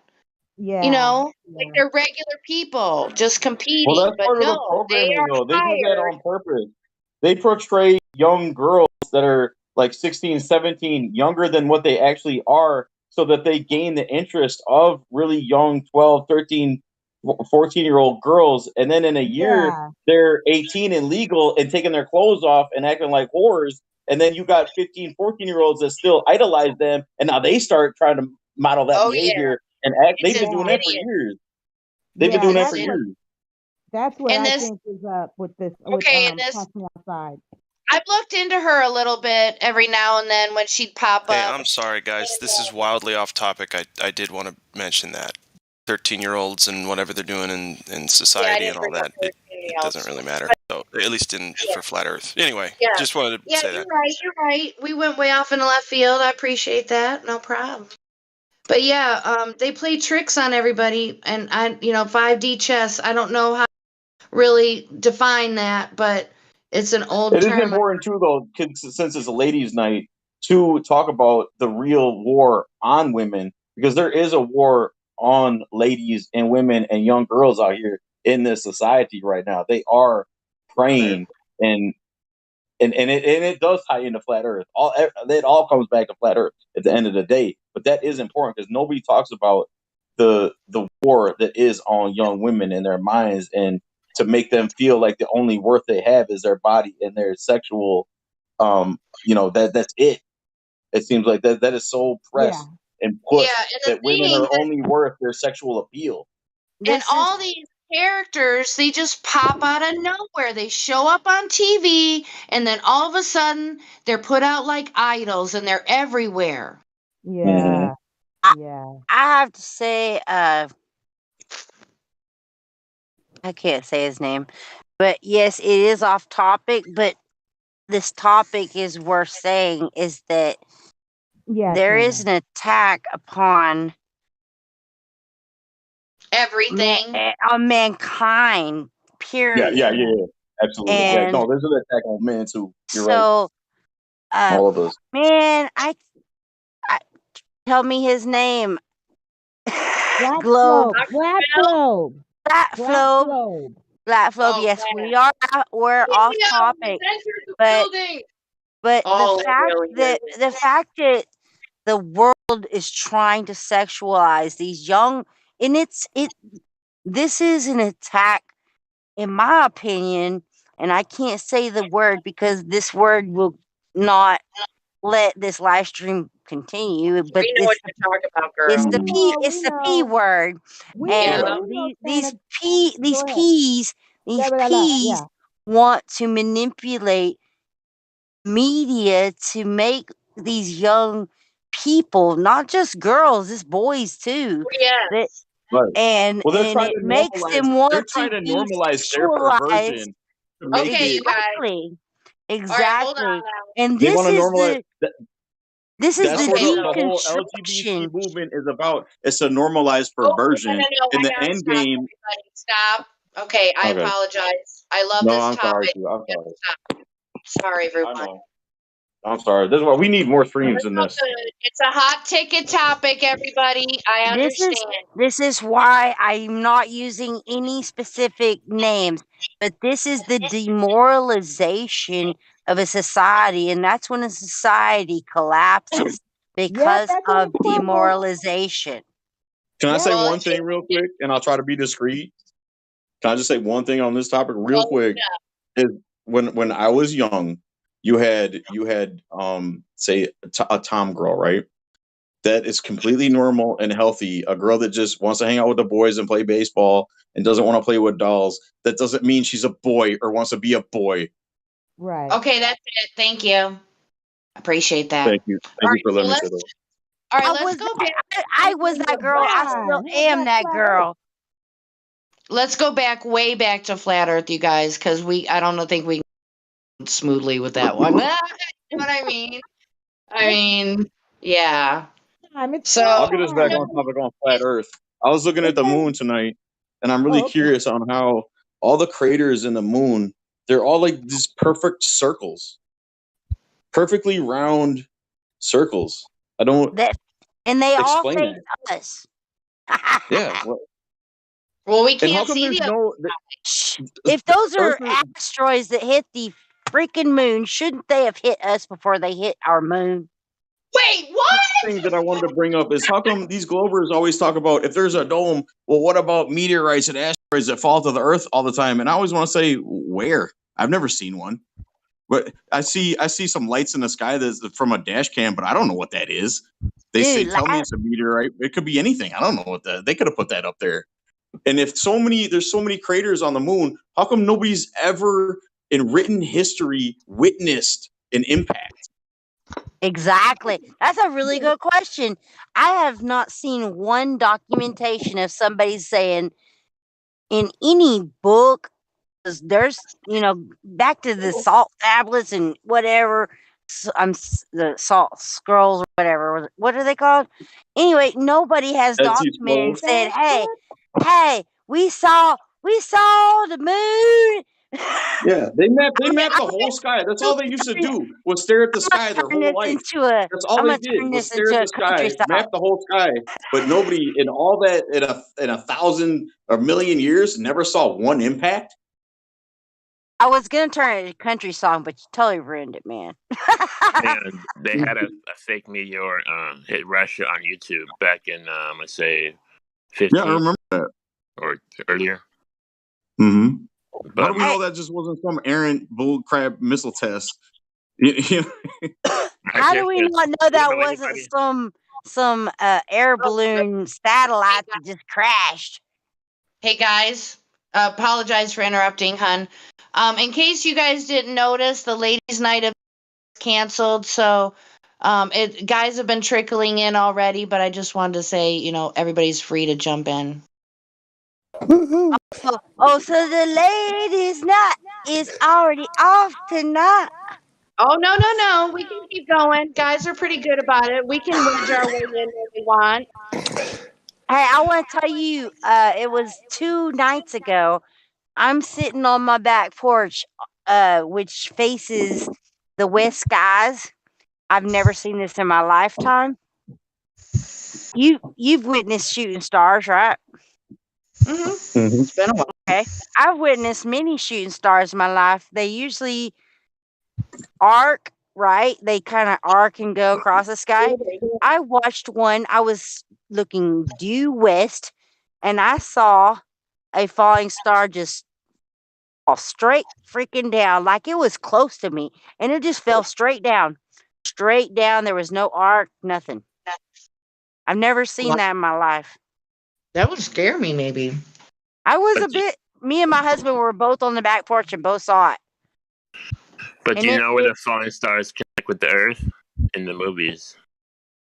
And well, let me tell you, this sucker was really bright white with a bit of a green tint to it.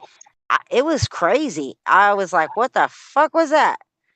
All right, I'm If sorry. I could real quick interrupt you, I want to thank all of the ladies that are here every Friday because Friday is my favorite night. I love ladies' night because I love hearing from intelligent, smart women. And I know I interrupt sometimes, and I want to get my point across, but it's only because I love talking to y'all and I love hearing your point of views. And I feel like I don't get it anywhere else. My girlfriend, my fiance, she's super intelligent and she's on a level, but she's shy. And so she doesn't want to come on and talk, but she does listen. And I just love you guys. And it's amazing to hear from, and I feel like we need more of it. I wish on other nights when it's not ladies' night, y'all will come out and still represent. And I know some of you do, but I just want to say thank you. And I love all y'all. Well, thank you. Hopefully your lady will come up the courage to come up and join us next Friday or tonight. She's super shy, so she. I mean, I could probably convince her too, but she's she's Well, super she might shy. So want to get to know us a little bit, so I can and understand. she went to bed now because she got to work in the morning. But she is intimidated too because she has a lot of understanding and absorbs everything she hears, but she's not that versed on everything and educated, so she doesn't know, and she's scared to ask questions sometimes. I think so, but I can Hey, she doesn't send have you to a couple be. links. She can just jump on in and ask her questions. Like, we are not here to judge anybody, are we, girls? no, she. I mean, she knows that, but it's broadcasted live and stuff, and Oh, But yeah, but like that guy that came in earlier, yeah, we were totally there to judge him. Oh man. He was totally trolling though. I hate But you guys that. are amazing, and I'm so glad you guys, because it's super important that there is ladies out there like you, because you are raising, for the most part, our babies and generations and giving birth, and y'all are so beautiful, man. Y'all are the greatest Oh, you're creation so on earth. cute. Look And at I'm not trying to be a you. sap. I'm not trying to be a cuck, but I appreciate it's it. just the truth. It's just the truth. Y'all are the center of the universe in a way. Like, man, we play our role. We have our role as providers and protectors, and we are important, and the main the head of the household in a sense. But y'all are the real, the important. We couldn't do nothing without y'all. Thank you. I think you spoke that well. Everybody plays their part, man. Yes. And what's beautiful is when everybody plays their part, it is a beautiful thing. And it depresses me because I love women, I love ladies, and I feel so terrible because when I see, like what we was talking about earlier, what they do to young girls, and how, like, I go to the mall and I'm walking around the mall and I see these 12-year-olds in booty shorts. It breaks my heart. Yeah, I know, man. I know. I'm like, why are and this is the media and society It's making my fault these too, though, because I'm a little man too. children So I look, thinking I'll see that butt, and I'll be like, ooh, and then she'll turn around, and I'll be like, oh, damn, and dude, you know what I mean? You know what I mean? 'Cause I'll be like, oh, that's a it baby. doesn't only work that way. Listen, I watched a video today of a man, an older black man watching a video of are you familiar with Garth Brooks? Oh yeah. Okay, so this guy that I was watching, he does first reactions to watching stuff, you know what I'm talking about? Mm-hmm.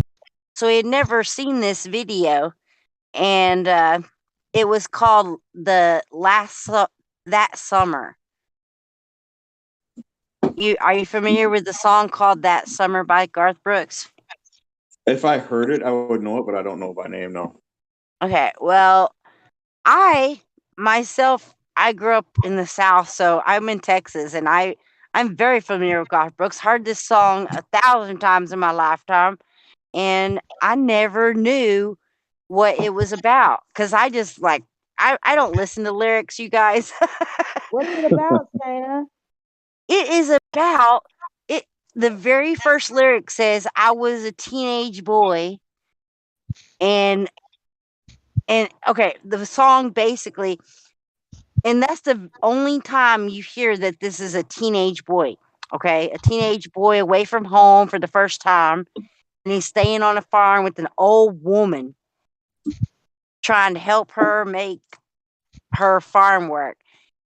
And basically, she seduces him, and it's the best summer of his life because he learned things he never knew could happen. So she totally okay, you know what I'm Yeah. saying? Yeah. And the black guy that was watching it, he's like, I'm blushing right now because this is not appropriate. You know? And I never knew. And my point is with saying this, that song, my whole life I've listened to, has been You thought it was innocent. spreading to for even cougars. You know, it's not just about men getting young women, older women doing the same thing, okay? And I never heard that song in that light. I never even heard it at the beginning where he says, I'm a teenage boy living with this old lady. He says, as soon as her leather hands touched me, they felt like silk. Okay. Oh wow. I gotta hear that. I gotta Super listen to that. dirty. Super dirty. Yeah. And I was like, oh my God. Because my whole life I thought this was just a couple, a couple. And it was not. Oh my God. That's funny too, though, because then you got that double standard where that sounded stigmatized as if it would have been the other way around with a teenage girl and an old man hands. But it is in my eyes. I see it both. Yeah. That's why I'm saying in my eyes, it don't matter. That's why I said it's done with the boys and the girls. The boys are being just as much stigmatized, just like the girls you say wearing booty shorts. You got all these little boys walking around in tight ass jeans because they brought out these. It's going Guys. both Yeah, ways, man. Yeah. Yeah. We got to be It is extra so much careful more right now. the reverse the other way though. Like the song "She's Only 17." They're like, there's so many songs. Hey, stop. We can't do this. Okay, Oh yeah, sorry. you're right. I'm sorry. No, yeah, I'm sorry. Extra careful. Sorry, you get on a I'm tangent. sorry, Jenny, but like he said, all things, everything. When we talk about flat Earth, there's so many things tied to it because when you wake up and you see all the bullshit going on around you, there's so many things we see that we hate. It's all part of the same deception. It's all tied together, and you can't escape that. Flat Earth is the first fundamental lie, and every lie after that, I mean, it's all tied to that first lie. Like, and in our own lives, when you tell one lie, what happens when you tell one lie to your parents about where you were last night or who you were with? You tell one lie. Next thing you know, you tell 4 more lies to try to cover up the first lie. It's all interconnected and weaved together. But I But I understand, understand the screaming. Jenny. I understand Jenny's. No, yeah, we have to We respect gotta get off this topic because this is a very touchy subject. All right, Santa, let's get some globies in here. Let's change it up. Let's find some globies to talk to. I think I see one. We got Jock. Is that how we say his name? Jacques, or let's see. Yeah, Jacques. Hi. Is it? Oh, It's Jacques. Jacques. Man, Yeah, we it's talked the other night, Jacques. Because I like to call you Jacques. Okay, well, I guess I'll tolerate that from you. Well, that's wrong. But no, that's his name. Jacques. It's pronounced Jacques, like Jack. So am I supposed to call you Jock or Jack? You call me Jacques. He doesn't. You don't know how to say that name. I know it's a weird name. No worries. Let's just make up a new name. Let's do that. Jacqueus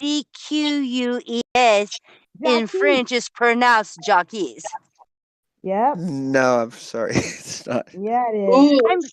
I'm part French. It is my name. I kind of know. Part French. Well, I don't know why they put the You guys ever heard of Jacques Cousteau? Have you ever heard of Jacques God? No. No? Jacques what? Jacques God. He went to the bottom of the ocean in the Mariana Trench. Jacques Cousteau. Yeah. Yeah. Jacques. See. Not Jacques Cousteau. Jacques Cousteau. Not Cousteau, not Jacques Cousteau. His son went back in like the 60s. Oh my God. We were just talking about his name, not going sailing. Yeah, I think one of his sons died exploring the ocean's floor. Yeah, I did. Oh well, let's talk flat Earth, everybody. Yeah, please. Yeah, we're gonna straighten it up right now. What do you know about flat Earth? Right now. I know that I'm not spinning. Nobody can tell me I'm moving. That's number one. Number two, Perfect. apparently that you can't measure any curvature. And water doesn't stick to the outside of a ball that's We got a spinning. Houston, we have a problem. You got that right. So, And water always finds its level. right, all the water's flat. There's no bent water, no curved water. So, Nope. yeah. Yeah, like Pancho Pete used to say. I don't know if y'all know who Pancho Pete is, but he said, hell. "No bending water." Oh, so you're a flat earther then, Jacques? Yes, ma'am. All right. How long And do the, you? tr- How the long truth you? will set you free. The truth How set me free. long, Jack, have you been Amen. converted? Oh my Oh, God. I would say about I 20, I'm supposed to ask Converted. that. about Sounds like 2016. I figured this a out. cult Yeah. member. You were 16? No, in 2016. He's Oh, converted. my God. Nice. 16. Cool. Yeah, well, I Hey, knew when I figured when I was a little kid that these scientists are making shit up that makes no sense. That's awesome. No, yeah. That's true. You know, was there Sometimes another they make conspiracy that everything led up. you to flat Earth, or were you just always? I'm oh well, sorry. I saw I'm that sorry. Point of NASA. order, Your Honor. I'm sorry. Point of order. I Scientists saw that aren't. everything No, NASA showed us is no, fake. no. Wake. Hello. Hello. It's Yeah. not scientists. Pseudo-scientists. Been making shit up. Scientific. Hey, Jock, Yeah. is it She Jock? blinded? Yes, ma'am. You came right into this show at the same time me. I woke up right about 2015, 16. Yeah. I only started my YouTube channel in 2016 because in 2015 I started waking up and I'm getting a super echo. I don't know why. But Yeah. are y'all hearing it or is it just me? Yeah. No, yeah, I hear hear it. you. It's really creepy. So You're being tapped. maybe I should just leave and come Uh-oh. back. Just Uh-oh. rejoin. I'm gonna try that. I'll be right back. Sweet. Okay. So Jacques, when you became Jacques, what do you- aware, then was it like, what was the feeling like when it first hit you, when you realized everything that you were told was a lie? Was it like a religious experience, or was it just like I knew, of course, like I already knew? How did you feel? I already knew that we've been lied to about just about everything, so it wasn't that big of a surprise. But it is shocking to think of a lie that big. Yeah. And how it runs the world. I mean, everybody is convinced that we live on a globe. I mean, Isn't there got a to famous quote brainwash. about that? About to make a lie believable? Something, I think, did Hitler say something about Yeah, he like says lies? It has to be a big, you tell a big. big The bigger the lie. lie, the yeah. It's more easy to fool him with a big giant lie because people think, oh my God, he couldn't lie about that. It's too big, you know. Did you try to reach out to like your closest friends and relatives when you how'd that go? It doesn't go well, you know. You just think you're a nutball.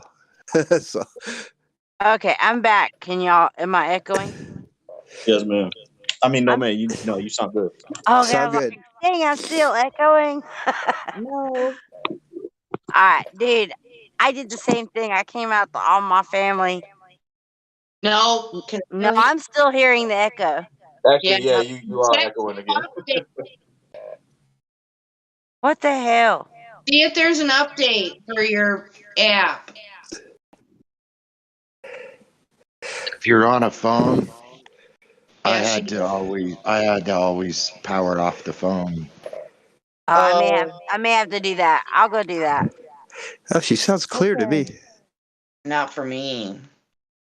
I can hear but it's myself like an echoing, so echo. I know it's not right.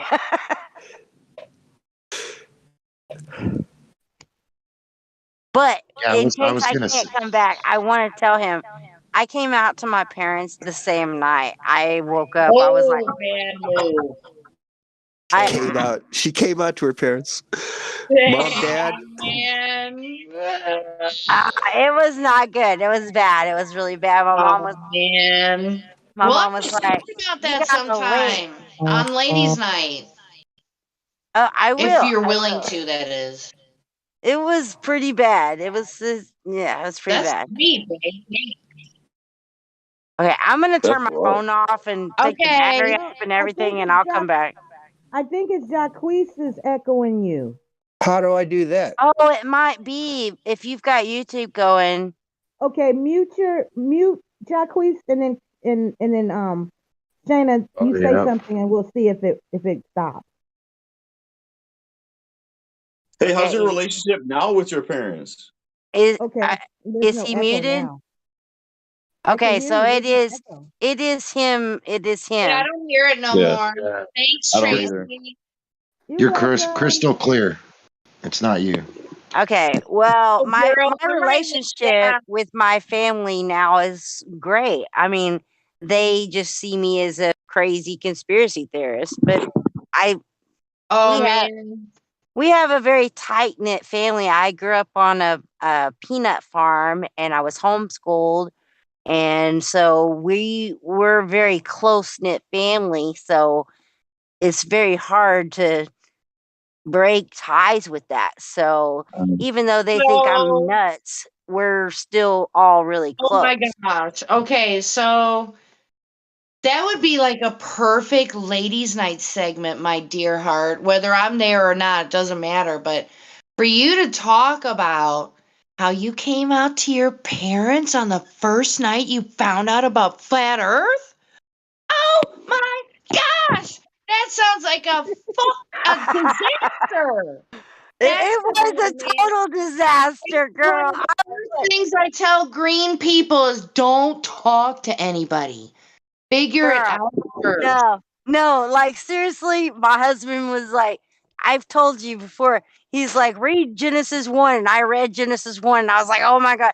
But I had been drinking, and I told him, I was like, you got to drive me to my mom and dad's. We're going right now. And I did. I went all tipsy and everything. And Oh I landed on them. man. And yeah, since then, I was labeled the crazy person in the family. And Okay, but the next day, did you say anything to him about it still? no, not the next day, but I've been saying it to him ever since. And that's been since 2016 or 2015. Oh, you had a horrible first impression on the topic. Oh my goodness. Yeah, Hopefully. I asked you that because I'm really lucky because when I came out to my father first, he he agreed with me right away, and when he started thinking about it, and we read a couple of books together that are really good and looked at Wow. evidence and certain documents, my dad was on board immediately. Like he had the same epiphany immediately. Like, of course it's flat. Of course they're lying. Like it was no question. We were on the same page immediately. And I'm Right so on. fortunate and lucky to have that and be able to make that connection. I forget not everybody has that. So that's got to be and it's one thing to tell your best friend and them to tell you you're crazy, but like your parents, oh my god, like I did tell tough. my sister Well, right I after went I about it. found out. I I did it told totally wrong. I did it totally wrong, Jenny. yeah, you came in guns blazing with no bullets. Yeah, I And the came reason why I in. know is because I've fucking done it. I did it. I did it totally wrong, and I knew it the next day. I was like, oh man, Yeah. But But yeah, man, it's guns blazing with no bullets. Yeah. I gave my dad the book, the greatest lie on earth, by Edward Hendry. Hendry? Yeah, Oh, I yeah. gave my dad that book, and I said, "Hey, Dad, read this." Dude. And then What he year? read it, and we talked about it. And he was like, "Well, he couldn't believe it." He was like, "It wasn't no question," and we were just on the same level ever since. What year was that? Uh, it was like 2017, 2016, somewhere around there.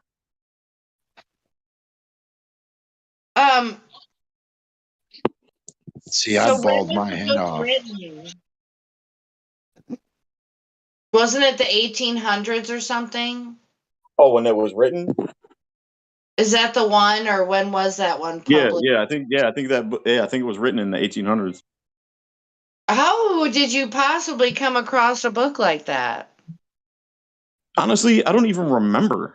It was just on Read like the a Bible. fluke. It was just like a fluke thing where I just started hearing all this chatter about flat Earth, and I was like, flat Earth, what is this all about? Why are people talking about flat Earth? And then I That started looking into it and googling it and looking stuff up and getting books. And I read a couple, and I found what's his name, the one dude on YouTube, Eric Debate, Bay. Eric Debate. I found You're him, and then talking I found a bunch about of other back stuff.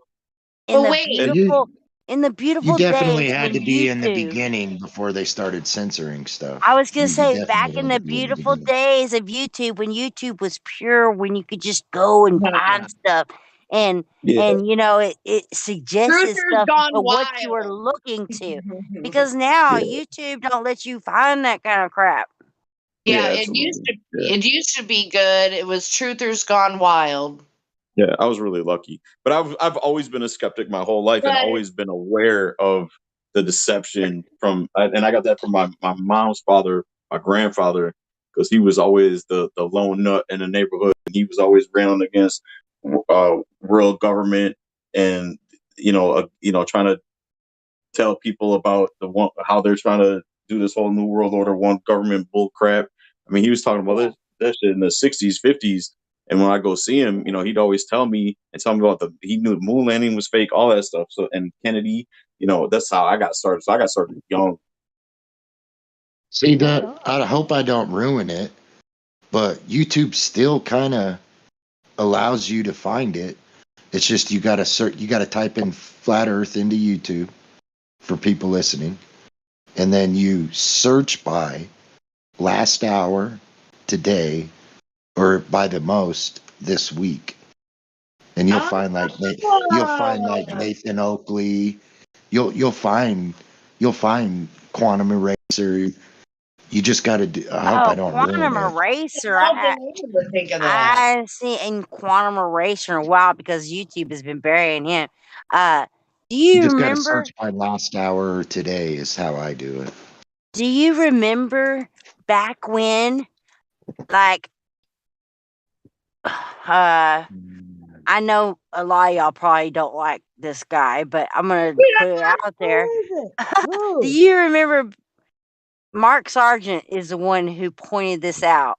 Is that there used to be when you would search a subject, it would tell you how many things were on YouTube for you to see, like you'd search whatever and it would Oh, the say, analytics, you mean? and it would tell you like how many thousands of videos there were about it. Right. And it doesn't do that anymore because because when President Trump was president, flat Earth, when you'd search flat Earth, we surpassed even the president of searches. Oh. And they stopped doing that. Uh-huh. That's when the analytics disappeared. President. I think they quit doing it before that though, because I remember when I used to listen to Alex Jones early on, he used to try to do he used to try to screw up the Google search listings, and he would tell everybody, "Hey, Google search this to try to make it the top trending search," and it would work every time. And they quickly changed the algorithm so that doesn't happen anymore, and you can't get certain things that they don't want to be put in the forefront. Well, As the number one search. it happened in the year that President Trump was super trending on YouTube and Flat Earth surpassed it. He documented the numbers and everything and said, yeah, that's when they shut it down. Because Flat Earth was flat Earth was more popular than anything trending about the president of the United States. It was blowing up even people that didn't agree with it. You know, they was clicking on it. They was talking about it. Even the Yeah, it people that wasn't. didn't agree, it was so huge. They had to do something. They had to do something. Yeah, exactly. And Regardless it, of like your you said, it political wasn't leaning, even people being positive about flat Earth. It was just people were like, "Whoa!" and it was people making videos against it, for it. It was just huge, and so they whether had you to like Trump or shut. not, do you think that he is aware of the flat Earth? I He's the president think of so. Space Force. He's part of it. Well, that was going to be my next question. Because I kind of And started to think about why would I he? actually will be totally forthcoming with you. I voted for Trump in the first election, and now I don't vote at all because I voted for him pre me. Yeah, be careful being because you got to be careful if you talk about the election on the live stream. You got to be careful. No, Don't say I just nothing. want to say I don't believe in the left versus right paradigm anymore. Yeah, So I right. don't vote anymore. But I did vote because I was ignorant and thought it might do something. Because I sure as hell didn't want Hillary in there. But The election, he The says. reason, I mean, I know it's probably a psyop, but I fell a little bit hard for Trump in a way just because of the way I did everybody too. rallied against him. Even the Republican Party, the old guard, sort of they didn't want him in there at all. So I thought obviously he I must thought be a it good would be a candidate. I mean, change. I I Think was of realize that the it. could same be. way. I I was Just realize think that of could it be a totally. as psyop. And, good cop, bad cop. Just think of it right? in Yeah. those Yeah. terms. Well, And now speaking now of, you I say know good that. cop, bad cop. I was into Alex Jones at that time. I was Yeah. just finding out about flat Earth, and that little effer got me hooked Mhm. on Trump to where I'm almost voted for the first time. Yeah. Oh, I did. That's when I stopped I felt listening to Alex I Jones. felt, girl. Right? I Me totally did too. it. And The president of the United States is not elected; he's selected. that's correct. And I know that Absolutely. now. Mm-hmm. I didn't know that then, but I know that And I now. do say he for a reason. Okay. You'll never see. It's not going to happen, guys. Oh, just wait. The Next year, destruction of America you're will gonna come. see a female, It's and not you're gonna like be I'm a like, fan for it. Don't get me wrong. I'm not a fan for it. I'm not But the one doing it. you have to admit though that It's wave, what he always going to be did men, inspire and a it's ton not of because of other me. politicians to start doing the right thing. Like Ron DeSantis, for example, what he's doing in Florida is amazing. And I realize some of it is smoke and mirrors, but he's still a politician, bro. right, yeah, I know, but you gotta, man, you Ron gotta start at some DeSantis, level. Rand Paul. I like Rand Paul, but they're all part of the division. They're Exactly. I helping. mean, I They don't help trust none of contribute, them. They're all. either willingly or unwillingly. It- They help contribute to division. Yeah, well, it's I not know. even about division. The thing is Well, if a united we stand. So it if is about. any Sorry, if sorry. any man, any single man wants to be in power above another man to make a law above another man, I don't trust that man because Yeah, I am a we are all, and I'm not a sovereign individual. I don't, as Ugh. far as like, what the cops call sovereign individuals. We are all sovereign individuals and we are put here on this earth and we are supposed to have domain over this earth and Our not minds are no man sovereign. no man has a right to put a law on me of what I can and cannot do unless Um, I am breaking a Yeah, law he against gave rules to mankind. kings. If He I'm well, gave if rules to I'm kings. if I'm stealing from you or committing murder, taking something from another illegal, man. then that is a whole different issue. But no man has a right to place any laws upon me that do not break. If you are doing no harm Spoke to for your that fellow man. man, You mean to say that if you do no harm to your fellow man, no one has any right to put anything upon you? That's exactly what I'm saying. Mm-hmm. And See, I so would say that if you, I would when say I that if talk you're, about politicians, if they seek to be in a PowerPoint to be where they will be in a position to make laws against me, other than those specific things, they are wicked.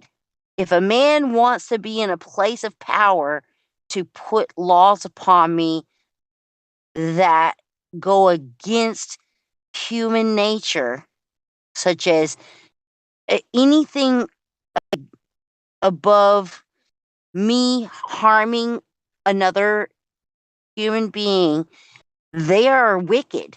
That is But how aren't I you feel. saying though that any I man think then what that you're wants trying to to try to say, better or try to step up and try to, because that is the system that we have set up, right? Even at the local small level city councils and whatnot, like well, not every person hold is on. evil and trying to do evil. So you got to start out at some point, and I know it's better at the local level. We need to do more in local elections in our communities to weed out these scumbags. But then it there's a tier and it goes up and up and up, and then the federal level it is really hard to change. But there has to be some people out there that don't necessarily want to do harm, but holding that office, you are going to do Well, some harm. why can't we just have a community of people? Because throughout Well, we missed history, that. We missed that because we were taken over. We've missed that boat. So in order to change it, we have to change it. We have to why infiltrate can't we from the change that system. like they're change that. trying to What do? part did I miss? They'll push the buttons before they walk the streets in shame. Yeah, Listen, they'll throw all out a pandemic to shut us politicians down. right now need to be thrown Yeah. out. I So they see, I think what you was trying to say is, if a person is willing to give another person the ability to give them rights, it's that very moment that they're also giving them the ability to take them away. That's exactly. why like I agree with what you're saying. The best, the one and only law to go by is by God first and foremost, because even if you don't believe in Him, all nations still go by that, except for a very few. Well, I think we are given an innate sense about us that we should do no harm to our fellow man, and that would Well, be yeah, that's what I mean. Like, thou outside of shalt not religion. murder, thou shalt not steal. Well, no, no, That's no. against the law in every country. Every harm against mankind can be broken down to Yeah, theft. Okay, exactly. Thank theft. you. If you rape a person, you're False stealing. witness. You're stealing You're them of doing their harm. innocence. You're stealing their innocence. You're If doing you Yeah, harm. break into But you somebody's quit house, understand you're we have allowing. the stealing them of system. something. You Don't know, make We've everything given. is broken down into theft. Period. Theft. If you're like a Jeanette. fan of the civil rights, if you're a fan of the civil rights, then you're also a fan of having them taken away because they was I'm given not. to you by I'm man. not. I'm not a It's fan just of civil rights. another analogy. I'm not saying you was.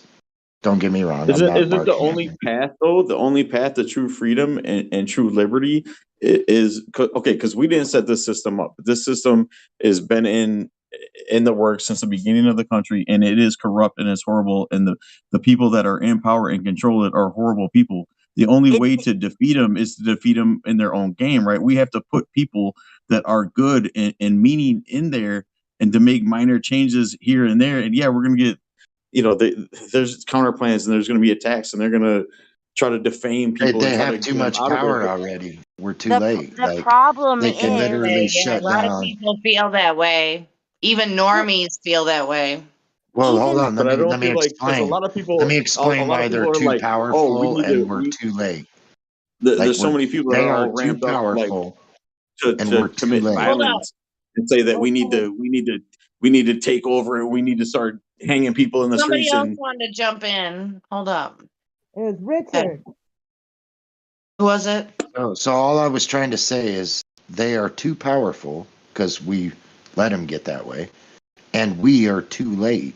Like they can literally, with the push of a button, shut down your running water, heat, air conditioning, yeah. communications. Modern day vehicles, they can shut down with the push of a button. Yeah. So your So you think that transportation's there's done. no Wait, hold They on. can. there's no copying the It's machine that all owned. It's all owned by Rome, the state. The state, by definition, the state. It's all owned by them, and Let we me so give ask. it to it them. is Hey, hopeless to you James think turn Richard, turn. let me ask you a question. Do you live in Thailand? No, I live in Colorado. Okay, you sound like a guy I know named Richard.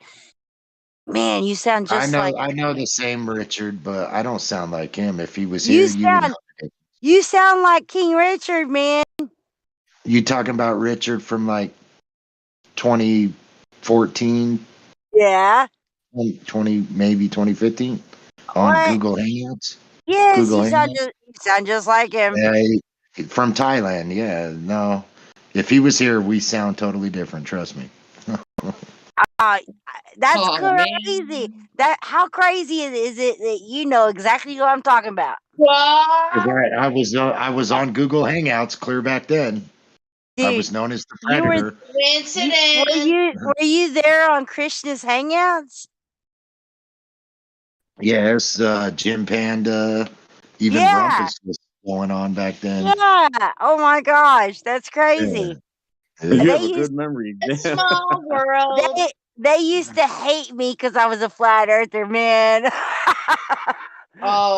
Like what you guys was talking earlier when I first found out about it, like I ain't trying to place myself above anybody, but I bawled my head off uncontrollably to our Father in heaven because I felt that I was not only fell for the deception, the great deception, I believe it is, but I was a part of it. I led other people to believe it.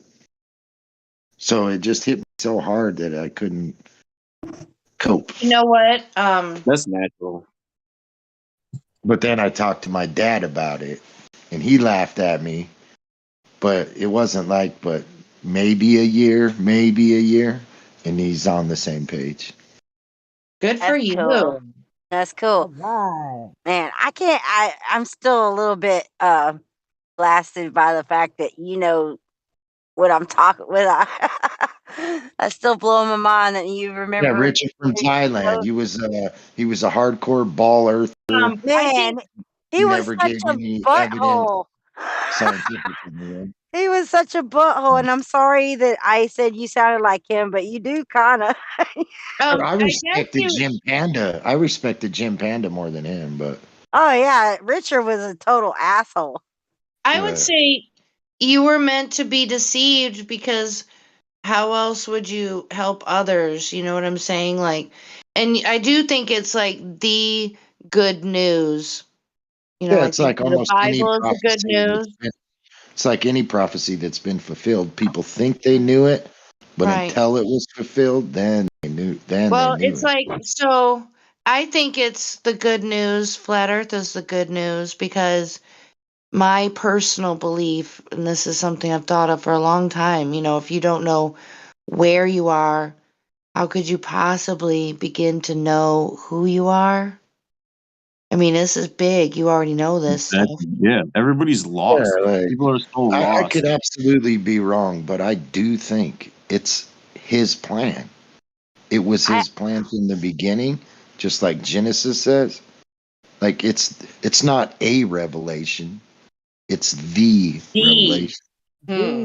Yeah, and I think what Jenny said was beautiful. If you don't know where you are, how can you know who you are? And then on top of that, how can you know your creator? Well, it Oh, says that right. it tells you what Satan said in his heart that he wants to be amongst the stars. He wants to be above the heights of the clouds. He wants to be, above the stars of God. You know And what's amazing where too does the is rockets take us? Where do the rockets take us? That also nowadays, like Elon Musk, flat earthers think it's fake, but it's real. They land rockets back down, so they bring fire down from heaven in the sight of men, and all the men that are watching it are cheering it on, worshiping it.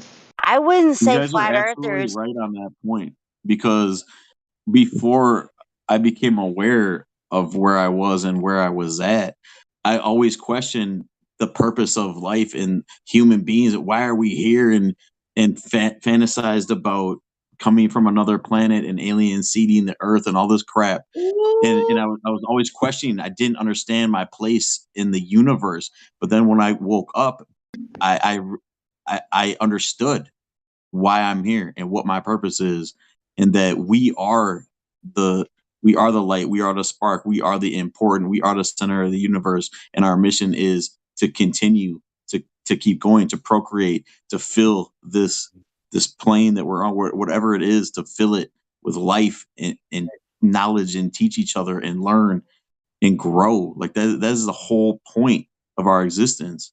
See, and then the other thing, like we was kind of That bringing is beautiful, government, Paul. right? Thank We was you. bringing government in with it, like Yeah. Everything a we lot of need is right people, a here in lot of front the of us. like globers, It's especially globers, a lot of globers, more so than flat earthers, but even some flat earthers, they'll say without government, it's anarchy. And But I would I don't believe that. contend, Nope, yeah, that's because not I would true. contend that government has brought the most genocide, anarchy known to man. I mean, you're always going to have diseased minds. Like, So even if there was no government, like take Native Americans, for instance, they didn't have like a government. They had elders and certain hierarchies, but they all had different tribes, and they did feud with other tribes because there was crazies. You're always going to have demented people that are, absorbed by the whatever. Ron! Sorry. I haven't seen No, Ron in forever. Hey, buddy. yeah, it's like you can't be a flat earther and be a part of the military, because once you realize the earth is flat, you're like, I'm not fighting for you liars anymore. I am not killing people for you motherfucking liars. Because this is the thing, is that Sorry people, about the language. we're all part of the same system. Whether you live on that continent or this continent, we're all mankind. And like,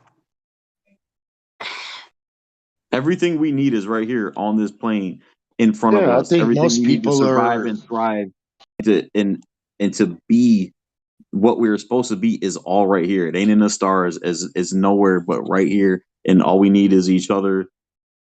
And Yeah, I and, don't think and it to would be. I don't understand. think it would be anarchy like people think. Most people, I to don't their either. neighbors, even if they don't talk to their neighbors, they're friendly with them. You know, they're that's not what I going was over gonna there to say. steal shit. Like most people are relatively good. I hate to say good because Christ even said he's not good, but Right, you get my point. but the warmongers want you to believe that your neighbors are not the people, and they want to take things from you. This is why we have perpetual war, and this is the one per. Let me get this out real quick, sister. This is the 1%. This is why we are always at war, because they are making money off of this shit, and and if true anarchy is actually a beautiful thing. Yes, it is. Because like you said, most people just want to live their lives in their peace and have their little world of their own and be happy. They don't give a shit what's going on. And like, truthfully, if the 1% wasn't doing their bullshit, we wouldn't care what's going on in Ukraine, because if the 1% wasn't doing their BS, none of this stuff would be happening. We would just be living our lives and enjoying, because most people, your average person, just wants to grow their food, do whatever. We I think want to just be. I just keep thinking that, people get themselves in trouble unknowingly, unbeknownst to themselves, that we assume that other people think like we do, like honest and trying to do no harm to a fellow man. But that's not how these people in power, politicians, and who the F ever, they don't think like we do. No. People I need to know, stop but that's thinking we all why. think the same. We don't all think the same. But that's why I said they're those people you're talking about. They are a very minuscule part of humanity. Okay. Oh, right. I know what you're saying. Yes. It People doesn't in feel like that though, general because are they're really all around us. people. They're not just politicians in the 1%. Like some of them are your neighbors that or like friends. You know, you meet people and friends and you hang out with them for a while, but then you realize that this person is just out to use me. This person's not a friend. There's a lot of users out there and people that just want to use other people and naive people to gain a position. It's not just politicians, it's people in everyday life. It's like Right. they have a diseased But mind. see, in Wow. a true beautiful anarchist world, those people that you're talking about, they would I don't know how to say this. Put to death. They would work out themselves, is all I will say. No, I'm not saying they would be put to death. No. The situation would work out itself because their people that they would consider friends would learn that they're not their friends, and they just would eventually either learn to take care of themselves because nobody's going to take care of them, or I don't know.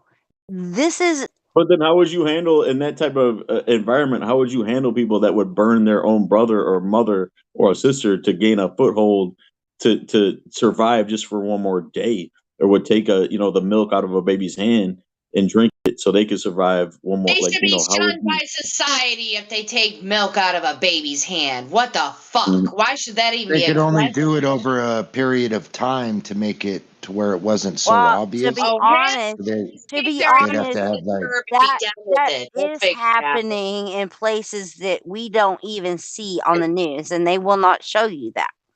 Mhm. Right. Because yes, there are bad apples out there, but these are people that are not the general public, in my opinion. But isn't it true that the reason why they thrive and why there's so many of them and why they're not punished is because us, the good people, we stand by and we don't punish them and we just let Yeah, it I go agree. and we I don't think that's why, you know, I'm gonna just go back to the Old Testament. I don't think it was a bad idea if you steal, you get your hand cut off, or this blah God. blah blah. Oh, God. And That's pretty hard. girl, I know it's pretty harsh, but listen, we have gotten super soft. Our whole society has But gotten hold on, very though. soft. All those prisoners make a lot of money. What you talking about, Willis? The only problem I have with cutting a thief's hand off is what if that person is stealing to feed themselves to stay alive? You know what I mean? They're not stealing for monetary gain. They're stealing just to sustain to stay alive because they can't I buy. actually You think know what I that mean? when that scripture was said, it was not talking about that, but Mhm. there could be a discrepancy there only because way to have power over men is by fear. there's Oh, also the yeah. scripture that Oh, says yeah. if a man comes to steal your coat, if to take your what does it say? Give him your coat also, so there's a double-edged sword there about that kind of thing. But I'm talking about a brutality. I'm Mhm. not talking about somebody that's just trying to take care of themselves. Survive.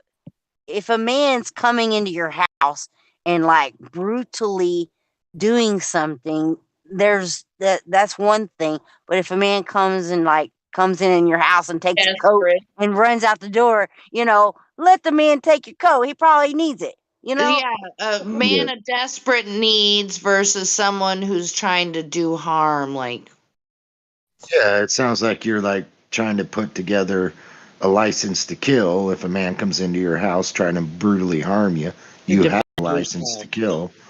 But if it's a man that's in a political argument or something, you can't just kill him.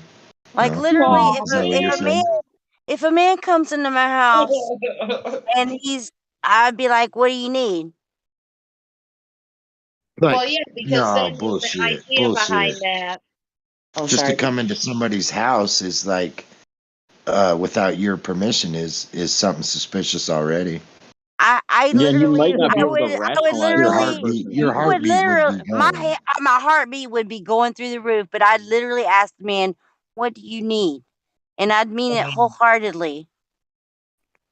I could But some picture people are that. so Fully, and I diseased. would I say could that picture a lot of hoping people doing that this that. My man bad. would be coming in there with a actual need instead of wanting to I harm my wouldn't be asking family. that. I'm just saying. Yeah. If they don't knock, it's not a good thing Do because any they of you don't listen to care the if you're home. podcast Sword and They Scale don't on care if you're Spotify? home or not. Nope, wouldn't be asking that. Nope, nope. I'm a weirdo. I promise you Yeah, guys. I pick up girl. homeless people all the time, though. No, it's like it's the same reason, a lot of people would say we need borders, you got to be careful who's coming in your home. That's your loved ones. Were Yeah. you talking to me when you said I shouldn't ask that? I shouldn't ask. It's not like you're asking for their papers. You're just saying, "Hey, what the fuck are you doing?" It's like, I don't know, man. There's a lot of things in this world where we've been deceived. And if people would just go by the laws of our Father in heaven, I love to say that. I'm sorry, our Father, because it's our Father in heaven, then there would be nothing to worry about. I agree with you That's what's 100%. crazy. That's easy. That's Yeah, what's that's 100%. easy to crazy. say, but that's not going to resonate. There's still going to I be. know, but that's There's what's still going to crazy. be Like evil. it's simple. You don't. We like man. They go off of God's laws. You can't murder. You can't steal. Every law God has, except for one, thou shalt not worship every god before me. They use in all their laws in every nation, right?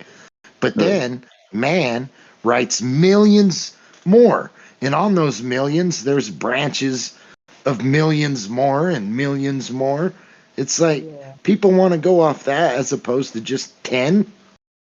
Yeah, Just and the fact, 10. just for one little aspect. Say your mom's driving down the road and her blinker lights out, and a cop pulls her over and gives her a ticket for $60, and she gotta go to court and pay that shit.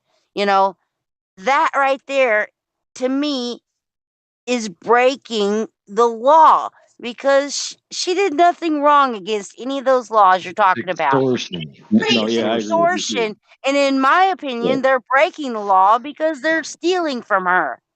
It's a Yeah. No, man-made law I'm the based opinion off that the the only father's the law. only people that need to be It's crazy. licensed drivers are those that are professional drivers that are driving for monetary, gain. That's how it started. The only people that needed to be licensed early You're on, talking whereas if about you were making a No, commercial, living, the commercial original drivers. Constitution, right? the Yeah, yeah, original yeah. Constitution, even that, which is man-made laws, the original Constitution says every citizen in America, so all you got to do is prove you're an American citizen. You have the right to travel by any Freely. means necessary. That's right. Right. Because they Exactly. knew at the time it was like horse and carriage, but they knew it might evolve to something else. They didn't know what, but they didn't say horse and carriage. Any Right. means necessary, and Well, the it's the right, same thing too I with think it the I Second think it Amendment, the actually right to said bear by arms. horsepower. Well, the right to bear arms, like this is how they have Republicans and Democrats have Americans divided, right? Republicans are for the Second Amendment, even though they have infringements on it, right? So it's like the Second Amendment says any sword the government has, in other words, weapon, right? You can have. Yeah, they shouldn't be And able to take anything that. you, You should and be able to have anything a you, fucking tank, and man. anything you invent is yours. You own it. Yeah. That's I don't right. believe that felons should lose the right to protect themselves with firearms. They But want yeah, us arguing over guns, so we don't argue over missiles, nukes. Of course, you Flat wouldn't Earth. want every American to have nukes, but by Constitution, any weapon they have, we can have. Yeah. It's Well, to prevent a the real tyrannical. deterrent too is It's to to get us prevent a fighting over tyrannical all these government. other things because they don't want us to talk about flat Earth. That's the fundamental. It all goes And back to that's flat Earth. yeah, that's the root It all lie. goes back to that. If you tear that lie out, they all come down with it. It's I so agree. hard for the average person to even research it or read one book about it because they're so busy working 50, 60 hours a week, paying ridiculous prices for gasoline, which should be free because it's a byproduct of everything that's made from crude oil. It's basically vapor. Whenever you take crude oil and you make any plastic or anything that you make out of crude oil, the byproduct is gasoline fuel that we put in our car. Yeah, if it's not, yeah, exactly, Paul. It's the leftovers. It's the leftovers. We're putting leftovers in our car. Yeah, And it should be done. it's It's like when you boil ridiculous. water. It's Yeah, when beyond you that. boil water on And a pot. and I'm sorry, James, go ahead. James Richard, I wanted to say, oh damn it, y'all go ahead. I just lost my thought. Fuck. It happens. I've been there. Don't even worry. No, you're talking about the oil and the byproduct and how gasoline is a byproduct of everything that they make out of everything that they make and produce out of crude oil. The byproduct is always going to be gasoline. That's the vapor. It's the same way with boiling water on the stove. If you put a bag over the pot or a pan over the pot, you get that condensation underneath. That's gas. That's fuel. You get Well, the it's same not thing. only that, but most people don't even understand it requires, like oil and shit to make the stove. Right. To Yeah. manufacture stoves. Pretty much everything Costs is energy. manufactured with oil. And It's the like, fact that they try you to don't spin even the get a like that stove without there's it. a limited supply. There's oceans of oil under our feet. Oceans. There's Well, no they make it limited. sound like it takes years for the earth to produce oil. Bullshit. Oh, It's always been there. It's always been there's there.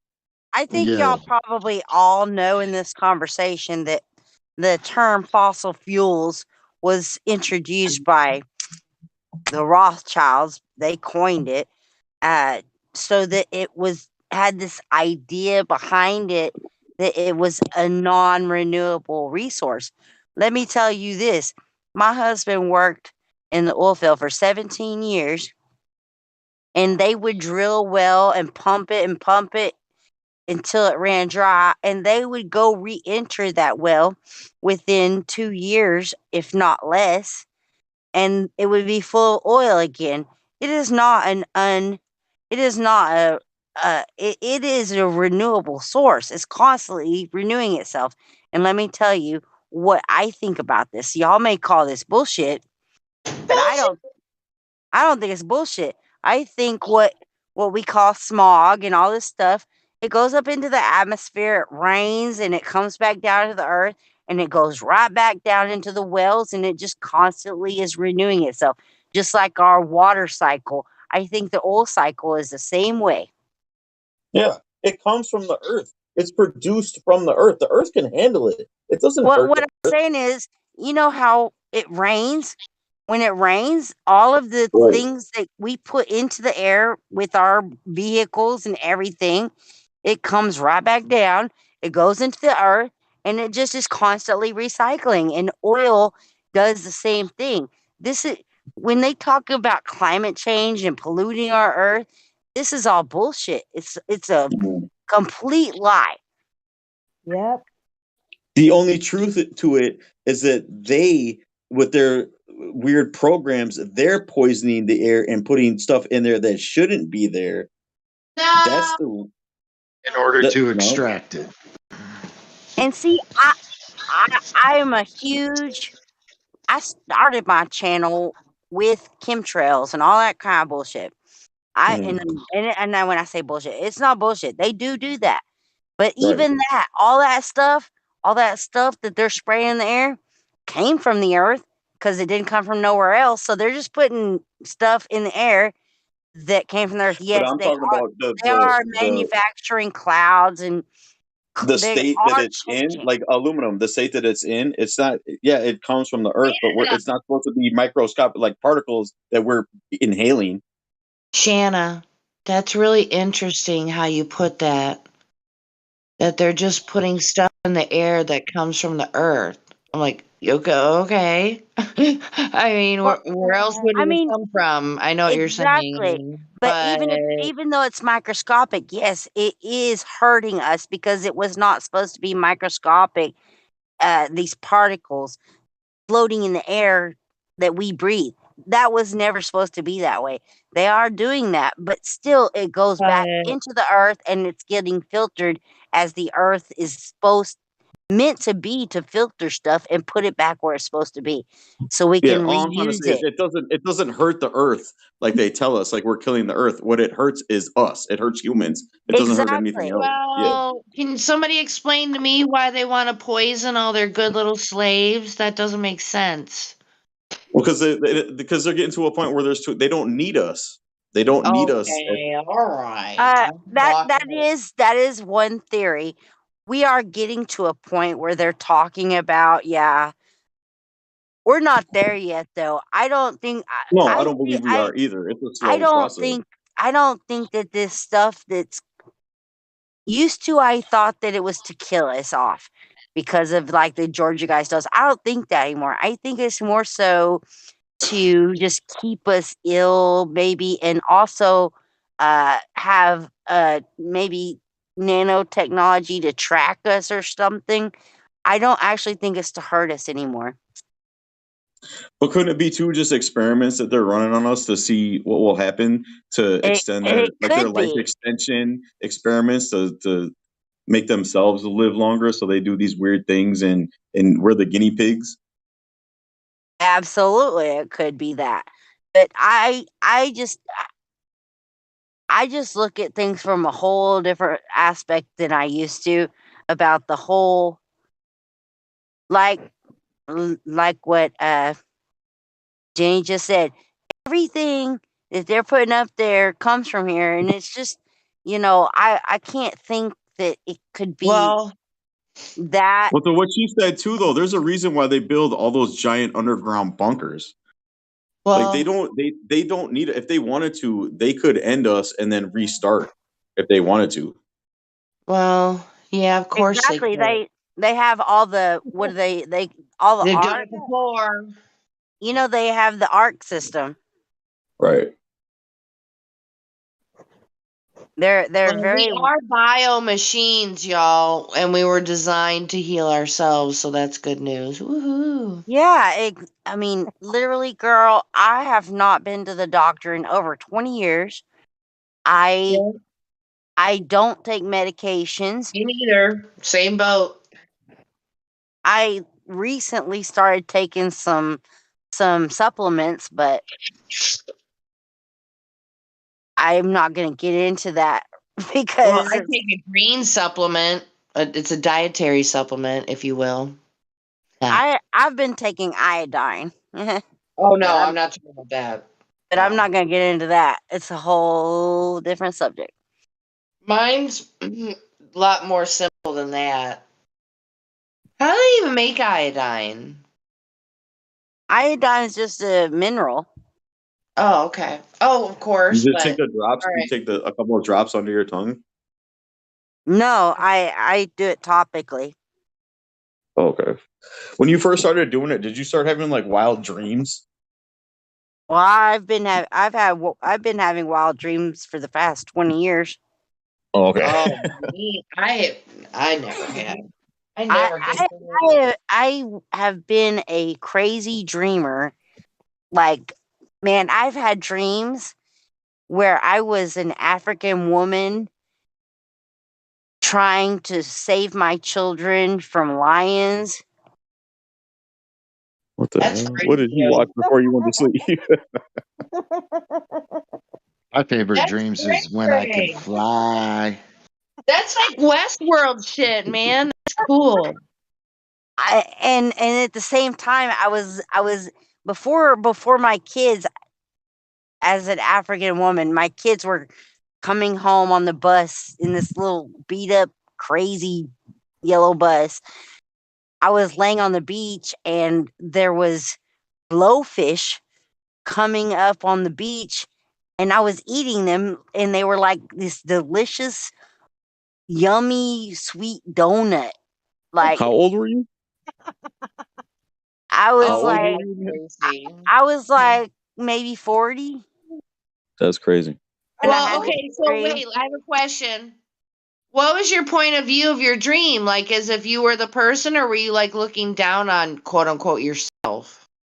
No, I was the person. Okay. I didn't even know I was black till my children came up on the Oh bus. God, Tracy! And I had like these two black children, and they were shutting the gates to the city, and I got my kids and we started running to the city before they shut the gates to get into the town. And Wow, yeah, I'm not even kidding. I have that's very bizarre. It I is have bizarre. very lucid dreams of just like crazy realities. Is there anything in the Well, Christian Bible about dreams? Coolest dream I ever heard. There maybe is in your something about dreams okay, in the Bible, but I that don't know sounds that like mine would apply to that. dude. That sounds like you teleported into somebody else's body for a minute and you saw light through their eyes. That's creepy AF, dude. It was creepy. I woke up and I was like, "What the hell just happened?" Dude. Because literally, listen, they didn't shut the gates soon enough, and the lions came into the Dude, man, village, you and teleported yourself somewhere, dude. I was in That's the bathroom stalls with my babies, and a lion was maybe underneath you were in trying the to astral come plane and you went drag us there. out of there. It was insane. Have you ever had Good. sleep paralysis before? I Where you're sleepwalk where you're almost every night. but I mean sleep Dude, you paralysis go where somewhere you're else. asleep, but you're awake and Dude, you can see the whole room around you, but you can't move and you can't okay. wake yourself up. But No, you know what no, I'm talking about? I don't experience that. I'm a lucid sleepwalker. I will actually go try to cook while I'm asleep. My husband, he has to get up sometimes and uh corral me, if you will, to make sure I don't Damn, hurt girl. myself.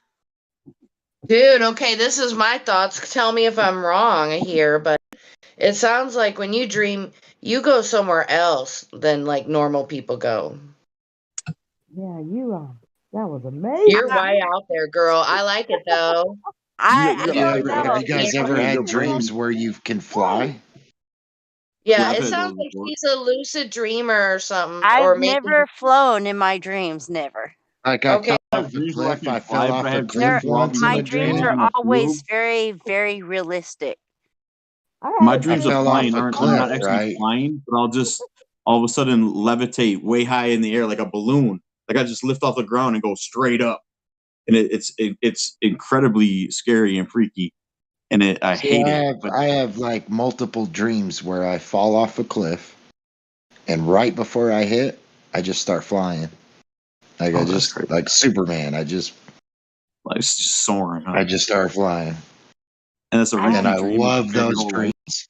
I've I never love had a them. flying dream The ever. falling off the cliff is terrifying, but once I start flying, I love those dreams. When when I was super young, like maybe 6 or 7, I had a dream where I was on a roller coaster, kind of, but I was in a Volkswagen Bug, and in it was a super bondoed bug. Like it was red, gray, and blue. You know what I'm talking about? Bondo. Mm-hmm. Yeah. And it was on tracks, and it was going through these mountains, and it was like super crazy, Crazy. going crazy, and then at the end of the tracks I saw, and it kind of smoothed out, and there was a barricade at the end of the tracks, and it just crashed in this barricade, and there was this dead man. There was a man dead at the end of the tracks, and he looked like he'd been dead for a while because he did not look like a right color. And I had The that first dream. thing It I was would have thought is, here's a dead man at the end of the tracks, and I'm here with him. And Uh I had that dream over and over from my childhood till I was about 16 years old. Have you guys ever had like one of those premonition dreams where like you dream something? Like for I example, had that happen. Yeah, like I Yeah. was in a relationship once, and I had a dream that my girlfriend was cheating on me, and then like I kept having it over and over again, but I had no thoughts That that I might be never a thought that she was self-fulfilling cheating on me, but prophecy. then I found out later that she was. Does that ever happen to anybody else? Ooh. Mine was not repetitive. Mine Never had was a like, dream come true. No. I'm the only one. Dude, I've I've never had had a dreams like dream that. come true. I've never had a dream come true. No, I think most of I've my had dreams those are kind of very dreams. weird that are not dreams that would be something that came true. It was like out of body experiences. I don't know. It's kind of how I am. Flying Although around like Superman.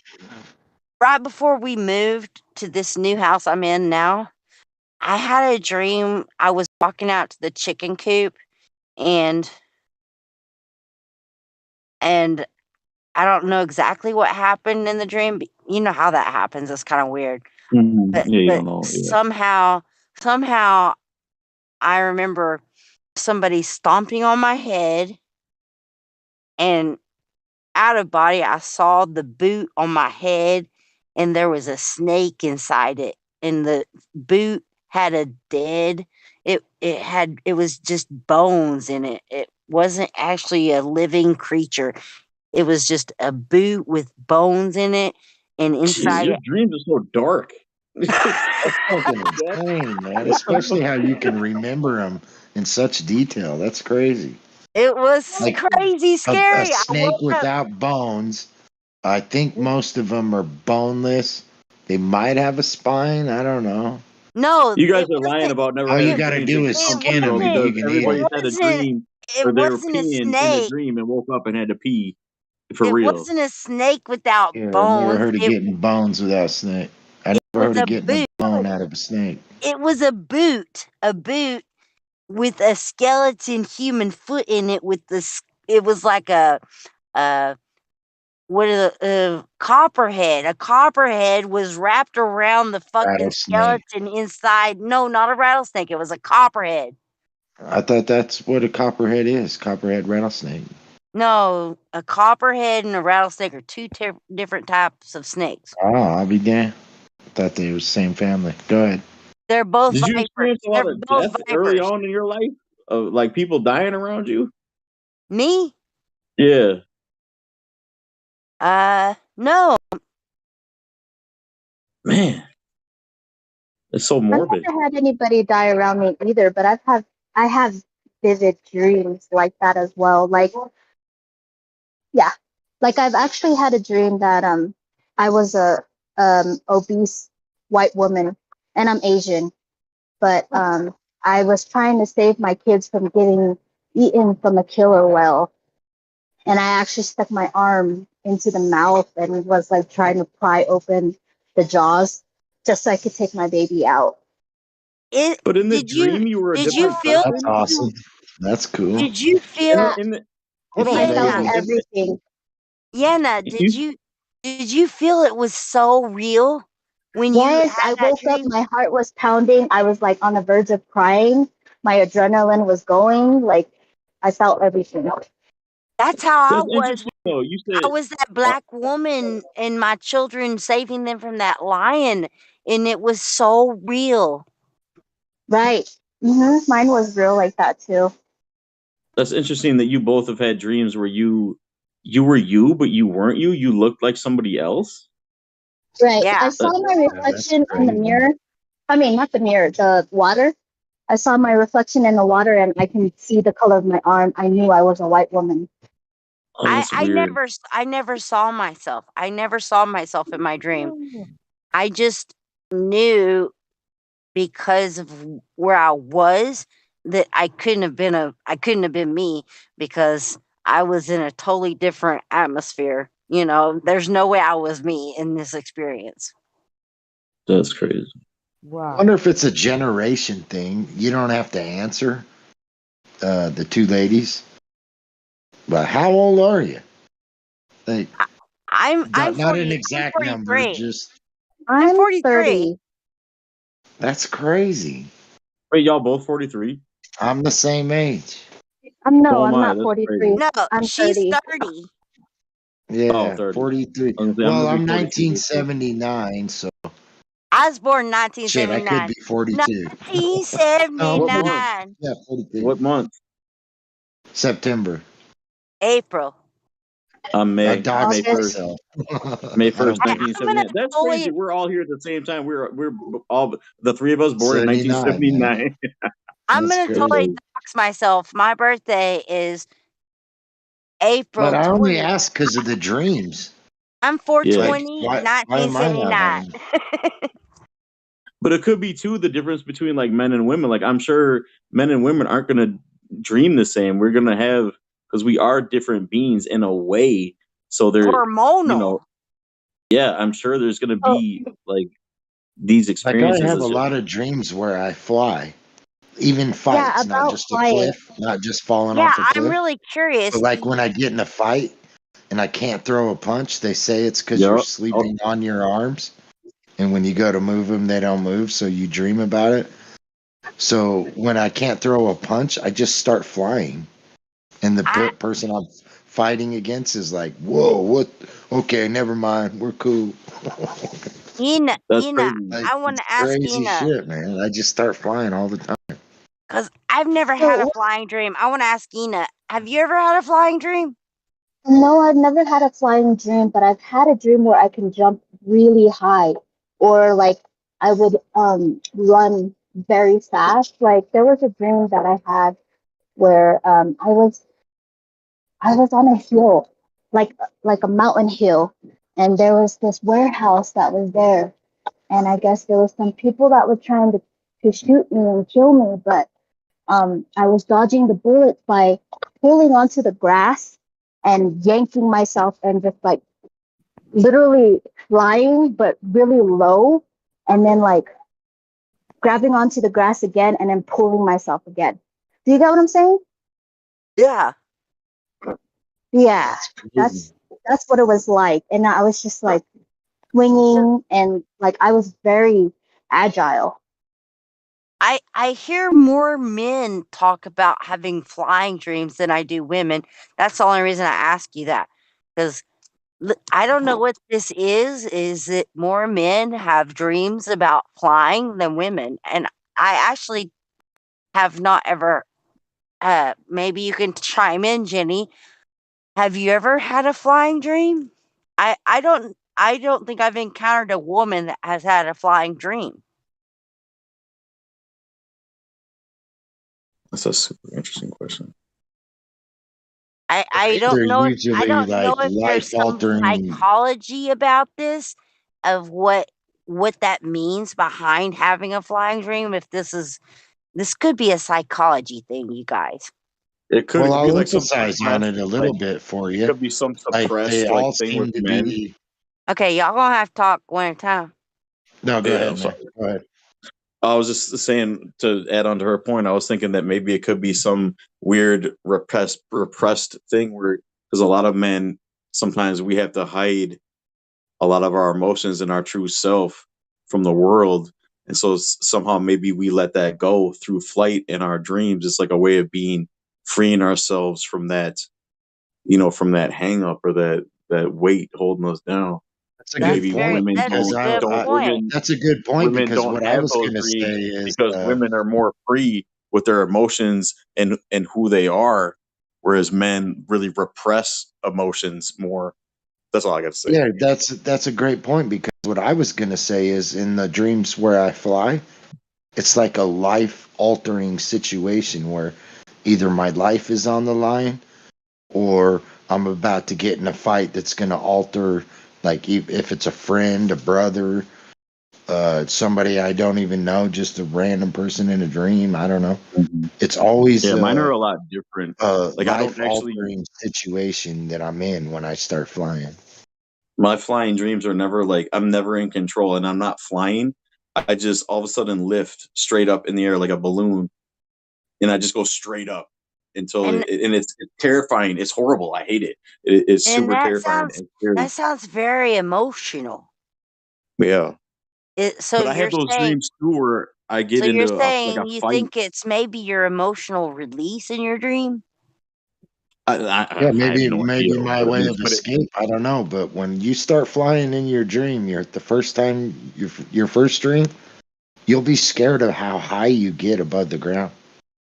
You'll just Like I start said, getting scared of I've that. never had a flying dream. And I just went with it. Like in my dream, I was like, my heart was pounding, and I was like, "Oh well, let it go. See what happens." hey, let me Scary. ask the ladies: do you guys ever dream early on before you, any of you, if you have children, had children? Do you guys ever dream about babies and or being pregnant or having kids? Yes.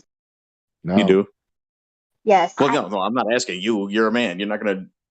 I'm just, because that's a You thing did that say ladies. My bad. I'm sorry. yeah, like that's something that's going to be unique that me and you aren't going to experience. But that's really interesting to hear from the ladies what their experiences with those types of dreams is like.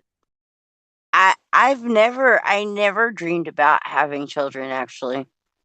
Oh, Neither did I I. I did. never either. I did. I was actually pregnant during this time when I did have a dream about my baby. I was in the hospital and I was holding my baby in my arms, and I could just remember his face so clearly. Um, and then the second time I had a dream about having a baby was when I was pregnant with my daughter, and I had a dream she was a boy. Someone was telling me, "You're gonna have a boy. You're gonna have a boy," and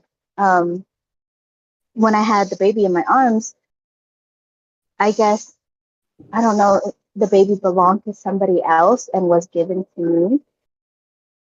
It was a weird dream, like a really weird dream. But when you're asking, There's one honest thing about having a baby. Like, obviously, only a woman can, but the only way she can is with a man. right? But to get back to the dreams, so have you guys ever had a dream of being in a fight, like a fist fight? Yeah. Oh, you do? Okay. Is Yeah. it how does that go? Because when I have dreams that I'm in a fist fight, it's always really weird because I feel like I'm always fighting for my life, and no matter how hard I swing, it's like it doesn't connect and it doesn't phase. Like when I connect with whoever I'm trying to hit, it's like nothing, and it's super scary. It depends. For me, it depended on the dream because sometimes I wouldn't connect either, but there were times when like I actually did connect and I really messed up the person whoever I was fighting. I So I can't actually personally say like I vaguely remember some dreams where I was in a fight, but I can't recall what happened. You know what I mean? Like, you have those dreams and you're just like, man, I just had like a really epic dream and I can't remember it. Yeah, you forget it almost immediately when you wake. Yeah. But it's those dreams that when I wake up and I can remember, like the dreams I told y'all, when you wake up and you can actually remember the details of a dream, I'm like, damn, I remember that shit. But when you wake up and you don't remember them, what does that mean? Why did I remember some and some just like you can't remember them? Why? What does that mean? That's the question it could that be we're for trying to get after. yeah, it could be something emotionally imprinted. So you remember it so clearly because you were affected so traumatically of your emotions. Yeah, like that one when I was the mama of those babies. I I remember that dream and I could go into deep like what the heck? Why was there some blowfish? Like, you know what blowfish are? The spiky little things, washing up on the shore right before my babies come home on the school bus. And I just get up off my little lounge chair on the beach and go eat those like freaking donuts. What does that even mean? I have no clue. And Maybe then, it's like a motherly instinct thing because blowfish are poisonous and dangerous.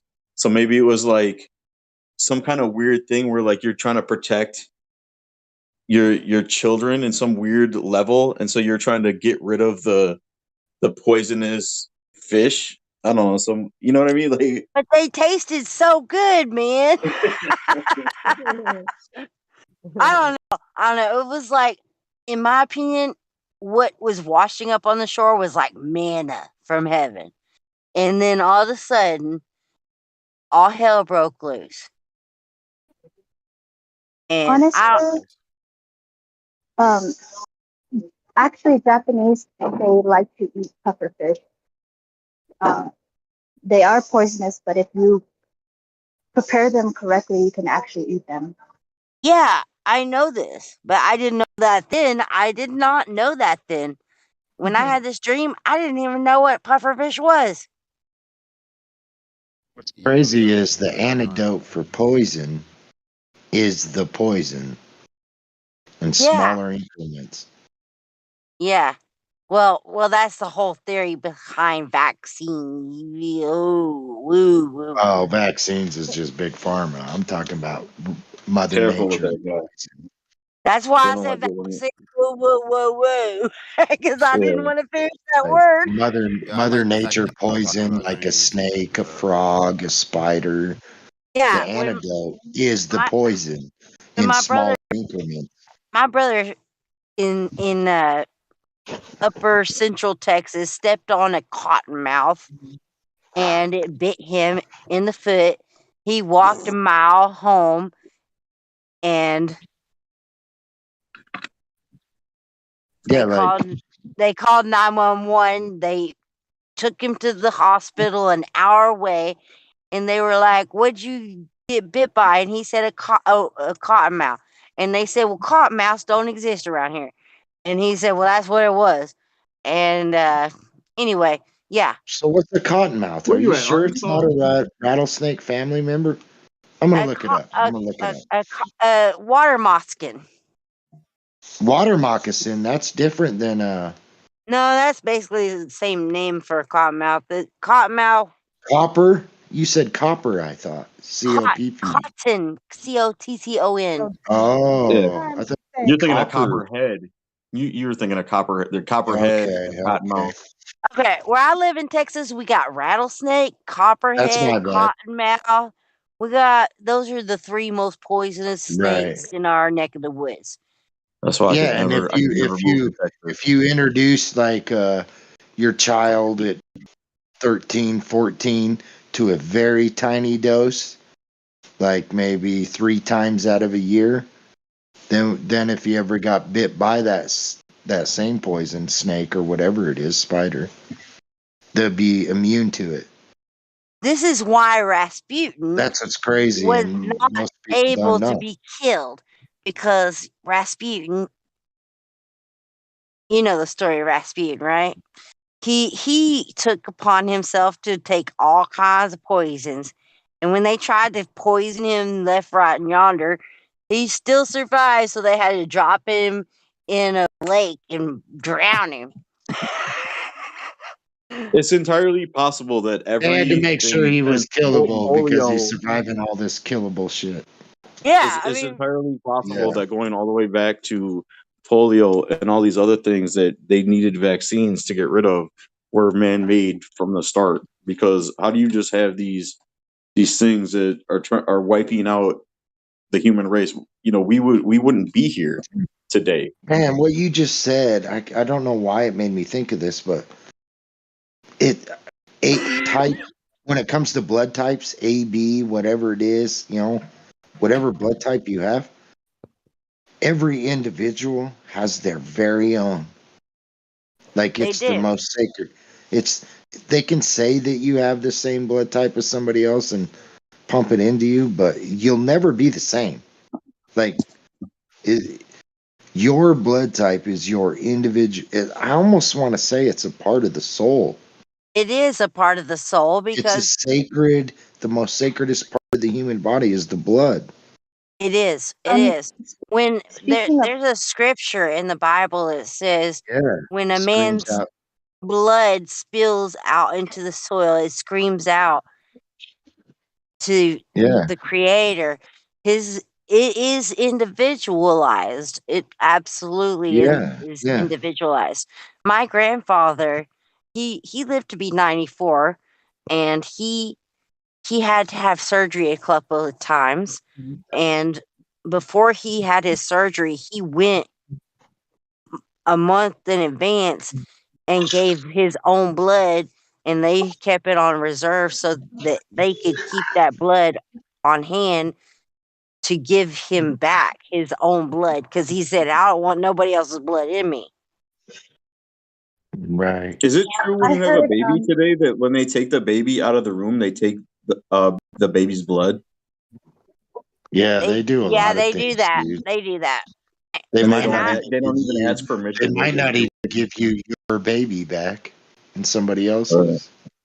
So were you trying to say that there's no difference between AB positive and A blood type? Like that's all just made up?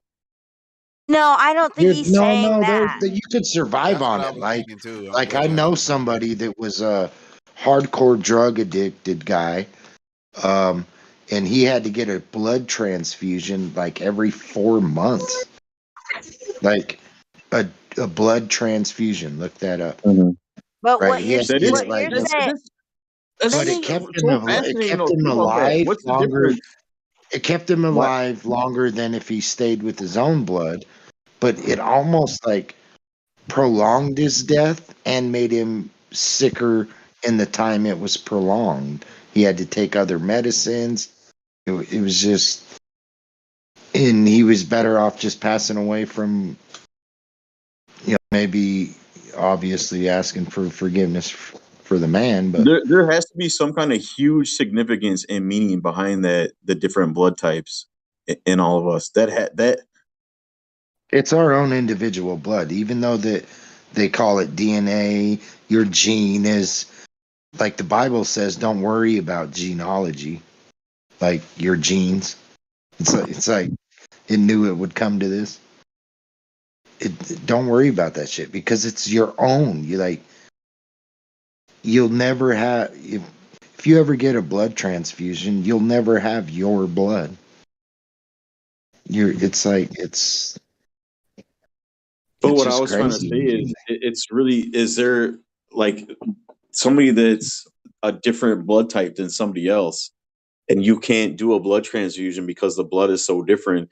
Does where does that come from? So they part of a different tribe from the beginning of, The few I read on it is you get seizures and shit if it's not the same blood type. If it's the You same can blood totally type, die. like You can totally AB, die if they give you the wrong blood. yeah, you could totally die. But at the same time, it's like even if somebody has the same type that they claim that you have the same Still type as mine. you. It's It's still not. different. Your blood is different than anybody else on earth. Yeah, it has Totally. its own little It's like It's just like your. you could He's prolong talking your about. It's just death like your with somebody fingerprint. else's blood, but it's just prolonging it. It's like, and you got to take medication. You got to constantly get the transfusion. It's not even. It's like, how many different just blood pray types to the are there? man upstairs. Like if There's- Christ can't save you, nobody on earth can. What's I the different think blood types? there's O positive, O negative, There's so AB, many. A So like positive, somebody that's AB. AB and There's a O, lot. but somebody that's AB or O positive, you can't mix their blood, right? It won't You work. cannot mix their blood. No. Exactly. So what I'm saying is No, that but what's weird is that you can't. What's weird is an O positive person can give blood to pretty much all the other blood types, but they can't receive blood from any other type. Right. Crazy. But at the all of same flat time, when they earthers were the same say, blood what type? I'm trying to say is, when they claim type, there's no other type but the individual's own blood. I totally agree with you, James. I totally agree with Like you. it's your own sacred blood. You It's, can't spill it out. I think this is why the Amish have a good. This is why the Amish are, in my opinion, good people, because they don't believe in medicine and all that. That you should not take blood from another human being, no matter what, because it's your life force, and this is why my grandfather did not want to take blood from another person when he had his surgery, and that's why he donated his blood previously to his surgery so that he could have his own blood put back into him, because he did not want somebody else's life force put into him. That's smart. What do you think the danger in that is? There's still danger because if once you give so much blood, like you can give a lot of blood, you'll feel lightheaded. Like right, but I mean, things ain't right. I think this is. I don't And it's necessarily. also called to a donation, but really you're just giving your life away. Like I don't. Okay, I'm gonna tell you what I think my grandfather thought. I'm not gonna tell you what I think, but my grandfather thought that taking blood from another human being would put their life source in him, and if they had a wicked life, he did not want their wicked life put into him. Oh yeah, that makes sense. But because I was thinking about it as like it's almost seems like a good thing because you're preserving or saving somebody's life by putting the same blood in you, that because we're all made from the same thing. You know what I mean? So I would think that that's good as far as in like the creator's eyes, because we are giving up our essence, our soul that keeps us alive to somebody else to keep another person alive. You know what I mean? So I was like, how is that bad? But now I see what you're saying. Like if that person I'm not saying it's wicked, bad for a person to try to donate blood and to save another person. I'm just saying my grandfather was scared of where that blood might be coming from. You know, he thought it might curse his own soul to have their blood in his body. all I know is I only seen one person to ever get a blood transfusion multiple times to keep him alive because he was a crackhead. And he was never the same during that span. And I'm curious if he was never the same, if what my grandfather believed is actually true, possibly that you do get something from the blood from other people. Well, that could be, and that's where I say sacred. Your own blood is sacred to you, the individual, your soul. But this is a very crazy, interesting topic, but it's do probably you not. think that holds true then too with organs then? Yeah, absolutely, because that's It's very possible, but I don't think this is a. I don't know if this is a topic that is a flat Earth or 27. I believe in godly. I believe in godly is. surgery. Like when God put Adam to sleep into a deep sleep, in other words, surgery, so he could take his rib and create woman, right? And To me, it's like explaining surgery. He put him It in a is. deep sleep where he wouldn't feel the pain or nothing. Took a rib, made a woman. So it's And like I believe in surgery, woman. but at the same time, But it's like listen, here's the thing: is that woman became his other half. yeah, flesh and So bone. that woman Flesh and bone. Yeah, you're was. right. It does say that. She was him. Yep, flesh and bone. You're right. It does say that. So it transferred. A woman became a piece of that man. Or two Right. became That's why one. every man and woman, we need each other to be whole. Yeah, that's what I'm saying, man. What I'm Yeah. trying to say is what we were talking about, the blood transfer and everything, is that It's sacred. Eve was literally Adam, Adam's flesh and bone. It says that. You're right. and It's a good so point. she is him in essence, and together they made one person. Right. What I'm having trouble wrapping my mind around is that so Adam and Eve had to be the same blood type, what happened? They Where did didn't these have to other be. blood types They were come from? That twins. They didn't have to be the same blood type. They were Only according to man do they have to be the Even same if blood they even if they were the same blood type, the fact that when you have children, DNA changes, and every time a child is born, you lose DNA, and things morph, and when I say morph, they lose DNA. So therefore, eventually, blood types probably changed because DNA was lost. Well, I think it was more because of the Nephilims intermingling with the woman, Yeah. because um, them intermingling with the woman actually changed the genetics.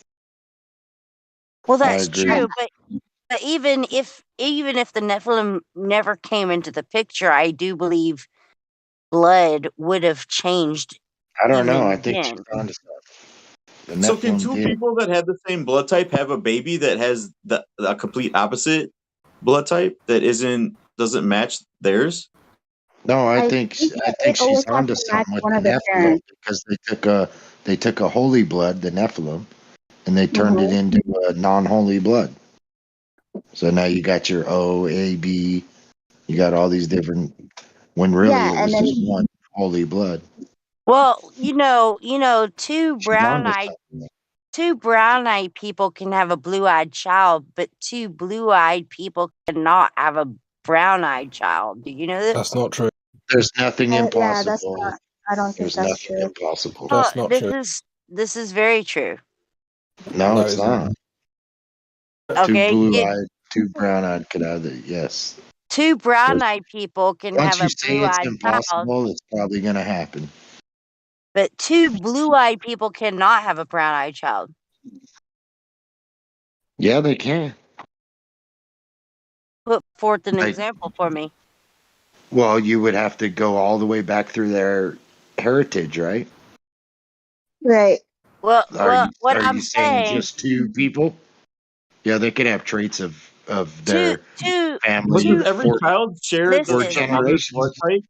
Does every child have the same blood type as its mother? No. no. No, it's all Okay. generational.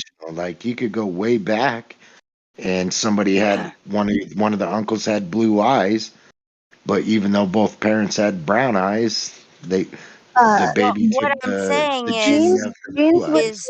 you cannot genes take are two recessive genes cannot produce a dominant gene, but two dominant genes can produce a recessive gene. But it So they depends on if they say. have a dominant gene or not. It depends on if they have a dominant gene. You could have But a how does the baby with mother? I two don't understand heads. how a mother, if she's AB positive, it creates life inside of her, and then but that baby has a totally different blood type than its mother. Like the Because the baby's gonna come father. out with O negative. You could have Yeah, a baby because of the with an father. arm growing out of its Have you? chest. The Like only there's all time Because sorts. that's a I'm problem is when, see, my grandmother was, I can't.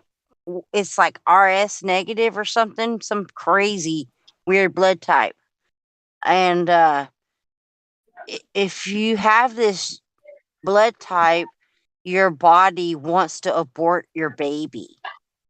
No, what she said with the Nephilim, she's onto something because what a lot of people don't Well, realize this is has not a lot only. to do with the Hold Nephilim. on. Well, I'm Was not there just more to saying what you were that, about to guys. say Hold about on, the? let me finish. Well, no, she was It's not onto just the something. You Nephilim, interrupted her. but mankind has been messing with genes. Like Hold they've on, been Richard. experimenting with animals for clear back in day one. Like they've been trying to, let alone what they know now. There's so many weird things going on with the human anatomy and other animals. It's like there's no way nothing's impossible. Right, and the only reason why I thought the blood changed when the Nephilims came was because the angels do have a different blood type than ours. Right. And when They you changed. like, right. So the Nephilim is a combination of human and angel. Yeah. And see, that's an Because if, important point because, and I'm glad you took it to that level because I, for a while, have always been thinking that there's a difference between those of us that are awake and those that are asleep and will never awaken no matter what. Like I feel like they are inherently destined to be like slave minded in some way.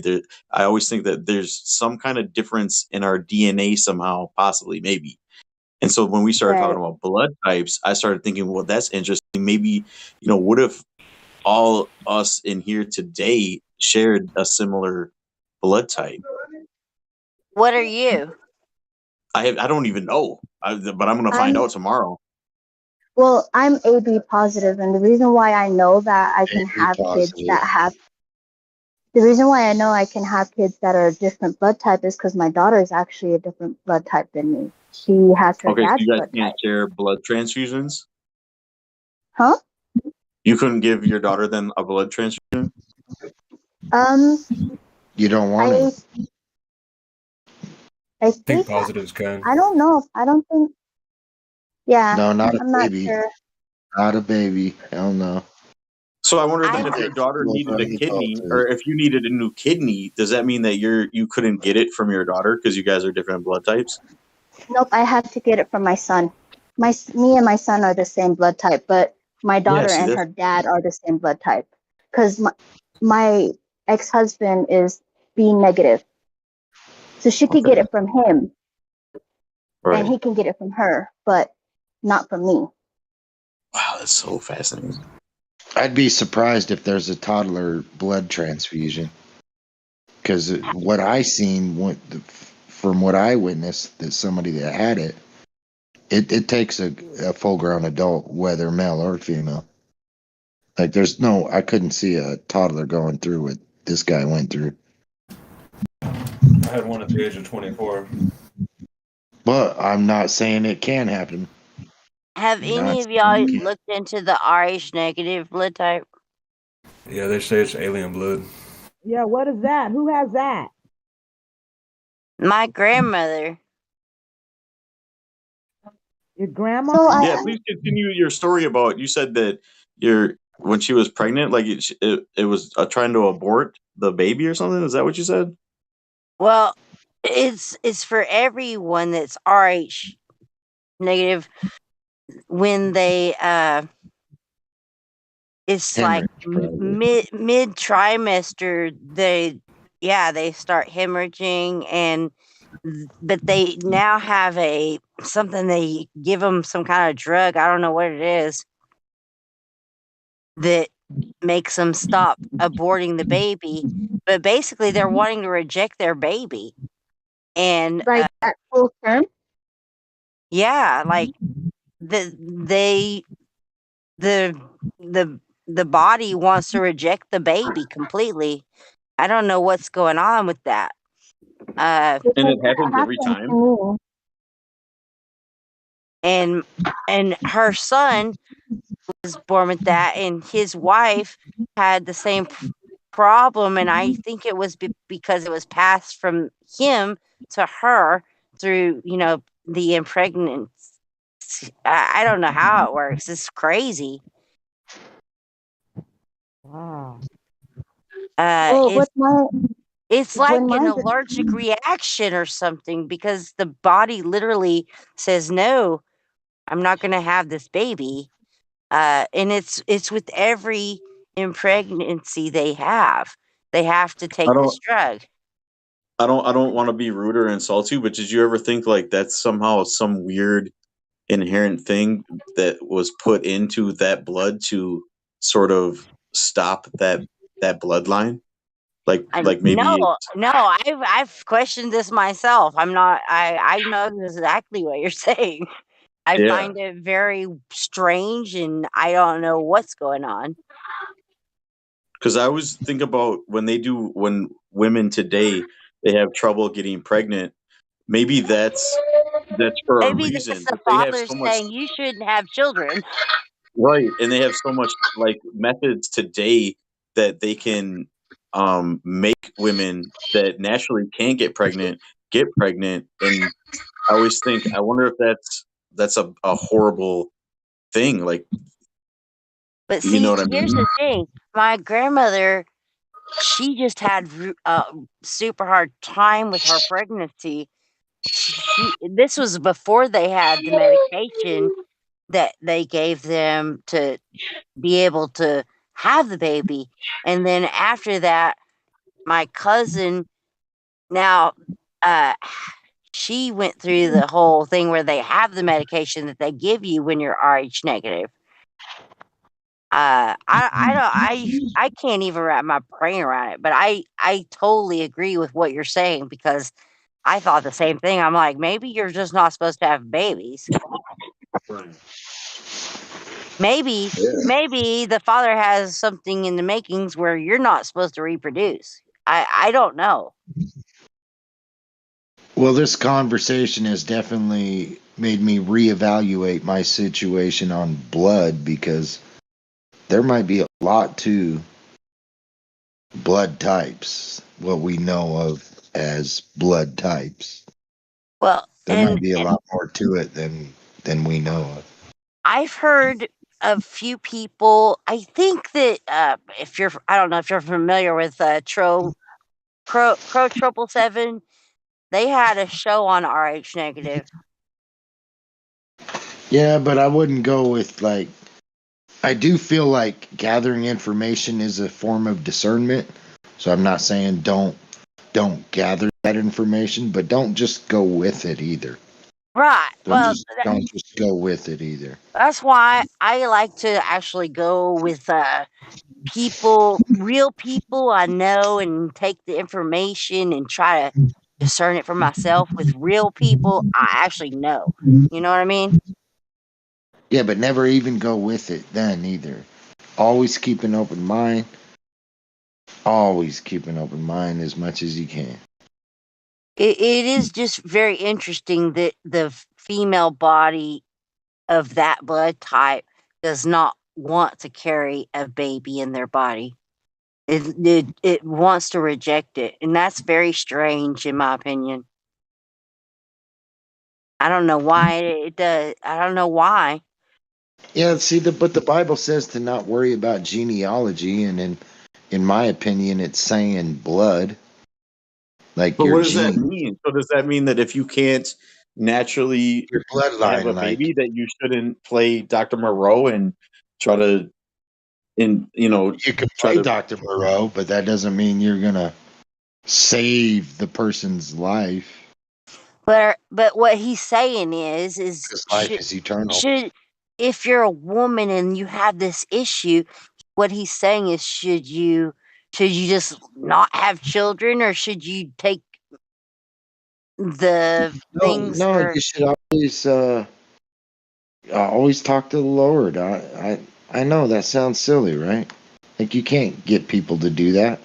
But if you're not going to do it, then you're already in a world of fantasy anyway. So there's nothing I could say to help you anyway. I'll be honest with you guys. I'm a product of, like, I don't know if I want to call it science, but so basically, my mother, after she had my sister, she had a horrible time trying to get pregnant again when she got married to my father, and they tried forever and could not. She couldn't keep, like, she had a couple of miscarriages and stuff, like every time she would get pregnant, and then through doctors' help and whatever they gave her and whatever they did, she ended up having me. But it was so hard on her, and I almost killed her coming out, and it totally screwed her up, and she had to she could never have kids again after me. Like, Dude, I I'm lost wondering, you, like, man. I'm is that sorry. Did like you say sister and father? what? I'm sorry, man. I'm not talking crap. I thought I misunderstood you. I thought you said I didn't my even. sister.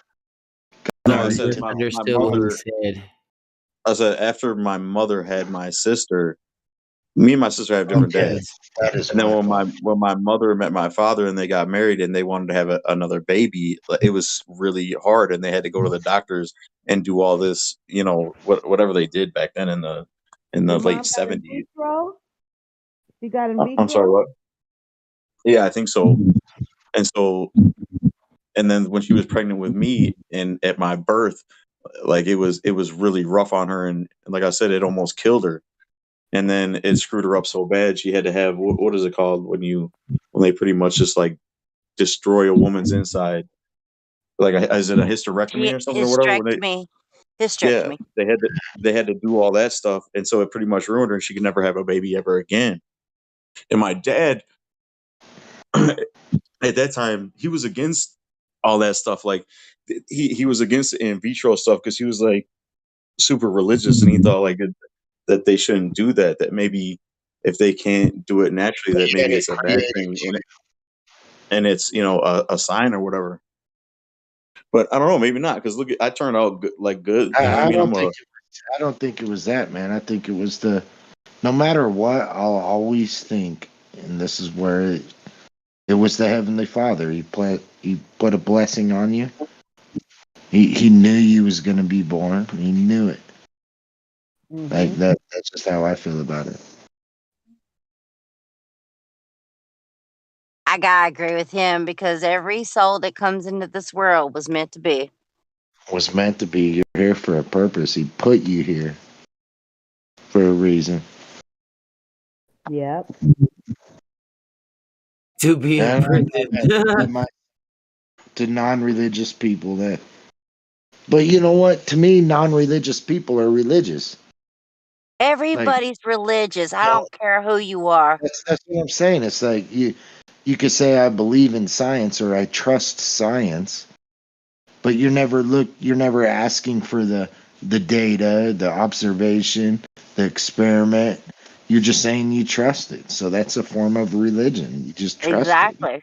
Every And it single could come human back being on the to face bite of the you. earth is religious in some form of fashion.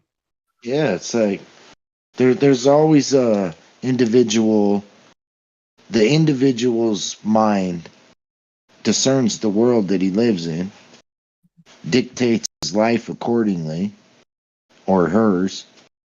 And it's like it's all because of that one. If you wasn't there, then that would have never happened. Do you guys think that like our consciousness or our soul existed somewhere else before we became flesh? Yes, in the heaven. He knew you. I think He that's knew you very before you was totally in the womb. possible. Yeah, You I was get an that. I angel get this weird feeling sometimes where like I've always, before you was in the womb. yeah, I There, have You this there weird. there's a heaven whole that he already knew. community of people that say we chose to Sent you come there. we chose to come here, you know? Yeah, Chosen. yeah. Chosen. And then as soon as we got here, we didn't know what we were doing. But I Right. don't Like And know if still that don't. I And we don't know still don't. I don't know if that's true. I don't know if that's true that I chose to come here, but it is an idea. it seems like a No. strange feeling. Like I feel like that's true in a way. Just like when I learned the Earth was flat, like I knew the whole time, but I was just believed in the deception and tricking myself. But in my heart, I knew it the whole time. You know what I mean? As From soon when And as I you you was kind of taught it, huh? as soon as Yep. it landed From in when your you was heart, taught it. Like you knew it you immediately knew because it. yeah. well, I like to say it resonated with you, correct? Mhm. It resonated with you. You're like, oh yeah, that I That was your I purpose. gotta say it. I gotta say it because I can't help myself. Jenny, are you still here? Did she drop out? I I think gotta so. say it. Huh? I gotta say it. When I heard the name Yusha, it resonated with my soul, and I can't stop saying it, you guys, because it resonated with my soul Wonderful. for me to be connecting with my creator. Well, a person doesn't. When a person hears a lie, they don't go out and scream it. But when a person hears the truth, they will go out and scream it. And that's why I have to tell. That's why I have to tell you. Run to Yahusha. Because man, when I heard that name, I was like, oh, it just resonated with me, brother, so hard. I was like, wow, yeah, that's it. That's it. And so I know the name of my creator now. I don't care who wants to judge me upon that. I don't care. I had a really crazy experience a couple of years ago. I'm sorry, go ahead. It separates the tares from the wheat, don't it? It does. Like you could have Christians saying they're Christians talking about the globe, but once you hear them say the globe, you're like, well, you're not a Christian. Yeah, exactly. Job 38, you've never read it. It tells you the shape of the earth. Exactly. Just gotta read it. Stamped out. And it's a short chapter. Take about 5 minutes. I love Job. I love the whole book of Job. Job 38. It's not the entire Job. But I love the entire book of Job. It's actually a wonderful book. Everybody should read it. It's a life lesson. Yeah, it's talking about the earth, and it literally says, it is as clay stamped out. Turned to the seal. It's like So if you read the original, it's Strong's Hebrew. It is as clay pressed to the seal. It is like a king's when they used to put the wax to seal an envelope, and it's on the scroll, and he'd stamp his ring on it to close it and to put the seal on it so nobody would break it until it got to where it was going to. And that is what that is explicitly. Yeah, it says it is as clay pressed to the seal, and its garments stand out. Its garments would be like the American seal to the Roman seal. Can I ask your interpretation of a specific Job verse? Sorry, that'd be the garments. Yeah, what do you want? In Job, I don't know. I can look up which verse, but it says Job 30. The earth is suspended. I don't know exactly, but basically the earth is suspended over nothing.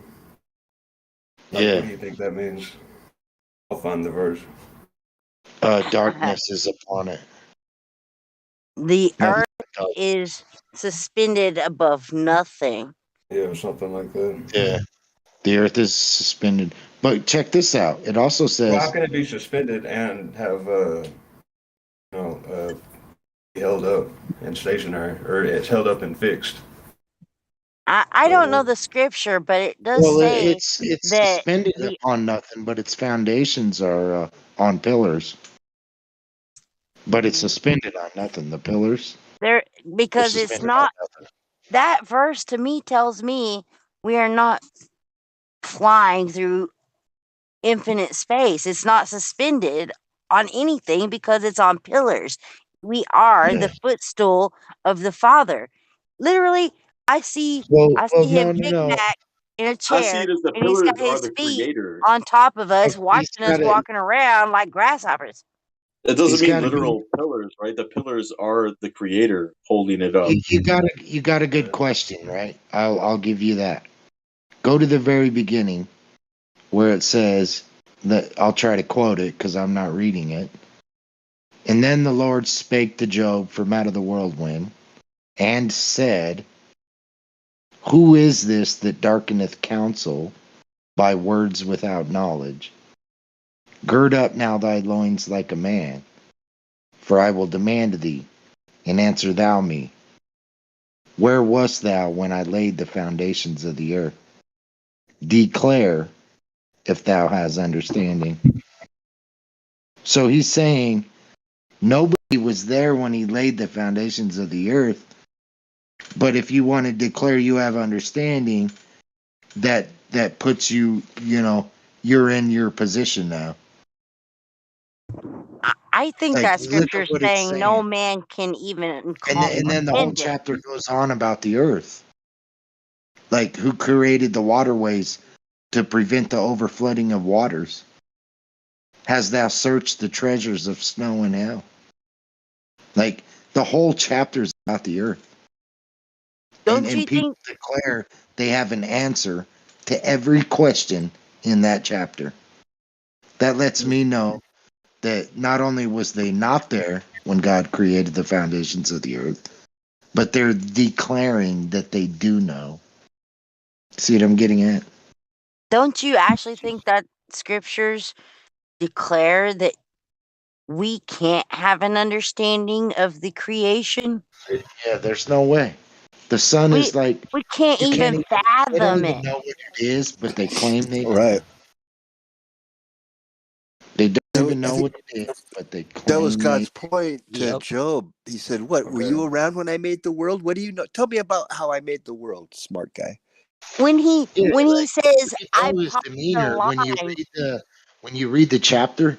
You can tell God's talking to him in like a authoritative way. Like, where was you when I laid the foundations of the earth?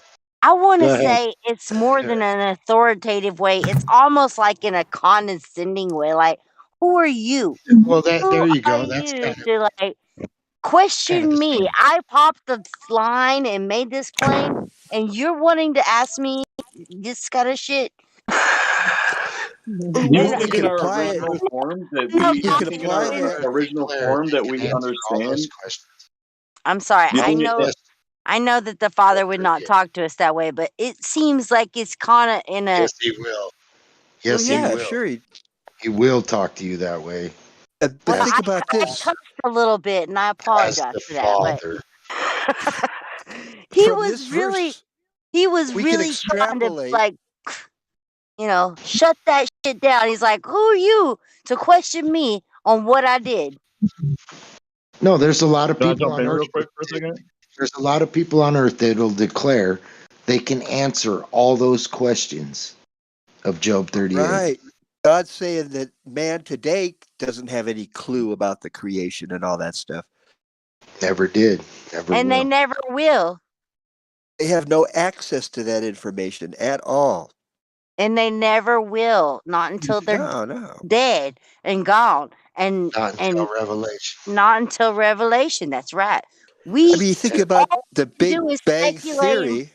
theorize Can I ask you a what question real is quick on the going point on. that you just made?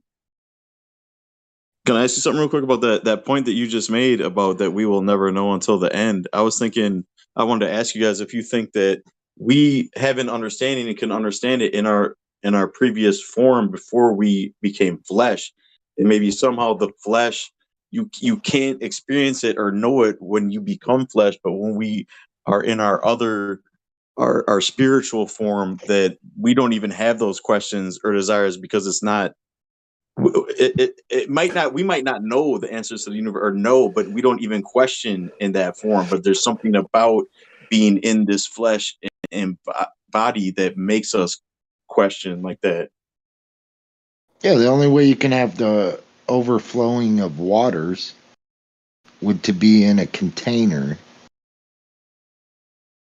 Like I don't feel. who I don't think prevented that's or who answering the caused the question. waterways? It says who caused the waterways to prevent the overflooding of waters?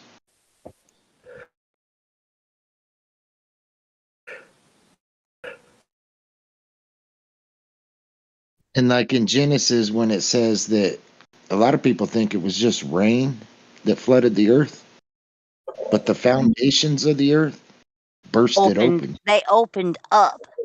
So like if you click crater, if you type in Google craters of earth and then you click images, those Dude, are have you your seen foundations these that burst open. huge? Have you seen these huge holes they're just now finding in Siberia that they can't explain? These huge, they are calling them sinkholes, But I bet these are holes that they're just now finding from what you're describing right now. No, they claim that they're craters, but they was actually the well, that's what I'm saying. Because these things, they say popped these open, made this these huge mountain of mud and dirt, and then when the water receded, it cut it down a little bit. So they you still had the receding, but it's miniaturized from what it man. was. But I'm talking about this month, just this month alone. This month alone in Siberia, in Russia, they're finding what you're talking about. They're not craters, and they say these are not craters. These are like explosions out of the earth.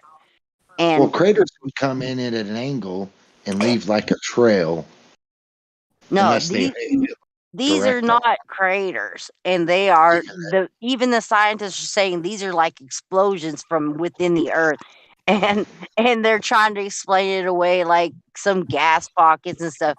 And these are probably leftover remains of the fountains of the deep open up, flooding the earth back in Noah's days. That's what I'm saying. There's so much evidence of what the Bible says. It's just we've been conditioned to believe it's the opposite. Yeah, it's crazy. I am a 100%. I'm a Bible thumper. I believe everything that's wrote in that Bible is true, except for a few things. I think many things, and when I say a few things, I mean like I'm trying to go back to the old Paleo Hebrew terms of names and words and stuff. You know what I mean? Well, we don't have to get into it now, but what parts do you not believe? Oh, I don't not believe any of it. I believe it all. You said there were some parts.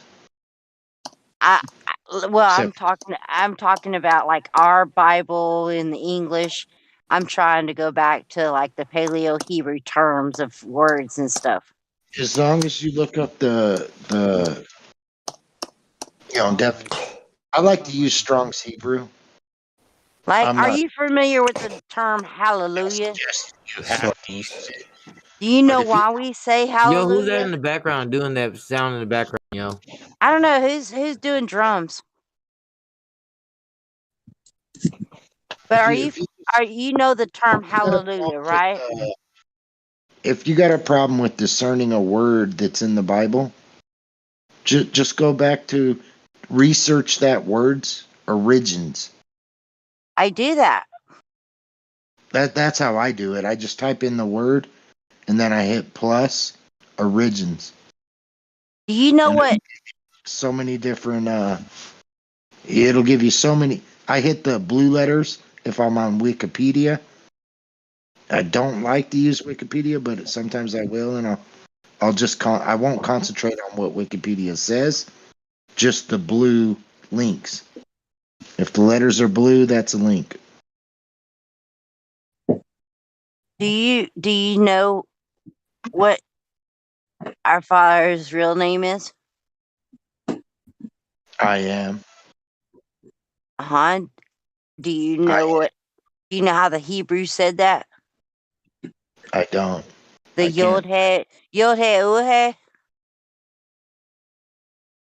Yeah, all I know is it's I am, and I know that God speaks every language on earth. You know what I you don't- just said? You know what you just said? God is not a good word to use. No, I didn't say that. Because that word God, it refers to many different idols. Many different cultures use that word for different Our idols. Father in heaven knows how you speak, and He knows what words you use that come from the heart. And Like he also said to Russian, call. Chinese. He also said to He call knows upon his every name. He did not say to use words that you think are his name. He said to call upon his name. Is that Old Testament or New Testament? Yeah, but if you call Both in the upon old and new. But if you was deceived and you called upon his name in a language that wasn't his name, right? He would know that in your heart you're calling upon him.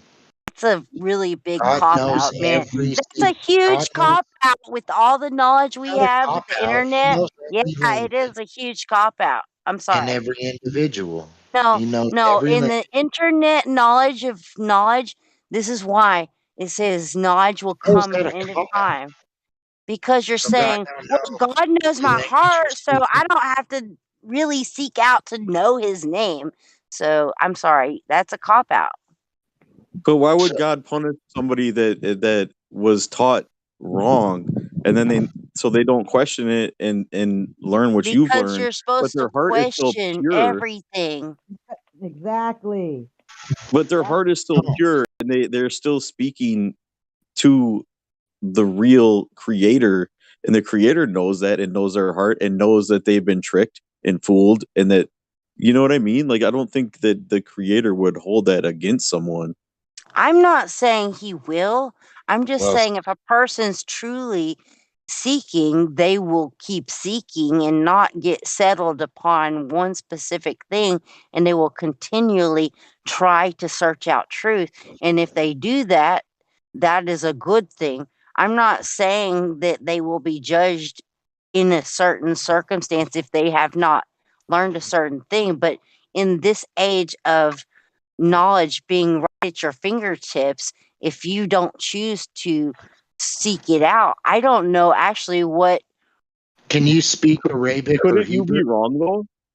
How do you Can you know speak that? Like, if you Arabic? I geek out could and be. search and This is research the thing. everything, like, how do This you is the settle thing. on That's which is the right word and Speak which is the wrong this word? is what I'm saying. You're I just may talking. not I may personally not be there yet. I may not have found the right thing, but as far Agree. as I know, I have been searching this for 3 years, and as far as I know, I have gotten to the oldest name I can find, and I find it disturbing that so many of my brothers and sisters don't want to even try to go down that road. Mm-hmm. Well, like God, Jesus Christ, right? Jesus Christ in English might be different than Arabic or Hebrew. I imagine it probably is, right? But when Yeah, I say, because the J didn't exist until 600 years ago. You know, it did. well, the it The J didn't exist until no, 560 no. A.D. Jesus is dad, not really by seed, but his name was Joseph with a J. His name So was Yehoshaphat. okay, so if you don't know that entire language, right? That means you don't believe in God. No, I'm not saying that. I'm just saying. God knew that he had to speak his word through every language, right? He knows how to speak every language. Like he is every language.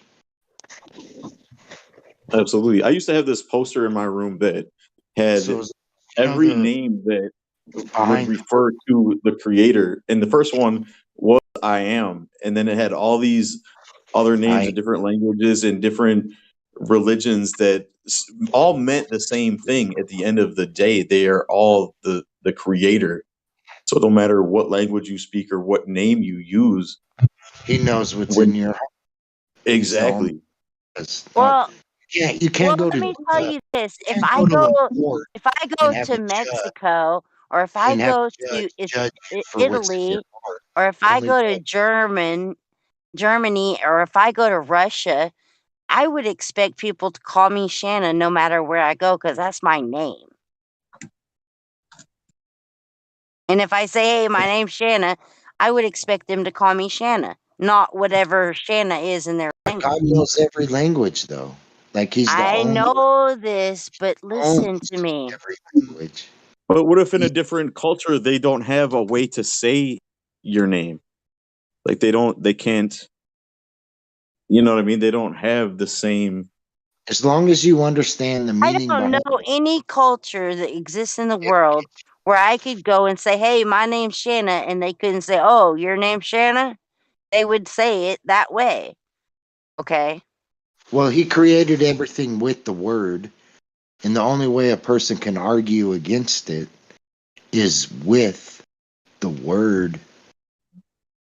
Well, and I also want to interject that the English language, what we are speaking, is highly suspect because our language has been manipulated to be curses left and right.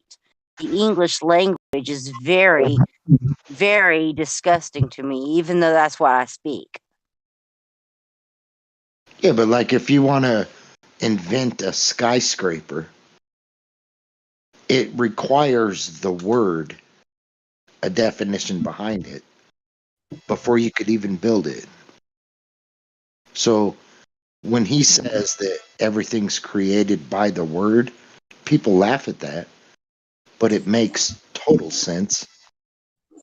You can't even create an argument without the word. In other words, English, Japanese, Chinese, whatever you are, language is the word. So I want to Is ask that you, because our definition of we're so off topic of flat Earth, but I'm just gonna put this out there. Why do you have such a huge problem with wanting to call the Father by the oldest Hebrewic term? because I can call the Father, and he knows when I'm talking to him. That's true. That's very true. But why would you not want to call him by the name that he originally was called? He gave me the name James Richard. So if he gave me that name, he gave me the word to say it. If you Well, then why wanted do we me, need to call him by his name anyway? Like when I talk to my father, I don't call him by his first name. And I would yeah, think like when I'm he gave the word. He didn't exclude nations from his word. Like if you want to do the will of the Father, it's telling the good news, the gospel of Christ. That's the will of the Father.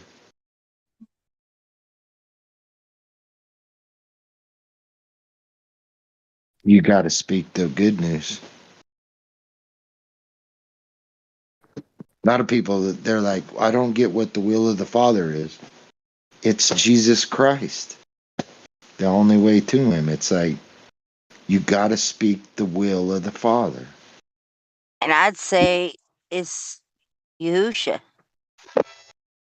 Well, you can say that and he'll know what you mean. You could say Jesus Christ. Well, In the another language, Bible says all the prophets will come in my name, which is yeah, what you say I am, from which every nation, because he scattered them amongst every nation. you know why he says they will all come in my name? Israel is not a land; it's a people. You know why it says they will all come in my name? Because every single one of them had Yah in their name. Yah. Every single prophet in the Bible originally, if you look back, See, all my of them question is, where is the land Yah of is in Israel? their name. My question is, where is the land of Israel? Because it says he'll only bring him back to the land in the time of the end.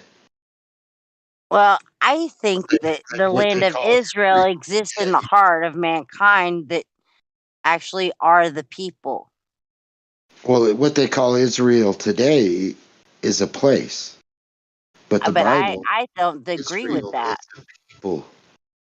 And in It's the end, he'll bring them back to the land. My question is, where is that land? Because I know it's not what we call Where are Israel. you seeing this part? no. Where are you seeing? Where does it say Jews are coming Revelation. back to the land? He'll bring. I, He'll bring. He'll bring his people. You know, he says the Mount of Olives, when Jesus Christ comes back, the Mount of Olives, he'll split. When he lands on the mountain, he'll split the mountain. Well, actually, he will never set foot on this earth again. And there is a Mount of Olives close to the land we call Israel. The But Messiah will never put foot on this earth again. Yeah, I'm confused about that. How it says that Jesus will be resurrected and come back, because didn't he already do that? Yeah, he will never put foot on this earth again.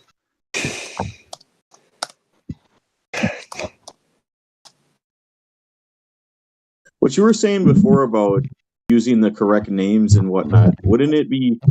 Isn't I was thinking that that's kind of silly, because couldn't you take somebody that doesn't know anything about Christianity and teach them everything in the Bible and teach them all of it, but instead of using what you think is the correct term for God or Jesus, and use the term Lucifer, use the name Lucifer, that like the creator wouldn't look down upon that person when they pray or when they speak and use that name, because they were manipulated and taught wrong, but they know in their heart that they know what they're trying to say, and know Yes, they would totally be judged upon that, because if they really want to know their father and creator, they would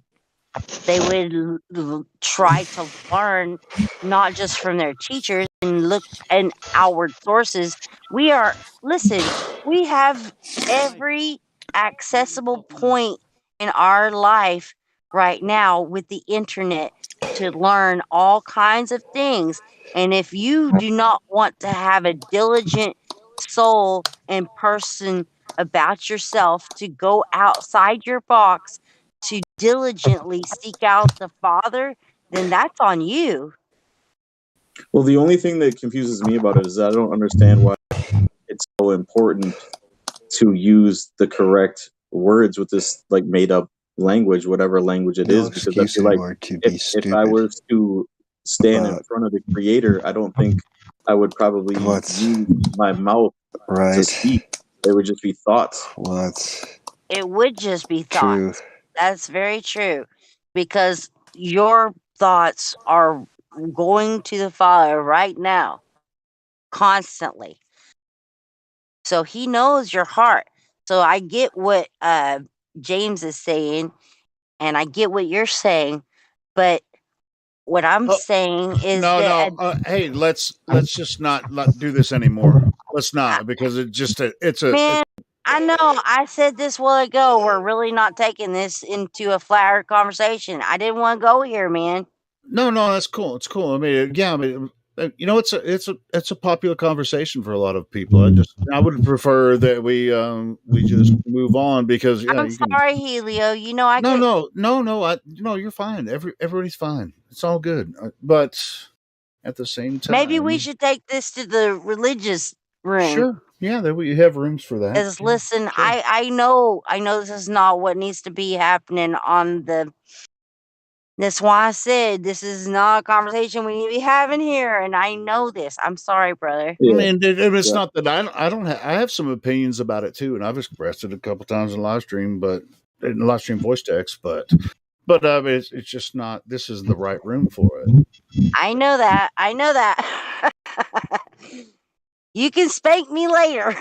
No, there's no reason for that. No, you expressed your opinion. I mean, we've been talking about you guys. We haven't. I've been listening, but yeah, it's been spoken about here, and this isn't the first time. It comes up a lot, but yeah, just I mean, if I didn't stop it now, it's just going to keep going on, because of course I have a lot of opinions about it as well, but for the sake of the live stream, we want to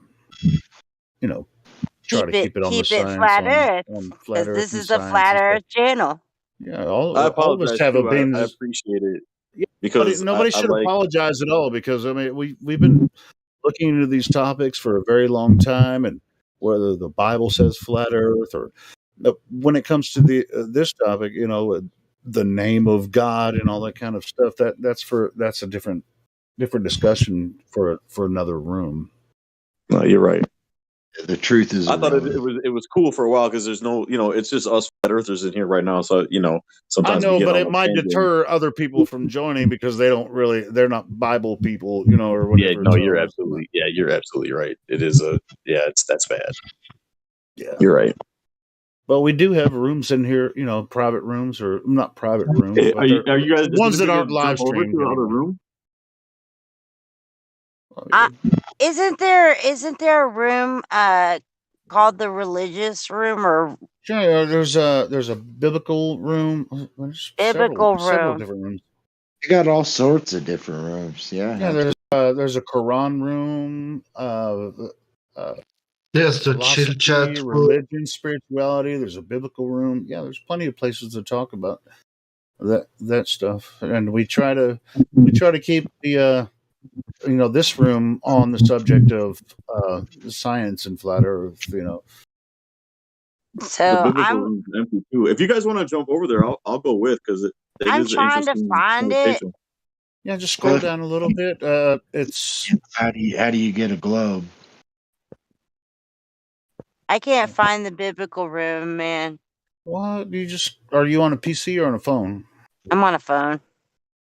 Just swipe. Are you on an Android? Swipe from the left. You can see where everybody's in this room. Just scroll up I see a little bit. biblical and there's 0 of 99 in there. I'm going there. I know. Well, that's what I mean. If you jump in there, some other people might join you. There's religion, spirituality. I'm just going to biblical where it says 0 of 99 people there. All right. Cool. All right, I'm going to go to the religious I discussion. didn't want to spoil the party or anything, but No, I don't want to spoil you're the party. absolutely right, and I actually said it. You can ask these guys. I said this is probably not the right conversation to be having here. No, that's true. But yeah, but you can have it all day long in that other room. Yeah. Well, I'm gonna hang up here and go down there.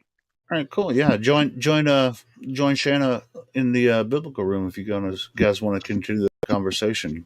Good stuff. Can I ask you a question real quick, Helio? Yeah, what's up? I love you, Helio. I love you guys too. I love you, Shanna. Man, yeah, we've been talking about all kinds of stuff for a long time. What's your question, James? Did you get my message and invite?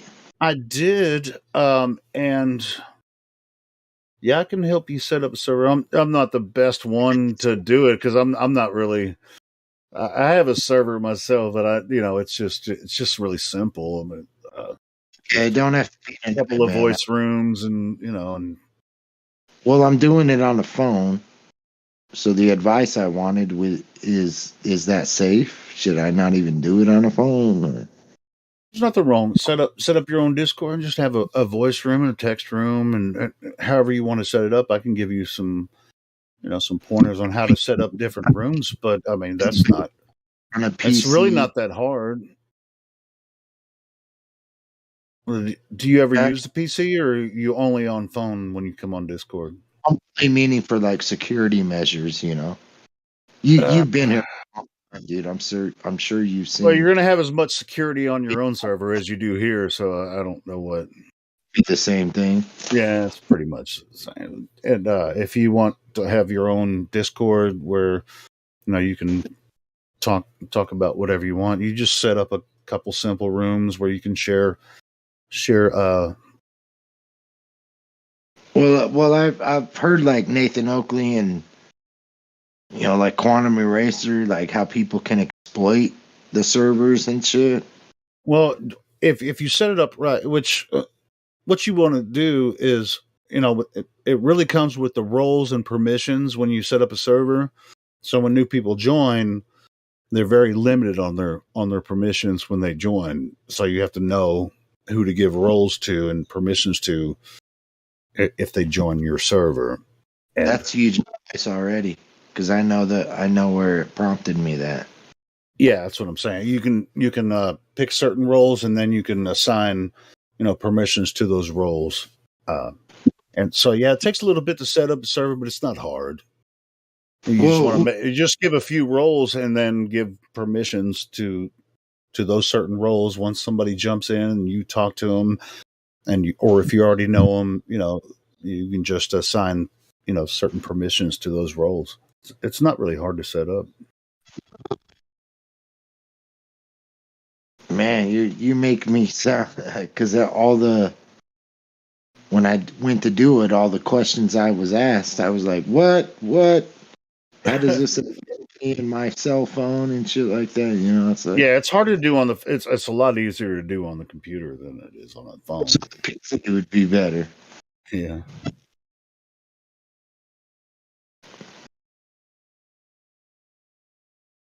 But so, do you ever access Discord with a PC?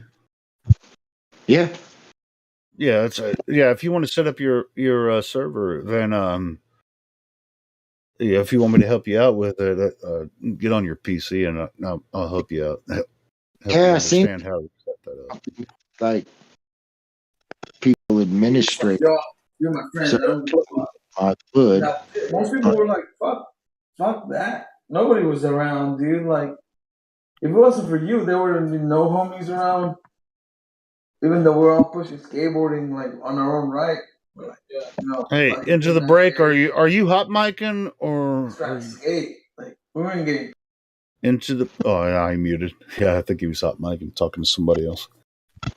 But yeah, man. If you get a chance to get in front of your PC, we can have a private call, and I can help you set up your server. That'd be. Yeah, it's hard. It's a lot more difficult on the phone. Right. All right. We'll leave it at that then. Yeah, cool. Cool. So yeah, we had the Bible talk. So any globe? Cool. Any globies? Let me. I don't think so. Is that like a curse word nowadays? Should we not say globies? No, go ahead and say globies. I use the word globies. I don't think they mind it too much. They don't. You know what I mean by that, though. Hey, here I saw pigeons. If it's the same pigeons that was here a couple of years ago, if it's the same pigeons, I don't know if he's going to open his mic or whatever. But I mean, he's a flat earther, but really cool guy. He jumps in and out every once in a while. Pigeons, if you can open your mic and talk. I haven't heard from you in a while. Good stuff. Other than that,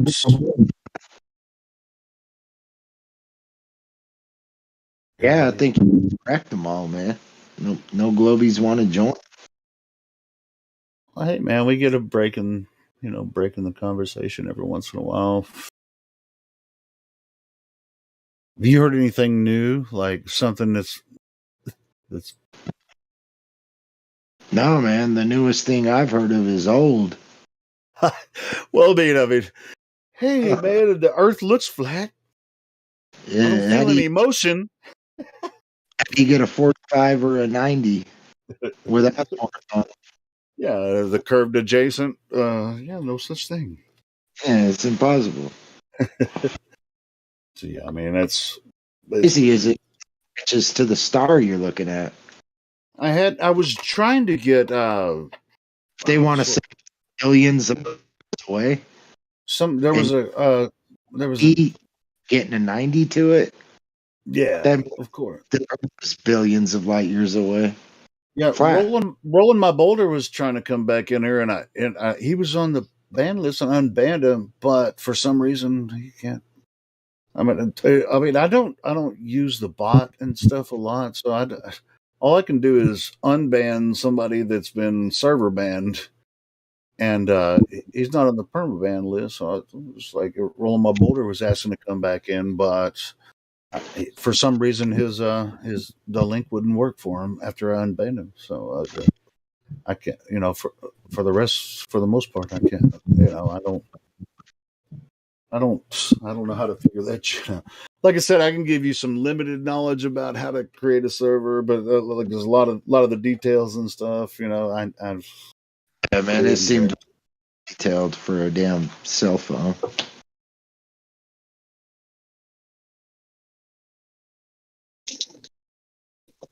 I invited you Hank Hill, Quantum Eraser, and I think that's it. Just to give me advice on. Well, cool. Yeah, I mean, when you get a chance to get on a PC, we can do a private call and we can share a screen and stuff, and I'll help you figure it out and get you just set up. It's just really I'll matter of fact, I'll send you a link to my server, which is very simple. I mean, it's just like I have like 3 roles. It's like flat, globe, and you know. I was thinking of too something simple. Yeah, you just have a few roles. You give people perms on your so that people, if they want to talk to you privately or whatever, and you want to have a couple people in there and just have a talk, share information. It's not hard to set up. Just a really simple server. It doesn't have to be as complicated as this one looks. Hi, from friends. So I appreciate it. I'll hold your feet to the fire. Well, shit, I'm going to send you a link if you're not already part of it. I'm going to send you a link to my server, and it's just really simple too. There's only a few rooms. See, that's where I think I need the PC, because you send me a link now, and do I get it on a cell phone? I don't know. Yeah, well, if I send you a link, it'll pop up in your direct messages. So I'm about to send you one. Hold on. The DM on, yeah. What's up?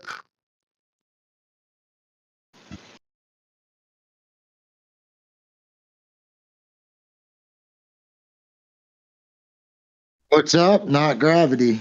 Gravity's always down. Gravity's down. Hey, you know what? You know what? There's something about gravity. It's bringing me down, and this gravity thing is bringing me down, man. It's really bringing me down.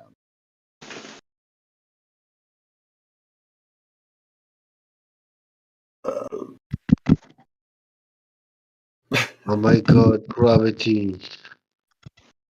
Gravity. Can't even observe it. Can't even wiggle it. You can't wiggle some gravity, man. Wiggle it. Wiggle, wiggle, wiggle. Yeah, you gotta wiggle it. You gotta wiggle the variable. Just to know it's there. That's silly. Gotta wiggle it. All right, James. I just sent you the invite on in your DMs, and you can see what I mean. It's just a very basic, just kind of like just a few rooms. I used to do a live stream. I did my podcast with Ron from there. You just create a few rooms, give permissions, create a few roles, and it's if it's just a personal server, you can make it just personal. So anyway, so it's pretty. Yeah, I don't want to limit it to like, on topic, but not.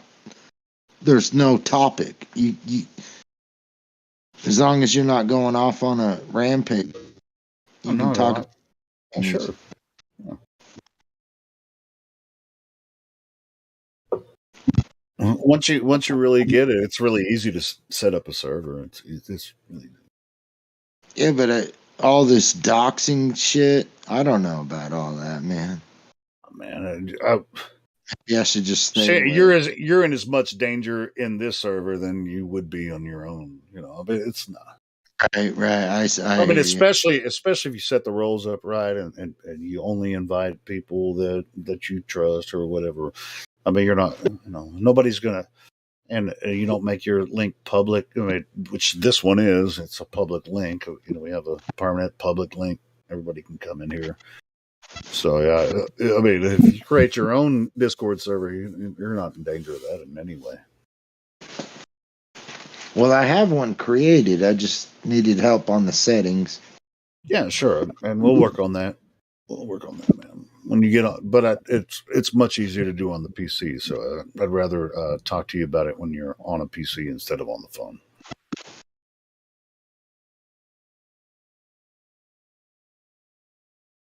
So the thing about the flat Earth, like the globe Earth, that I don't understand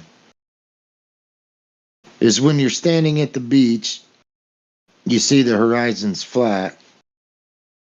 If the boat goes over a curve, doesn't that mean you're on a cylinder?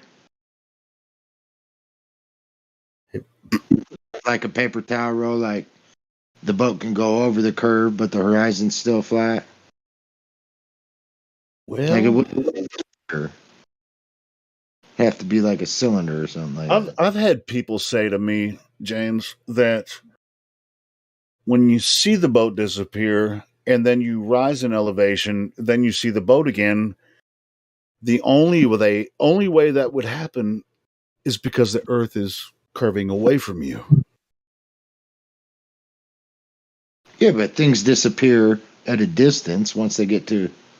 And then I always said to them, are you looking at the boat or are you looking at the horizon? Because when you see the boat again, where's the horizon? Oh, yeah, there you go. That's way beyond the boat, right? Right. So is that the curvature of the Earth? So where's this curve? I mean, what are you looking for? That's my argument. Like, yeah, if the boat's actually going over a curve, it means the Earth is a cylinder, not a sphere. Yeah, because you can't see the curve left or right. It's just in front of you. And that's why I was asking me. So is the horizon the curvature of the Earth? And they actually they used to answer yes, but now they don't anymore because we can debunk that shit straight out, bro. But what's crazy is it's the individual's discernment. It's like it's right there in front of you. You know what I mean? Like, yeah, a fly only has to get like 10 feet away from you before you can't see it because it's already so small. Mm-hmm. And it's fast too. Yeah. Well, no, just the fact of how small it is. I know what you mean. Yeah. Yeah, you see what I mean? Perspective. It's like the bigger the object, of course, it's going to take a further distance. But it's like how many thousands of videos do we have of someone zooming in on a boat that supposedly went over the horizon, and you can see the whole freaking boat again. But the whole damn thing symmetrically gets smaller. It'd be one thing if it like disappeared over a curve and it didn't symmetrically get smaller. The whole whatever you're looking at, left, right, top to bottom, diagonally, whatever, symmetrically it gets smaller. And it did. Why was Cyber Blitz asking me what I think about Ninja Turtles? Holy shit! They live in a sewer. Probably because the yeah, it was a few minutes ago. Yeah. Turtle Earth. Turtle Earth. Yeah, is that Hindu or what? Oh shit! Look who just joined. What's up, Helio? The sky is up. The sky is always up. And the ground is down. Right. Anything above the water is up, and anything below is down. So, yep. What you been up to, man? What's up, Detroit? I've been busy. What have you guys been doing here? Last time I came here, it was kind of empty. There wasn't so many people, like maybe 5 or 6 people. Well, you know how. Let it flow. Let yourself go. Slow and low. That is the tempo. Topic. Yeah, it was dead that one day. I don't know. I don't come here that often, but. No, man, we have busy days. We have it's we're still doing the same thing. Steady. Nice. Steady as she goes. Yeah, we're the after ladies' night show. Yeah, this is the after show from Ladies' Night. But the show never stops. It's 24/7, man. There's always something going on. Hey, yeah, and it's not just late. I mean, sometimes, especially in the morning, in North America, I'll start to stream and it's just dead air. But there's a lot of people that'll be sitting around and they play, some clips from other videos or some old live streams or maybe a ladies' night video where people are kind of keeping track that we have the DJs that really How kind of many keep the time live stream zones do we going. have here? Like, how many different? All of them. Do we have someone from each time zone? Pretty much all of them. I think Central Asia, we don't really get much from those guys. But we have people from We had we that have kid. people Remember from that kid? South Africa, the Middle East. We have all kinds of people. There was a kid with a gecko. He was from somewhere in Southeast Asia or something. I forget his name. He was a young kid, but he was I think he was a flat earther. Yeah, I don't know what's going on with like Central Asia, and there's a lot of countries there in between like Africa and Japan that we don't Yeah, really like get a lot of India. I feedback think he was from. from India. We do get every once in a while people from the Philippines, every once in a while, but other than that, we're those people don't ever come in here. But yeah, for the most part, we're That would be covered nice if from. we could get like an eclipse from all these different places.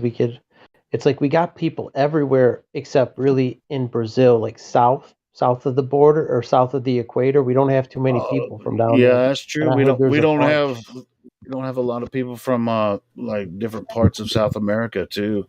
I mean, it's That's very rare that we get a lot of people from South America. So dude, yeah, that'd be great.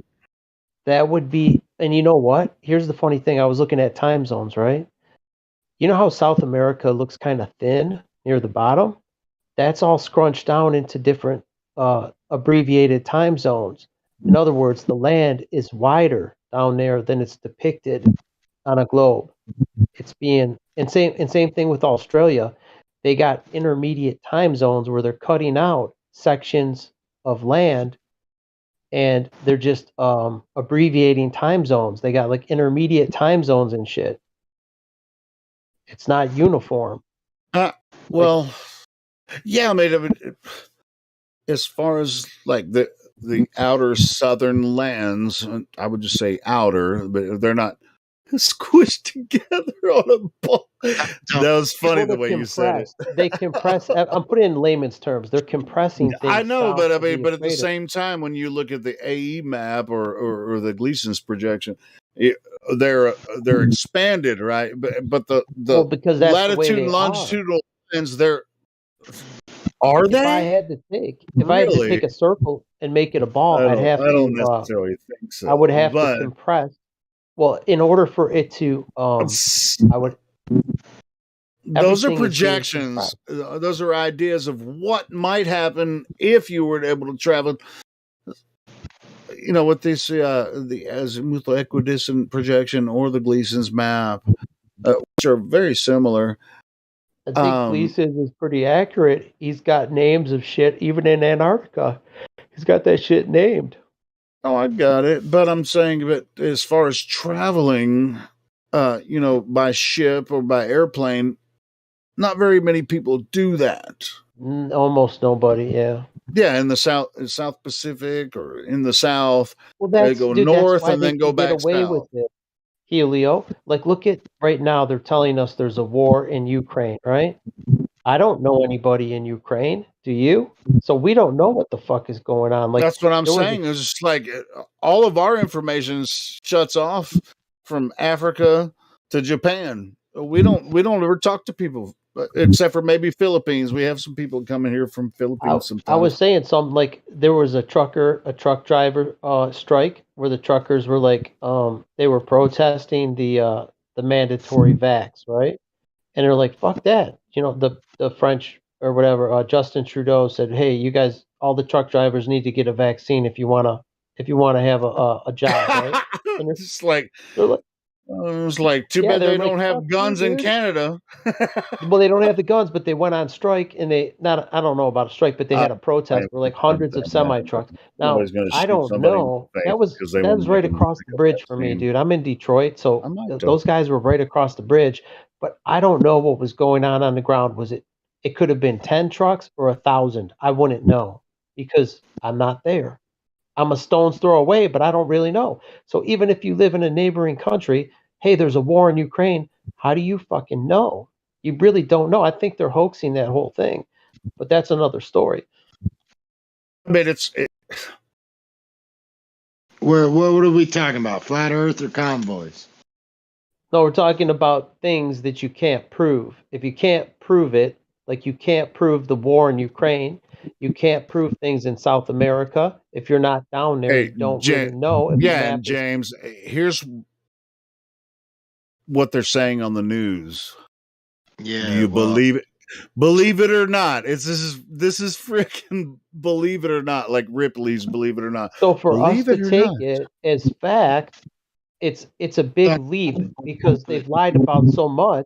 Why should we assume that whatever they're giving us, if we can't really confirm it, then you can't take it as fact. You have to put a question mark on all that shit. That's my Shit, point. I mean, speaking of Ripley's Believe It or Not, there was some of the shit that Ripley came up with that was more believable than some of the bullshit they put on the news, to be honest.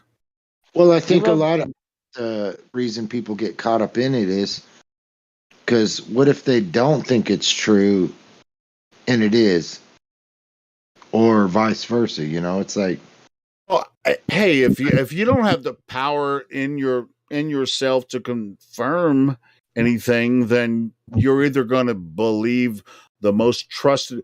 It's like my favorite politician. I'm going to go ahead and believe him. He said it's true, so I'm going to believe him. And I saw him on on CNN, and I'm going to believe him because he seems like a really cool guy. You know what's funny too? A lot of these people are from the CIA and whatever. And as soon as I hear that, I'm like, oh, these motherfuckers, the worst of the worst, right? All the worst propagandists come from the CIA.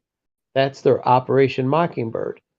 So it's like, that's at where least they tell you, you know what I like mean? Thanks for telling me this guy's a there's piece of shit from the CIA. people don't believe they are. No, Like but but they're ignorant though. I mean, how would you know unless you know? That's exactly it. That's what I'm saying. It's like I know some certain things about certain people, and I know they have connections in in different government agencies, and they've been rised up the political ladder, and they've they have connection with rich families and shit. So it's like, how the fuck are you supposed to trust anything they say on TV? They might be really good actors, but they most of the time they're not. When they get on CNN and lie, it's pretty obvious. You both make a good point. Like a lot of people would be more afraid of the nuclear bomb when they should be acknowledging their television is a more powerful weapon. It's psychological warfare, the whole thing, right? Like the whole COVID was psychological warfare. This Ukrainian war, psychological warfare. I mean, it's like a lot of people say, well, I don't say a lot of it, millions of people, vote for these, these senators and congressmen, and they're sent to Washington, D.C., which is a corporation, which most of them don't even know that because they don't teach that in school. And they're affected by, everything they see on the news. And it's just, it's a story. It's a story and a plan. Yes. But it's supposed to be real for them. And to them, it is real. But all of us kind of like standing on the outside say, you know what? You shouldn't believe that because that's really kind of what the fuck? Why do You know what the purpose of all that is? Like the political ads and all the propaganda, it's to convince people that the election means something, that you have a choice and it's really relevant and it means right? something Because they already important, have a right? plan in place, and it's Yeah.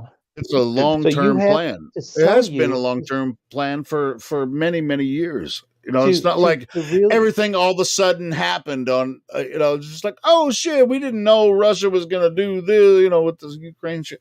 It's like, no, we knew. I mean, That's why they Republican Democrat, because they know that if we all stood together, they don't stand a chance. So they have to divide us. it's just blue and red, blue and red, blue and it's not red, just that. purple. Yeah, it's not If even you just woke that. up if you woke up and realized you have no self determination. They have to make you believe you do have self determination.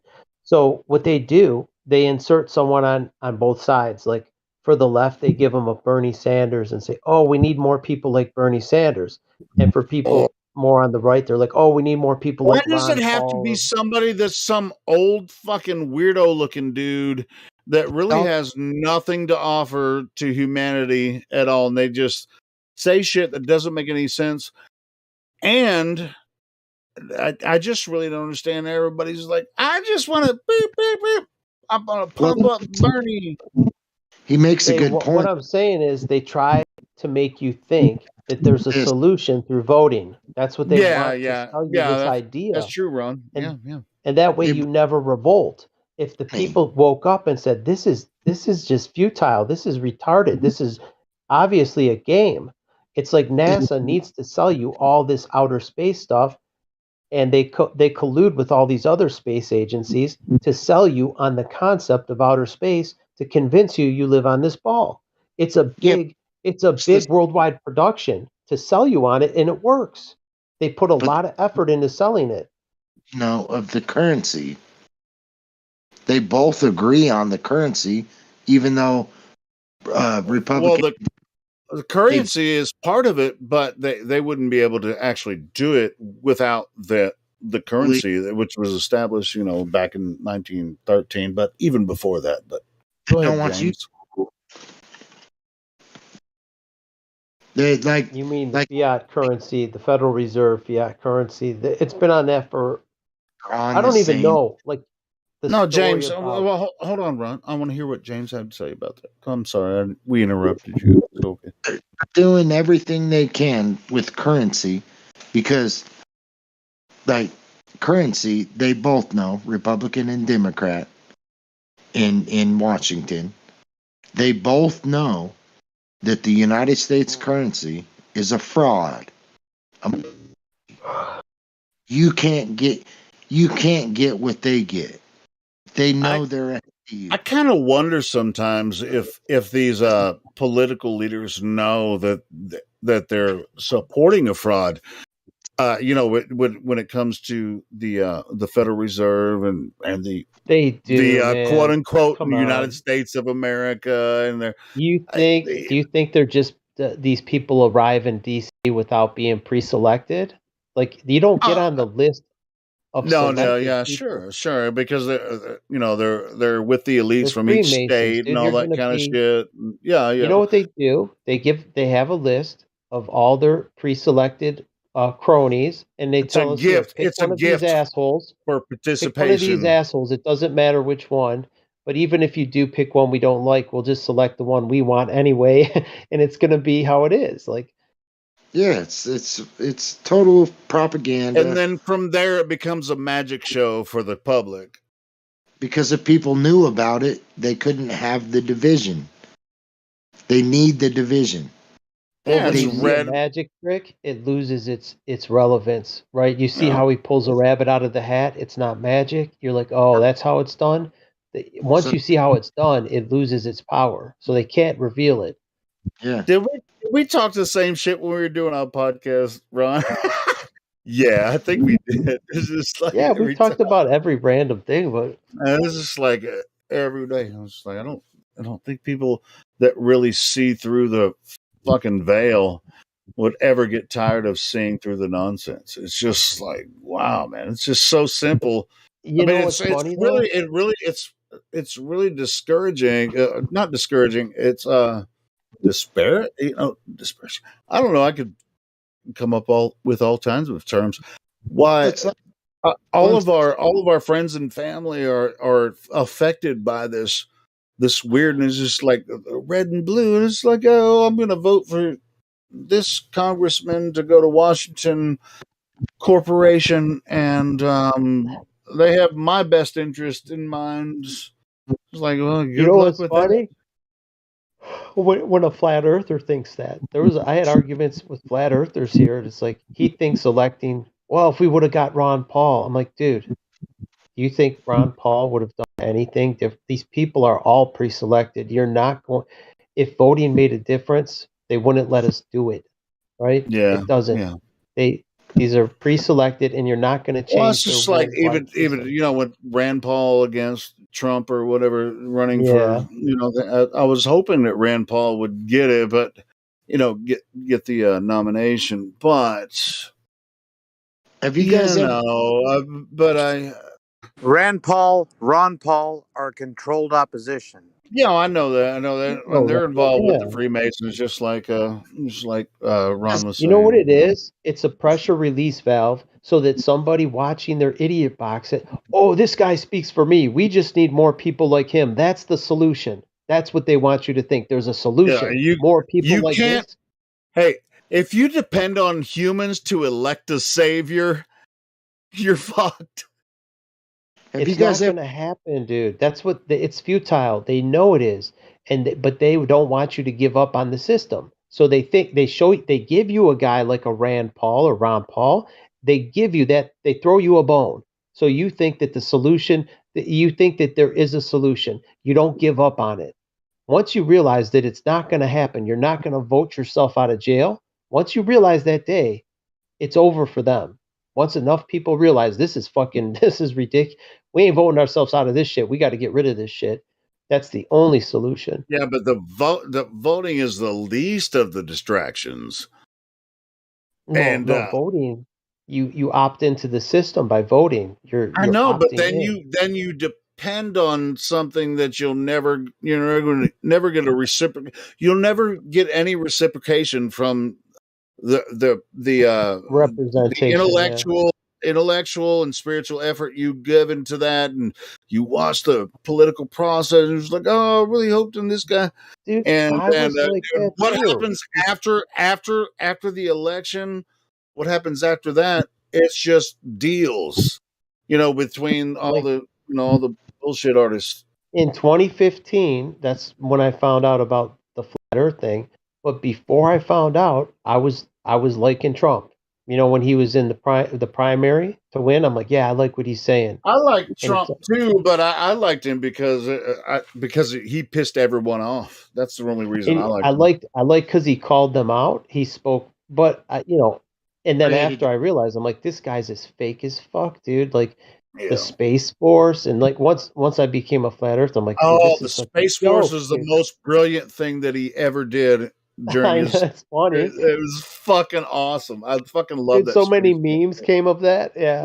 And they even made a show on Netflix. Did you watch the second? I watched both seasons of it. It's freaking hilarious. Helio. Yeah, what's up? He fucked it though at the same time, because he said, "Isn't it funny how billionaires just want to send rockets up in the sky?" That's kind of weird, ain't it? That's what Trump said. No. Check this out. Billionaires, dude, they only got the idea from the other assholes that were trying to prove space, and they couldn't. Well, here's the thing. Like, if you've ever read the Jesuit Oath, you'll see that these people will appear as enemies, even not only to the point of war, but even after. And they'll claim that he was the better Jesuit, so everybody goes to him. But my point is, they'll literally appear as enemies, even though their goal is the same. Why did Trump say drain the swamp then? That's what I'm saying. He appears as the enemy of the swamp, but he's actually part of it. But like with the Space Force thing, like they're not doing anything. They get so many people on their side. They're after the same goal, but they appear as enemies, even to the point of war or after war, where he had the better idea, so he won the war, even though they was both still after the same goal. All right, good. Check this out. Godric's right. Space Force hasn't done shit since Trump established it. Have you ever heard Biden talking about Space Force? He mocked it at the same time, so I'll give him that. Yeah, he did. That's what I'm saying. He's like, they were rolling out the flags. You remember that little ceremony they had for Space Force? So fucking hilarious. It was freaking brilliant. I'm a general in the Space Force. Yeah, Yeah, Godric, you're exactly right. They ain't done shit with Space Force. What the hell is Space Force? And now they have two What is seasons space? What is space? they I have mean, 2 seasons of a mockery of Space Force on Netflix right now, and everybody's still just like, space, it's the final frontier. They have flat Earth scenes in the Space Force. Yeah, series. yeah. They had the moon mission in the first season, and the dude came back, and they were trying to get all the propaganda, with all the people that were there. And the one dude was like,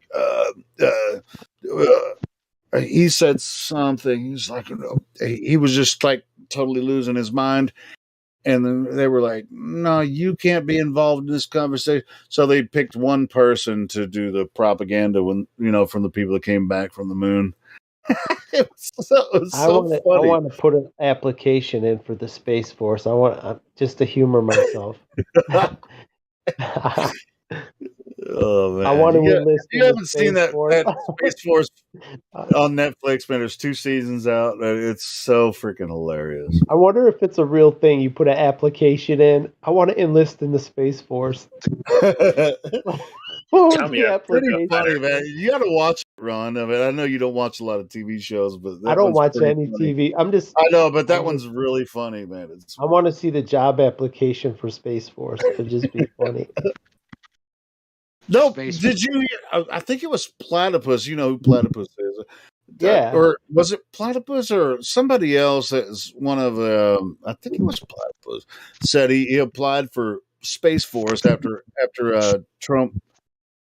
Dude, I mean, obviously, no, Was it? You said some of these platypus? bloggers are so Platypus or flat? Flat. No, FLAT. platypus is a flat earther. No, I'm talking about Right, platypus. right. You know the globy platypus Oh, he put an application in for Space Force? for Space Force, and he said he got accepted. I'm not sure if I'm misrepresenting him. I apologize, platypus, but it was one of the globies that come in here. He was just like, yeah, he was in the military. Like, yeah, I'm gonna be a part of Space Force, and I'll come back and let you know what happened. Oh yeah, he's joking, dude. He's joking. Yeah, I know, because they don't do they recruit people to Space Force. They don't hire anybody. I know at least NASA hires people that do Photoshop, like Robert Simmons or whatever his name is. They need people to draw their fake globe. NASA has a lot of employees. I mean, I wouldn't want their blood money, but it would be Well, interesting. Well, hey man, if you're a huge fan, like a lot of the people that you can tell people aren't faking it when they come in here, and then just like, well, we've seen black holes. It's like, do you realize that all of your astrophysicists that say they've never seen a black hole? It's an extrapolation from from radiometric data and shit. From telescopes, these vast arrays of telescopes, and they're like, no, I didn't know that, and I was like, well, look into it, man. Yeah, the globies. They've never seen a black hole. I saw a black hole. Okay. But we've never seen the Earth from outer space either, so. Oh, yeah, that's another question. They're just like, yes, we have. All right, well, show me Earth from outer space. A picture. Yeah, an all-encompassing picture. Now we don't even have one of the flat Earth. We don't have an all-encompassing picture because you can't get high enough to see the whole realm. They'll give us the Voyager, right? The realm doesn't have that much of a wide-angle lens. If you let's say the highest balloon footage you get, we don't have a lens wide enough to see the entirety of it. Yeah, but that's not outer space either. No, it's not even. It's inner space. It's like within our realm. We can only get so high to. Yeah, I mean, all of the genuine, actual images taken from cameras, pictures, are from less than 150,000 feet. Oh, a lot less. Yeah. Yeah, and when you're when you the high altitude balloon footage, when it's the balloon moves around a little bit. Once it clears 110,000, I think. once it clears, like all the weather systems and shit, it kind of smooths out, and then it just kind of balances and spins around. You can tell that the sun is much higher in the atmosphere, if you want to call it that, than that, because you can see the sun. It swirls around. The camera, pivots and comes back. You can see a hot spot on top of the clouds and What stuff. about this, Helio? These skydivers, they could see the sun within the cloud canopy. There was pilots. I've seen the video with some pilots looking out the window of the cockpit, and they see the sun. That's a within the clouds. perspective thing. I mean, I get it, but it still looks to be within the clouds. I Hell know yeah. the sun's not a ball of Hell plasma yeah. in the clouds. That's what I'm saying. I mean, a lot of people have sent balloons up that can capture the sun, like at noon or whatever. Say it's very. I won't say it's near or what. I don't even know what the sun is or where it is, but when it's moving across the Earth, you can see a hot spot on top of the clouds, and then you can extrapolate ideas. You wouldn't have crepuscular rays from the ground when you see this sun like this from the Earth is flat. it must be, or I mean, there's many different reasons that it must be, but the Earth cannot possibly be what they told us it is about this third rock 93 million miles away from the center of the solar system, and the sun is 800 million miles, in diameter. It's a story. If you believe it, then you go ahead and fucking believe it if you want to. But I don't believe that bullshit. No, we've gotten out of that. You know what it's like Santa Claus. Once you're done with Santa Claus, I told my nephew, because I asked my brother first, do you want to tell him that it's flat? And he's like, yeah, I don't want to lie to him about anything. So I think he was about 4.5, maybe. And we told him there's no Santa Claus and the Earth is flat. So he learned it from that point. All right, cool. Hey, check this out, Ron. We have Ethan. He just opened his microphone. You believe the Earth is the third rock from the sun in the solar system? Oh, yes, I do. I bet you do. What you got? Well, I mean, Oh my god. There's probably other rocks, but planet size. No, wait. Hey, we were all taught the same thing about the solar system growing up. So, hey, let's have a sensible conversation about this. We don't have to get all pissy and everything with each other. Yeah. How did you came across the same information we did when we were growing up? You went to school the same way it is, like third rock from the sun. All we understand everything. Third planet. All right. Third planet. You can call it a planet if you want to. Yeah. Planet from the sun, and Mars is the fourth, and Venus is the third, and Mercury is the first. A planet is a star. It's a wandering star. It's not Earth. Hold on. I'm really curious. All right, you get to it. If he's willing to open his microphone and talk to us, Globe Earther, tell us something that we don't understand. Since we all understood that when we were children, we were taught that as well. How is there something that we're missing here? Is there any evidence? I used to believe that, but I don't anymore. So tell us why I should still believe that.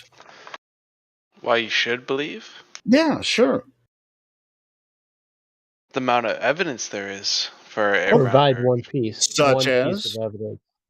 I think the easiest evidence would be. Hey, let him speak, please, guys. Please let him speak. Go ahead. So, what about it? So, you want to prove that it's the fourth rock or third rock in the sky, or just that it's? No, listen. We all understand what they say about the solar system. It's not. You're not going to really tell us anything that we don't understand about, thermodynamics and the ball spinning around in space and due to gravity and all that kind of stuff. You're not going to really. So, what has convinced you? How did you find us? I know I'm going a little bit all over the place, but we've Well, all let been him taught rip, the dude. same Let's thing. let him hear. Let's hear him out. Yeah. Well, I just want to make sure that nobody's going to fucking interrupt him once he gets on his spiel. It's just like, because for the most part, you're going to say the same thing we all used to believe. Yeah. let's So hear what it. made me believe is looking at Jupiter through a telescope, and it made me like that's I thought about all this stuff, flat Earth stuff, and then I looked at it through a telescope, Jupiter through a telescope. I saw the moons of Jupiter, and it made me believe. It was lightning. Seeing No Jupiter moon. rotate. I've seen the moons of Jupiter through the telescope, and yeah, it's fascinating. Yeah, it is. I ain't How gonna they lie, it is fascinating. how Now, what are you Jupiter. actually looking at? What are you actually looking at? Do you think you're looking at little solid terra firma masses in space? I don't know about Jupiter. I think it's a gas planet, right? So it's mostly gas. So wait, But if it's a That's what they gas, tell us. how does a gas That's what exist I'm in a saying. I mean, vacuum? Yeah. we all understand everything that we've been taught. Yeah, Jupiter is a gas giant. So is Saturn. All that kind of stuff. Yes, and I've looked at Jupiter through a telescope and seen the moons, and yeah, it's very fascinating. But are any of them terra firma? Is Mars? Is Mars solid? I look at Mars, I see a light. I see a flickering light. well, things far away look like flickering lights, right? Or not flickering, right? It's solid. It's not flickering. Like you look at a I sun. don't. It doesn't appear solid to me. I actually have never viewed Mars through a telescope, so I can't confirm or deny that it looks I have. solid. It looks pretty cool. It looks like every other star except it's red. It's got a red orange tint to it. Yeah, and sometimes when you look at Venus through a telescope, it's in a phase like the moon. Yeah. Oh, really? It has phases. That's freaking fascinating too, isn't it? I've seen it in the morning, and it looks it's yellow. It's No, well, I very mean, prominent. you have to observe it at certain times of, through its cycle. But yeah, I mean, it's very fascinating. It's fascinating. Yes, of I course, became a stargazer. observations of the heavens are very fascinating, and Yeah. And you Jupiter know is what's one of the fascinating? most fascinating things, right? Because if you say, well, the moons are this, and you're going to project our moon being the same type of thing, and it's all due to gravity. Ooh. If you were to We take a already know photo where of, this is going. if you took a photo of the sky, right, all the positions of the stars on this particular day, and you come back and do it next year, they'll be in the exact same spot. Nah, They won't have moved. wait, no, are you talking about Jupiter's moons? No, If you take a picture of the position of all the stars, right, all of them, Oh, the all the constellation, all of them, stars. and the stars, yeah, and whatever day Yeah, it is, and say what is today, the for the 12th, or most I don't part, know. yes. But if you base it on the Gregorian calendar, No, 360 degrees. 360. Jupiter will change. Jupiter will change. That's why we call it a wandering star. Those right? are wandering stars. Those are not those are the planets, not the actual constellations. Yeah, the constellations will stay the same, but the That's what I'm actual talking about. planets will change position because they're Well, not I'm they're not talking about synced I'm to talking the about the 360. constellations. Yeah, the No. constellations will be this. Yeah, I think the constellations will be the same, but not They the all look the planets. same. That's what when you look at the swastika, it's based on the Big Dipper in all 4 quarters of the year, all 4 seasons. Yep. And you look at the So, position of it. Ethan, man, this dude, I can tell already, Ethan, you understand where we're coming from and where you're coming from. You smell like a smart guy. I was going to say sound, but you smell like a smart Smell. guy. You can smell him. Is that a new feature? You can smell? You got the smell of a person that knows what we're saying. Smells I like smell him. bacon. All right. No, he smells like a person that's really just like challenging us to actually, challenge the information, right? When it comes to Jupiter's moons, that's a mystery to even all of the astronomers. It is. If you deny that, then you're just wrong.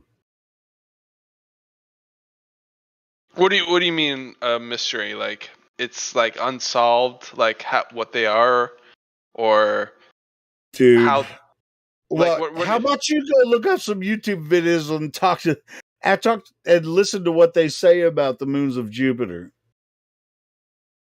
They're fascinated. It's fascinating, just like I said earlier. It's fascinating. I've seen the moons of Jupiter through a telescope. It's very fascinating. It is. It's like they You know what? move. And It is a it's I love it. and it's do with fantastic. You know what fantastic means? It's fantasy. It's something Oh. you can make shit up about it. You pretend it's the freaking What does fourth it rock. have to do with this, though? Like what we're standing on? How does what It has everything to. Well, I'll answer that question. So basically, so he asked me what made me believe the Earth is round, right? What made me believe? And I said the moons of Jupiter, because seeing them rotate around Jupiter, or look like they There's rotate around. there's no other object in the sky that you can see something like that. Yeah. Well, is that true? Probably. It's probably true. Saturn has a couple of moons, but Jupiter has several moons. Yeah. Yeah, it's like the easiest thing to see where you can see it, right? That's what So Galileo that saw. you assume their moons rotating. You assume it, so you assume it's the same as Earth. I mean, for the sake of the argument, let's just assume what they say be this. You can observe the moons moving in different patterns around Jupiter. I mean, so it's, for the sake of the argument, yeah, that is true. But as far as it being, the fourth planet, I can't the see fifth it through planet. mine. Okay, well, Like Jupiter and look. Saturn. You I should look. You kind of should see look more. Saturn, the rings. It looks like an eye almost, but I have a P900, but it doesn't quite zoom in on the moons of Jupiter. Oh, If you look man, well, it depends on how many times. There's certain patterns that the moons of Jupiter. I mean, you can capture them in different positions at different times of the year. I mean, it might take a couple of years for them. I need to get for out you to in a dark sky. I got too much light yeah. pollution. Yeah, you're fucking in Detroit, man. There's too much light. Yeah. Yeah, it also depends on your aperture size, how well you can see the No, objects. I mean it's really. I saw them through a really simple telescope. You can see the moons of Jupiter easy. Yeah. So anyway, like an Amazon telescope, you could easily see it. Yeah, I mean, really? I gotta check it out then. You just have to pick out different times over a few years. You can see the moons are in different positions. Yeah. But what I'm saying is, how does that relate to Earth? Well, no. It's just very interesting. That's all I'm saying. It's what why I say this is it's what Galileo saw, right? He saw the moons of Jupiter, right? And that's what inspired him to say, Jupiter But rotated. even calling them moons is an assumption. Oh, okay. Well, we'll see. Sure, but that's. I mean, just like, dude, Ron, don't get caught up in the terminology. I mean, this is something lights that happened. around. Yeah, lights around Jupiter. This is like sometimes you can say they're passing behind or in front of or whatever, and sometimes you can capture in front of Jupiter. As far as I can, I don't know if it actually happened, but they will say light. I don't think that actually happens where they Well, what say I'm well, you see saying the is shadow it- of a moon in front on top of Jupiter. Yeah, is it an Anyway, object that you can see there's some detail? weird shit going on with Jupiter. That's all I'm saying. You cannot see detail on the moons, but you can see No detail. craters on the moons of Jupiter. You just see different sized lights. Ron, Yeah, so you see nobody the said lights. anything about craters on Jupiter. It's a gas giant. I didn't say Jupiter. I said the moons of Jupiter. Yeah, he said the moons. So No, you you can't. can't. No, you can't see that shit. They just look like little like dots with like a Little Amazon. dots. Well, they telescope. move in patterns around Jupiter, Yeah. or back So and it's forth, not. but back and forth. There's Not wandering stars around it, no, they're not moving orbiting around Jupiter. Jupiter. They move in patterns back and forth. Yeah. And they, sometimes you see them, and then sometimes they move behind, and then sometimes they leave shadows. It sounds like more wandering stars. But the issue Anyway. is, Ron, if you haven't looked at, you sound very reluctant to actually agree with me, but dude, this is what's happening with the What is what's moons happening? of Jupiter. You can see. You're just like, you haven't actually seen it. So they actually, this is what's happening. They're freaking. There's more moons around Jupiter than, or around. I wouldn't say around, but there's more moons involved with Jupiter than most people are aware of. So the most ones that the ones that you can observe, with even a generic telescope, you can see these moons. I'll check them out. Okay, we'll do it with your P900. Find where Jupiter is and look at it, and you'll see what I'm saying.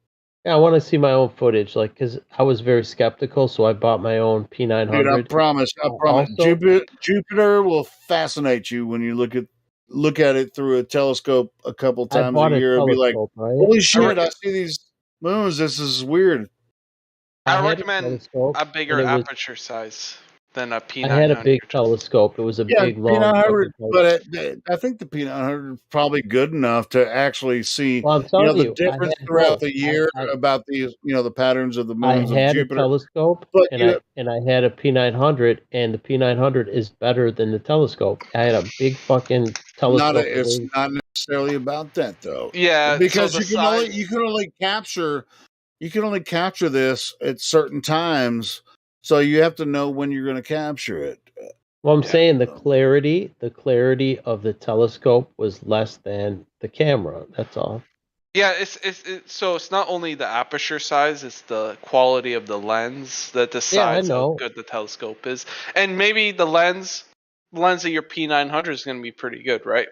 Take pictures of stuff, and then See why you wouldn't be able to observe this with your P900. You should be able to. If you have a It's got lots of magnification. If you have a good tripod, you should be able to capture this. Well, it's not just it's not your magnification. That's what you want. It's what it's your all aperture. of it. No, it's not. This is a pattern. I mean, just capture Jupiter at different times during the year with the moons of Jupiter, what they call the moons of Jupiter. I mean, it's not even really hard to capture. It's not going to prove a goddamn thing about flat Earth, but I mean, it's just fascinating. I agree. I agree that it's not like rock on proof. I just said it's like so you asked me what made me like think, Okay, then let's move along to the next thing. Can you provide one picture of the Earth from space? Do you have at least one photograph? Do I have a photograph? Just one, yeah. Here you go.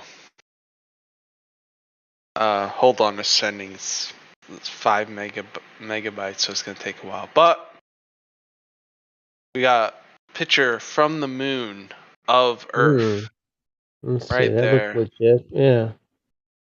I mean, you won't think it's legit, but that is a picture of Earth from the moon. Full picture of Earth. So don't you think that?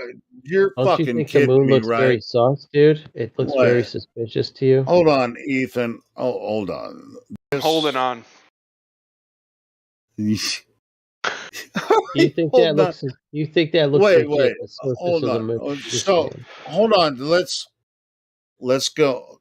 Where did you find that online? Google, yeah, you just Google picture of Earth from space, yeah. Oh, I search. What did I search exactly? Earth from moon image. All right. So who took that picture? Are you aware of who took that picture, or is it... You're asking me for names. It's the guy who sat. What was the guy? There's 3 guys, right? You got Neil the 2 Armstrong? guys. No, hold on. the guy, I got that. Hey, let me do this. The guy from who sat on the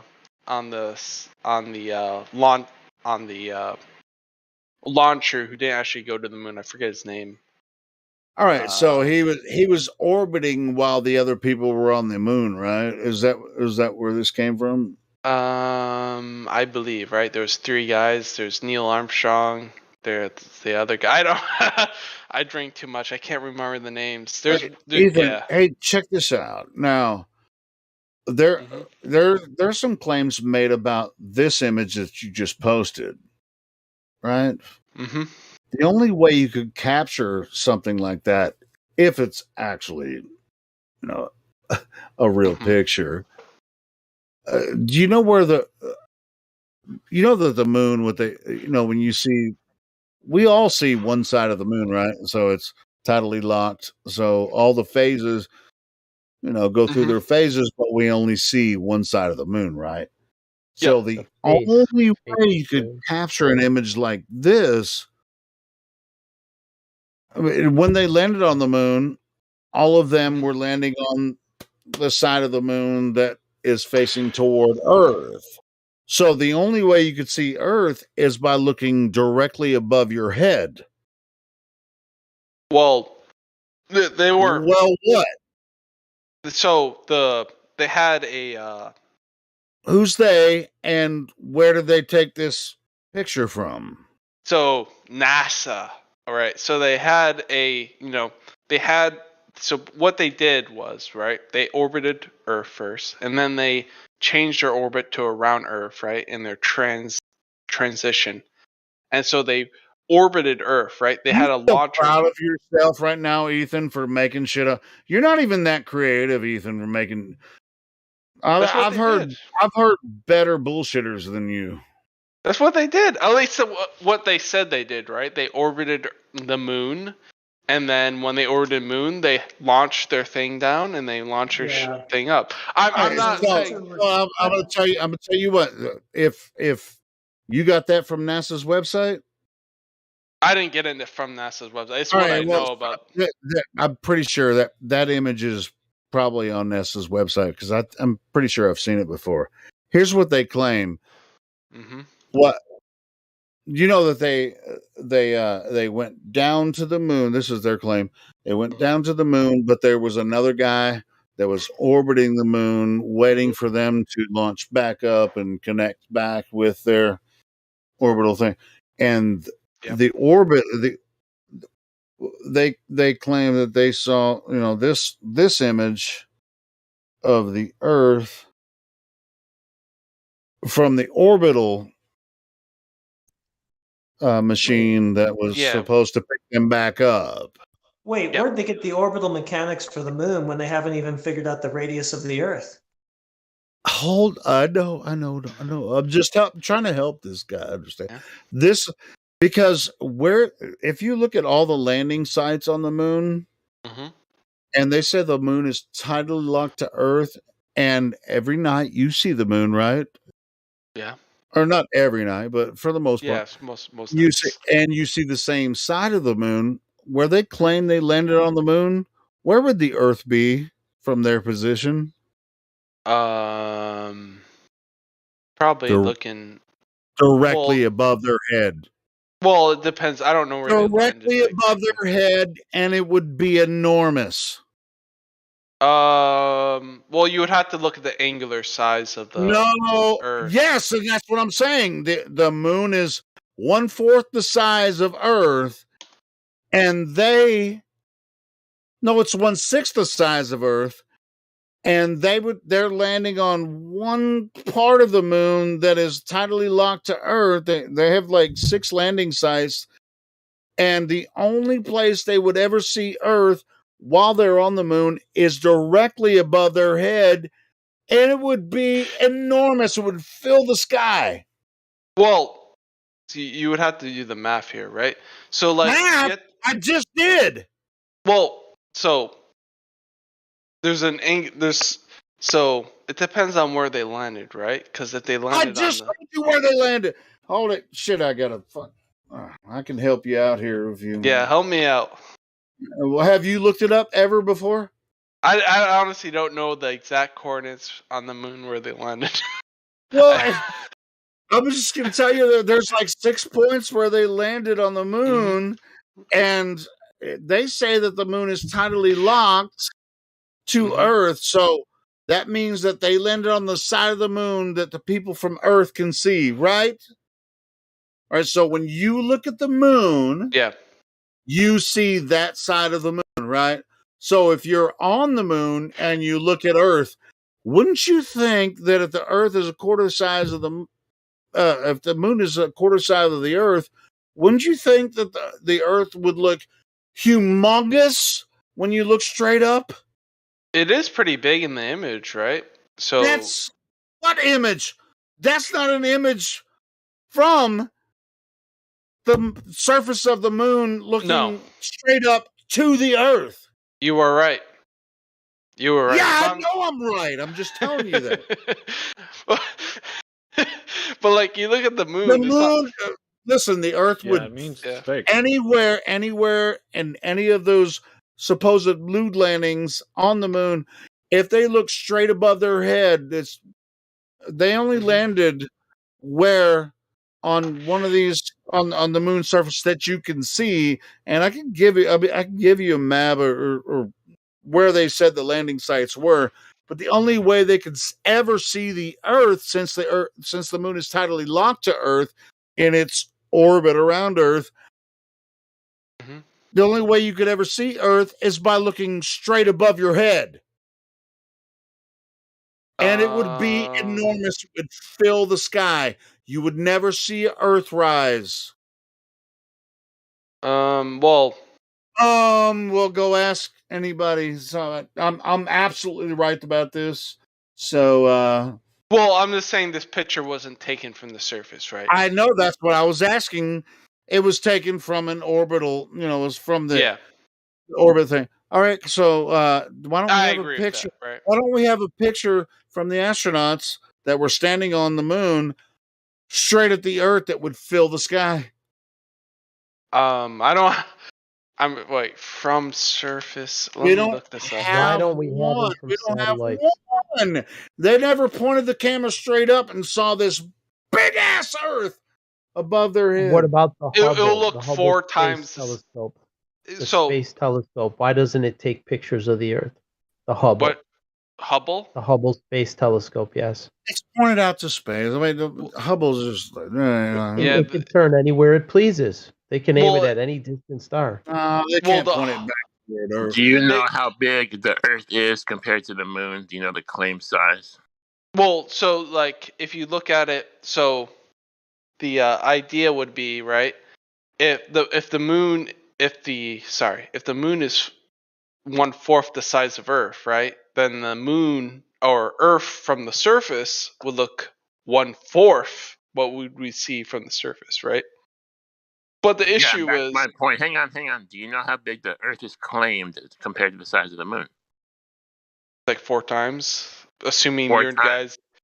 Yeah. So would that be 8 times the size in the sky as the moon? Yeah, well, it'll be like 4 times the size, right? Because it's 1/4, 4 times maybe. Does the math work out that way?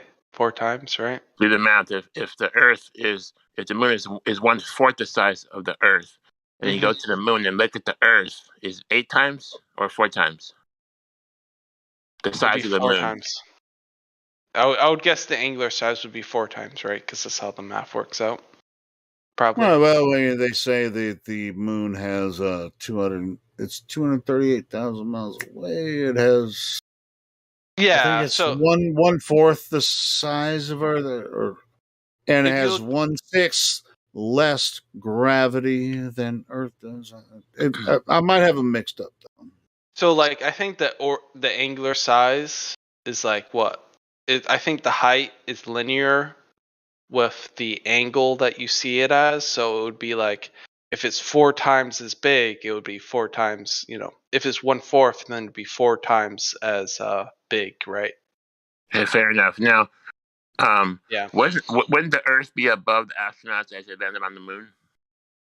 It would depend on where they land, right? It wouldn't be directly above because, like, you have to think about it because the moon is. Did they land on the dark side of the moon? No, because my point was the only way you could ever see Earth if you were standing on the moon is to look directly above your head. And it would be massive, and they don't have any picture. 500 pictures from the moon, and nothing up looking up at the Earth, which would have been obvious, I think. So my point is, so you say it's directly above, but think about it. If you're on a spear, right, then you go on the side of the spear. It's now my claim that the moon is tidally locked to Earth, and it's. I'm not saying it's not your claim. It's my claim, and so my claim is okay. So you say the moon or Earth should be directly above. Well, what happens if you're, not directly in the middle? You're a little bit to the right. You're a couple you're a bunch of kilometers. Yep. They claim to land on the moon. Yeah. They claim to land on the parts we can see that's above the Earth, not on the side and not on the back side, right on the front side, right. Yeah. So the Earth, Helios correct. There's no such thing as Earth rise. You're not going to see the Earth rise like you see sunrise. The Earth would be directly at 12 noon all the time from where the directly above your head. Just work it out. They didn't land on the side of the moon. They landed on the side, the place we can see, which is the front of the moon. Right? Yeah, they claim the moon is tidally locked. They might even, they might have landed during some type of moon phase, but they're still in the same place. Yeah, let me actually. I'll create an image for you. So try to explain what I'm saying. You can try. Yeah. So let's say I'm on the moon, right? And so this is the image I just created. Like, let's say I don't land directly on the moon, right? I'm not right in the middle, and I'm a little bit to the right. There's an angle to the Earth, so it's not directly up, right? I'm not looking directly up. There's but an that's angle. not where the astronauts landed. They landed on the front side of the moon, not the side. I don't actually know where they landed. The moon landing location. Actually, let me look this up because I honestly don't know. So be it what? We're talking Apollo 11.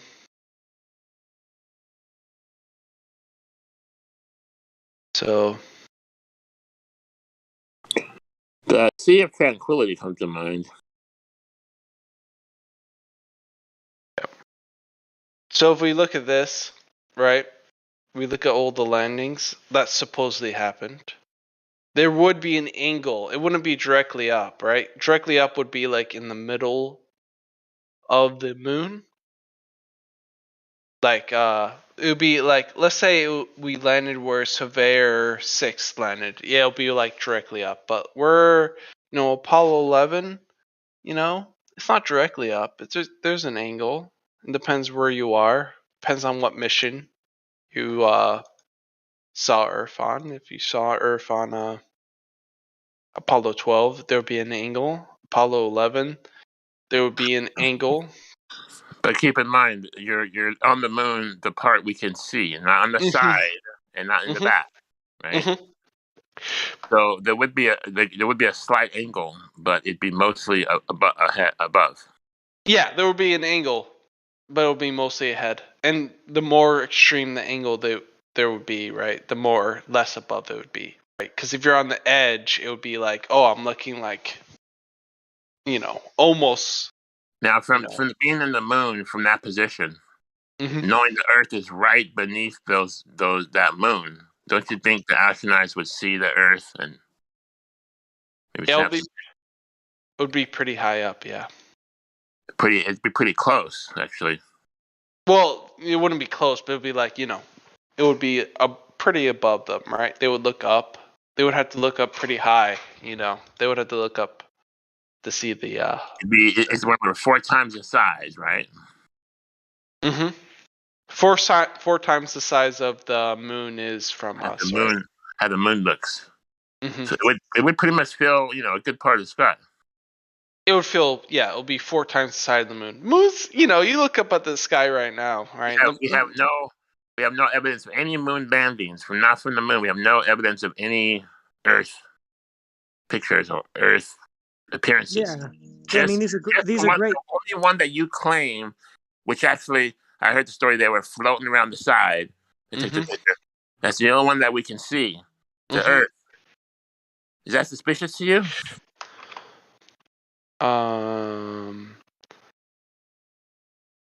Is it suspicious? Isn't it suspicious to you that they claim they can do these things when they can't even measure the radius of the Earth, the first thing that they would need to do any of it? They measured the radius of Earth since like the Greek times, right? Okay, go on. Then they like do the shadow calculation. Works on a flat surface. It works on this flat surface, but Yeah, the whole did shadows thing calculate is it. based on presumptions, and the first one is that it's a globe in the first place, so that doesn't really wash. Well, they still, you're saying, well, you could do the same calculation if the Earth is flat. But I'm saying, well, they did the same calculation, but they assumed the Earth is round, so they found the calculation. Yeah, but then the other question is, did they even? Because there's no primary documentation from that anyway. So the best thing to do is to go out and check and see if there's a geometric horizon, and sure enough, there isn't. So globe falsified. What's geometric horizon? I don't know what that means. It's the furthest edge of the sphere that you can see before it drops too far away to see any further. And is my background noise too much? Because I'll just let someone else butt in if it's bad. It's okay. I just hear Okay. music. Yeah, it's a bit much, sorry. Yeah, so that's the furthest edge of the sphere that you have a line of sight to, right? Before it just curves too far to see anymore. So the issue with the geometric, I'm not that interested in it because I could show you the image, and you're gonna hate this image, right? Of the power lines going, looks like they go under. Well, what's and the you'll distance to the horizon in that picture? We don't know. But Okay, I'm just well, saying, never mind that then. we could see the power Never lines, mind that then. look like they're moving down. Yeah, but what's the distance to the horizon in that picture?